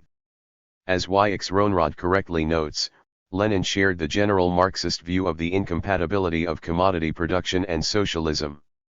Yet the experience of the transitional period induced him to formulate the fundamental principles that paved the way for the future theory on the need for commodity relations and the law of value under socialism. 1. The further improvement of the system of planning and economic incentives to production at present underway in the USSR and other socialist countries, urgently requires to ascertain the role and significance of commodity-money relations in the socialist economy. While rightly refuting the false conception of market socialism, some economists in effect deny the existence of commodity production and the operation of the law of value in the socialist economy. They affirm that our commodity money forms are no longer commodities, but the products of socialist production that have retained a number of the external features of the commodity, that the use of the terms commodity production and law of value in determining the nature of our socialist production is not justified. 1. The error inherent in these claims consists, in our view, in the attempt to explain the conditions of the development of a concrete socialist economy in terms of an abstract theoretical idea of it, assuming the creation of the full range of material conditions for the integral, universal development of the productive powers of the individual. As we see it, the researchers who derive the fundamental need for the existence of commodity-money relations in socialist society from the insufficient maturity of the socialized labor are right. The level of development of the productive forces and, consequently, the level of the socialization of production under socialism are such that directly social labor is not social to the full. Only developed communism is characterized by a full correspondence between the social form and the material content of production. Under socialism, individual and social labor are not yet completely identical. One individual labor has still to prove its social nature, to prove it by means of the realization of its product, by turning the commodity into money. Under socialism, the duality of labor and of its product remains, as do the contradictions between concrete and abstract labor, between use value and value, which are non-antagonistic since they appear on a completely different basis, that of social property. There is the need to reduce concrete to abstract labor, use value to value. This means that all the material content of the Marxist theory of value is fully applicable to the processes taking place in the socialist economy.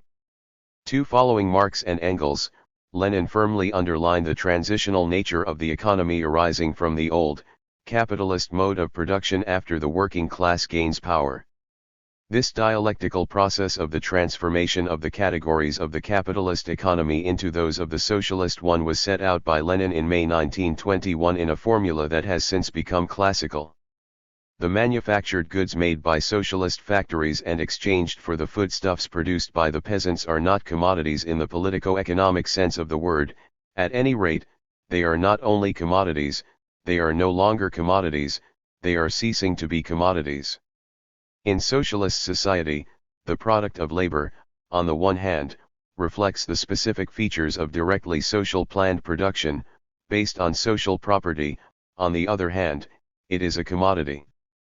3. Yet even to the extent that it is a commodity, it differs fundamentally from the commodity as a category of the capitalist economy, above all because under socialism the category of the commodity labor power is absent, since the transformation of labor power into a commodity would conflict with the aim of socialist production. When analyzing the dialectics of the transformation of commodity production into capitalist, Marx stressed that this result becomes inevitable from the moment there is a free sale, by the laborer himself, of labor power as a commodity. The fact that labor power is not a commodity under socialism not only restricts commodity production, prevents it from unfolding all its hidden potentialities, but changes fundamentally the tendency of its development and makes it possible, in principle, to place commodity-money relations at the service of the socialist economy. The program of the CPSU emphasizes, it is necessary in communist construction to make full use of commodity-money relations in keeping with their new content in the socialist period. With the transition to the single communist form of people's property and the communist system of distribution, commodity-money relations will become economically outdated and will wither away. Social ownership of the means of production determines the planned, balanced character of commodity production under socialism, as well as its limited nature, expressed above all in the fact that labor power is not a commodity here. The insufficient level of the socialization of production at the first phase of communist society is manifested in the fact that the planning of social production is not yet capable of adequately reflecting the objective development of the productive forces. One such, in the most general form, are the manifestations of the non-antagonistic contradictions between the productive forces and relations of production in the economic sphere under socialism. Thus commodity relations are inherent in socialist social production as it exists today. This shows that there are no grounds for counterposing planning and commodity money, market. 1. The possibility of real planning, notes V.P. Shkridov, depends on the level of the socialization of production, on the degree of the social division of labor. On the formal and real socialization of production see section 9 of chapter 3. 252. Relations. In its work to improve the management of the national economy, the CPSU combines directive targets set by the central bodies with the use of economic levers for influencing production. These levers are cost accounting, prices, profit, credit, forms of material incentive, and the like. The need for a precise definition of the measure of labor and the measure of consumption requires the skillful use of all such levers for improving commodity-money relations. As we noted in Chapter 2, Marx showed in his outlines of a critique of political economy that the law of time-saving, which reflects the material content of commodity-money relations, acts as regulator of communist production. This is corroborated by Marx's remarks concerning the growing role of bookkeeping under communism. During the first phase of communist society, the law of time-saving and the planned, conscious control exercised by society over its working time are necessarily realized also through the agency of the law of value, and only in this sense does the law of value play a regulating role in the socialist economy. 1. The demands of the law of time-saving under socialism are realized by maximum account being taken in national economic planning of the demands of the law of value. 2. It has not been our intention to consider Lenin's theoretical activities in any detail. We merely wish to stress that the fundamental conclusions Lenin had drawn on the economic processes of his time basing himself on Marx's economic theory were borne out in practice. This shows that, given a genuinely dialectical, creative approach, this theory provides the key to studying present-day economic processes too, and thus to the further economic substantiation of the theory of scientific communism. In his report on behalf of the CCCPSU to the 26th Party Congress in February 1981, Leonid Brezhnev, General Secretary of the CPSU Central Committee, Chairman of the Presidium of the USSR Supreme Soviet, said. The Marxist-Leninist Party cannot fulfill its role if it does not give due attention to putting into proper perspective all that is taking place, to generalizing new phenomena, to creatively developing Marxist-Leninist theory. We have always regarded this a task of supreme importance and have given it considerable attention in the period under review as well. 1. Conclusion. In conclusion, we would like to draw the reader's attention to two propositions that, we believe, arise from all the material presented and are of major significance for our topic. These are, first, the internal unity of Marxist theory, second, the organic unity of Marxist economic theory and the revolutionary conclusions following from it, conclusions concerning scientific communism. Let us look at these 2 points in more detail. 1. The internal unity of the theoretical heritage of Marx and Engels. Marxist theory developed through the organic interaction of its component parts: philosophy, political economy, and scientific communism. Each of these component parts has, of course, its own subject matter and develops independently. Yet this independence is very relative, since, without the interaction and mutual enrichment of its components, Marxism would not be able to develop as an integral doctrine.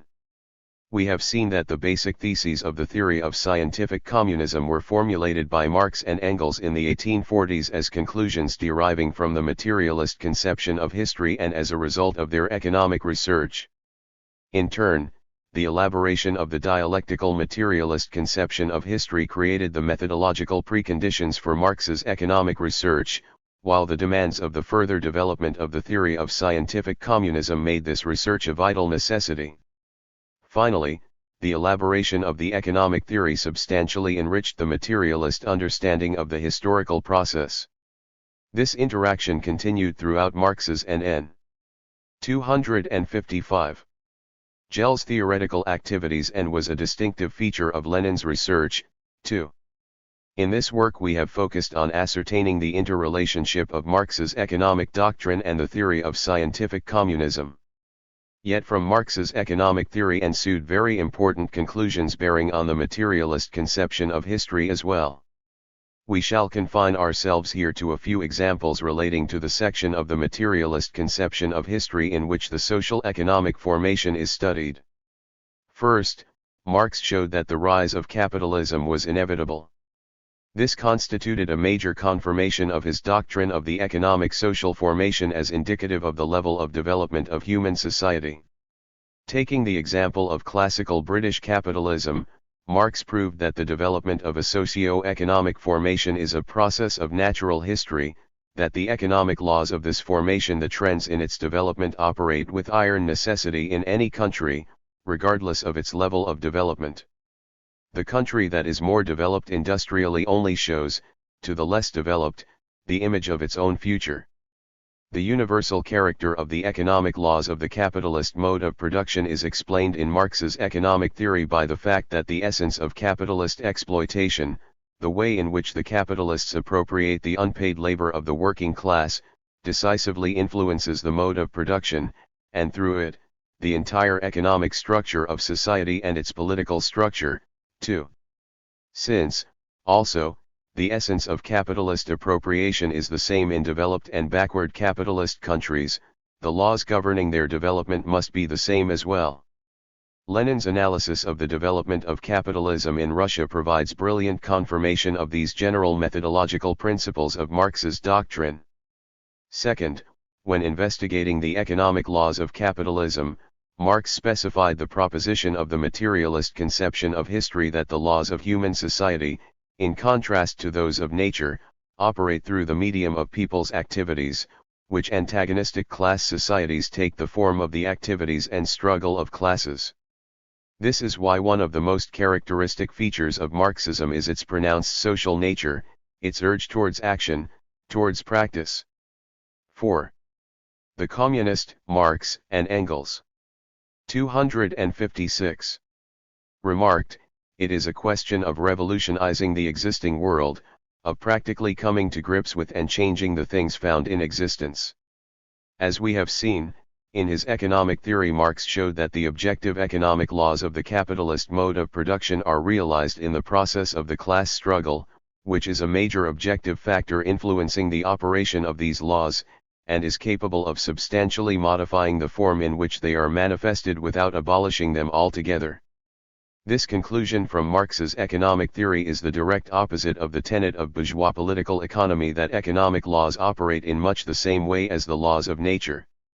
1/3, we have seen that it was precisely as a result of his study of the 1857 economic crisis and elaboration, in 1857-58, of the principles of his economic theory, which led to the discovery of the economic law of motion of bourgeois society, that Marx came to the important, general methodological conclusion concerning the historical limits within which social formation exist.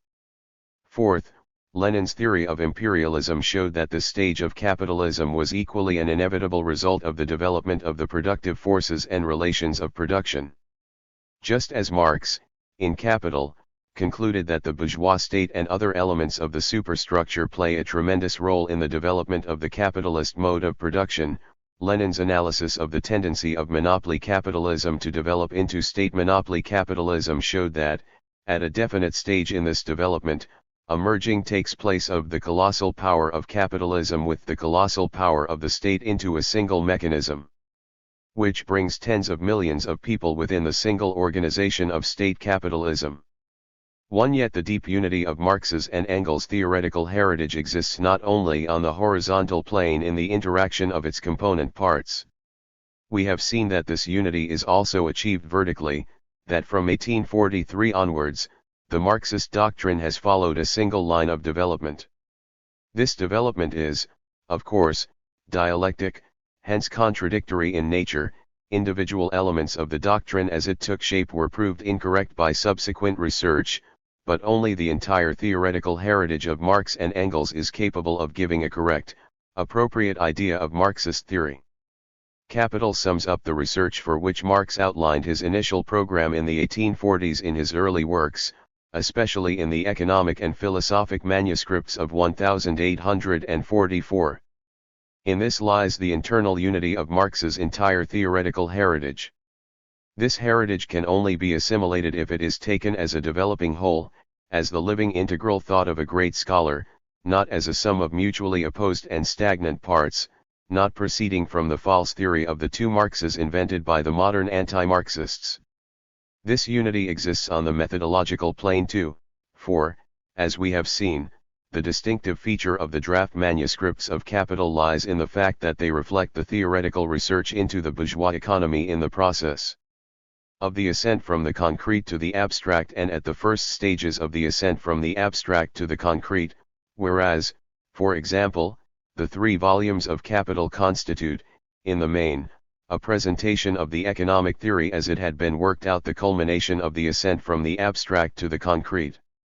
Thus, only by studying Marx's economic literary heritage in its entirety, can we fully comprehend the method of his theoretical research. 2. The internal unity of Marx's economic theory and the revolutionary conclusions deriving from it. Research into the history of the development of Marx's economic doctrine testifies that its revolutionary conclusions are inseparable from scientific communism. The most serious modern bourgeois theoreticians are far from rejecting Marx outright. The significance of Marx for modern economic theory, writes the eminent American economist W. Leontief, is that of an inexhaustible source of direct observation. Much of the present-day theorizing is purely derivative, second-hand theorizing. If one wants to learn what profits and wages and capitalist enterprises actually are, he can obtain in the 3 volumes of Capital more realistic and relevant first-hand information than he could possibly hope to find in 10 successive issues of the United States Census. While recognizing Marx the researcher, however, bourgeois and revisionist theoreticians often try to separate him from Marx the revolutionary. We did not set out to consider bourgeois theories of this type, but we trust that the research done here provides some material on which to base scientific criticism of them. The supporters of the convergence theory in its most diverse forms either identify state monopoly capitalism with socialism or, on the contrary, represent socialism as a variety of capitalist-type market economy. Here are some typical statements on this score. The FRG bourgeois theoretician Walter Eucken asserts that the economic process in a centrally managed economy based on private ownership of the means of production and on social ownership, does not differ fundamentally. The French sociologist and economist Raymond Aron, who supports the theory of the industrial society, declares that the Soviet and American economies are two varieties of one and the same type of society. When describing commodity-money relations in the modern socialist economy, bourgeois Sovietologists maintain that the planned economy is theoretically hostile to profit, that one cannot talk of socialist profit unless one rejects the Marxist description of the properties of profit, that the expansion of the personal incentive fund out of enterprise profits is an indubitable sign of a movement towards the decay of socialism and the restoration of capitalism, and so on. The analysis presented above allows us to assert that all these views have one methodological defect in common: they confuse the material content of economic processes with their social form. 1. Their proponents do not understand that such phenomena of state monopoly capitalism as nationalist enterprises or nationalist industries, integration, regulation of production on the national or international scale, production programming, etc., constitute merely the material preconditions for the socialist economy, its material preparation. They do not understand that the category of profit under socialism has a completely different social form, that under these conditions state enterprises which pay their way and show a profit also defend the interests of the working class. Some bourgeois and revisionist theoreticians maintain that the revolutionary conclusions ensuing from Marx's economic theory are obsolete or have proved false. They attribute all sorts of arguments to Marx that have nothing in common with the real conclusions from his theory. Let us present a few examples. The American economist Paul Samuelson suggests that some of Marx's predictions as to the future of industrial capitalism were proved correct in the intervening years, but one of his most famous has proved to be quite wrong. His assertion that the rich will become richer and the poor will become poorer cannot be sustained by careful historical and statistical research. In Europe and in America there has definitely been a steady secular improvement in minimum standards of living, whether measured by food, clothing, housing, or the length of life. The development of Marx's theory of the impoverishment of the working class under capitalism, which we have traced in detail above, shows that the real content of this theory in no way fits into the Procrustean bed of the contemporaneous absolute impoverishment to which Samuelson reduces it. Samuelson asserts that, in his theory, Marx gives one of the versions of the iron law of wages, that he put great emphasis upon the reserve army of the unemployed. Samuelson attributes to Marx the notion that the existence of unemployment is enough to depress wages to the level of a subsistence minimum. John Kenneth Galbraith strikes a similar note. Marx was equally insistent on the intolerable effects of full employment. One imagines that Marx would have regarded a full employment policy, if successfully pursued over any length of time, as having radical implications for his system, the class struggle and laws of capitalist accumulation. Here we once more observe a serious distortion of Marx's theory. We have seen that Marx regarded the reserve army of the unemployed as only one of the factors, together with others, operating in the same or the opposite direction, that determine the condition of the working class. Marx showed that it depends on the outcome of the struggle, on the balance of forces between the working class and the class of capitalists, which tendency prevails at a given period. Karl Marx, writes Samuelson, particularly stressed the labor theory of value, that labor produces all value, and if not exploited would get it all. The labor theory of value is presented here as interpreted by the Ricardian socialists, but certainly not by Marx, who gave a detailed criticism of this interpretation and showed the absurdity and utopian nature of the worker's claims to the full product of his labor, even in reference to communist society.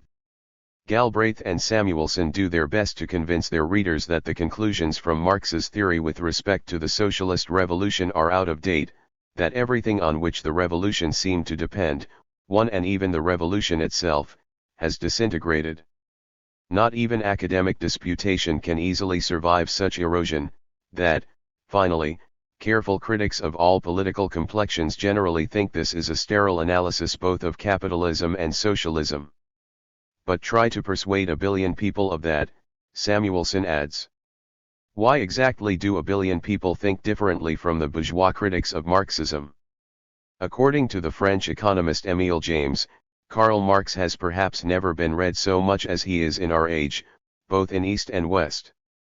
Finally, G. Gunnarsson, the well-known theoretician of Scandinavian social democracy, states, Marx's theory has always, of course, provided food for polemics, but it has now become the subject of fresh study and considerable positive interest even on the part of bourgeois science. There is universal recognition today of Marx's excellence in explaining the fundamental features of the development of capitalism, something that bourgeois economics has, for very understandable reasons, failed to achieve. No, Marx's critics cannot quite get things to fit here, and Galbraith himself has had to admit that the revolution has occurred in some countries. An astounding admission. Evidently, actual facts cannot be refuted. Mankind's transition to the new historical age, the age of the conscious restructuring of human society predicted by Marx, has begun, and cannot be stopped.